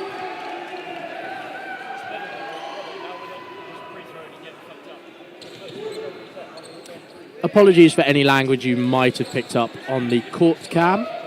The Swedes in front of us are just having a discussion about things, and some unsavoury language might have been heard. So yeah, like you said, NI are awarded that set there. 12-2. 12-2 to Northern Ireland. No substitutions on the Irish side. And none on this Swedish side either.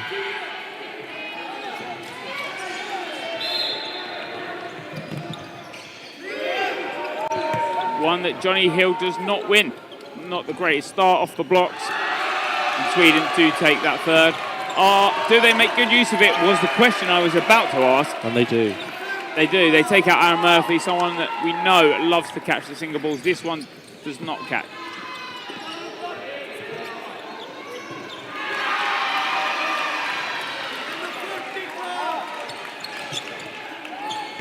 Yeah, good movement there from Douglas to kind of hide where he was throwing and then swinging the ball back over right way. Big dodges there. Hill coming forward. Not managing to make a shot. Big hit there by Douglas. And a block called onto Lee.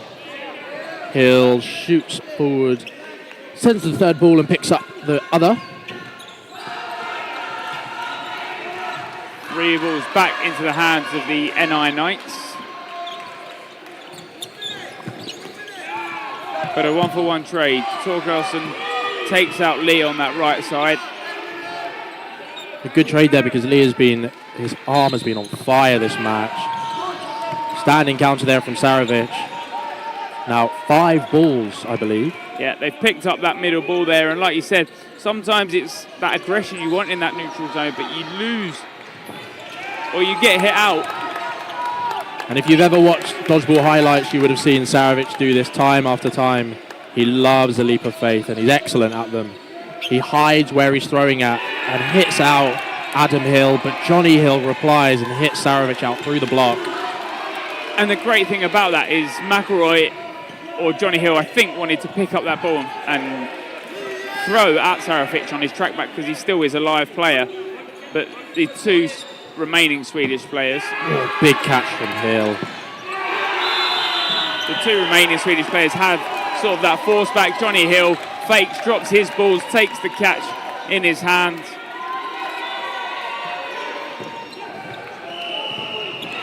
And it looks like that is the half. That is the half indeed. So these are the cameras we've been using throughout the tournament. Camera reception. Yeah. There are a few. We have our main camera, which is the one you're seeing, and then we have a couple of external cameras, which give you the nice zoom shots we do get. There's all 3 up there. Yeah. So back again for this 30-second set. 90-second set. 1 minute 30 seconds, I think. Yeah.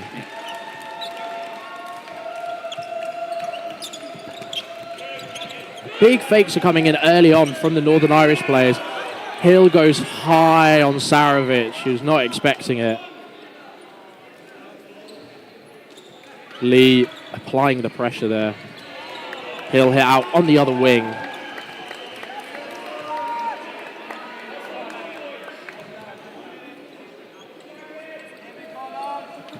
Yep, that's 6 on 4 now. Good dodging there by Tellstrom as he jumps across court. Yep. Manages to make that hit onto Hill and then dodges the replies from Lee. No hits there though.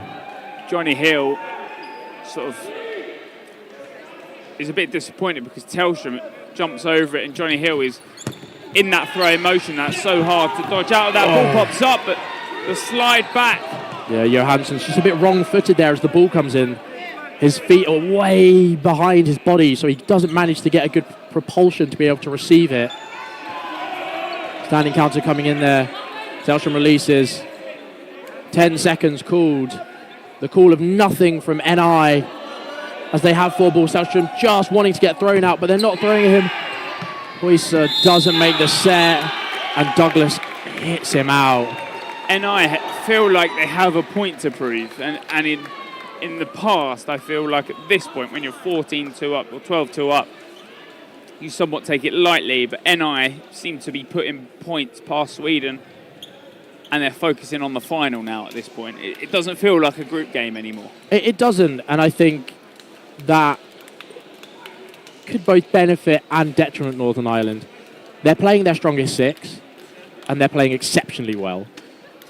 But this might be the time where they make 1 or 2 adjustments, bring on a new player in a different position, change the lineup on court for a couple of sets, see what happens. Because something might happen that they didn't realise. Maybe they bring on a player that is working better in a position than one of the current players. So it is, with the game kind of in this position, it'll be interesting to see what they plan on doing it, what the coaches plan on doing it. That's that delayed ball there, you see. McElroy comes in with a slow one, and Tellstrom gets caught on it, I believe, anyway. Yeah. Some of these slower motion shots just show you sort of the millimetre margin that these balls are coming into. And how well the Northern Irish men are playing at the moment. Yeah, look at those shots. One low, one high. And that's the end of that first set, I believe, where Lee takes the catch.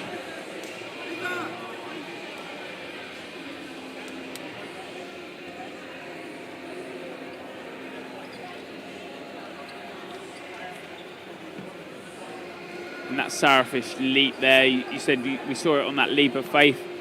Even in that motion there where he's jumping up high, releases at it, and you're still pulling so much power into that. There's some clips of the Northern Irish women there supporting. And fueling as well. And fueling. It's a long, long day, a long tournament. Yeah, the last of the group games coming up throughout today. Tomorrow we head on to our quarterfinals, semi-finals, and knockout and positional playoff games. Yeah. Sunday mostly is your bronze medal matches and your gold medal matches. Yeah, and it gives the opportunity for the players that haven't managed to get through the final or get through to those finals. Here's an opportunity to take the last day and be a spectator.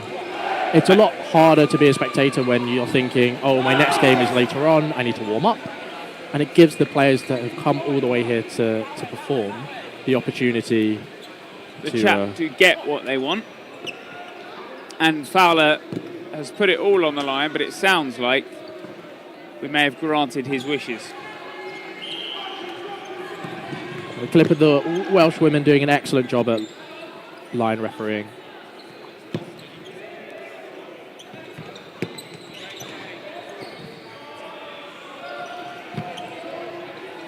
Don't know if you saw there earlier, but Johnny Hill just asking the team to go the other way.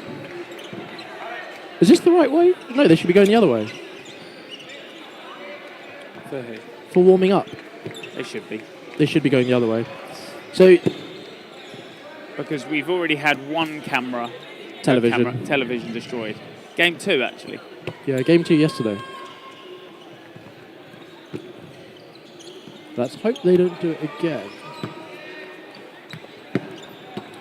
Yeah, and the substitutions on this Northern Irish side have really proven in the past few games that they are excellent. They've, as people have said, Sam Laverty, but Abdul Karim Darwish, Peter Morrison, as that kind of next stage of the players that they seem to be subbing on earlier on in those games. And then Brew Cousins, John Bruce, Alex Watts, a lot of the Ballyhackmore players. So it's something that people have always worried about with Northern Ireland, that they might not have the depth. However, I think this year they've proven that their depth has really come on a long way. And over those 40-minute games, they are going to be a force to be reckoned with.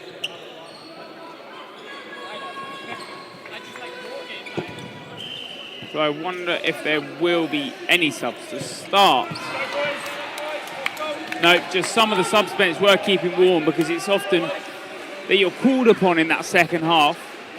I can't imagine Sweden push past the 16-2 scoreline at current, but you know, sometimes in those scenarios you come on when you're in that deficit, so it's often that you need to keep warm both mentally and physically.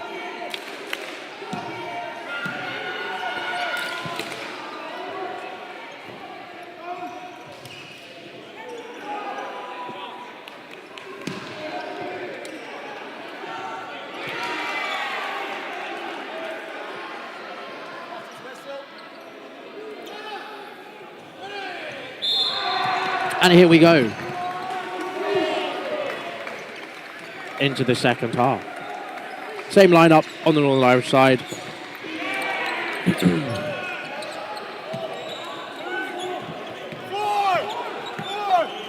Could have had 3 Sweden there. Sarafic on the attempt to try and push back the players and does end up releasing. Yeah, the player doesn't have his hand up there. There's now 5 on 4. Adam Hill sticking a hand up in apology. As he hits the player that does now have his hands up. Yeah, and is walking to the outbox. Yeah. Northern Ireland with 4 balls now. Good hit there, and he was just on that sideline as well. We do play a hard line here. If you touch it, you are out. Not a soft line, which means you have to go all the way over the line to be out.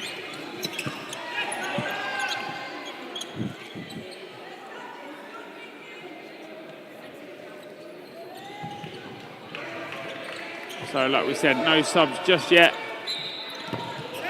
Oh, what? And hits him on the An excellent.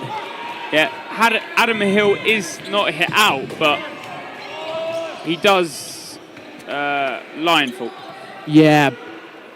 Darko Saravic, leap of faith to rotate 90 degrees mid-air to hit Kelvin Lee. That is an excellent piece of skill. And an invalid attempt there. A good start from the Northern Irish men into the second half. So there is some speak. Here he is. Peter Morrison on now. On for Aaron Murphy.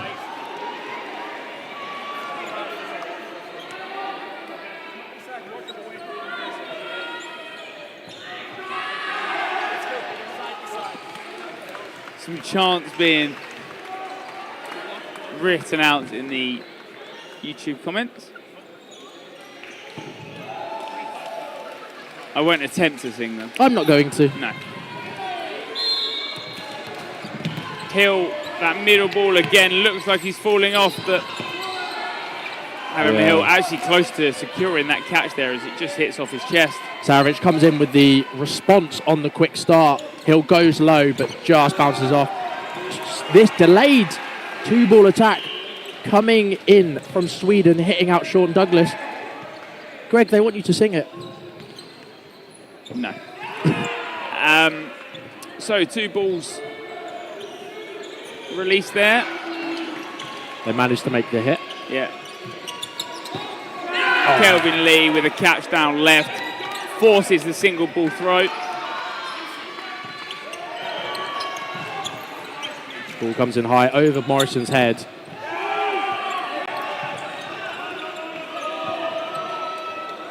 And Adam Hill picks up that ball. In players, often they will do if it's just past that neutral zone. Adam Hill called out again for a line infringement.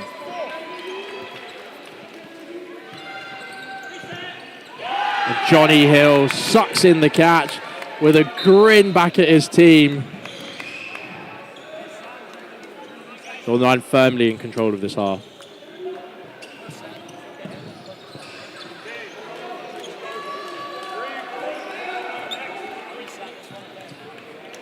One more sub into the mix.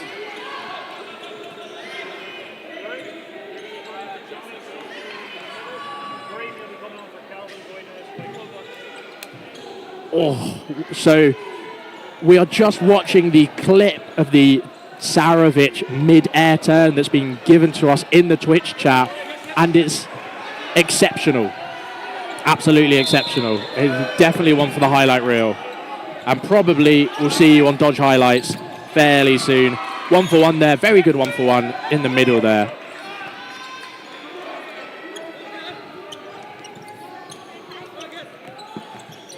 If I can, I'll try and, here we go. I can grab the clip and I'll put it in the YouTube if anyone wants to watch it. So close there by Adam Hill. Sean Douglas there, hit out as Sweden sent loads of fakes his direction.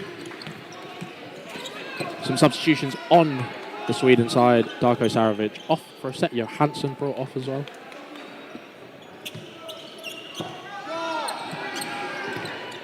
Ian Morrison makes the block. And Luke Wallace brought on for Josh McElroy. I can imagine every set you might get another rotation in there, just keeping everyone, making sure they're getting that game time, because if you're called upon within those knockouts and those finals, it's quite hard if you haven't got that game time to sort of be able to come up with a play. Yeah, it's always really tough. As a team, you want to rotate your players as much as possible. And I don't know if clips are allowed in the YouTube comments. That's probably why it hasn't come. Or links. Or links, yeah. Probably has to be verified. Hill hit out there and back of court. Wallace does everything right there. He fakes the player out, misses the shot, but still stays in. Hill on the other side, an easy dodge for him. I wonder if they'll want to play a slower tactic here just to make sure that they're comfortable with that play style. Yeah, single ball from Hill. Not overly aggressive. The chance of Northern Ireland through the hall. Big dodges there by Adam Hill. Shows that even when he's not being thrown out, he's still responding. Wallace not hit out though. 2 on 4. So close. Called a line fault right on that line there. Big standing counter from Hill. It's 2v2 now. Play 2 called by onto Sweden. But the player has been hit out. Big fake there. Bearing down on him. And the bounce has been called, but Adam Hill line faulted, thinking he made the hit, and the set goes over to Sweden. Yeah, he stumbles over. Yeah, line infringement, like you said earlier on, hard lines. Tread on those lines, you're out. Johnny Hill now substituted, and Kelvin Lee off for Brew Cousins and Abdul Karim Darwish. Lots of rotation here. 16 points ahead, 12 minutes to go.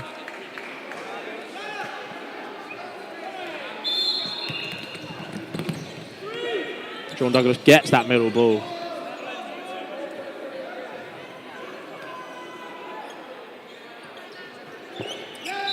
Drew Cousins hit out on the standing counter as he loses possession. Big leap of faith there onto Adam Hill, but the cover comes in from the rest of the Sweden squad. Now they're 5 balls. Hit there on Darwish. Yeah, he goes low, and I think the call isn't for him, but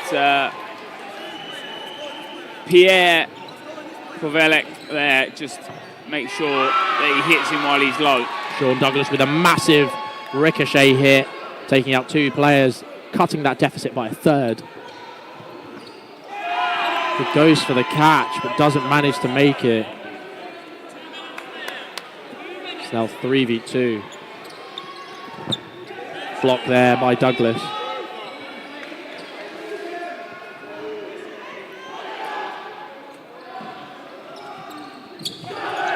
And you can tell that's what NI are trying to do. They're trying different tactics at this pace. They know that victory is under their belt, but it's how do you play in these different scenarios. The block. 2 blocks come in. The ball comes back on the side of Douglas. Because when you face Austria and you face England, it's how do you play tactically against some of the sets that might come aggressive. The hit comes in.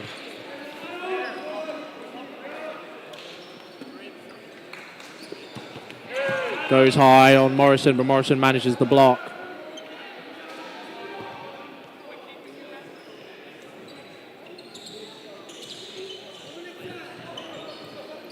Oh, right on the side.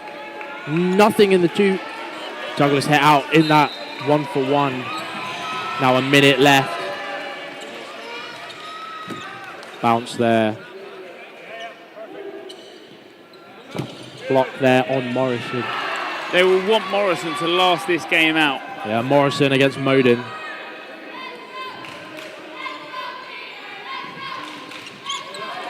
Looking to take that catch, or just throwing his ball away, sorry.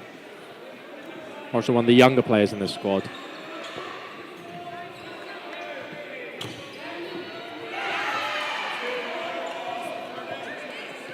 Like you said, NI will look to last this set out. They want that different tactic.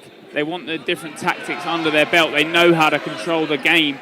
These are the slow sets that they'll need in certain scenarios. Big block there by Morrison. He runs forward with the 2. No hit there on Modin. Runs forwards, put himself in a weird position. Suicide there, and he hits Morrison.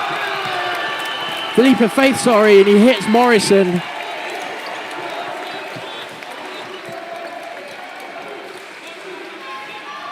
Massive set. Lavati now does bear his playing kit.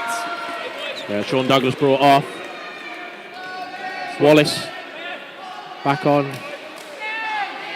Timeout called by Northern Ireland. Josh McElroy, the captain. I think they will probably, with a couple more subs that they want to use, pause time and just have a bit of a chat about what the rest of the game plan is. Yeah, just a bit of a discussion maybe about what they want out of the remaining 8.5 minutes. Because I can't see them losing this game.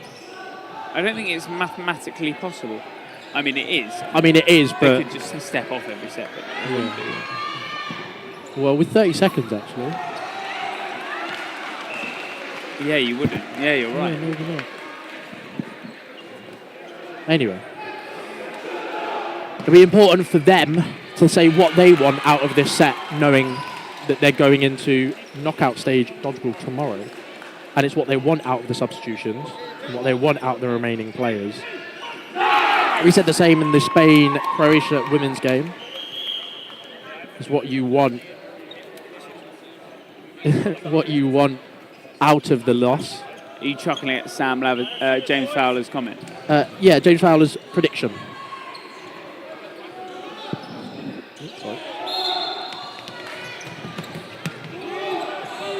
But Sam Lavity is now on court with 8.5 minutes left of the half. Big block there as Wallace hit out. Yeah, just loses control of his ball. Obviously, when you lose control of that ball, if it hits the ground, it then does become a dead ball.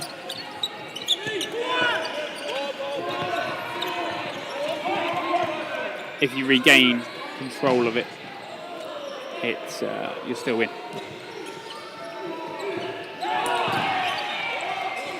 Morrison here out at the front of court.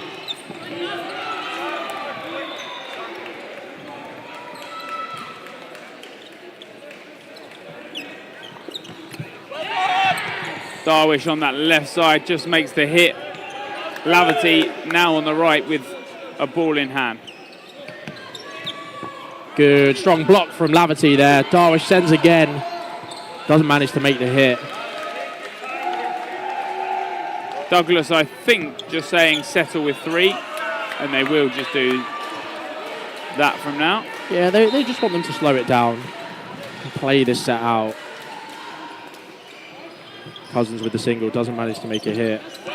Block from Laverty. Oh. Calls a hit on his hair. Yeah, blocks into his head. Yeah, the top of his head. Yeah, calls it. Very honest there. What a catch there. And Magnusson catches up against his chest. Single ball release. That's all that's needed. Sweden probably want the same. Cousins with the block. Question there about why he threw there. Good hit there as Darwish's ball comes off the spread leg of the Swedish player. Yeah, the split jump, a popular one with the Swedish side.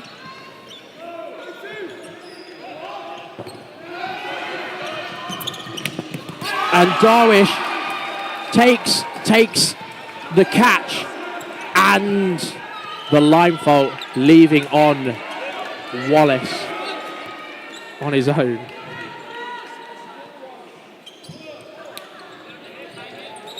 Against 2 Swedish players.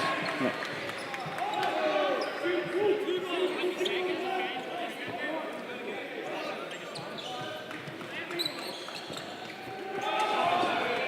We're just going to play this set out. 12 seconds remaining. And that's all NI have been asked to do. Clean block there by Magnusson. And I believe he lined there first. Not something that I could imagine the home nations practice a lot because it's not in our rule set. No. No, I think with the limited training time that a lot of these home nations have, I believe Northern Ireland actually have been doing quite a lot of midweek training sessions. I think every Thursday or something. But because they all are quite local to that Belfast area, and that's where kind of their hub of dodgeball, it seems to make a lot of sense. And they only have, I believe it's Laverty and Cousins are the only 2 non-Northern Irish-based players. Interesting. So with a lot of their squad quite local. I think it's something we briefly mentioned in terms of, I think it was earlier in terms of when England were playing. It's what you look at, that the England setup is such a large amalgamation of a lot of teams that when you have a team like NI, where they really only come from max 1, 2, 4 or 5 clubs, and even of some of those clubs, it's 1 player from each. They're a lot more tight knit, and they're all on the same page 24/7. Well, stereotypically, the Northern Irish team have come from Ballyhackmore and Capel. So we've got the list in front of us of the names. 1, 2, 3, 4 Capel players, 7 Ballyhackmore players, and a Queen's player. Or 7 Ballyhack and a Queen's player, and that's all within Belfast. And then a Storm player in Laverty and a Bees player in Cousins. So they play against each other in the Northern Irish League, and they play with each other in the training sessions. So this game's been set up. Morrison hit out there in the middle. No substitutions from the last set. Northern Ireland opting just to trust the players on court as opposed to replace them with the players from the beginning of the game. Laverty with a single, not managing to make a hit, but he ducks under the reply from the back of court. probably one that if Laverty had looked up, he would have caught perfectly. Yeah. They're the ones that he often gets, you know, the ones that he gets sort of that he traps on his shoulder. He does love a low set catch. Yeah. Big block there from Wallace.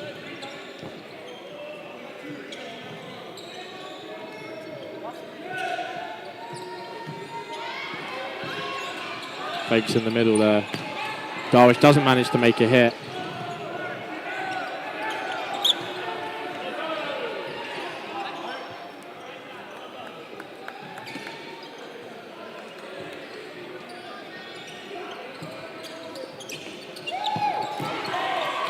Cousins bites in, doesn't make the hit, but the cross court comes out, hits him in the side. Wallace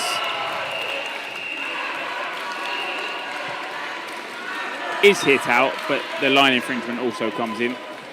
Yeah. Single there from Magnusson at Darwish, not managed to make a hit. 3 apiece with 1 minute and 15 seconds left in this set. This will be the second to last set. Big faking there. Good cover there from Watts to protect Laverty. Yeah. And Darwish is that area that you'd always look at in terms of protecting. Laverty does step across to try and take the hit, and it is called a 1-for-1. I think he's just clipped on his back as Laverty hits him. Maybe a bit of frustration there, as they did throw a 2-ball attack and missed the target.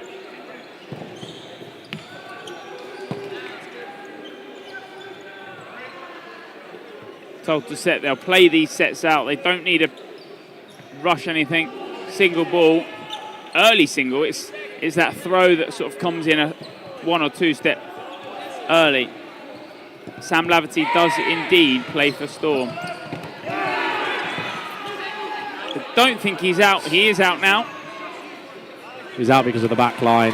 Yeah, but he wasn't out because I think the player was already hit before that. It's now a 1v1 bounce there. Watts and... Kovelek. Yeah. Kovelek does not make the catch. That's unlucky for him. Yeah. Really nice sportsmanship from McElroy and Hill to go over to him to make sure he's okay.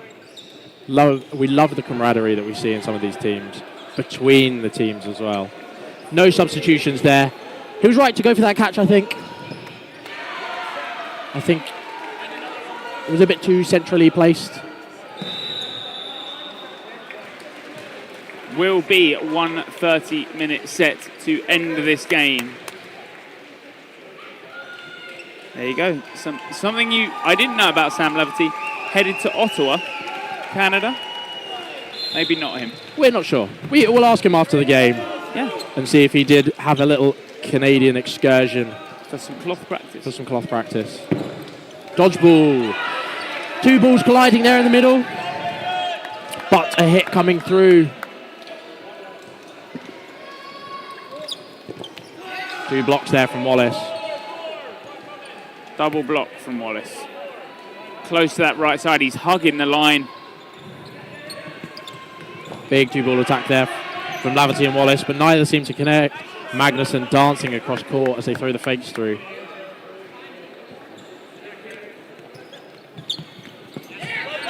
Good jump there from Wallace. 6 minutes left, 6 seconds, left on this half. Hit there in the middle by Morrison. It'll be the bottom one that we're after. It's that minute 30 set. Was it a minute 30 set? It was. The time's now run out on the half. Oh, Laverty gets caught. What a catch from Magnusson. Yeah, picks up the single. Fingertips off his hip. Sam Lav did go to Ottawa, Canada. There you go. Well, but he's caught out in the same sentence. He is. Thank you very much to Fowler for confirming that. We're just communicating between the Twitch chat and the YouTube chat. Trying to be a bit of an intermediary. But neither player makes a hit in that play. He goes for the catch. The set goes to Northern Ireland. Lots of shaking of hands. High spirits there from the Swedish players. Lots of support for the Swedes. And the final set goes to Northern Ireland, 24-8 at the end. Both of these teams came into this game unbeaten. NI proved dominant and take the win. They'll head through top of the group. Good. Look at these two ball attacks here. You can hear the spectaculars calling the Northern Irish players over to join them.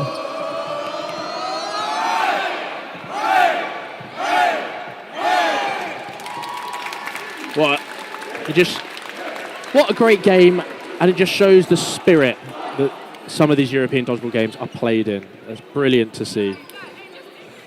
Excellent performance there from Northern Ireland in that first half, showing the power of their starting lineup and the depth as well that they have. I think there was a bit of talk before the game, and there was some talk around who had we actually seen in form yet in terms of a team. Personal opinion, that might have been the best or the most informed display of dodgeball when NI had their starting six on. In the men's side of things, Yeah. I think that first half was potentially the strongest side of dodgeball we've seen. Yeah. The only other half would have been Austria against Wales in the men's as well. Yeah. That Austrian first half, I believe there was 16 or 18 points put on Wales before they managed to bring any back. But they had just played a massive mixed game. So we shall see. Sweden, nonetheless, even though they lost that game, still progressed through the group stages in the men's division. Yeah, some massive plays there, looking at kind of how this game has gone. To answer the question on the Twitch chat, what's the speed of the higher end throws? Yeah, the higher end of throws, some throws I've seen go up to about 90 miles an hour. 90? 9-0. Oh, I don't know, that might be a bit of a push. It's one of those ones where, with a speed gun, you just put your arm through it. Okay. Here, 80s, where they'll be consistently throwing. But anyway, we're going to love you and leave you now until the next game, which is a mixed game, which Greg will still be sticking around. But thank you very much for joining us. We shall see you in about 10 minutes or so.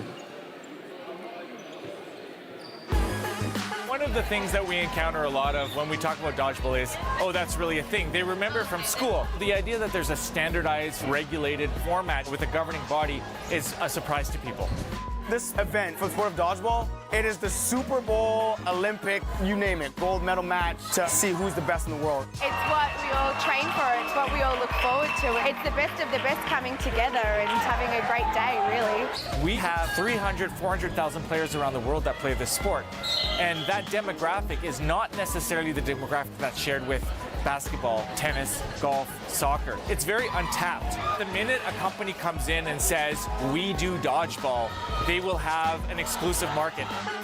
Right now, we're on the ground floor. So if you've got the desire to be a part of something that's very community-based, family-based, and that's on the upswing, that's getting more popular, this is the sport.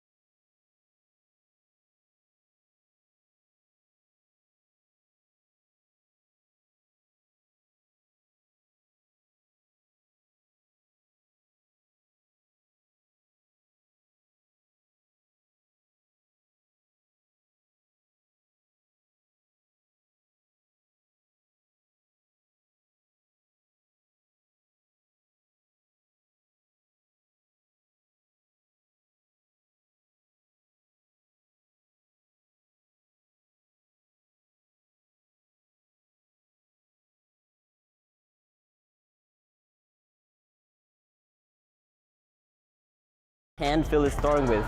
Right now he's throwing with his right hand, so I want to make sure that I'm dodging to my left. Yeah, perfect. Do number 2, stay light on your feet and don't plant your heels. Landing hard, driving your heels into the ground, and not only slows you down, but can over time cause you injury and pain. Being light on your feet allows you to change directions quickly and move more effortlessly. So remember to land on your toes and absorb the impact. Do number 3, dodge unpredictably. If you keep dodging the same way, the opponents will learn your dodging style and know where to throw to get you out. Do number 4, zigzagging backwards. After you've made a throw, zigzag, sidestep backwards like this. What this does is it makes the opponents confused on where you're going to dodge. As you're zigzagging backwards, be careful that you're not dodging in front of your teammates because players will throw the balls at you and they might get hit. So just be mindful of that. Do number 5, pancake. To pancake is just lying flat on the ground. You make yourself the smallest surface area possible and you're really low, and it's actually quite hard to get someone that's lying on the ground. There is a high chance the ball can hit you on the back and rebound up for your teammate to go for a catch.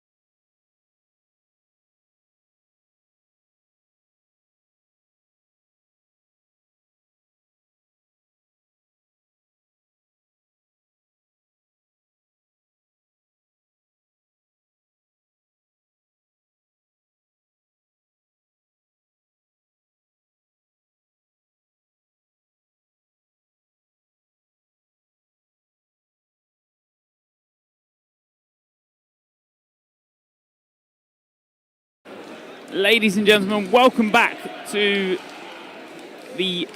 not the final part, but we're coming nearer the end of these group games here on day 2 in Osijek for the Dodgeball European Championships 2023. My name is Greg Whitehouse and I'm joined by Emily Busby. So we're on to game 8 for today now. So Czechia already got a win against France, but a loss against England, and Belgium with 2 losses against England and France. So pretty much if Czechia take this win, they will be second in the group and through to the knockout rounds. However, Belgium cannot progress regardless of the result of this game.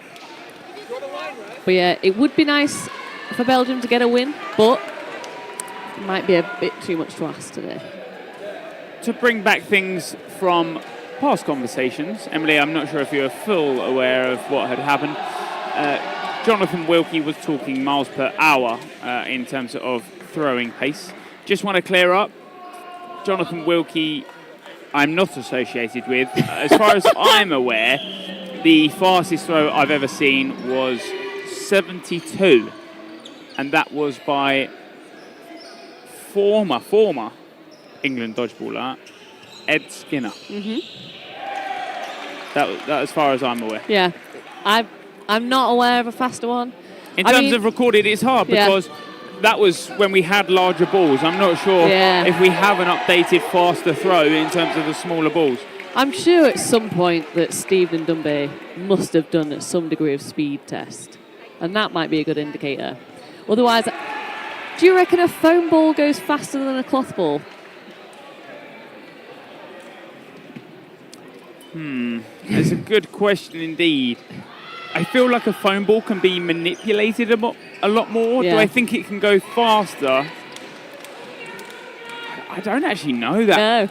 No. I don't know that. I wonder if any people outside of Europe throwing a foam ball know the fastest recorded foam throw. Obviously, I could imagine that would be in kilometers per hour, but yeah. So it might be interesting whether the US team have ever done any speed gun trials for their foam throws. Some people say foam does go faster. In their opinion, they've played both. Yeah. So foam does go faster significantly.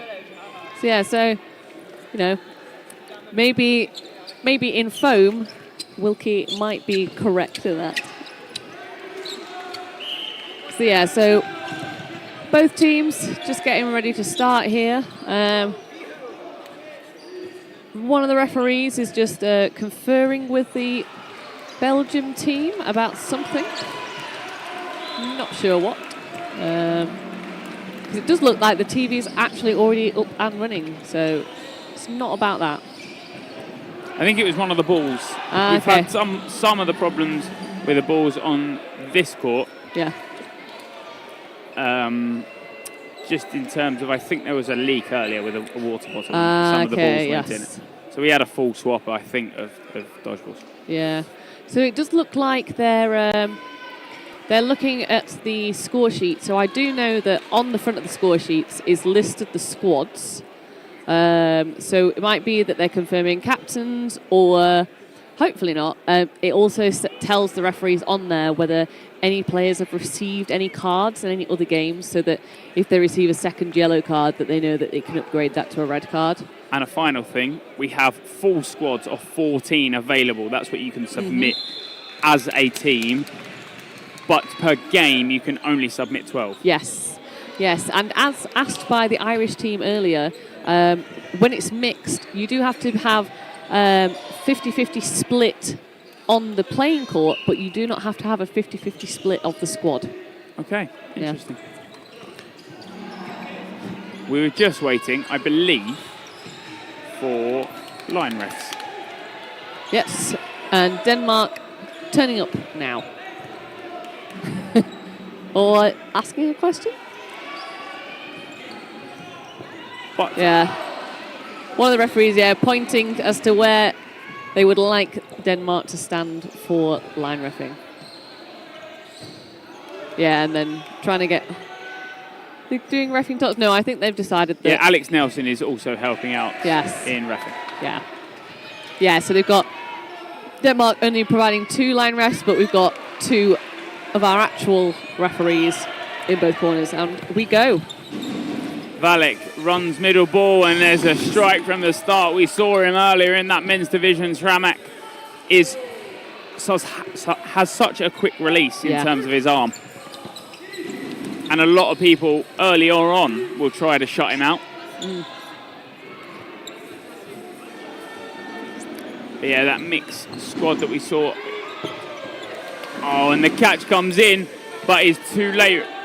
Rubalova strikes early, and while Belgium are looking high, it's a good time throw to make sure the hit is made. Yeah, so it was in that England mixed game earlier that we saw Stramek really making a difference, to the point where England were really trying to shut him down. So obviously, probably still going to be a big feature of this mixed game, although he has now gone off. So Some good questions coming in. And that early release comes in, and as that question comes in, I'll just briefly explain it, and then we'll come back to the game. Will there be a GB for Worlds, or are they sending all the teams, England, Wales?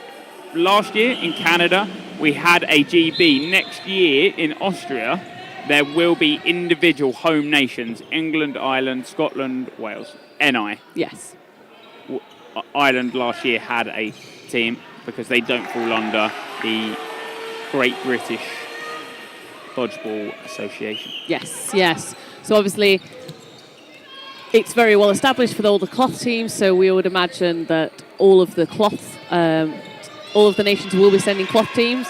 It's currently a little bit up in the air about what's going to happen with the foam teams. I think that England themselves will probably get a foam team out there, but it might be a little bit too much to ask in terms of having separate players for cloth and foam, which I know the British associations want, being able to get squads out for those other countries as well.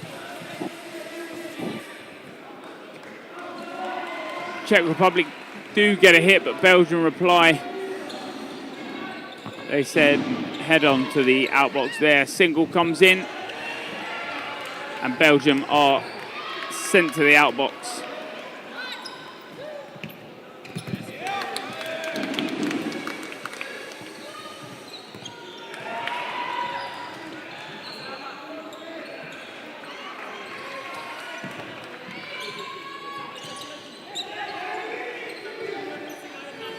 Czechia up that one player. We know how controlled they can be. We've seen them in this tournament so far already. Good honesty there from number 13, De Wild, who does get hit just on the back. Yeah, so a little bit of gesticulation between the two Belgian players there. I think they're looking to try and aim at the same target. Oh, yeah, unfortunate. Belgian player carrying up two balls to the neutral zone, and it just makes you a target because it's so difficult to block with two balls in your hand. And yeah, 3-ball attack, perfectly timed. You can't ask more, and you will see that from Czechia that they do not play aggressive in that rush forward. They will always take that walk. Their wind-up comes from that handball side of the sport. It's something that we talk about in a lot of Central Europe. That quick release, the high ball, and the throw more comes from elbow and beyond rather than the whole shoulder wind-up. Yes, yeah.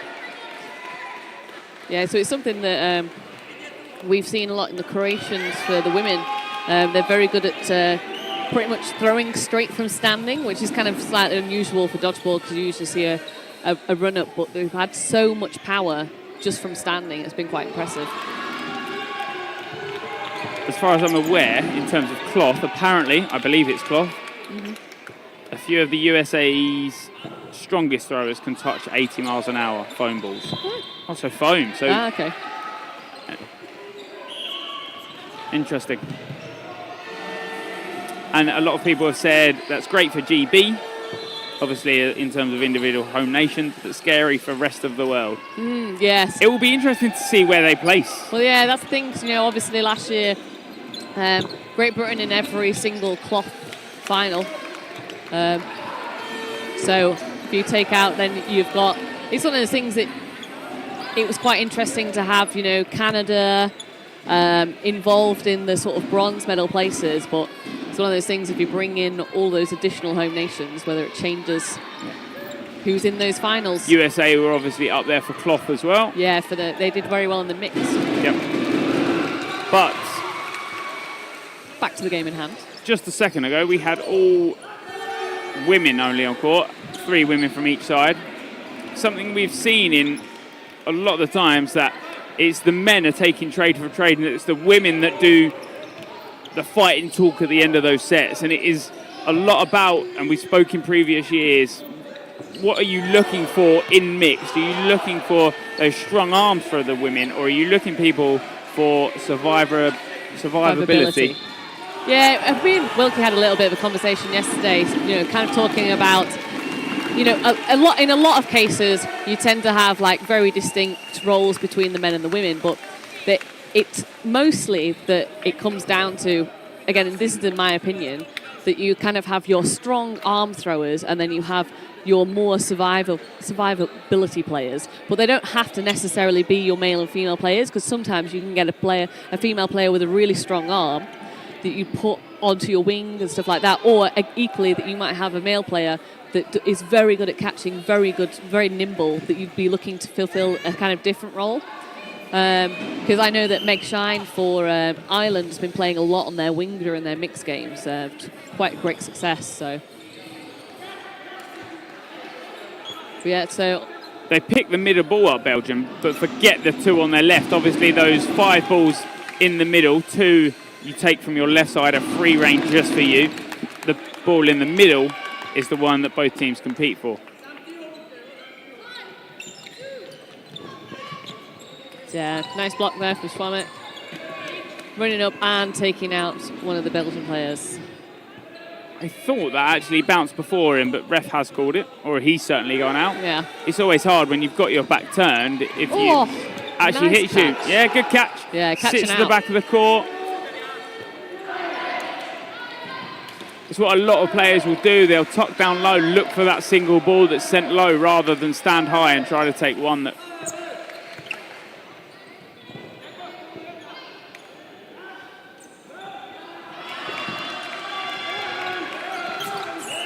Oh. Nice. I love that. I love a nice overhead or chest pass throw in the neutral zone. And there, yeah, number 13 for Belgium, De Wield, taking out Swamek.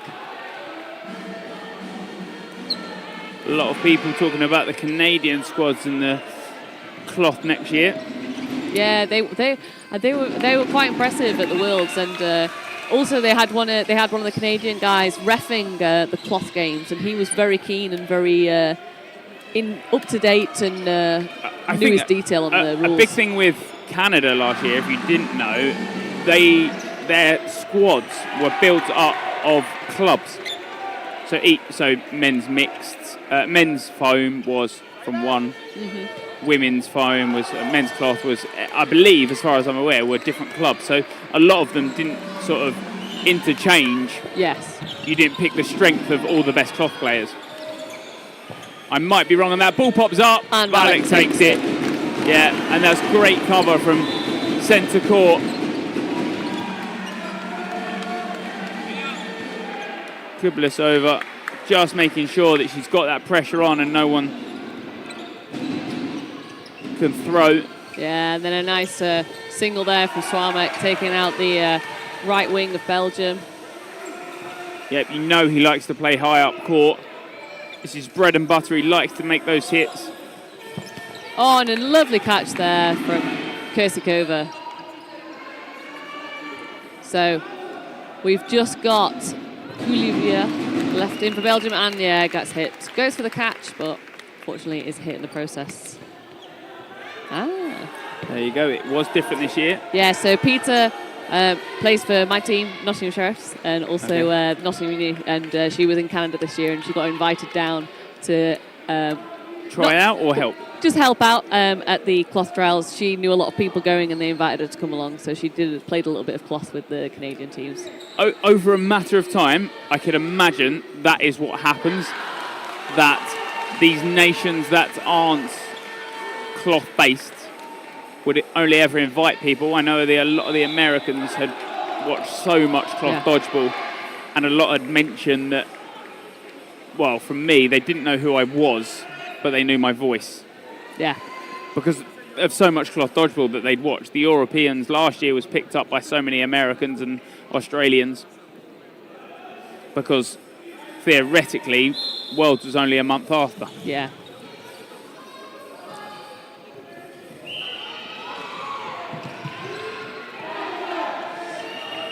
Like I said, it will be interesting next year in Austria to see where all of the European nations fully cement themselves in that world format. Yeah. We had Italy out there last year, but I believe they have a foam organisation and a cloth organisation. Yes. But their cloth format didn't have a lot of their strong... Gazzelli wasn't out there. I don't believe he could get his visa. Right. Or at that point, could get his COVID passport. Right, that something was like- yes, that was a bit of a thing yes. still last year. Yeah. But that sensible cam, Sramek gets the single ball hit, and it's that centre cam that picks up that middle opening rush.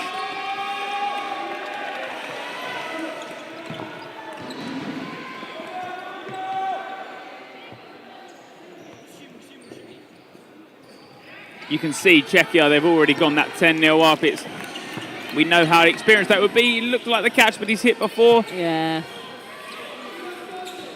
Yeah, one of those things that Czechia are just playing really smart dodgeball. It's one of those things that sometimes when you're really up in a game, it's easy to just the players to kind of let themselves go, let the discipline go, start playing individually, and kind of making silly mistakes. And obviously, they can afford to because they're up in the sets, but it means that if you start to lose that discipline, that when you get into the knockout rounds, particularly if you finish with this as your last game, that you struggle then to get back into that disciplined play. It's so much better if you can just keep the discipline all the way. Yeah, and then a trade there between Belgium and Czechia, so 2 against 2 now. Now, Czechia, I believe, do need these set points in this mixed. Yeah, so they need this to take second place. But they've given away, or close to giving away, that first set into Belgium's hand. A good catch, a powerful throw, but it's picked up by the Belgium number 11. Surte. Oh, but yes, a nice catch there from Kubliasova. Bringing in Swamek. And a good one to bring in. Yes. We know the damage he does on that wing. But it's a block from him. On a block at the other side. Oh, and he goes up. Ball pops up. Oh. Catch is made. Yeah, so Kubliasova, she did throw that ball to try and hit him before he could make the catch, but just misses. So after making that catch and getting Swamek back in, unfortunately, it does then turn it around in the other direction for Belgium. Nice block there.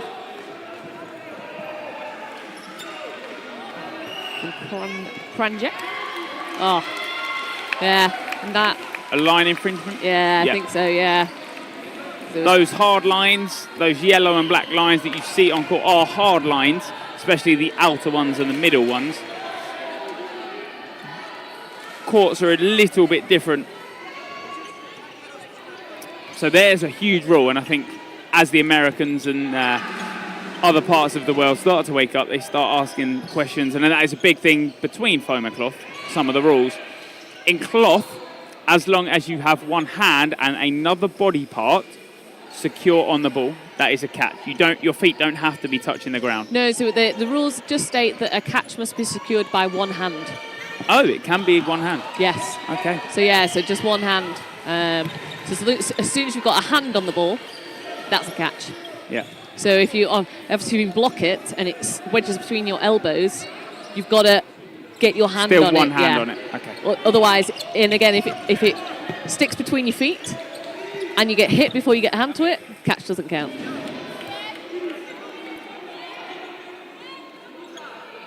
Yeah, but in foam, I believe a body part still has to be in contact with the Yes, court. you have to have 2 points of contact with the court, so that can be 2. It's like the American football, they drag their feet. Yeah, so if you've got 2 feet, or you can have a hand and a foot. Okay. But yeah, you've got to have the 2 points of contact. Czechia could have had 4 there, but instead Sramek just throws the single from that right side. The running counter comes in, but a block from Kursakova.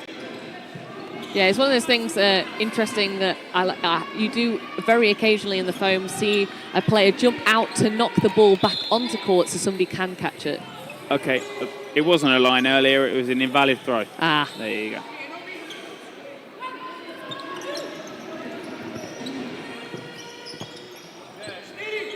Sakura on that left side, the block comes in, makes another block. They've got 4 now.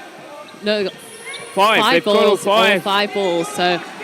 And you're only giving Czechia extra sets here. Oh! She isn't hit by another one. It's still in the air, but her feet are sort of cemented in place. If you're not light on the balls of your feet and ready to move, you're not going to pick those rebound catches up. Yeah.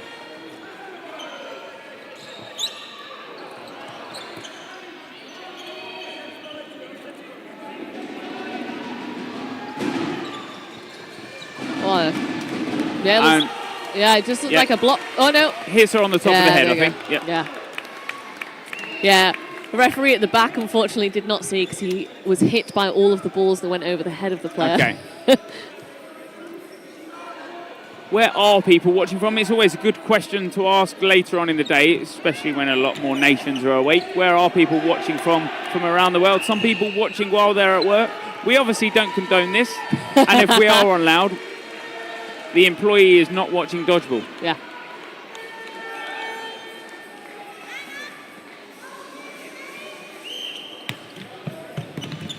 Centre ball rush comes in.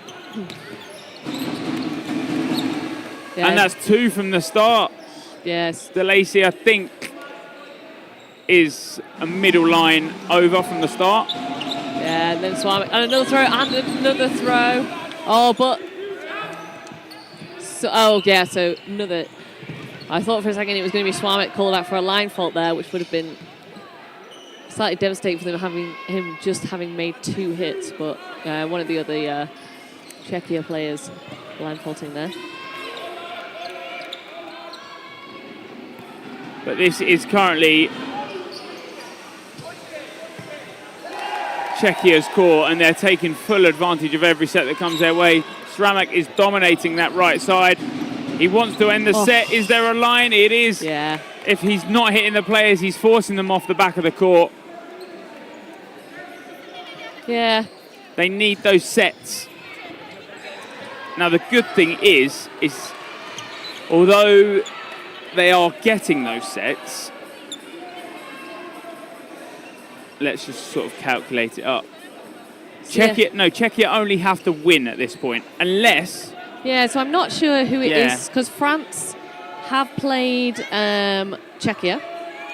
France haven't played England. Yeah, so that's... Yeah, so I think that comes... No, I think they played them earlier. That was men's. Oh, was that men's? Cool. That was men's. Yeah, so really, Czechia just have to win this. Yeah, the set points always help, because if somewhat of a miracle happens, France do beat England, it will be those set points that they're after. Yeah, that would be interesting, because it would leave 3 teams on 4 points there.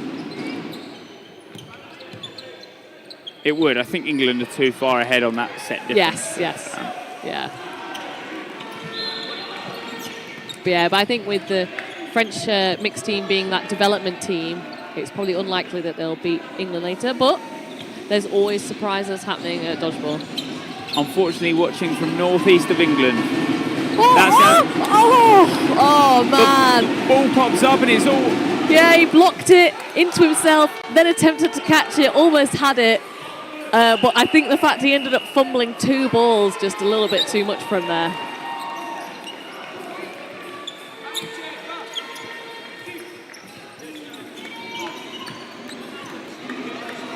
Yeah, Swamek just doing some nice dodging there, getting out of the way of a couple of single ball attacks. The 4-ball attack, none hit. Yeah, and managed to stay on court as well. And gifted Belgium all 5. Yeah, so Belgium really looking to make a hit here with their ball majority. But, look at that. with a flying squirrel. Yeah, so 4 balls thrown at 2 different targets, but failed to make any of them hit. Bounce there, no hit. Oh, nice dodge there from the Belgian winger. Rita there on that left side, just making sure he's playing aggressive. But like you said, dodge does come in. And the dodge is a low one.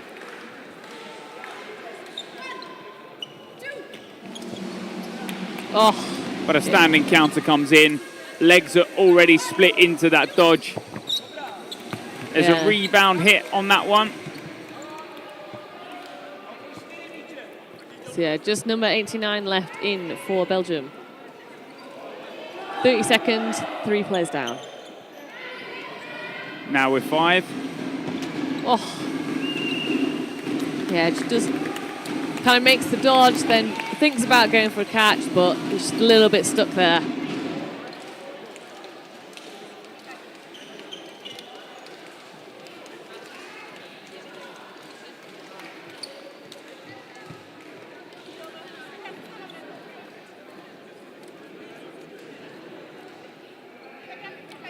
Debates and quick team chats from the side of the Czech Republic team. Set continues. A little bit wide there. Yeah, they're always, you're after on that personal preference from a quick start. You flick straight back or to the wing side? I flick to the wing side, and I've done it to the wing side for so long that I can't flick it straight back anymore. It's almost like a muscle memory thing. Yeah, you know, 13 years of flicking it back to the right wing. We'll do that to you. But yeah, it's one of those things. It also depends on the players you've got, and whether, you know, obviously it's going to take longer to get to that right wing. The angle's a lot harder, but it's less busy because you're also, if you're throwing it straight back, you've got your runners tracking back as well. So sometimes you can end up with a sort of clash of people in the middle there. Yeah.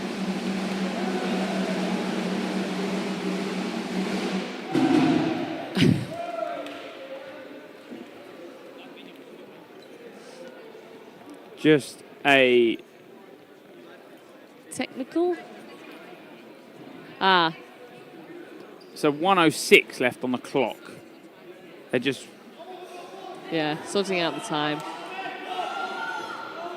1:20 it is. 1:20.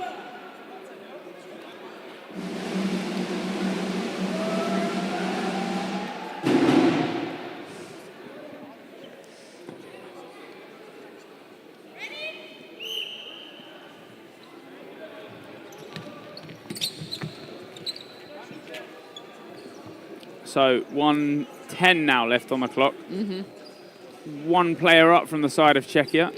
Single ball, double ball. ball. And a lovely catch there. Good catch. Nice swing and the hit on that right side.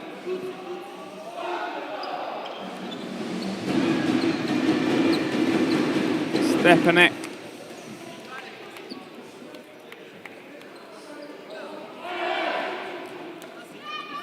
Aggressive throws now. First one, a block. The second one just bounces. A slow game from Belgium and Czechia at this point. We know how calm and collected Czechia can be. Yeah, and just holding that high line. I mean, the two Belgian players don't want to come up and make the attack. Oh, yeah. And then you've just got Reta just coming straight up and taking a revenge hit there. Yeah. The 4-ball, an aggressive one. Too early, too late, just to track the player, and they take the set before the half. The score at the half, Emily, 18-2. 18-2, yeah. Yeah, it's one of those things that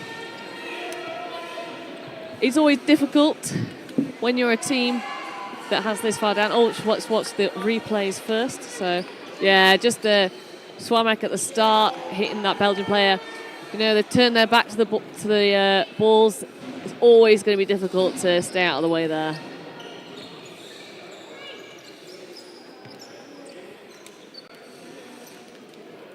He applies that press every time. Oh, yeah, that was a nice shot. That was a nice shot. It's that early, and that release right there comes from handball. Yeah. That is the skill that transitions over, that so many handball players have in their back pocket. Aidan Woodall, of previous England Lions, has that. Yeah. He throws off his off foot. It's a weird sort of habit and a skill that they have. Yeah. Yeah, Mitch awake from Canada. The time over there, I think, There. Oh, I thought we were going to get to see Schramik's double flying squirrel there, but they only showed the first half. 7 hours ahead? Or 7 hours behind, I think. Yes. Depending on which side of Canada. Yeah. You say. Can't remember where he is from. I want to say a place, but I don't. I know some Canadians are get offended by 5 time zones. Wow.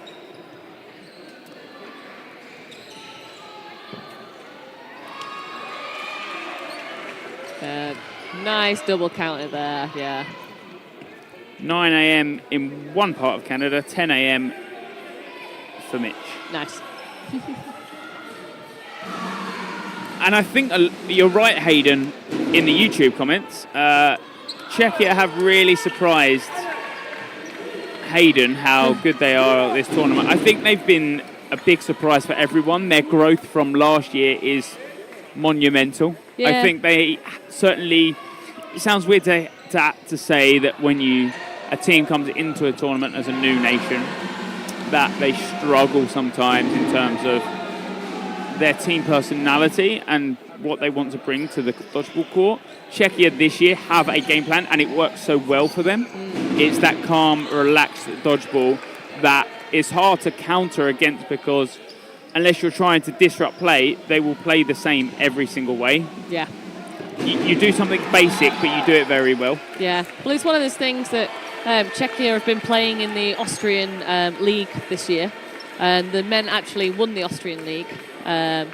So they've been playing a lot in Austria in the Vienna League. Yep. So it's one of those things that obviously the Austrian league is pretty competitive. You're playing against one of the best teams in the world. They're a lot of their best players, and that's only going to make you better by competing against those players. So that seems to have definitely helped them.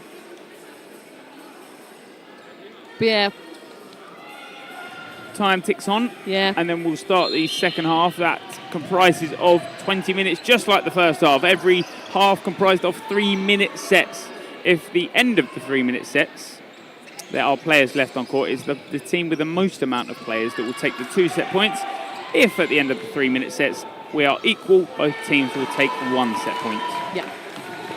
Or in the unlikely situation that you have a 1v1 and both players manage to simultaneously take each other out, in which case it will still be a draw. It would. It would indeed. Unless you play world rules. Yes. Because world rules, it is... when the ball hits the floor. Yes. Yeah. Which I'm sure we will get to at one point, that cloth has one amalgamated rule set and foam has one amalgamated rule set. It's one of those things that, we've already started doing it in Britain, with some of the cloth rules being slightly adapted so that they're more aligned with the world rules. So, for example, the opening rush in Britain, we start on court, which is what they do in Worlds for both foam and cloth. Whereas here in the Euros, we're all starting off court. So that's the old kind of rule set. So Britain's become slightly more aligned with the world rules than Europe at this moment in time. What I could imagine is that until continent tournaments are qualifiers for Worlds, we won't have multiple rule sets. We'll have multiple rule sets. Yes, exactly. Yeah, because if you're using the Euros, for example, to qualify for Worlds, then you're going to have it all aligned. But it would be interesting to see a European foam championships. There is talks of it already. Yeah. I will not say much more. So 18-2 at halftime. Obviously, Belgium taking a set in that first half. It would be nice to see them take at least one more set in the second half. It's one of those things that I've spoken about earlier in the day, that when you kind of get to this point in the game, there's a lot to do. You can almost start to try some other things out, some new tactics. tactics, because ultimately it's not really going to affect you unless you're kind of looking for the points difference for kind of getting through to the knockout stages. You can afford to put on different combinations of players, try out some new tactics to see how they work against a proper team, rather than kind of just trying out some different tactics in your training sessions. So it'd be nice to see them kind of try out some new things in this half so that they can kind of build up their repertoire of tactics. This game gets underway, and after this game, not many more left for the end of the group games. I believe we have Czechia versus Sweden women. Yep. Followed by the last game of the day, Italy versus Switzerland mixed at 7 o'clock. GMT plus 1.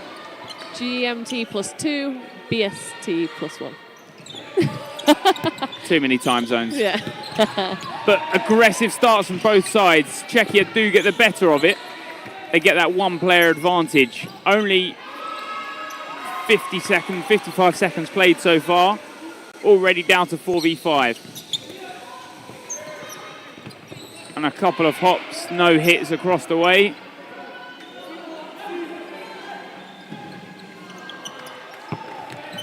Make that one. Czech now go up 2. Oh, yeah. And Belgium can't get hands on those balls. Every ball that's coming their way comes into that centre zone, but they're not making those catches a secure one. Yeah, and they're not pulling off the trades in the middle either. They're obviously throwing the balls, but they're not hitting, and they're getting hit themselves. So nice block there. Goes up for the throw.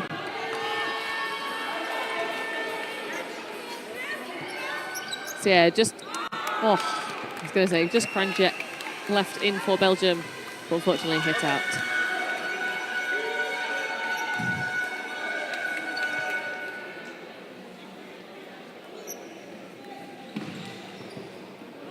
Czechia currently 20-2 up against Belgium. Maybe after that record score from the tournament, with 40-minute games, there will be some new records in this tournament. The current highest score in this tournament, 44-0. Yeah. England versus Norway men's.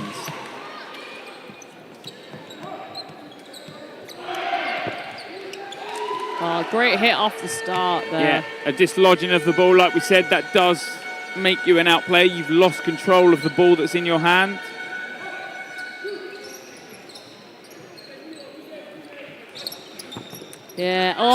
Yeah, so Belgium really trying to hold that high line there against Czechia. They do kind of hold it, but Czechia don't feel threatened, still go for that hit and make it. But the good thing about that is that they were in the neutral zone and they could get the hit back. Oh, and a catch! What a catch, it brings on their 6. 6v4, currently ahead, 50 seconds played. Can they close this set out? Well, there's another one. Lovely hit there by Dalen and Kalkoen. And another two-ball attack there. Number 11 just about managing to stay on court after the throw.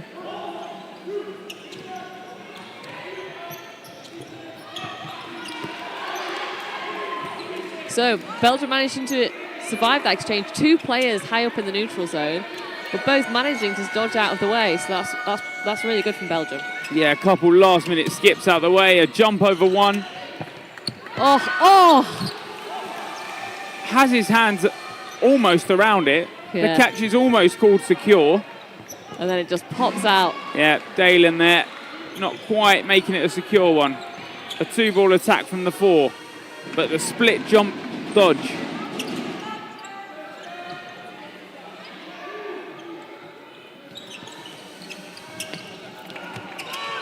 But there's another one.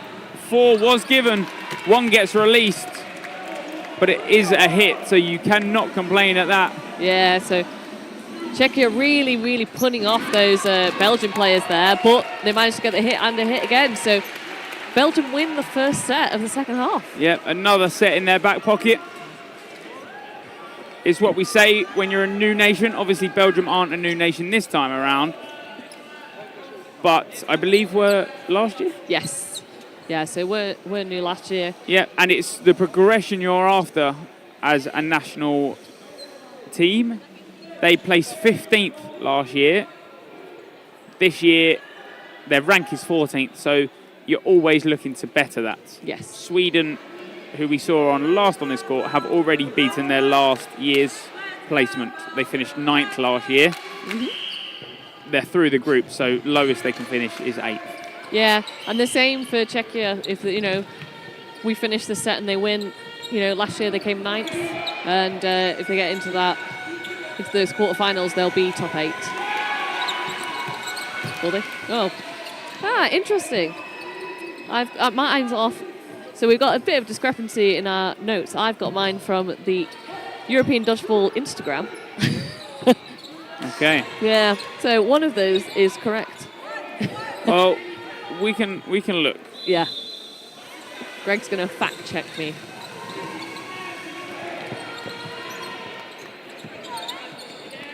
So yeah, 5v5 here. So Belgium got 4 balls. So yeah, both sides making a hit. So the left winger for Czechia taking out the left winger for Belgium, but a ball from the middle does take out one of the players in the middle. Yeah, despite a bit of a disjointed play there, 3 separate single balls from Belgium, they do actually manage to make a hit. So it is 13th on the bit of paper. Yeah. But it is indeed 9th. You are correct. Okay, so the Instagram and EDF website is correct. Oh, that's correct, yeah. Yep. A player is called out. Centre refs and backline ref also called on that one. So yeah, both Czechia players coming up with 2 balls there. Interesting one, because when you come up with 2, you've got to be pretty confident that you're able to block with 2. Yeah.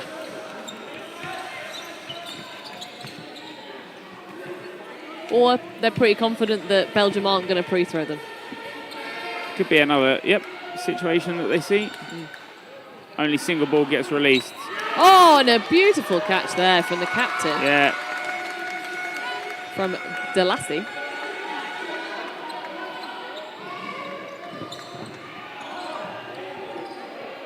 So yeah, if Belgium could hold this out, they're going to take the first 2 sets of the second half.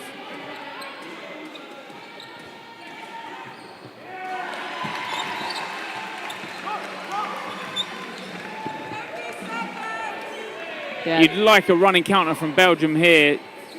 Yeah, I think instead just going to do a lot of attempts of trades in the middle. Yeah, not pulling off for De Lassie there. Belgium just need to calm down. And I think De Lassie, as he gets hit there, just tells the team just to settle. You don't want to give any catches away.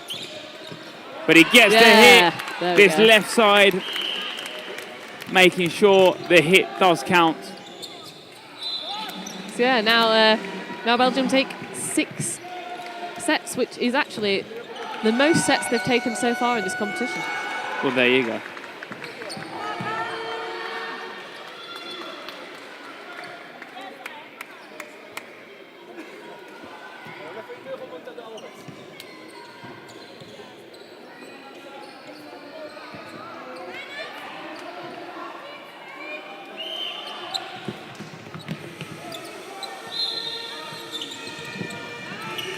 So yeah, Belgium winning 2, but going for a quick start. So they don't make any hits and give Czechia 4. 4 off the start is a dangerous one, because they'll make the hit and they do just that. Yeah. Oh, nice. That was a nice sideways movement there from number 35, Nguyen. He's hit out on that one, and so is De Lassie on that left side. Captain for the mixed squad.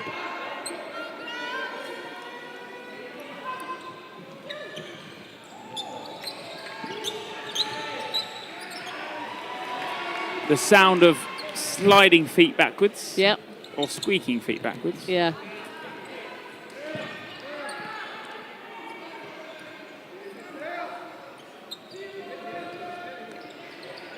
Oh. So yeah, Adam Aljoez calls that. He's the backline ref. So although he is probably the furthest away, sometimes they have the better view. It's that sort of line of sight that they have from corner to corner. Yeah.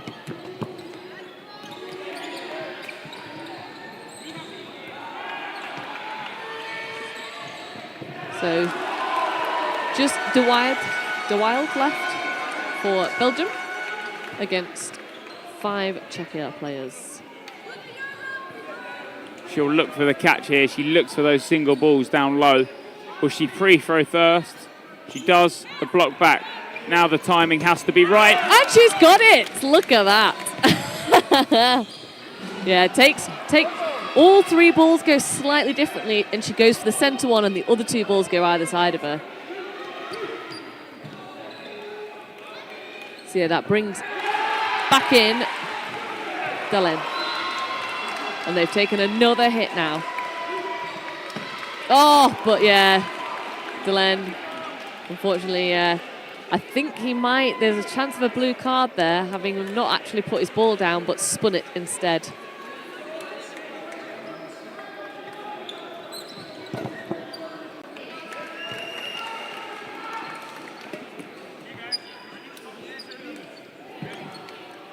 But no card is given. I think if it was, it can be dropped. It Yes. doesn't have to be placed. But I think if it rolls away, then Yeah. that's a blue card. Yeah.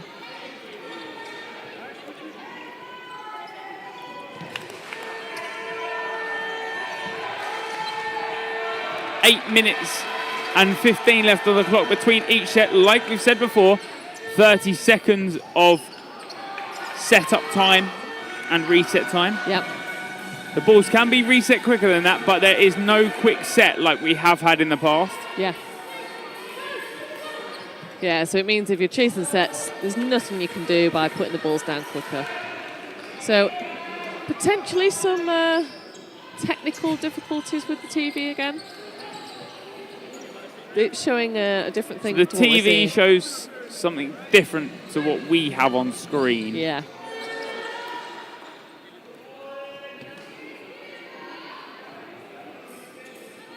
We do have that 22-6, 8 minutes 14.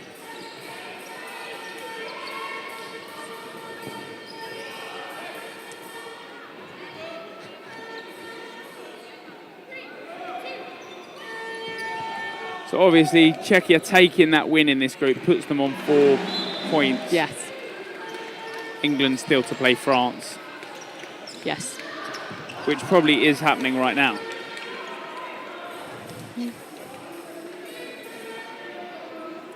Yes, it is on court 5. So We could If we probably check pull up. it. Yeah. yeah.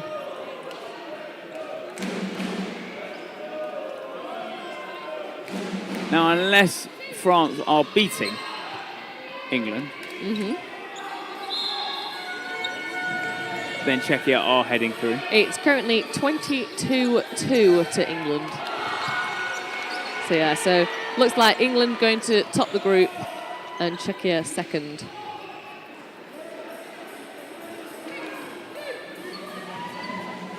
So the timer that we have on screen is fine, Yeah. but I think there will be a play in. The refs will actually time it separately. Yeah.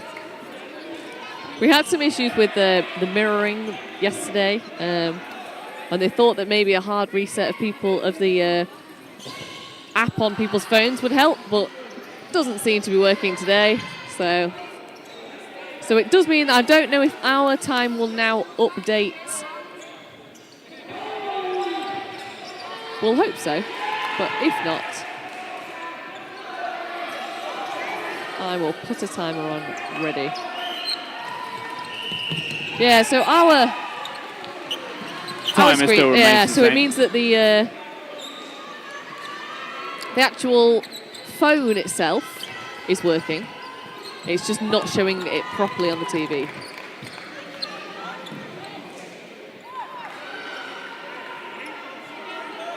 4 balls to Belgium. Now, Belgium certainly did have a harder group. They knew that coming into sort of this tournament. They had Czechia, France, and England, all somewhat established nations within that European Dodgeball Federation.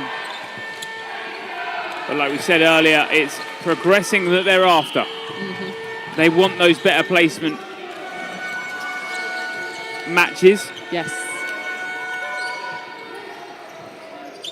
Yeah, because obviously we go into knockout rounds tomorrow, so the top 2 from each group go through to the quarterfinals, and then all of the teams go into the positional playoffs underneath. Oh, lovely catch there in the middle. And with 18 mixed nations, yep, there is 10 outside of knockouts in Yes. terms of group placements. yeah, yeah. So there's still plenty of opportunity for Belgium outside of this group to play some of the groups from the other teams. Yeah. And get higher positioning.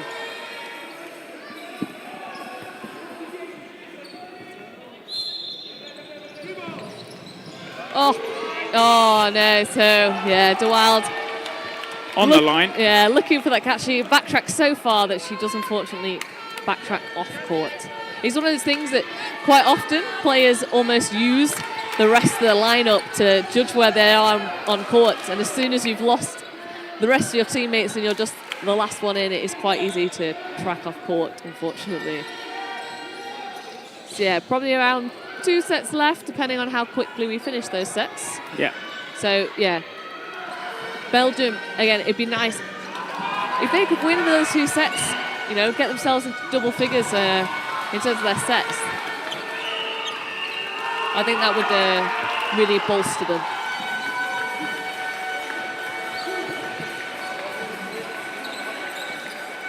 So yeah, a lot of noise coming from court 2 at the moment. I think Croatia potentially winning their match against Ireland. Oh, nice, yes. Good catch.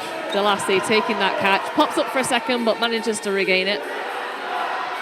Yeah, I think he was a bit unsure why he'd actually been called off in the first place, but Delassie did actually secure that catch. A trade out, and Belgium now with 4 balls. Can they play aggressive? Can they get this set? Can they do what you've asked, Emily? Can they win those 2 sets? Oh, well, there's lovely. one hit. Yes. Nagoyan there taking out the right winger for Czechia. But they've given that 1 ball. There's a delayed throw on it, hoping that the players... And then 2 more trades and a rebound catch there. Yeah, so, yeah. Delassie yelling to his outbox that there's been a catch and he wants another player back in. Yeah, bounce there. So, Belgium with 3 balls against 1 Czechia player. She's looking for the catch. Oh, but she does get a standing hit there. So, 2-1. But she'll have 3 on her side. She'll have to play aggressive. But despite this, Belgium decided to go. Oh no, I think the ball is now ended up on the Belgian side. So yeah, so they did have 3 and they've got 3 again. I think it was way off court is what he was calling for. Oh, and a catch and out. Catch and out. It'll be a 1v1. Delassie against, unfortunately, can't see any visible number at the front. Oh, there we go. He does it. Yeah. Gersakova gets hit. Delassie, captain of that Belgium mixed squad, takes the set. So there will now be, because that set's ended slightly quicker, there will be 2 more sets left in this half of this game. So yeah, so 2 opportunities for Belgium to take that double figure.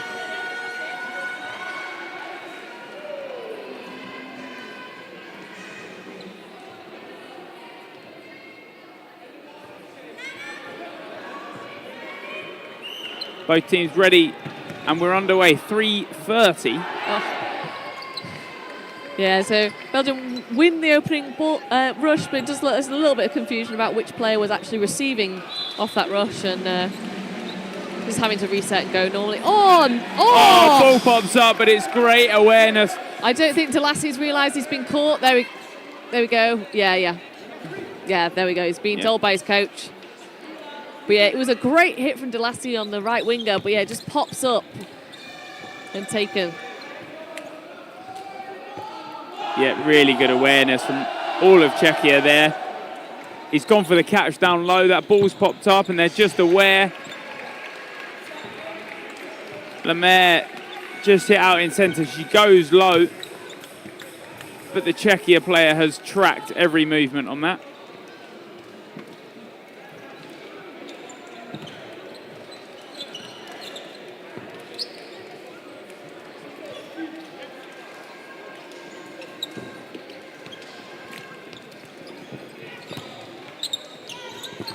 Oh,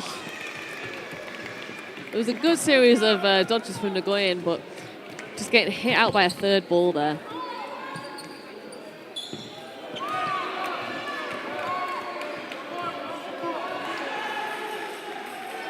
Kalkoen there, taking out one of the Czechia players. She is left in on her own against 5. Oh, yeah. Czechia just taking that catch. So, there's less than 2 minutes on the clock. So, therefore, this will be a final minute and a half set. So, again, it'd be great for Belgium to take this last set. I really want them to get 10 points. I'm going to try and will it into existence for them.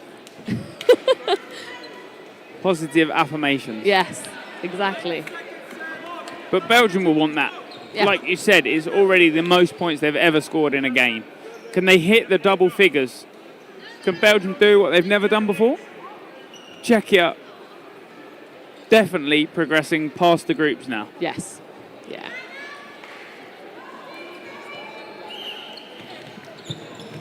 They don't win the middle, but a quick reset.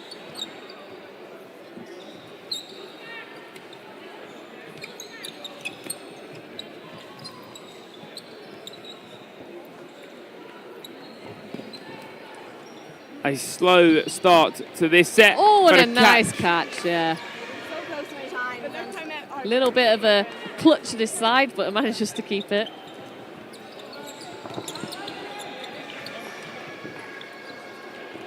Yep, 2 hit out for Belgium early on there. There's 55 left.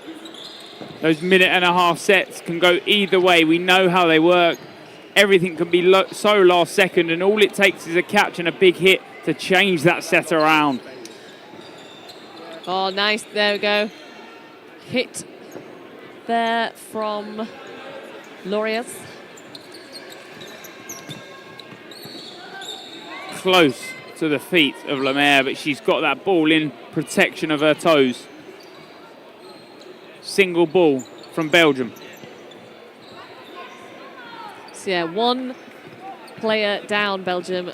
17 seconds left. Go for the pre-throw. No hit. Oh, yes, got the hit on the right side. Czechia found a little bit, going a little bit fishy there. Oh. Yeah, unfortunately. And in the end, Czechia take that with the final hit of the match. Well, I guess, yeah, so it was before the whistle, wasn't it? Yeah, so 28-8 to Czechia. But well done for Belgium, taking their most points from today.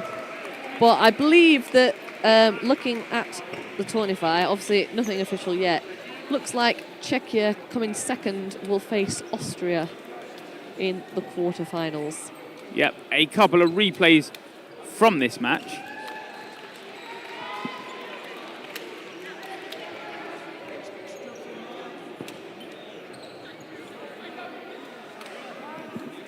So, like we said, coming to the end of that game. Now, next up on court 1 in the women's category. Yeah, Czechia versus Sweden. Yep. News from Sweden, Emily. Yeah, so for the mixed category, Sweden have just lost to Spain, which actually means that Spain will go into second in that group.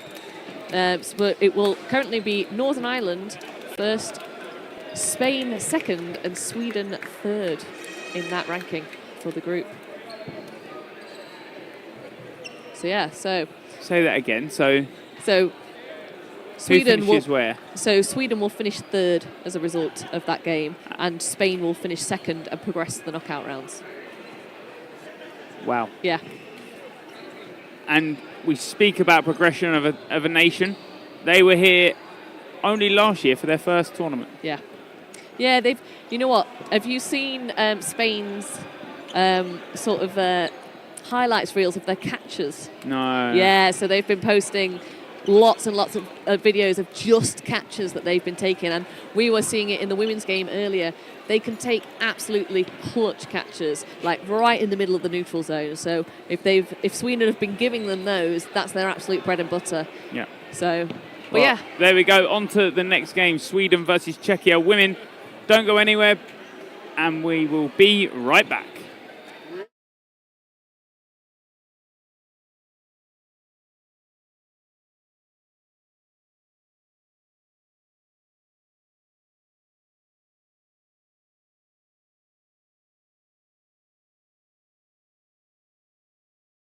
Hello, hope you're enjoying the action so far this weekend. If you're watching from the UK and wondering what the difference is between our rule set and the EDF rule set they're playing this weekend, then I am here to help. Firstly, we have this huge 4 metre neutral zone in the middle compared to the 2.5 metre neutral zone that we've just moved to in the UK. Euros also has a 7 metre throwing distance compared to the 7.75 metre throwing distance that we have over in the UK. That means those throwers are going to be that much closer to you when they're throwing from that attack line, but also that much closer to you when you go back on the counter-offensive. And also an extension this year to 20-minute halves versus 15-minute halves means squad depth over the weekend is going to be even more important. When a player is out, they must put their ball down where they are, or they'll be given a blue card, a penalty set. In British Dodgeball we have final 1-minute sets, but in European rules if there's anything less than 120 seconds left, we go to a final 90-second set to end the half.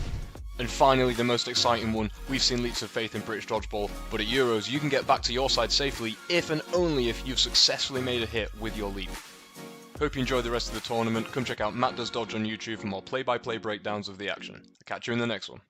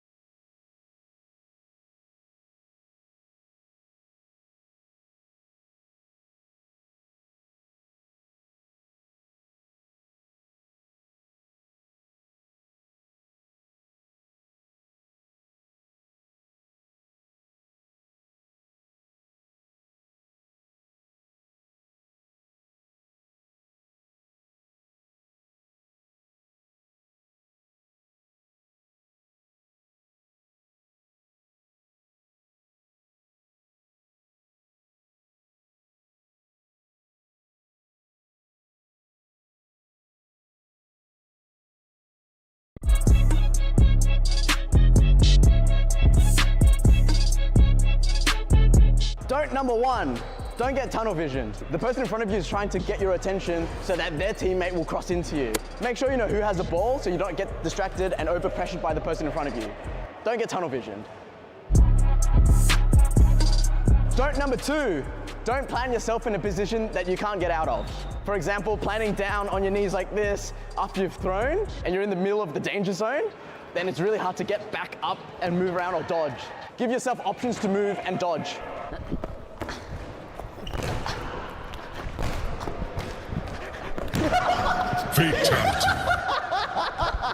Well done. There's no way I'm gonna catch that, man. Don't number 3. Don't dodge before they release the ball. If you dodge too early, then they'll know where you dodged, and in the future when they throw at you, they will throw exactly where you moved. So don't dodge before they throw, because they'll throw where you dodged. Oh my God. I feel like that made sense, but it was so like... Don't number 4, don't turn your back. If you turn your back, you won't see the ball coming. Oh! And therefore, you can't dodge or catch the ball. Make sure you keep the body and eyes forward, whether it be picking up or passing a ball. Just me. It increases your chances of surviving and catching a lot. Don't number 5. Don't overcompensate when you dodge. You waste a lot of energy by exaggerating your dodge. Use as little energy as possible when you're dodging so you can conserve your energy throughout the game. You're dodging a ball, not a car.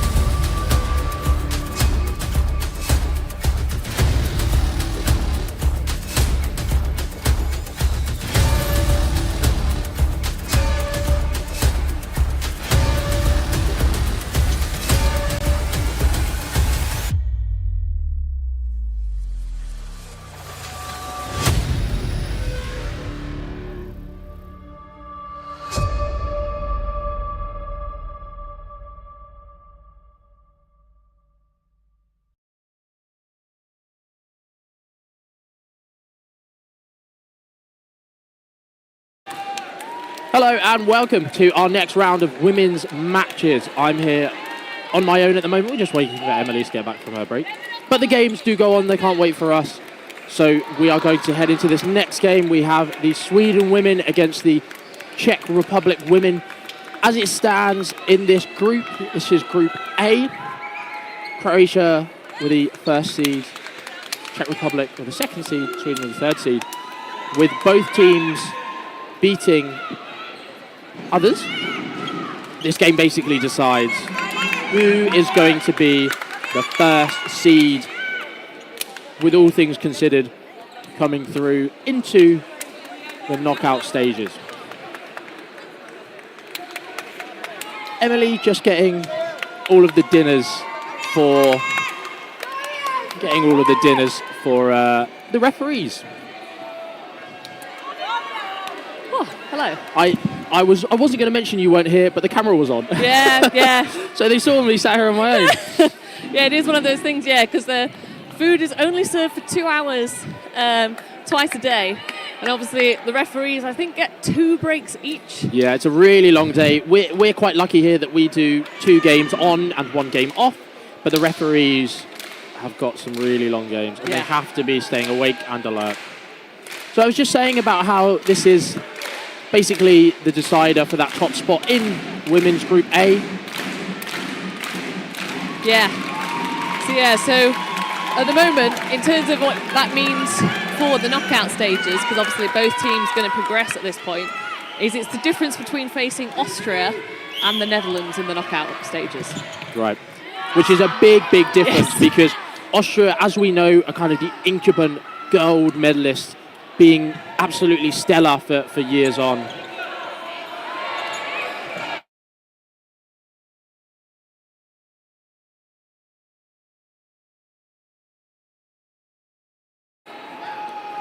Yeah, just getting the scoreboard on for you. It's 0-0 now, 30 seconds gone in this half and in the set. 5 Swedes against 6 Croatians. Not Croatians, I apologise. Czechians. Czechians. Yeah, yes. I did this earlier in the mixed game for some reason. Kept referring to Czechia as Croatia. Do apologise. It's been a long day already. So, yeah, one of those Czechia players going for the catch, unfortunately not making it. Oh, yeah, and a lovely hit there from Sally on Hoffer.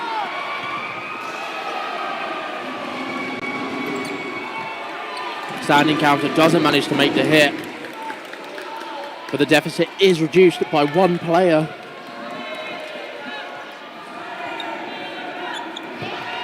Oh, yes, Sally going for that catch there, but she can't make it. And another out as well. So Czech ahead in this set now by 1 player. Big lateral there. yeah, That was really, really well worked there. You could see that the left winger from Czech was so much further up court, but she kind of slowed her run down to allow her partner to catch up with her. yeah. And that is brilliant teamwork, and you love to see it from these very strong nations. And the hit comes through. Yeah. So yeah, Czechia taking that first set. Lots of positivity here. Yeah, so it's one of those things that obviously both teams have already won all of the rest of their games so far in this group. Czechia with a slightly better points difference compared to Sweden. So obviously if it was a draw, Czechia would still go through in top spot. Yeah. We're starting the second set now. Lots of support coming in for the Nordic nations. Oh! Yeah, Hoffer. great from Nero. Makes the quick start at Hoffer's ball, but she blocks it into the player next to her. No hit called there on Vic Holton.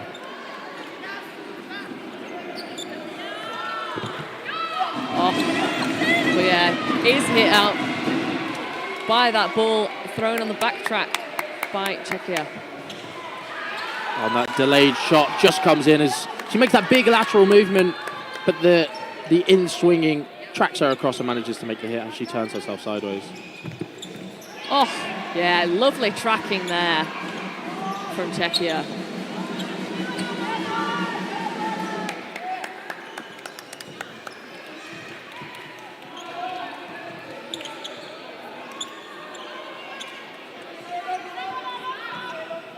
So yeah, a couple of singles either side, but neither side managing to make a hit. So 3 balls come up now from Sweden. Yeah, free throw there, takes out the left wing of Sweden, and then a running counter takes out Nero. So Czechia, after that single set of plays, are now up 2. And the pick up from that last ball, the pre-throw disorientating and just kind of disrupting that 3-ball attack, and 3 singles are basically thrown. Yeah. She manages to pick up the last one, not managing to find the shoes there. So yeah, so 3-3 now.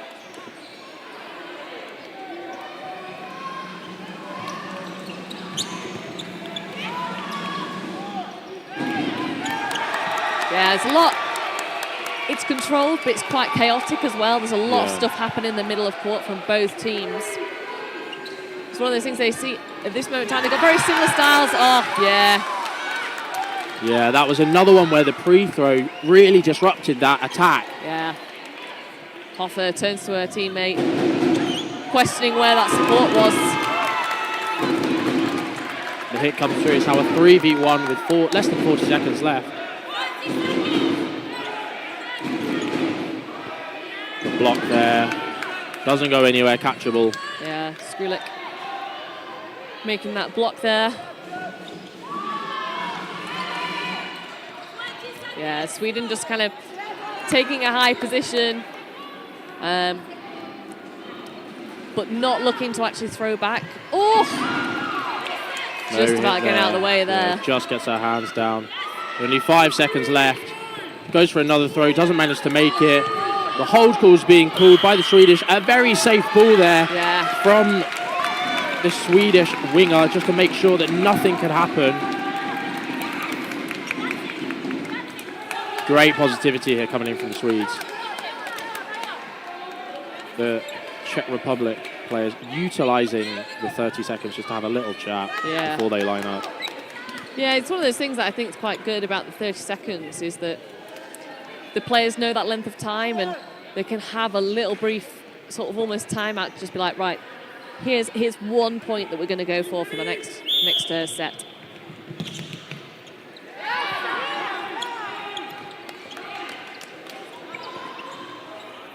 Player called out there for a middle line infringement. Single there comes across, nothing found of it.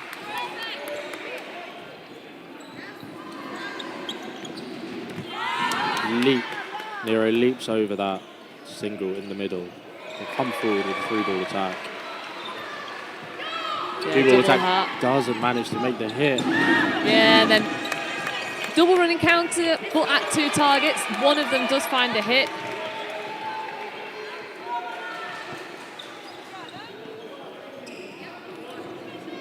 Doesn't manage to find a target there.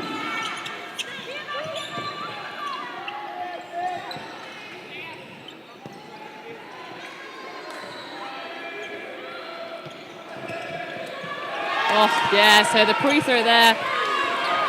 The Swedes reset and then throw a single straight back at the pre-throwing Czechia player and manage to get the hit there. A really good job there to not get hit out from the middle. Clean block on the pre-throw. A lovely 2-ball attack, and Nero takes the catch. Lovely catch, right at her feet, bends down and takes it. High five there from the 2 players. 6 Swedes. Oh, yeah, Hoffa goes fishing and a the big hit. There, lovely from Sweden. Very calm and controlled. And I think that catch from Nero really bolstering them. Yeah, when you have 6 players on court, you're so much more confident with releasing possession because you know that if a player gets hit, you're not going to go down by. It's not going to put you in a critical position when it is a bit more detrimental to the other side.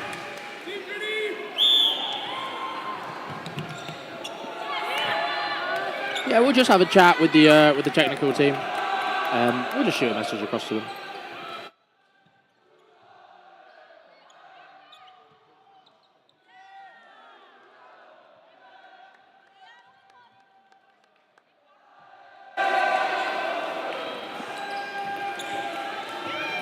So yeah, block there from the Czechia left winger there. So Czechia are down 1 player in this set already after 30 seconds. And they go off ball again. Yeah. It just comes across. It seems that left winger from Czech likes going off there instead of trying to guarantee the hit or prioritize the hit on the 2-ball attack. Yeah, it's interesting having done it twice, whether it's an actual tactic they're going for, that they're to mix it up so that if they've seen one being released, they expect that the other one's being released at that player. The free throw catch doesn't manage to come off. Yeah. It does feel a little bit like Czechia are going for a few too many catches, but then they have been down lots in the last couple of sets. So.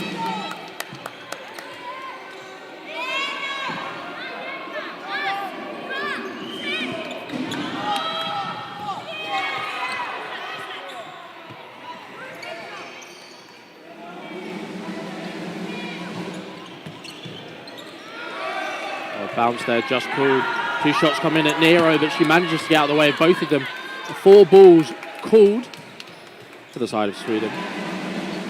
They come forward, release 2 at Hoffa. Oh, and they do get the hit. That in-swinging or the out-swinging one from Nero just curves across. The hand up there in apologies as it does connect with her face. Or her head, sorry. Nero leaps over the single from the middle. Good pressure on both wings.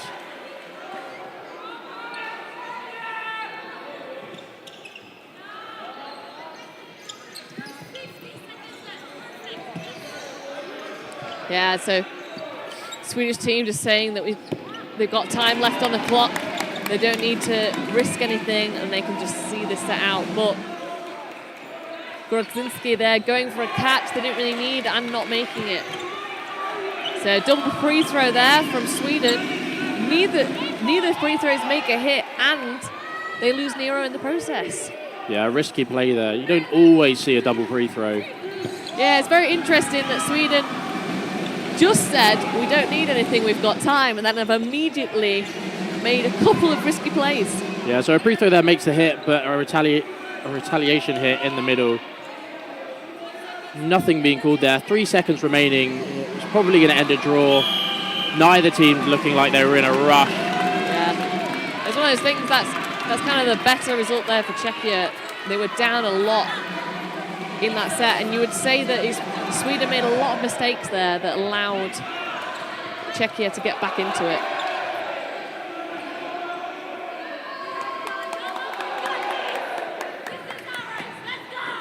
Big passion from the Swedes. Only 5-3 now. Yeah, so we're past halfway in the set, but it's pretty even between the two teams. No quick start there from the Swedes. That third ball not managing to go to hand, so they wouldn't have enough. Wouldn't have the maximum amount of cover. Single coming out the ball. Yeah, then Nero putting that fake up in the neutral zone, basing both Czechia players to release the ball, giving them 4. Maybe a bit of miscommunication from the Czech players, as we've said, their 2-ball counters have been going at different targets. Maybe they're just rushing into things a bit. But the 2-ball dodge and now 4 balls for Czech. Nice hit there. Little high five between the two Czechia players.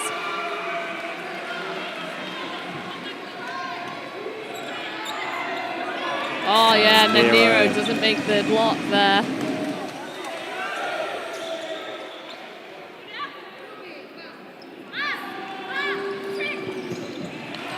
So we believe court 3 should be working now for you.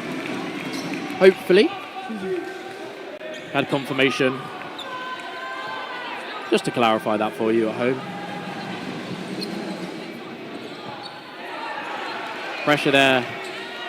Kept up by the Czechian wingers. Just to stop that ball from being comfortably claimed by the Swedish players. They come forward 3 now. Oh, yeah, and then a great post throw there from the right winger. So, yeah. Yeah, Sweden accidentally ending up with one of the balls from court 2 there. Yes, not quite looking at the balls in their hands. Yeah, they are different colours for each court to help the players identify which balls should be on their court. And we've got the green balls in the middle to our right. Oh, yeah, so double throw, ball up into the air and a rebound catch, but neither Swedish player taking it. Yeah, so unfortunate there that the Swedish player releasing the ball accidentally. There's a hit there. Yeah. Releasing the ball accidentally, but running forward to claim it to then put it down where she was called out. Yeah. We would normally see this as a blue card, but I think Bruno, head ref, is coming in. He's just going to give a warning. Just going to give a warning and just kind of have a conversation about it. Because some refs are giving warnings for it. Yeah. As opposed to straight blue carding. Yeah, I think it was one of those things she didn't realise that she'd been caught on the rebound as well, so she was running up court, and I think Bruno was like, yeah. And we do find that a lot of players don't necessarily place the ball straight down, they just drop it. Yeah. So if you're already moving in a direction and you drop it, momentum is conserved a bit, so the ball might go another way. So I think that's what happened here. Yeah, and it's one of those things that sometimes it's a bit iffy if you just drop it and it rolls backwards. Yeah. So a hit there on 77, a stern look as it came in a bit high, but the catch there by Lundgren brings back in Sekulic. Big single there from Lundgren, doesn't manage to make the hit. So yeah, Czechia come up for the attack. Single ball, fails to make contact with Sally.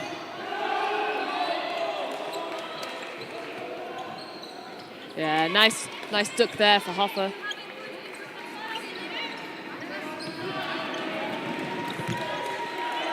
High shot there on Nero. I think she's jumped quite a few times, so the Czech players are a bit clued into it. 2-ball dodge there. Another shot down that wing that isn't managed to be caught, and a trade on the other wing, which leaves us 4 apiece with just over halfway, into the set. Oh! And the catch is made Yeah, as she falls off court. Yeah, catching out brings Hulton back on.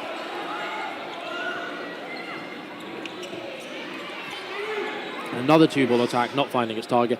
The Czech players are doing really well at not getting hit out from these 2-ball attacks and big movements, either low or high. Yeah. And the Swedish, there you go, another dodge and then block. And the Swedish accuracy, 2 balls low and 2 balls high, is kind of killing them here, because they're not managing to kind of put their balls in different places to draw out, like we've seen from some of these delayed. Yeah, and then a 3-ball attack there from Czechia. Fails to make a hit, and then a post throw there. Oh, laces, yes. Yeah, so it looked like she was calling a hit that hit somebody's foot, but she was actually indicating to her own foot that she wanted her laces to be pulled up. Yeah. Obviously a health and safety hazard to have trailing laces as players are running up and down the court. So yeah, so 50 seconds left, 4-2 to Sweden. Oh, yeah. Czechia right winger goes for a high block but loses control of the ball, so just leaves Hoffer in by herself. Oh,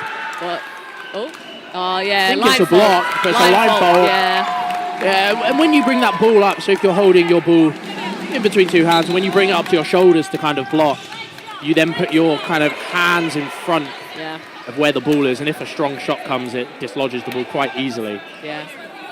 So now 7-5, Sweden. 1 set left of the half, time-wise. Just going off the half clock now. Looks like a couple of substitutions coming in.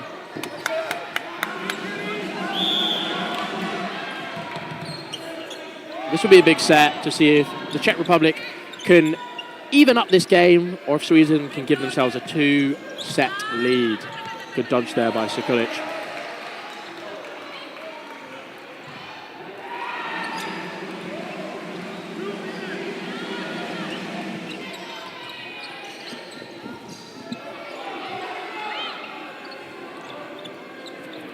Yeah, single ball, and then a post throw, neither making connection.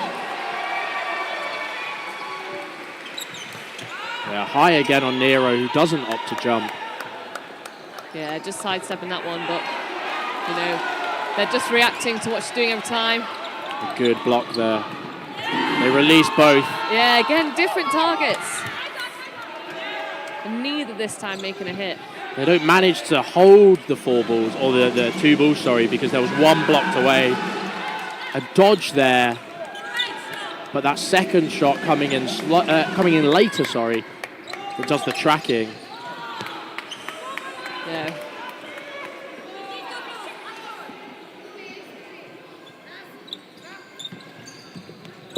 Oh, Single comes through the middle. Doesn't make the hit. Yeah, Stralin lingering out for a second, but then manages to bring it in before she gets hits. Yeah, cross court there for Czechia. Doesn't manage to make a hit. So there's a minute and a half left, and you know Czechia would like to get this point, these 2 points. Oh, and a great catch save there. by Hoffer. Puts the set in Czechia's side with 30 seconds remaining. 3 balls now on the side of Sweden. A block there. 3 balls now again. Czechia playing this 2-ball game in the finals, 15 seconds. Communication here will be key to see if there's a hit anywhere. 4 balls given away. Yeah, 2 separate signals there from Sweden. Neither of them making a hit. 4 balls now. 5 balls now, and they release one anyway. Oh, yeah. The hit just as the set dies. Czech Take it. take the set. 7-7 going into the half. I think that's been a brilliant two-half game. Not two-half game, but two-side game where no side has run away with any of these sets. Yeah. Yeah. Or neither side, sorry. Yeah, it's been really close, and you know, the scores that they've had against all of their other opposition have been fairly similar, really. So you would expect this to be a close game going into it based on what we've had so far in the group. So yeah, looking back at some of the replays. Yeah, this was this great 2-ball running counter. See how the left winger just timed her run so that they were on time as a pair. And look at the faking here. The really well done in-time faking from every player there. The hit there on 35, just off centre. Oh, yeah, and Another then one that just 91. miscats, yeah, from Will Coulton. You see the Swedish players there are setting themselves quite close to the return line, which if you're used to playing in a UK British dodgeball court, is a lot closer because of the size of the neutral zone. Yeah. About double. Well, not anymore now that the courts have been changed, Yes. but it is significantly larger. It feels larger as well. So these courts have been changed to mimic the size of a volleyball court. You would have seen at Worlds in Canada last year, we had 3 courts in each kind of section. And because of obviously how big volleyball is there, each court had a different colour wood. Yes. So you could really clearly see what was the court and what wasn't the court. Yeah. And we're just trying to, across the nations, formalise and codify the rules so that you can basically get a court, stick some lines down. That's how you play dodgeball. Yeah, it's one of those things that makes it a lot easier. We've had it in the past with, in the UK at least, trying to get sports halls to put the courts down, because obviously it makes it a lot easier than buying a whole load of tape to put additional lines down. That if you're using a court that's already down, like a volleyball court, it just makes it a bit more universal. You can start playing any sports centre that's got the volleyball court down, which is pretty common across most sports centres. So it just makes it a bit more accessible. Yeah, and I believe, I don't play volleyball, so I don't know what these lines would mean on a volleyball court, but I assume one of them's a service line. Yes. And obviously most sports have a middle line. But it just, as Emily said, makes life so much easier for the players, the organisers, any tournaments that happen. So going into this game, I think this might be the first game I've commentated which we've had a draw at half-time. Yeah. A lot of games have been close. Yeah. Like one set either side away. Never a draw. Yeah. So obviously, when it is drawn, it's really important then. I mean, as it is in every other game, to get that set after half-time. But it's less insurmountable than if you were already a set behind. Yeah. And you don't get that win in the first set, because you're then 2 sets behind. Whereas here, if you do lose, you're only a set behind, and that's, you know, a little bit different mentality than being 2 sets behind. So it's good to get that set and know that you're ahead, but it's less important than if you're already behind to start with at half-time. And in these situations, it's all about taking a perspective of what you were doing well in the sets that you'd won. Yes. And how to negate the bad things you do, or the not as effective things you were doing in the sets that you've lost. Yes. So to answer the question, when are Euros going to introduce a foam tournament alongside cloth? I believe there are ideas for potentially the next one, but nothing confirmed. Nothing confirmed yet. It's all about the. My mind is blanked. The Worlds next year is the Worlds next year, and also the desire. There you go, the desire for it. Foam is nowhere near as popular in Europe as cloth is. However, we have just split up GB. Yeah, and it's one of those things for Worlds last year. So Austria did take a foam team to Euros, and obviously GB did, and so did Ireland. And Norway did as well. And Norway, yeah. So there was 4 European nations last year competing at foam at the World Cup. So, but obviously, just 4 countries here in the Euros. That's quite small European Championships. But It would depend if you get each of the home nations from the United Kingdom to compete in that. But at the moment, it would be quite a small tournament. Oh, and Italy as well. I did forget about Italy. We did have the C-SIT games recently, in which there were 2 Austrian teams, some Italian teams. Yes. I would like to say a Czech team. Thanks for that. It's not a pause when I don't know what to say. It's a tactical pause. I do agree. I do agree with you, Hayden, that now that Euros and now that foam and cloth are being combined at Worlds, it's only a matter of time until it happens at Euros. And then once there might be a single rule set. I personally do like the fact that there is foam and cloth. I think they're wildly different games. I thought the Czech player there, number 16, managed to duck under both those balls, but just getting clipped. But we will focus on the game ahead of us. Yes. And we do love talking about dodgeball, but we have opportunities to talk about these. Other than when some excellent dodgeball was playing ahead of us, a great 3-ball attack there. Yeah, so does give Sweden the 4 balls, but obviously they can only play 3, but that's still probably going to be a 3-ball attack. Oh, yeah, so they're trade there between the 2 right wingers. So obviously more advantageous for Czechia because they had the player advantage. So yeah, Czechia again holding a nice high line, stopping the counters from Sweden.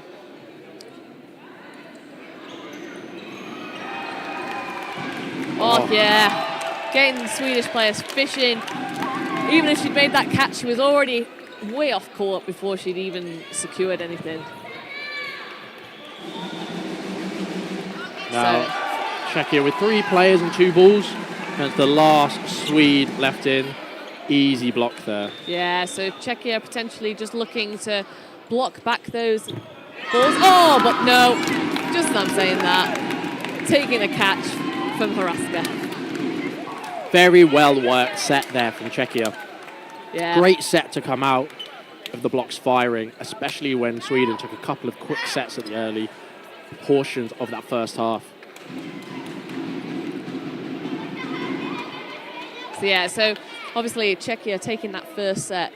Really, you want Sweden to respond here, to stay in it. As soon as the other team gets the momentum, it's difficult to come back. But we've seen it shift, as we've said, over the last couple of days, that there is a mentality and it waxes and wanes between all the teams. Oh, big standing, post-standing counter. Yeah. We've had some love from Mosh Monsters for our use of saying huge single. Which was very kind. An absolutely amazing single there. Yeah.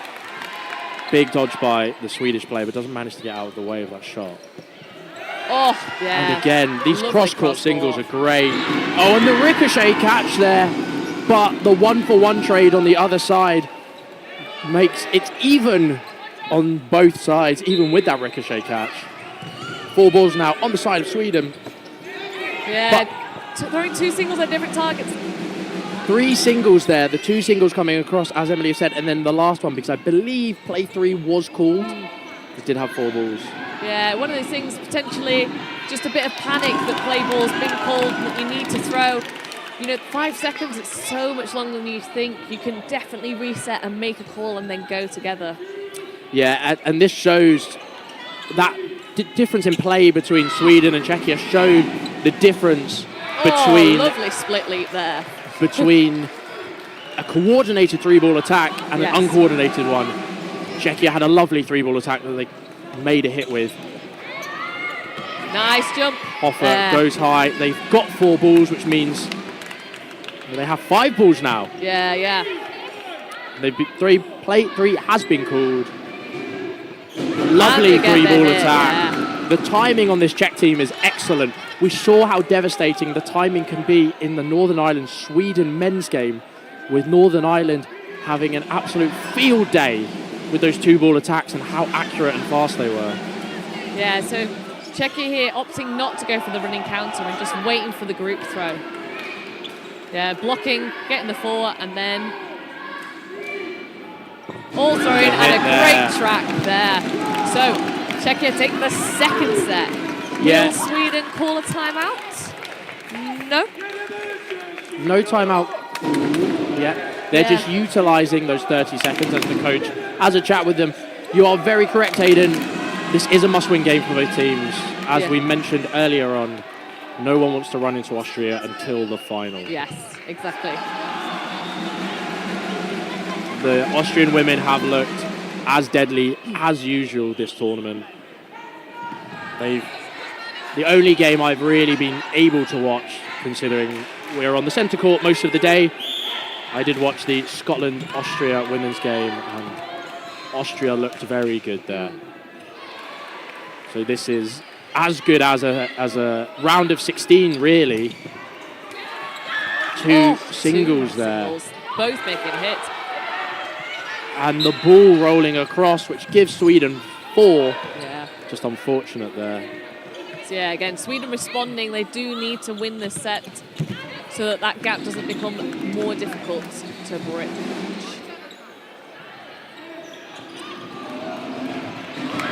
Yeah, lovely single hit there from Hedden. We've seen her play a lot of mix today, as well as this women's game. A lot. I do know there is a mixture of the Czech women that do represent the mixed team. I think Hofer doesn't. No. But it's just a testament to how athletic some of these players are, having played a lot of games. Yeah.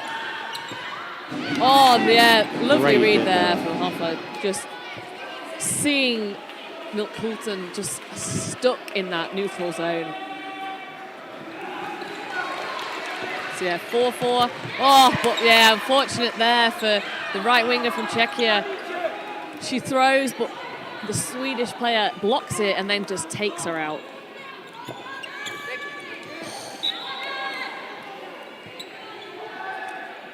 So 1 minute 20 left of the set. One player down for Czechia. So we've had a comment in the chat, if teams are playing to try and avoid England, NI or Austria in the knockouts, then those teams have already won the mental battle. I think it's just the way the groups have gone. We know that Group A will play, I believe, Group B? Yes. And this, in theory, is to avoid the winner of Group B. And that just so happens to be Austria, who also just so happen to be a 5-time gold medalist and haven't lost a final in however long. So I think... Yeah. So yeah, as Hayden says, it's that thing that it would be the first game you play the next day. Yeah. And it's nicer if you've got a bit of a warm-up game. It is. You go straight into one of the hardest games you're going to play straight away. So I think that's the thing is, obviously it can be sometimes players, if you go into a game thinking that, well, this is the best team in the world, I'm not going to beat them. Yeah. It is then difficult to actually play out that game because you would expect to lose. So yeah, there is a mentality thing, but then it is also, if you could just save them for the afternoon, that's a lot easier for you to have an easier game to warm up into. And we've also, in theory, we've just repackaged the winner of this game wins the group. Yes. That's as simple as it is. And we've repackaged that into the winner of this game avoids Austria. Yeah. So it's just to give a bit of context to what goes on, because topping the group, people love. We've topped the group, what happens next? It's just a bit of context, because we are now thinking about those knockout games. Yes. What happens next and who are they playing next? Because the tables are being decided. Just to kind of clarify some of our comments there, just alleviate why we're saying these things. So a timeout has been called there. Looks like a timeout's been called by the Czech Republic as they lost that set against Sweden. Yes. It was a close set. Yes. Came down to very fine margins. Yeah, so yeah, Czechia just calling that timeout now before Sweden can actually draw the game. Unless it was... Yes, I think it was a timeout. It was just because Sweden was still lining up. I was wondering whether... There does appear to also at the same time be an issue with the TV again. On court 1. I do agree with you, Colin. I think you always look to the next game. It's what is the impact of the game now and what does it do to affect the next one? And as we've said, winning this game puts you at the top of the group and it avoids the other better teams in the group stages. Yeah. You want to top your group because you then get to play the second seed from the group you're playing against.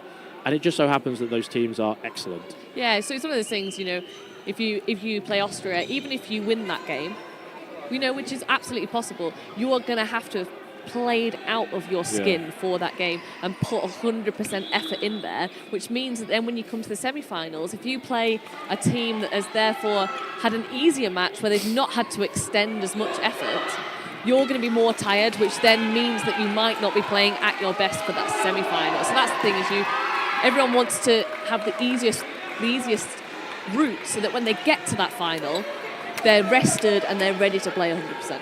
Yeah, and kind of a comparison, there's a Rugby World Cup coming, Rugby World Cup running at the moment, and we did have some quarterfinals in which it was New Zealand versus Ireland and South Africa versus France. And those were the top 4 teams in the world in the quarterfinals. So some of these teams have been knocked out, but you want the best teams to go as far as possible so that they manage to make it to the final. But we're setting up for our next set after the Czech Republic's timeout. Obviously, these are just our opinions on how we see the games. Yes. We do have the luxury from seeing them at a lovely spot in the Yeah, exactly. It's one of those things, it's even when you're playing dodgeball, everyone can play hypothetical dodgeball. It's the easiest game in the world because you win every time. It is more difficult to be out there playing it yourselves. We've got the luxury that we are not playing, we're not tired, and we're just commenting saying, oh, wouldn't it be nice if this team did that? Yeah. But we've both been on that court. Yes. And it's a lot harder when you're out there. I do apologise, Colin. I know it's too soon. I do apologise to every Irish person I meet now. Just because being the #1 team in the world, very disappointing. Anyway, I could sit here for hours and talk about the Rugby World Cup draw. As a Scotland fan, I feel it quite a lot. But that's the way the cookie crumbles. A hit there on the Czechia side as we focus on the sport that's ahead of us as opposed to somewhere in France. And a great 2-ball attack there, utilising on the 4 balls that they've been given by Sweden. Yeah, Czechia have just been really on point with their group throws. A very good delay there. The first one draws out a block. The Czech player is not quick enough to make the second one. 4 beat 4, coming up to half in the set. Oof. Nero goes high there. Yeah. Big pressure by the Czechian wings. Yeah. Oh, yes. Nero goes fishing. Yeah, they've been throwing high at Nero every single throw, and even they know that they're doing that, she still went for that high catch.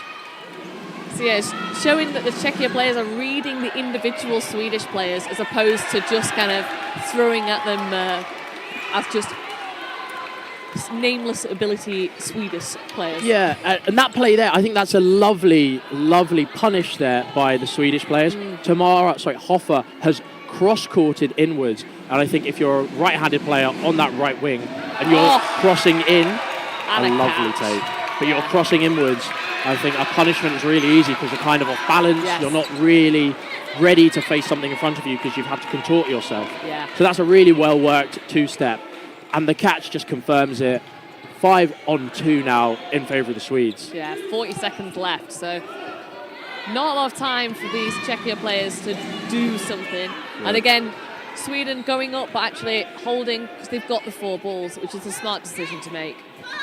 You know, whilst they're 1 set behind, they're not absolutely chasing at this point with 8.5 minutes to go. They can really take their time and make sure they're winning the set and they're not making those silly mistakes. Yeah, and the last set as well, they had, I think, 3 or 4 players. Oh, and another great catch. They had 3 or 4 players on court, and this one, they're potentially going to end the set with 6 players on court, and that's exactly what you want to do in these moments, especially when you're down and the hit comes through just as the set dies, and it's 11-11. Yeah, great from Sweden. That's exactly what they needed. It brings it to a draw. There's 8 minutes left. That's probably about 3 sets left. So I believe it must have been a Swedish timeout earlier. Yes, and now Czechia. Because Czechia have just called their timeout, yes. which we can confirm because we saw the coach do it. Yes. We did miss earlier, so we did just assume. So Yes. We assumed with the way the game had gone. But yes, it is a close women's game, and it has been brilliant. yeah. Yeah, it's one of those things, I didn't see it, but I would have Italy women's Yes. game, because obviously that was 10-2, I believe, or something like that at half-time to Ireland, Yeah. and then Italy absolutely brought it back in the second half. I guess potentially not close because they weren't trading sets, but in terms of looking at that difference across the two halves, I'm interested to go back and watch that. Yeah, that's one of those games that we might turn around and just say, at the end of the day, if you want to catch some of the games back, because every game here has been streamed. Courts 1 and 4 are commentated by us, the trio of myself, Emily, and Greg. Court 4, we have a mixture of media personnel, dodgeball personalities, just having a chat and doing a job. And then 2, 3, and 5, all streamed for you. We'll probably have a look through and see which were the best games, or the best games, the closest games, the ones that people recommend to rewatch. So if you do have any recommendations, either in the YouTube chat or the Twitch chat, please send them our way, because we'd love to stick a post up just to remind the people that didn't manage to catch some of the games what they missed out. Yeah, great single there from Hoffer, going for the Swedish mid players, but they do manage to laterally dodge out of the way. Quieten down. Yeah, it's both teams really aware that this next set is quite crucial. You do kind of have a lull in the hall kind of towards the end of the games. As teams get tired, Hedden hit out there. She goes low and doesn't manage to make the block. But 5 balls now to Czechia. We'll see what they can do here. There's one hit. Yeah, 1 hit, but they did throw all 5, so they've given Sweden all 5 now. The Czech captain just giving it away. Big dodges here. Oh, but yeah, hit on the last ball there. Yeah, she goes low, but doesn't to get out of the way. So yeah, 4-4. Yeah. Oh, lovely hit there from Barankova. Just seeing a question in the chat if Column is competing this year. If you'd like to see all of our competitors, please go onto the EDF Instagram and Facebook. We have posted every team sheet for every team, men's, women's, and mixed. Every country involved has been posted up there, and we've given you a little bio on some key players that are coming out of these teams. So please go and have a look. You learn about the countries. The hit there, the 2-step coming in there. Yeah, so 5 balls again to Czechia.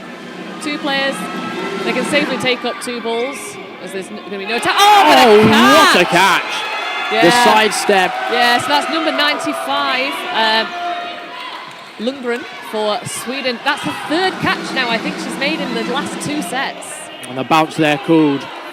But that's what we mean when that big lateral movement, players can track you across, but they lose a bit of accuracy, and Hoffer sending it right into the gut of Lundgren, and she sucks it in and makes the catch. Yeah, so 1 player left in for Czechia, Barankova. She's got 27 seconds to get 3 players out. Block there. Sweden not taking any chances here. They're trying for the shoelaces. They're not giving away a catch here with that accuracy. Yeah, and lovely laterals. And goes ducks. low as well. 10 seconds.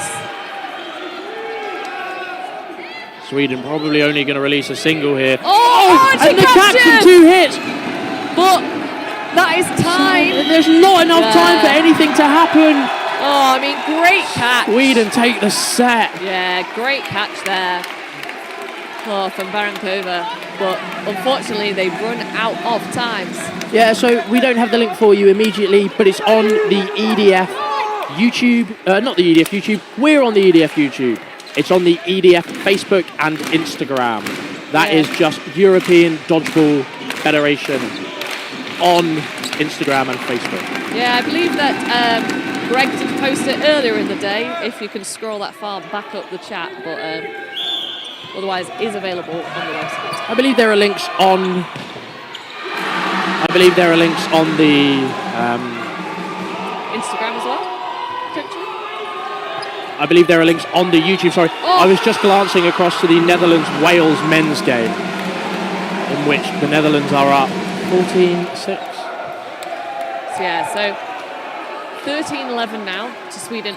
Czechia need to win this set. There's not enough time left after this game for them to bring it back if they don't win this set. Yeah, and there's at least 2 sets left in this game. Single there in the middle doesn't manage to find its target. Yeah, so 5-5. Sweden with 3. Low there. They do throw 2. So Apparently it's called a hit, but it looked like a block from our angle. Yeah, but obviously we're looking from behind, so not the best angle to see. 4 balls to Czechia. No hit, though. Really need to capitalise when they're given possession here. Yeah, they've got enough. They've still got time, so they don't need to panic yet. Save single there from Sweden. Oh, the flipper by Hoffer, and you can see what it means to her and the Czech team. Big celebrations there coming in. Nice. Light dodge there. Yeah, Czechia could potentially take a draw here and then go for the win in the go for a draw again in the final set.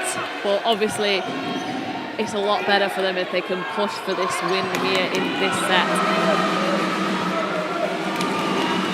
Yeah, very safe single from Sweden.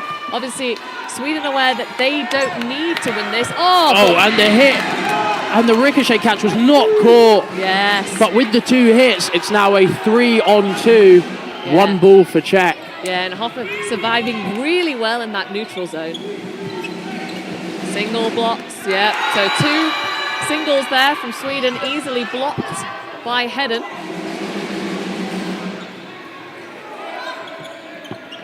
Oh, but blocked into herself. Oh, and her shoes. So she sits at the side of court doing her shoes. Block there from the Swede.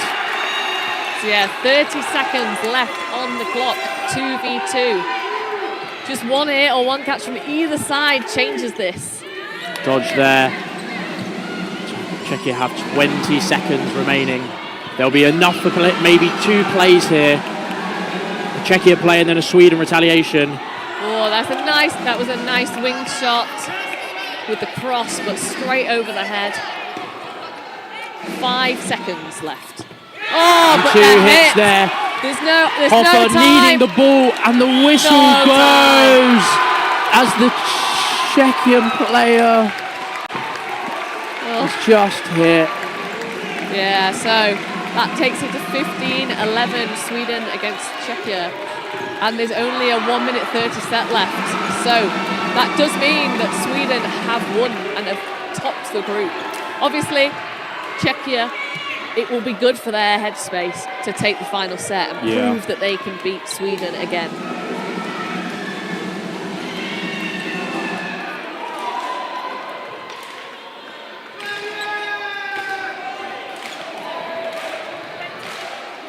The support coming in from the Swedish men's and the Danish men and some Norwegian men up there as well.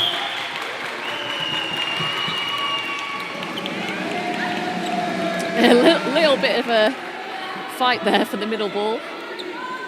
Obviously, absolutely fine to get between the 2, as long as you don't pull your opposition over the middle line. You're allowed to pull the ball towards you. Yes, but not and if the opposition is still holding on to the ball, you're not allowed to pull the. Yeah, so as long as you don't touch them. Yes. Yeah, it's okay. But yeah. To not only the 1 hit there, but that's happened a couple of times where in the neutral zone, 2 people are grabbing the ball and they're holding on to the ball itself and not each other. Yeah. And sometimes people stumble over. Yeah. Post throw there, hitting there, another aggressive shot. Both shots hit Nero and 2 other hits just to confirm it. Yeah. The Swedish women really riding this high now. Yeah.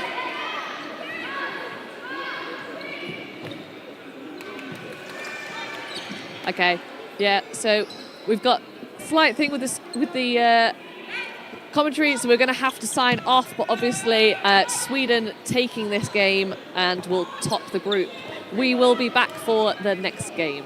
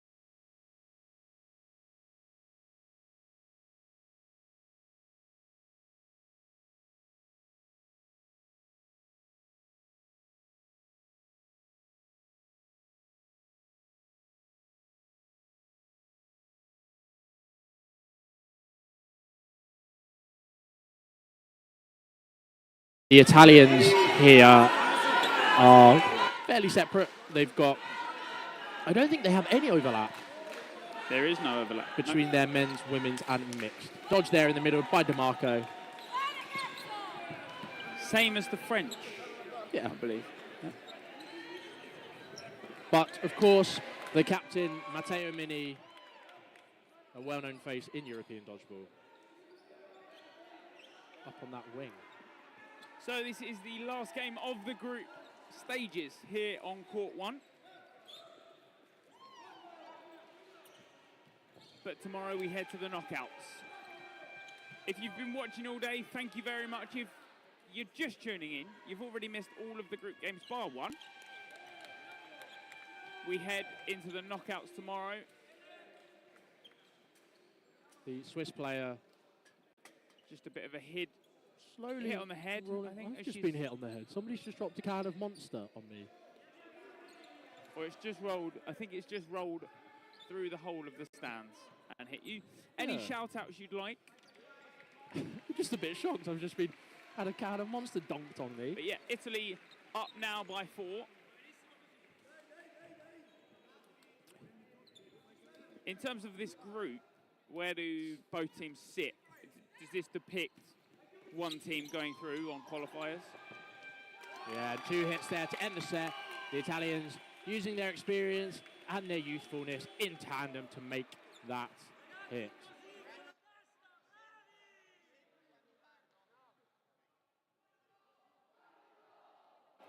So if Switzerland win this game by, I guess, a 20 points, then they would go through.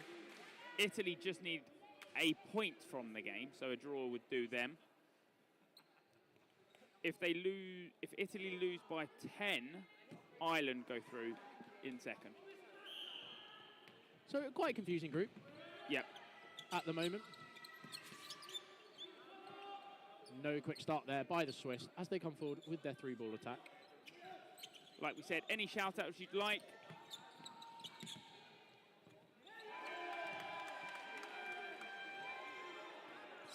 Shout out to Monster for such sturdy cans. There Thanks, you go. Colin. I love getting a bit of love in the chat.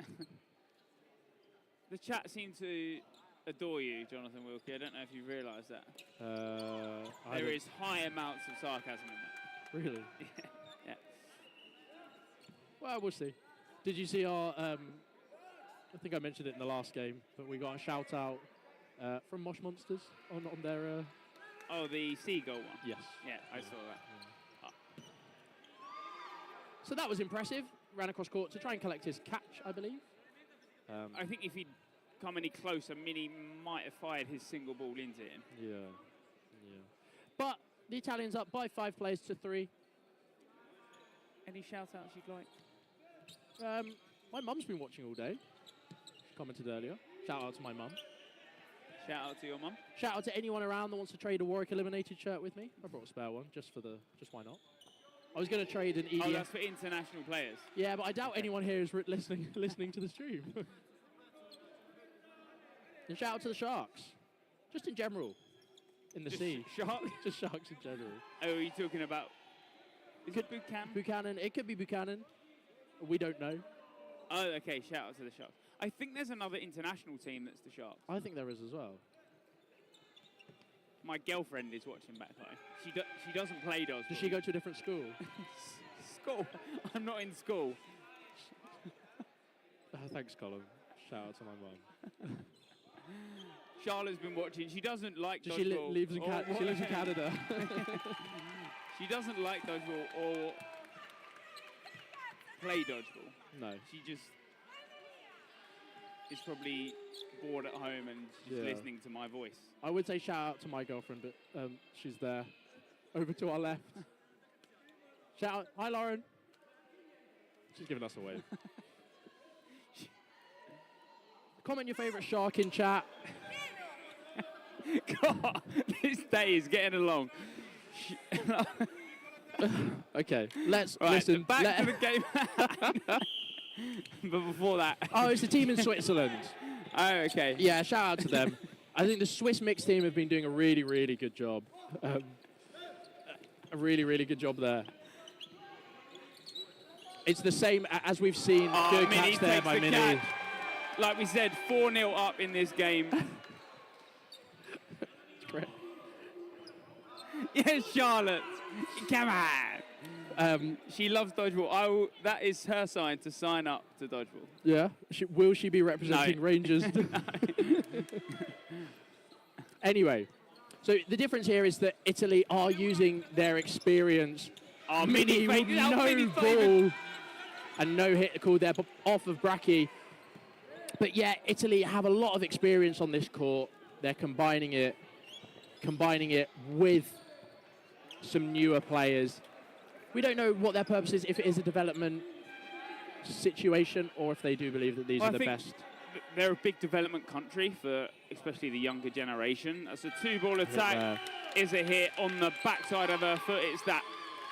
It's where a lot of players, when they go low and they're sort of knees to toe, heads out.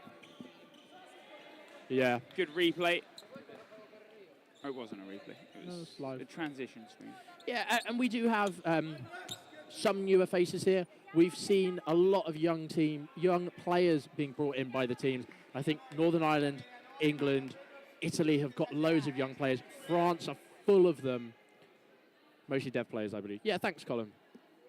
We do think a couple of these teams are using mixed as a development side of things. We know for a certain. Switzerland are. And it's always nice to see new players on the international stage. So a hit there, not a hit there, but a line there called.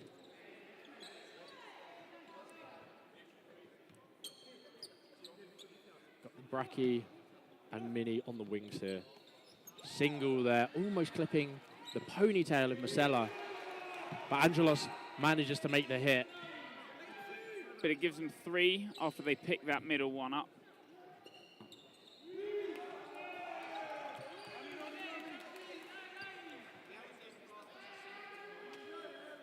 But Angelos on that top left side, just making sure that he's pressuring that high court. And when you're on that standing counter, standing at the back isn't always the greatest thing. You want that step forward. You're providing that cover for the rest of your team. Single ball from Angelos again, but this time not finding the target of DeMarco. Yeah, so we've just gone past 7 p.m. here in Croatia, 6 p.m. in the UK. Yep, you're wearing grey. I have a grey polo on. Grey polo. I'm wearing our mandated EDF t-shirt. But a huge hit this time does find Marco. Yeah, good single there. Switzerland up for the first time in this game. Let's see how they can finish this set. Remember, these are 40-minute games. We are just hitting the half of this half. The first quarter. Lots of releases there, no hits, except that one in the middle. Oh, catch nearly picked up. Rappo almost manages to take that catch. But it is a 1-for-1. Angelos doesn't make the catch, but the ricochet pops up.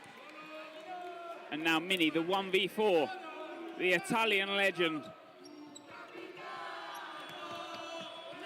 And the cheers coming in from the Italian box. Il Capitano. A block there. And he makes a catch, but the ref, oh, pardon me. The refs look like they're calling a hit first. We shall see.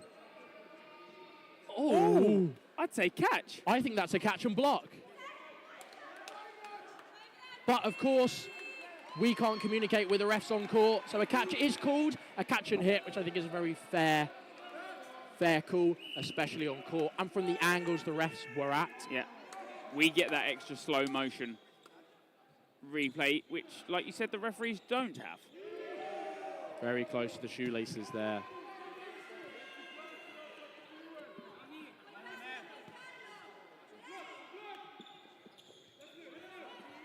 I believe the only times that replays have been used are to lodge complaints post-games. Yeah. As opposed to during the games to decide decisions.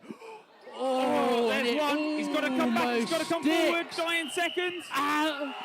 The Catch. whistle goes. Confidently no catch. All of the refs are calling no catch. It's 2-1. Almost brings it back if there were 5 more seconds. Yeah, there you go.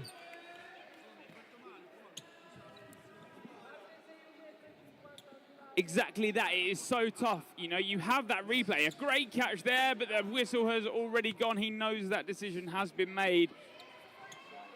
This is stuff we have to look forward to tomorrow. Those action replays. Just starting the set. Teams have 30 seconds in between each set, mandated time. A false start called on the side of Italy. That is now a turnover. Time doesn't stop. Players don't have to be at the back of court. Or do they? Nope. Radford is shaking his head, saying that play does not stop. The Swiss come forward with 5 balls. Oh! Ghiselli nearly makes the catch. And so does DeMarco, but just slips out of their hands. And that is... So there are 2 Ghisellis playing in the Italian team. One in the men's, one in the mixed.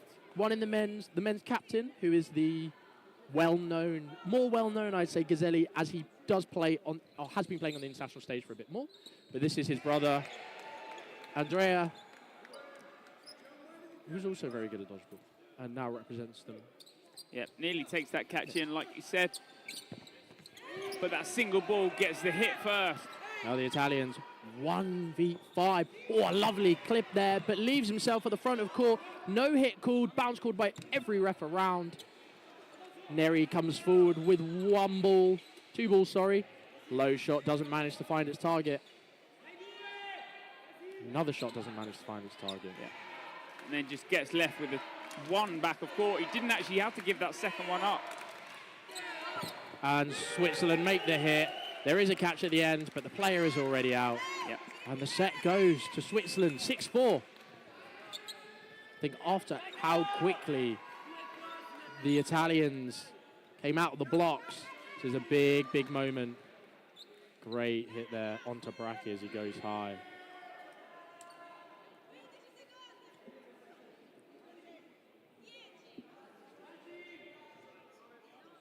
(6-4) now to the Italians.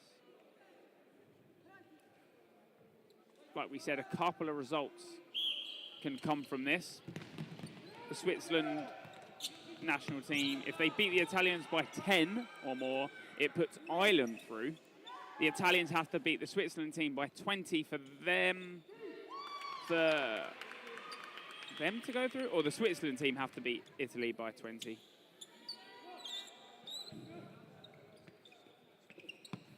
High shot onto Musella. Doesn't manage to make that hit. She goes, sets herself low, but the ball comes in high.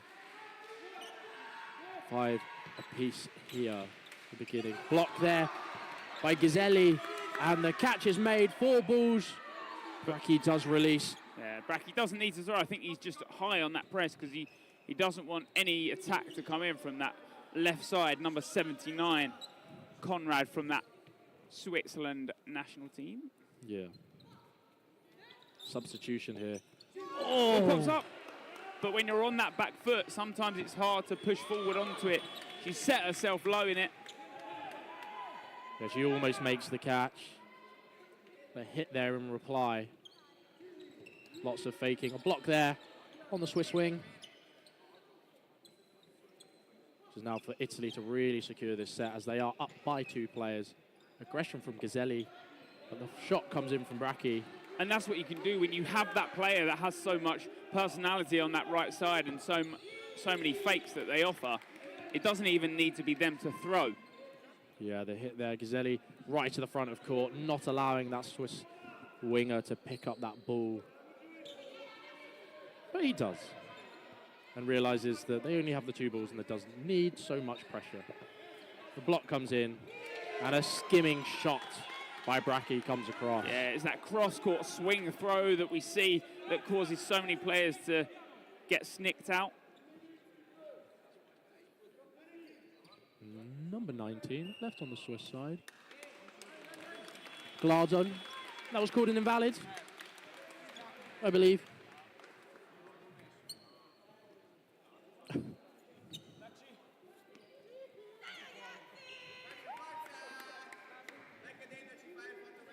Jonathan Wilkie's mum is now in chat. Thank you. Never going to hear the end of this. Anyway, we'll move on quite swiftly.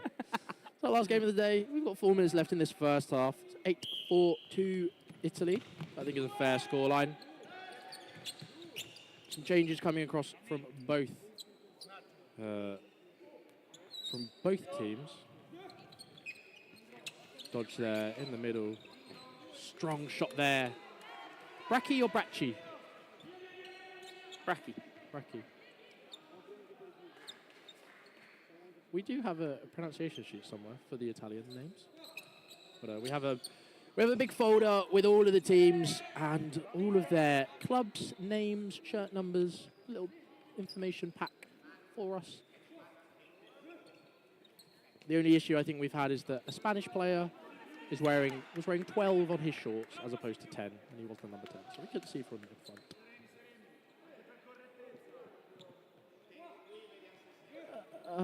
I don't know. The sheet we've been given isn't as helpful for the Italian pronunciation, at least. Big catch by DeMarco in the middle. And a hit there called on Bracchi. Yeah, he just drops that catch, tries to get hands underneath it.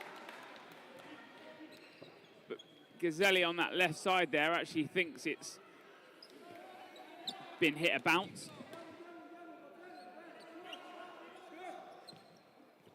And a bounce there, but a player's been called out for an invalid.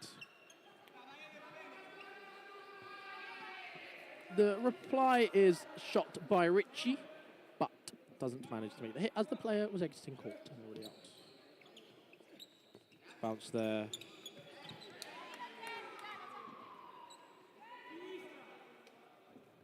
The Italians are coming forward with 3. Big block there by Gazzelli.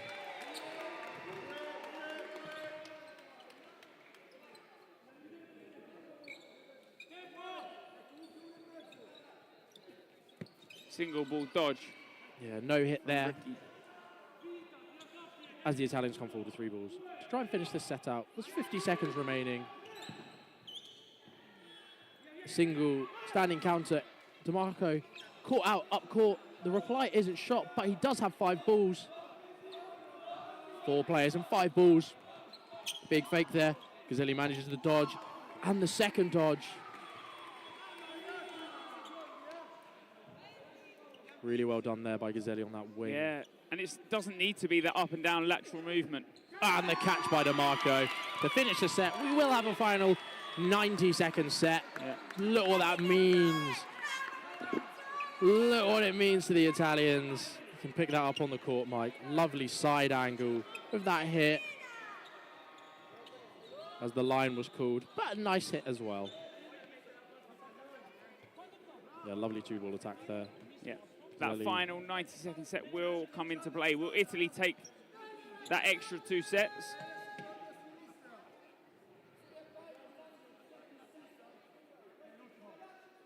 And DeMarco there just picking up that catch.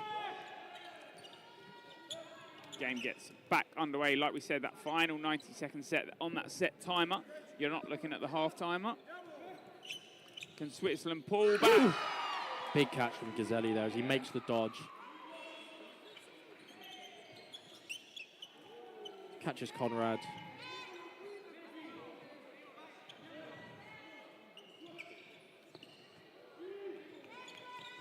Ball not finding its target. Bracchi pulled out on that left wing.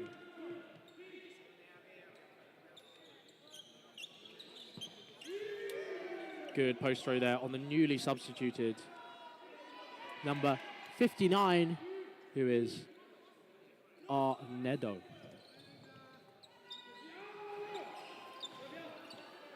It's 5v4 now. Gazzelli gone over to the other wing. Doesn't manage to pick up that catch. Almost makes it. Yep, DeMarco just applying that extra bit of pressure, just in case that single ball does get thrown. It does on that right side. Ball pops up, but heads a little too far for any catch to be secured. Big smile and big high five there. Lots of passion in this Italian team. But the play there, the big block from Switzerland, knowing they have the set. 10-6 going into the half. Very well played there by the Swiss to manage to confirm that win. Yeah, big hit there by Angelos. And to the hit hit out there. Gazzelli. Yeah. But Gazzelli does make the hit in the middle, so it is a 1-for-1. Just some of the highlights of this game. Look at that. Good two-step. Richie almost takes it. Oh, just through her elbows there. He bends the finger on the way out. That's normally the common dodgeball injury. Yeah. Lots of fingers. Lots of thumbs. Hyperextension of muscles. Yeah, Normally on the thumb, that's the, my thumbs have done a couple of times. I mentioned that earlier. You did. Yeah. But anyway. The end of day 2 is only a half away now. This is the final half of the group games. Tomorrow we head into knockout stages. Oh, here we are. We'll sit up. I'll sit up. Sorry about that. It's last game of the day. Surprise camera out of nowhere. So we just see the little red light flick on in front of us where the camera comes on and shows us around. Our production manager just coming in through the microphone. But yeah, second half, 20 minutes away from the end of those group games. Tomorrow we head into knockouts. Yeah, so after this game, check your Tournify, see where your favourite teams are going, see where your supported teams are going. There has been some massive games today. Court 1 has been rich with close games and some excellent performances across the board. This game deciding whether or not Italy managed to go through in the second seed. In Pool A, Croatia topping the seed at the moment and will not be taken off top spot. However, been loads of upsets. And I'm sure your nations will update you on them and let you know. It's good to see. That's Sam Ward there smiling after he took a bit of a tumble in their game against the Netherlands. It's good to see the Welsh team still supporting Italy and Switzerland. As a lot of teams have gone home, it is quite late here for the day. Yeah, like you said, Croatia can't be taken off that top spot. Italy, if they win, they only go to 6 points. Croatia currently sitting on 8. The only outcomes of this game, Switzerland, if they win by 10 or more points, it may be 12, considering points for or against. Ireland go through. If Italy draw or win, they go through. If Switzerland win, but now by 20 set points, they would go through in that second seed. So a big second half would be needed from the Swiss. Italy, they currently are winning this game, and if they carry on the way we are, they'll be heading through. Like we said, it's only a draw or a win thereafter. Yeah, I've seen that. We're just looking at the chat. We'll have a little discussion about some of the teams maybe later on, but just focus on the game ahead of us now. Yep. So this game is big. So these teams in Group A, they go on to play Group B in the knockout stages. Yep. And currently sat comfortably at the top of Group B is Northern Ireland, with Spain second place. So Northern Ireland, gold medal winners from last year. Done a very good job now to top that group. Yeah, so after this game, when Tournify gets updated, you will start to see the teams be filled in terms of where we're at tomorrow. Games start yet again at 8:30. We head all the way to the end of that day, finishing up at 7 o'clock. Lovely long day for us. Yeah. It's a lot of dodgeball. A lot of dodgeball. When we head into Sunday, all we have on this court, on court 1, is a 5th place for the men's. Then we head straight into the 3rd place matches, those bronze medal matches, then straight into the finals, available on EDF YouTube and on Dodgeball TTV. If you're not following, if you're not subscribed, subscribe now. Plenty more dodgeball past this tournament to come. And the game starts. Subscribe to us on EDF Dodgeball and follow us on Twitch on Dodgeball TTV, or subscribe on Twitch. Check out your Amazon Primes. That's the thing they do on Twitch, isn't it? They do. The Primes. Some early outs here with 2 of the Swiss men exiting court. Angela's applying that pressure, but with that last ball, it's a bit dangerous for him to release.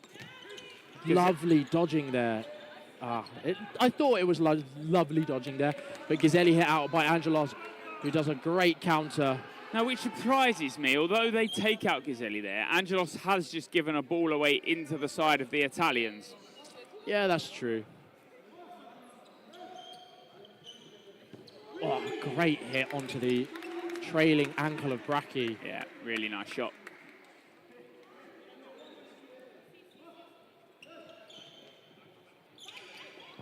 Oh, Angelos hit low there. Yeah, really nice. He takes those couple of steps forward. It's that 2-step that every player is after from backcourt. Another player heads out. Staffa left in on her own. Oh, the ball was there, but she just took her eyes off it. I think she's gone for that high one first. Her eyes have tracked the high one. That's why her head's almost gone up in that position. You'll see when she heads down. Here. Yeah. But the hit on Ricci just in front of her. 12-6, the Italians. The scoreline for now. 18 minutes, 15 seconds left.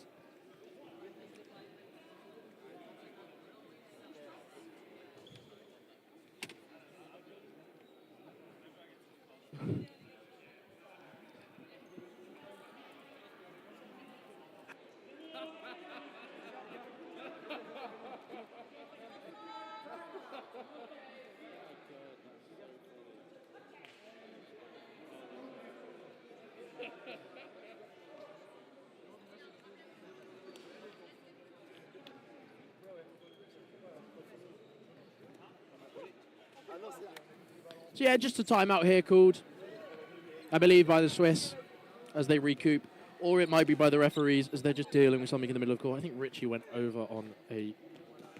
Just a slide over? Yeah. Yeah.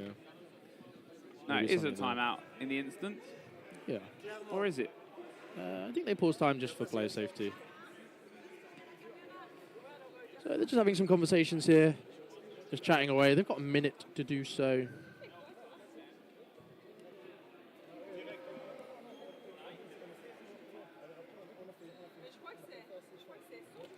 Some big words coming in here. Just having a chat, making sure that everyone's on the same page about what to do. 3 sets in 18 minutes is completely doable. The Switzerland are not. It's not an insurmountable task. With these 20-minute halves, we are seeing a lot of comebacks. They're having a conversation about, I believe the television's off. It is indeed. So we do have a setup. And we do have a few referees just chilling next to us.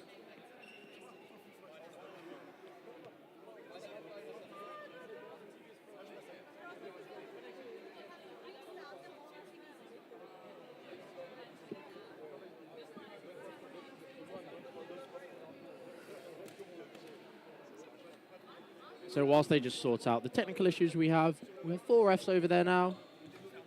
Just making sure that everything works. Everything is going well. The Swiss players just keeping warm some of our crowds, a lot of players here in the crowd. Some of the Welsh teams sticking around just to watch the final games. It's that long day of support that is always appreciated. Yeah, it's lovely to see. As we mentioned earlier, there are some of the clusters of nations that support each other. The Brits supporting each other. A few of the Scandinavian nations supporting each other. I believe there are games still going on in the hall next door. There is. There is another game in that court. Yeah. So another game on court 4, I believe. Which is why things are still set up. We've got the TV running. They've figured out how to turn it on. And now we're setting up ready for the last 18 minutes of dodgeball here on court 1 for you today at the Croatian European Championships in Osijek 2023. And it starts off.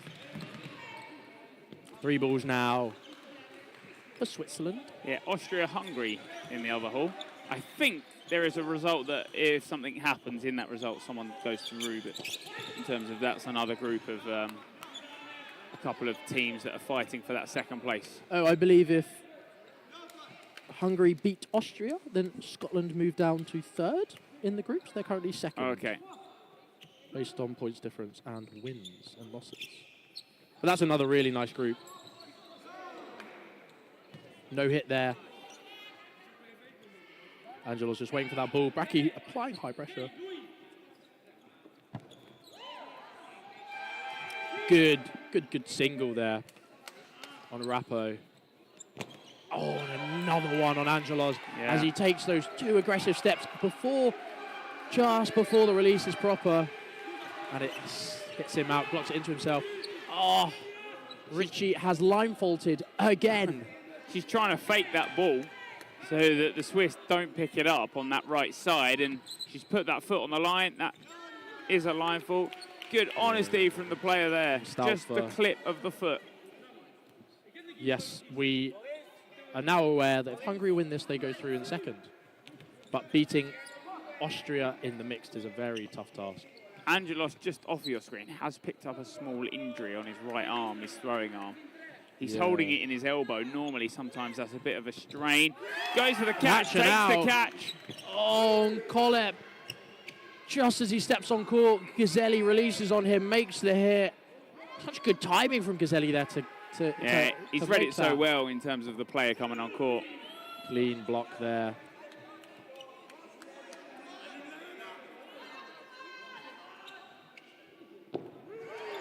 The single from Henry. He's the one that took out Gazelli. He's taking out the Italians now. A 1v1, 50 seconds left on the clock. Bounces just before.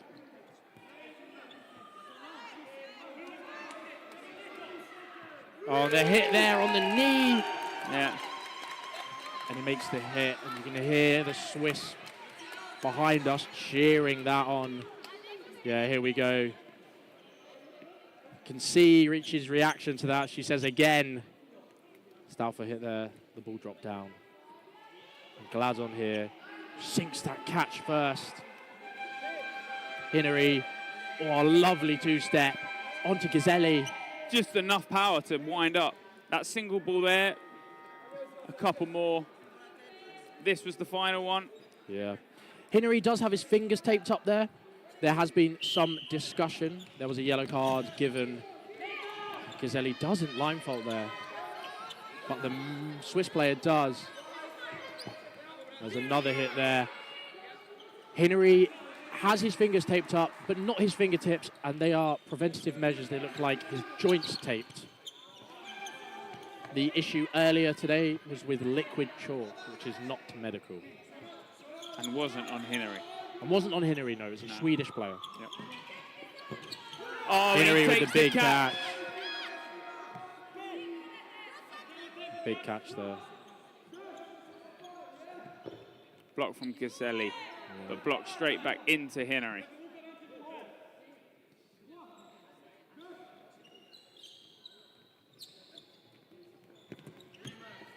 Block there by Collett as Bracchi comes forward. No hit there on the single.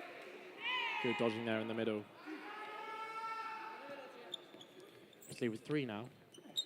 Gazzelli releases, manages to make a hit, but Hinnery hits him straight away on that release.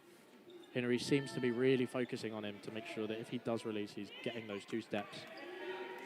Post-standing counters.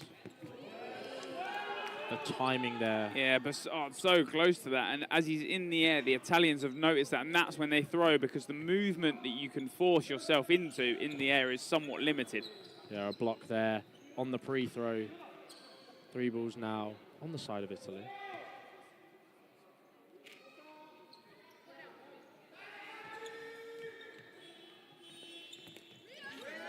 Plenty of fakes, the single ball in the end.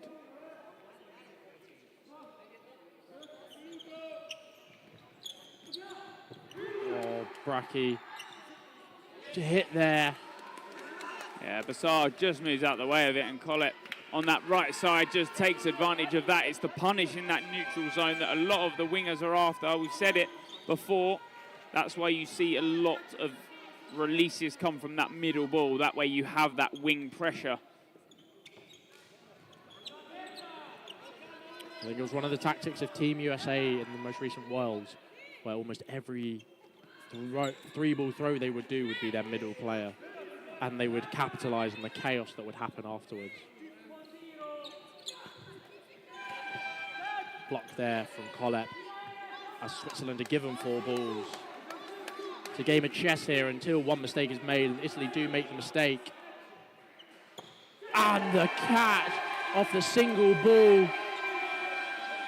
And that's Ricci, who has been looking for that all game. A block there, there's only 1 second left.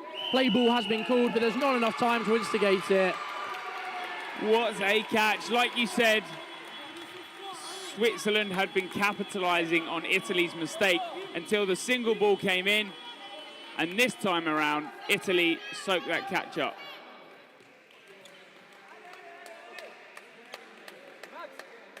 Yeah, very well hit.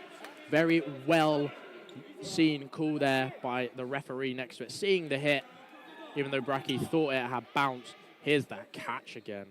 Easy as you like. Feet up over the back line. Not giving anything to chance there. And the set goes to Italy.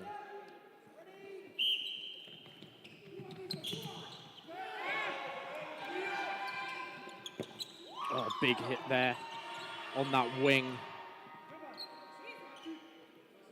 Some pressure there from the Italian wingers as they move up court. Bracchi sends it through. Broussard goes high, tries to go low, but doesn't manage to make it.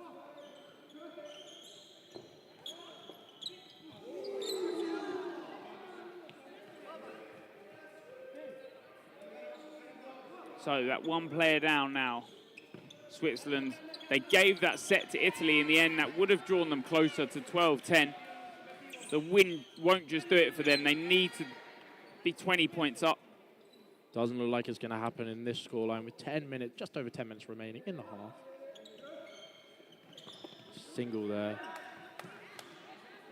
Not hitting the Italian player. But Bracchi hit out on the reply as he does 2-step.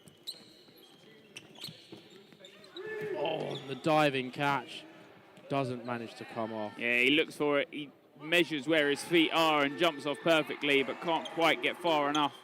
Yeah, Gazzelli keeping that really high pressure up here on Collett. You can literally see that the way he throws is so similar to his brother. It keeps that high arm. It's more of the elbow throw. It's the flick that comes. Really impressive.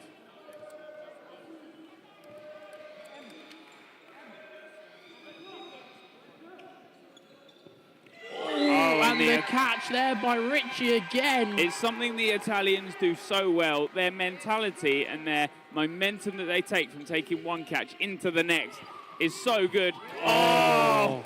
And the ricochet catch comes off of Broussard, and Hinnery takes it on that other wing. What the Italians do well is take those catches, but the Swiss team, their reactions are so good at the moment.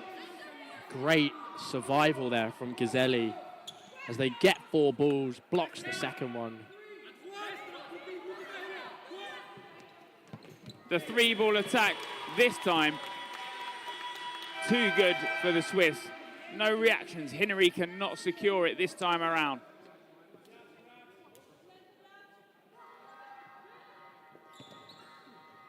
No hit there. Big wind up there. The ricochet was looked for. 4 apiece here. 20 seconds left of this set.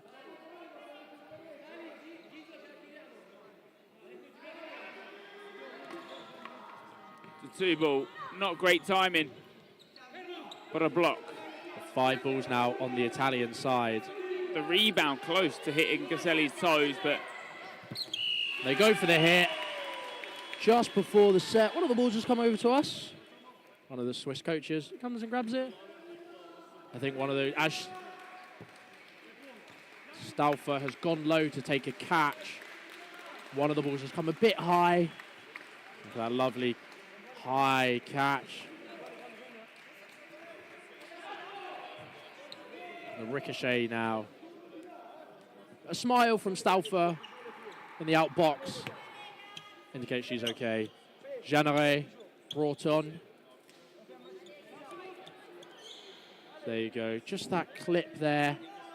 She stays down. Caselli notices something's up, but she's all fine now. Middle line fault from the Swiss. And the Swiss have been in every set. Those past 5 sets have almost been theirs, but Italy have secured it.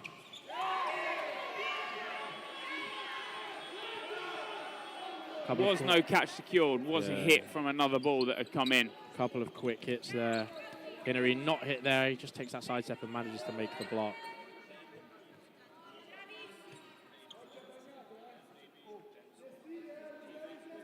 Now 3 balls, slow approach from the Swiss, and it's a drop. Drop there by Bracchi, who tracks it really well. He's done everything right in the setup to that. He's set himself, he knows it's coming. Rappo does a great job to get out of the way there.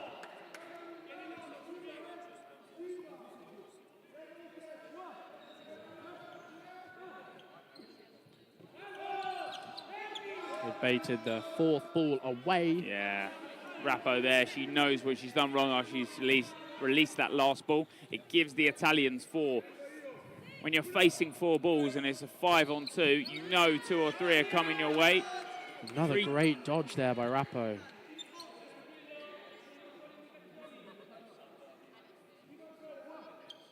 The 2 Italians left. Sorry, not 2 Swiss players left against 5 Italians. Hinnery does force the dodge out of the Italians, but decides not to throw because that would have given them the 4th.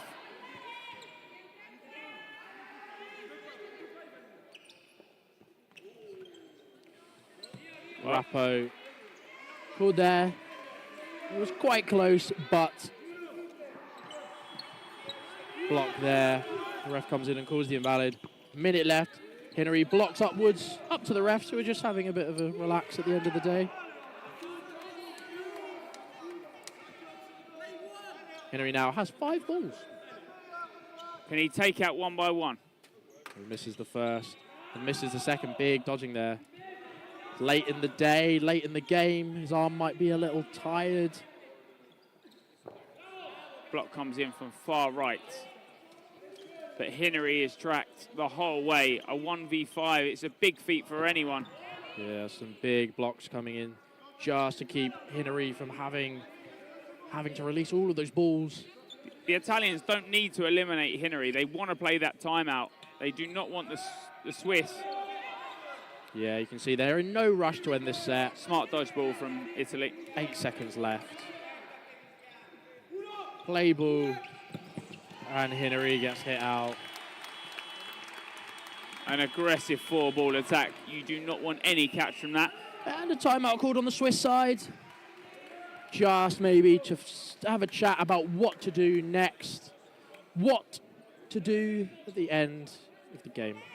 As it's a bit out of their reach. The sweat stick being used by Edoardo Caselli. Oh, no catch there.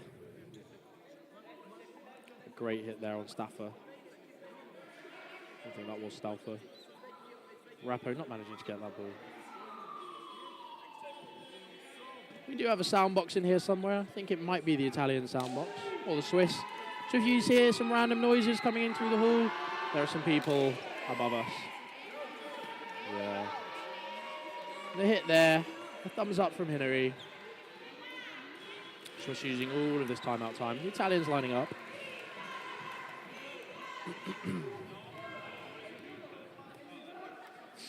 Some calls from Italia. D'Angelo's. Very passionate. Cool. Angelos joins us back on court. The Swiss mixed captain. Yeah, had that slight injury earlier on. I think something, maybe a bit of a muscle tweak in that right arm. Yes. Sometimes, you know, if you throw a little weird and you're sort of, although it's not dislodging your elbow, you feel like you pull a bit of a muscle. Yeah, it's a tough one. These are long days. Muscular endurance is always really important in keeping proper care of yourself. The Italians don't opt to run for that middle ball. A couple of substitutions coming out on both sides. Comrade on. Chatelain on as well. Wow, big two-step there. Hitting out Huge Conrad. two-step. He was pulling that off on that left side earlier on, but he's now been forced on the right now. Gazzelli has come off. Bracchi hit out by Angelos. The two-ball attack not hitting Colep. Yeah, Bracchi always a little, maybe not too high, but I feel like sometimes he's not getting the cover he deserves. The catch comes in. The trade, but isn't a trade. Shrug of the shoulders there by Angelos. He goes, what can you do? Hit there, Jeanneret. Lots of smiles coming in from the bench. Colep not hit there. Chatelain hit by the release of Arnio. Yeah, Colep, good dodge, and he's dancing on that back line. He might not realise it himself, but he is so close to that back line. But a catch. I don't think he's even looking that way. That ball has fallen into his arms, and I think that has somewhat described the game. The Italians have done everything right, and as I say that, a catch comes in the other direction. Yeah, you can see the look on his face. He smiled a bit after that, also being as surprised as we were. Easy block there. Another one comes, goes high. The Italians come forward and throw a fake in. Conrad manages to get the block away.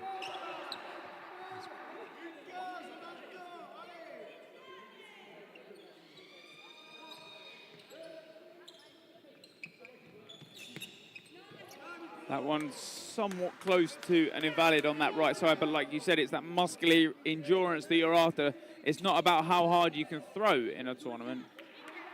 It's also about being there in the moment and playing that game, making sure you're warming up, cooling down. Yeah, it's all about these players making sure they do look after themselves. Because the one thing we do hate to see is players not being able, making the trip all the way out here and not being able to represent their country. And the catch there, off of Gladden. Conrad left in on his own. He manages to make the standing, but hit out by the two-ball attack. With 30 seconds left, this will be a 90-second set. The last 90-second set of day 2 here in Osijek at your European Dodgeball Championships 2023.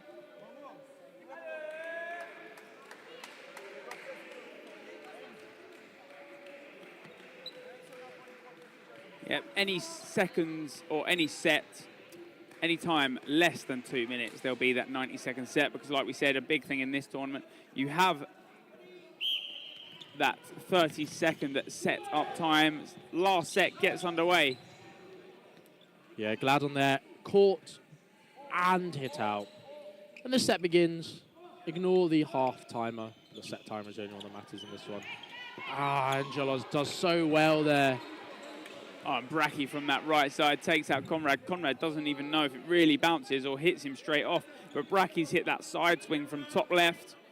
Yeah, Angelos does a great job there to pull the fake in, force the movement, but doesn't manage to connect the shot. And although this first half might have been a close one, Italy really have shown dominance. It's no matter the development of the players, that Italian tactics has been trained throughout. The catching, the momentum that they've pulled from this second half has been so dominant. Yeah, it's been so clinical. And you can see Mini in the outbox. Oh, he got on for a set. Mini was on this set. He was. And He's back on. Big catch there. But you can see that definitely comes from the experience of players like Matteo Mini. Big catch there. Colep also hitting out. It's the 1v6. Yeah, Chatelain left it on her own. The Italians finish this game in spectacular fashion. They're counting down. A block there. The leap of faith and the hit comes in. High fives all around. Big result from the Italians, and the win goes in Italy's favour. And no matter the squad that they bought, the team has progressed into the knockout stages. It was a big ask for some of these players, but they have done it. An amazing end to day 2. There have been upsets. There have been dominant displays. Teams not managing to make it through groups. Teams quite easily getting through groups in some regards. Some underdog teams that we've seen. I think a lot of people have been talking about that Czechia. That's the mini hit that we saw earlier. Yeah, that Czechia mixed team and that men's team. Yeah. But like we said, that is the end. That is the end of day 2. That is the end of the group games. Tomorrow we head into knockouts. It's where things get aggressive. It's where things get spicy. Is there more upsets on the card, Jonathan Wilkie? Well, I'll bet you there will be. The big words coming in from Greg Whitehouse here. But you've got to join us tomorrow. It's a big Saturday. There's nothing else going on other than maybe a rugby match in the evening. But that doesn't matter because the Dodgeball's here in Croatia. Yeah, Dodgeball European Championships 2023. We head into knockouts, like I said, tomorrow. Don't go anywhere. Make sure you subscribe to the YouTube. Subscribe to the Twitch. We start 8:30 tomorrow. Yes. GMT plus 2, BST plus 1. Yeah. We shall see you there tomorrow. There's going to be an amazing day of games. Please update your Tornify. I'm sure your nation will update you as well through their social medias. But as we've said, subscribe to us here on YouTube. Follow the Instagram. Follow the Facebook. Follow us on Dodgeball TTV, Dodgeball TTV 2, and we shall see you tomorrow bright and early.